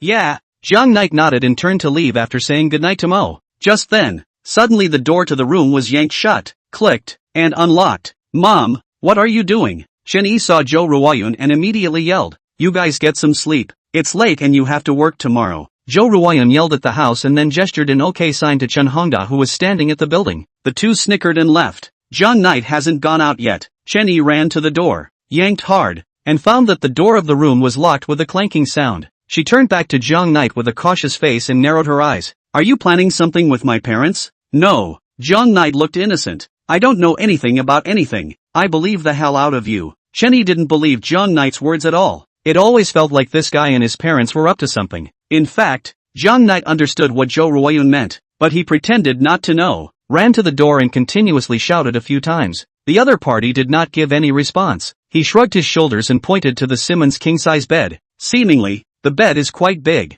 Yeah, it's pretty big. Chen-yi backhanded Zhang Yi's chest. Whack this smelly bastard. Put. John Knight directly bent over and covered his chest, pretending to be a weak and pitiful. I can't help it. It's Mom who locked us in. You should be able to feel out Mom and Dad's heart, don't you think so? Otherwise. Chapter 177. Roll. Chen-yi continued to pull the door undeterred, frantically calling out for Mom and Dad, but there was just no response from outside. In the end, Chen-yi gave up. She came to the window opening and looked back at Zhang Yi. Otherwise, why don't you jump off here? Are you crazy? John Knight came to the window with a dumbfounded look on his face. Why don't you jump? I'm a woman. Men are born to jump? John Knight shrugged it off and directly ran inside the cupboard and pulled out 2 quilts and spread them on the floor. Tonight one of us will sleep in the bed and one of us will sleep on the ground. If you don't want to then you can jump away. I'm definitely not jumping anyway. I'm not jumping. It's so high. Chen-yi threw off her slippers and directly jumped onto the bed, pushing away Zhang Yi who wanted to lie on the bed. You get up and go away. I'll sleep on the bed. Yes, it's okay for me to sleep on the floor. John Knight beautifully lay on the floor, looked up at Chen-yi and Meng Meng, pretended to be calm and closed his eyes. What are you looking at? Haven't you ever seen a handsome man sleeping on the floor? Hurry up and turn off the lights, or you won't be able to sleep. Mo, do you think we should let him sleep here? Chen-yi asked seriously as she sat on the bed. Jean. Mo nodded heavily. Let daddy sleep here. Chen-yi gently nodded her head and said to Zhang Yi in a serious manner. For the sake of my daughter, I'll let you sleep here for the night. If it was me, I would have thrown you out of the window a long time ago. Hearing this, Zhang Yi gently smiled before rolling over to sleep. Chen-yi, on the other hand, turned off the lights, then wrapped his arms around Meng Meng and got under the covers, but tossing and turning has not been able to sleep. She secretly turned over, her eyes fixed to the side of the face of Zhang Knight, relying on the faint moonlight. She can clearly see the Zhang Knight of the resolute features. The frozen heart, in this moment, once again melted a lot. This man, he's changed so much from the man he was 8 years ago. The next day at noon, after getting off work, Chen-yi brought the duo of Chen-yi and Aiyu together to the Chao Ho Hotel to attend the meeting that Zhang Knight had talked about. Just came to the hotel lobby. We'll see in the elevator came out Chen Honghai, as well as Chen Hongtao, 2 pairs of father and son. They see the 3 people after a trace of surprise surfaced on the face. Chen Qinfeng frowned at the duo. What are you doing here?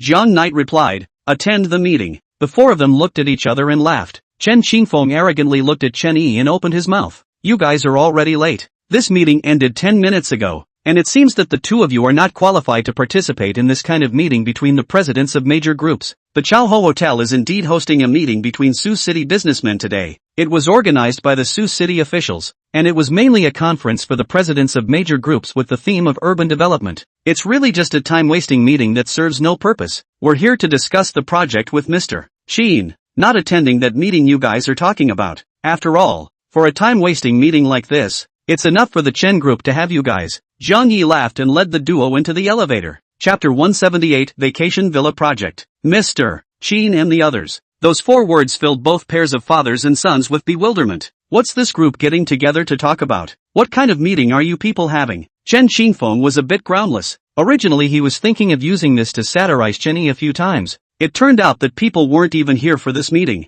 Instead, he came to the meeting with the group of bosses of Rui Group Qin Liangjun. What kind of stuff is this group of people mysteriously getting together for? Stay out of things that shouldn't be your business. Zhang Yi took Chen Yi and Aiyu into the elevator and headed off. When the 3 had left, the 2 pairs of fathers and sons gathered together, their faces full of doubt. What do they want to do when they get together? Chen Honghai asked, stroking his chin. Must be working on some project, can't let them get away with it. Fear not, fear not. They have Qi Liangjun, we have White Shadow. But well, we must think of some way to know what projects they are working on. The 4 men looked at each other and nodded softly. On the top floor of the hotel, inside the presidential suite, Zhang Knight, Chen Yi, and Qin Liangjun were seated. Inside the large private room, there were only 3 people and no one else. Aren't there other bosses? Chen Yi asked quietly. Without waiting for Zhang Knight to reply, Qin Liangjun laughed. Mr. Chen, before we combined our efforts, we wanted to gather a few bosses to do it together. But after that, I exchanged ideas with Mr. Zhang and found that for this project, the 3 of us will be able to do it. Aha! Chen Yi nodded gently. Then Qin Liangjun took out a planning book inside the carry bag and slowly pushed it to Chen Yi's face. Mr. Chen, about the project of the vacation villa. It's all on top of this planning book. You take a look at it first, and if you don't understand anything, you can ask me. Chen Yi picked up the planning book and read it carefully. This is a project with a very huge investment to be the largest vacation resort in Sioux City. These include catering, lodging, hospitality functions, and a variety of construction sites, but there are also a variety of recreational programs, fishing, hot springs, golf courses, sing-along rooms, and foot spas and baths. As long as the leisure programs owned by the outside, the vacation lodge includes all of them. To be honest, Sioux City really lacked a vacation resort that was so complete, and if it was really made, the return would be absolutely unimaginable. But the investment is just too big. Just the initial investment is more than $2 billion.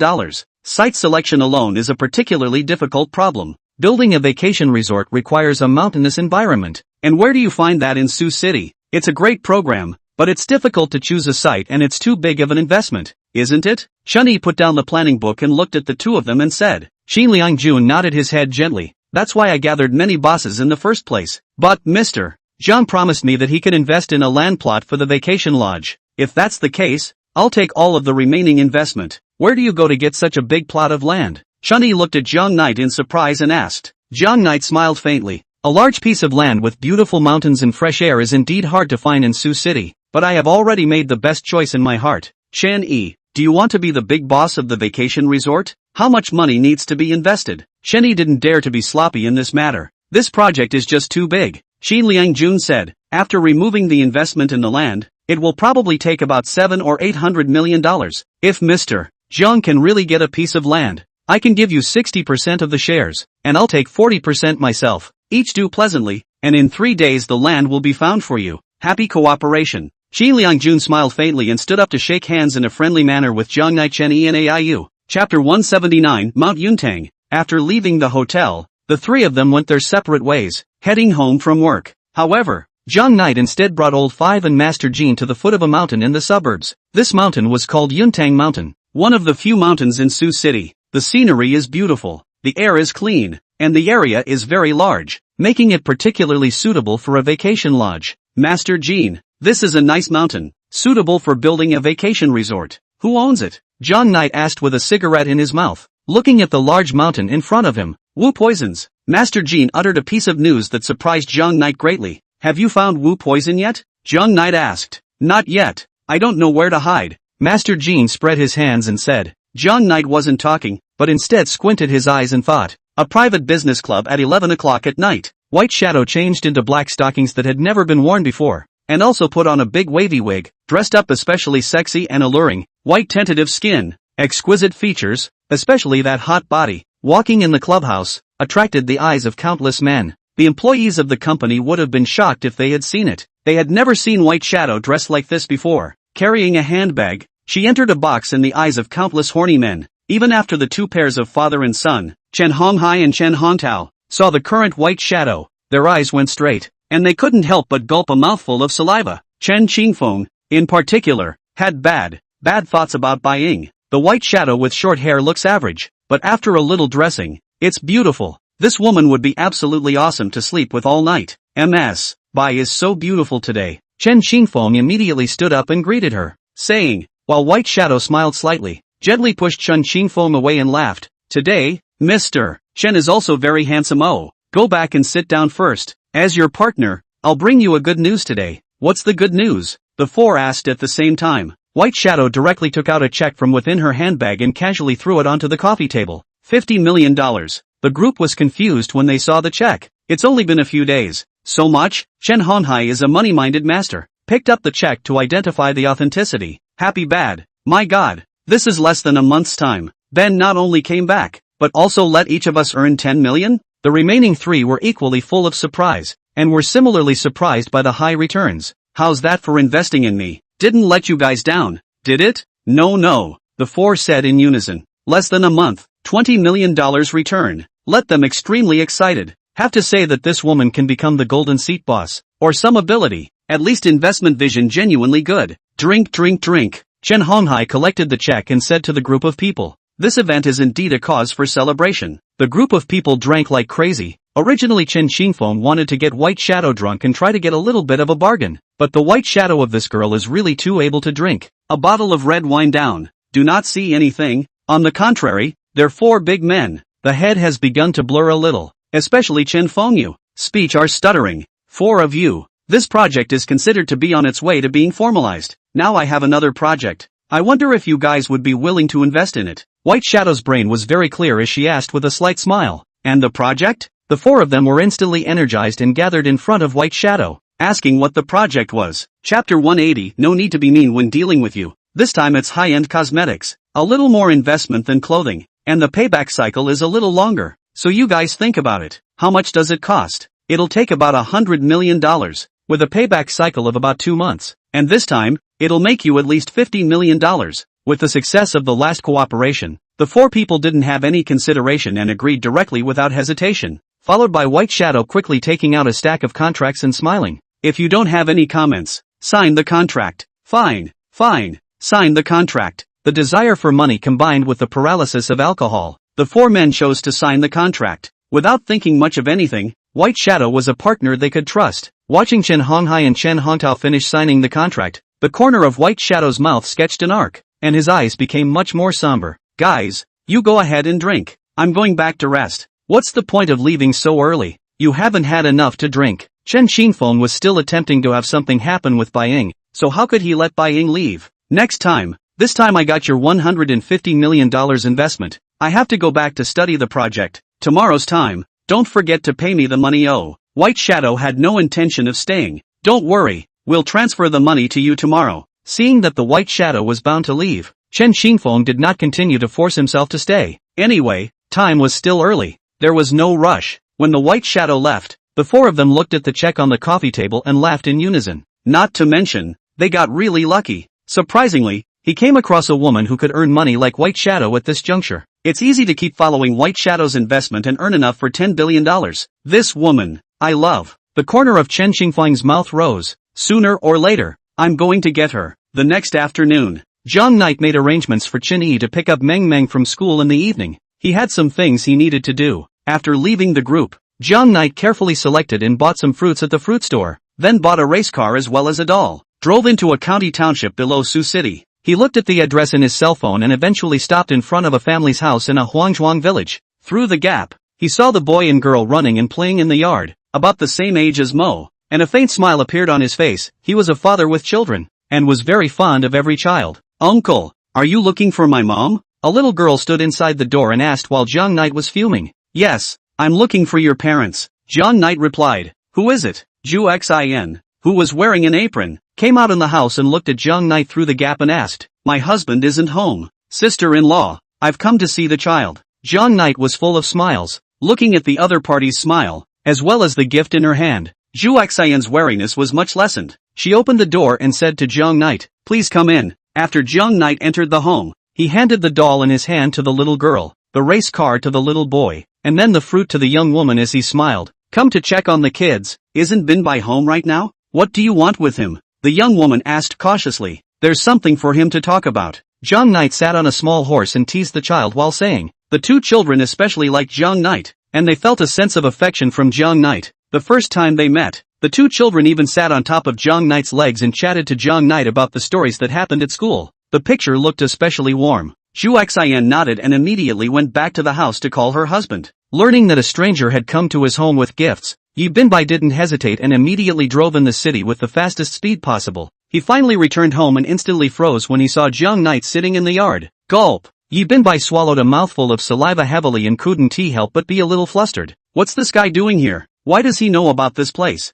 Hubby, what's wrong? Zhu Xian immediately asked when she realized that her husband's face didn't look right. Daddy, daddy. The two children rushed straight into Yi Binbai's arms. It's fine. Yi Binbai didn't want his wife to worry. He smiled and rubbed the heads of his two babies, and greeted Jiang Knight with a smile. Brother Jiang, why don't you greet me when you come to string me along? I'll prepare the wine to receive you. Jiang Knight laughed lightly. I was in a hurry and forgot to inform you. Alright, you guys go play. Yi Binbai laughed and herded the two children into their mother's arms, then waved his head at Jiang Knight and said, There's a small restaurant at the entrance of the village. If you don't mind, why don't you go and have a bite there? Yeah. Jiang Knight nodded. After the two of them had stepped out of the house, they walked inside the village's alleyways one after the other. After roughly 1,000 meters from home, a hint of hostility surfaced on Yi Binbai's face as he turned around and took out a pistol and disliked Jiang Knight's forehead directly, shouting angrily, What do you mean by stepping out of your way to come here? You're scared? Jiang Knight asked indifferently as he stood with his hands folded.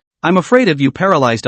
Yi Binbai roared. Veins rippled at his forehead. His emotions were very agitated. I'm telling you Jiang Knight, let's play society. How can we? But the trouble is not as bad as the family. You dare to touch their mother and son for a moment. I'll kill you. Alright you. Jiang Knight shook off Yi Binbai's pistol with his finger and said indifferently. I'm also a person with a daughter. And coming here. I never thought of threatening you with your children because there's no need for this kind of despicable means to deal with you. So what do you want? Jiang Yi took out a contract in his trench coat and handed it to Yi Binbai. This is the contract for the sale of Cloud Hall Mountain. Take it to Wu Poison and tell him to give him 3 days to sign the contract.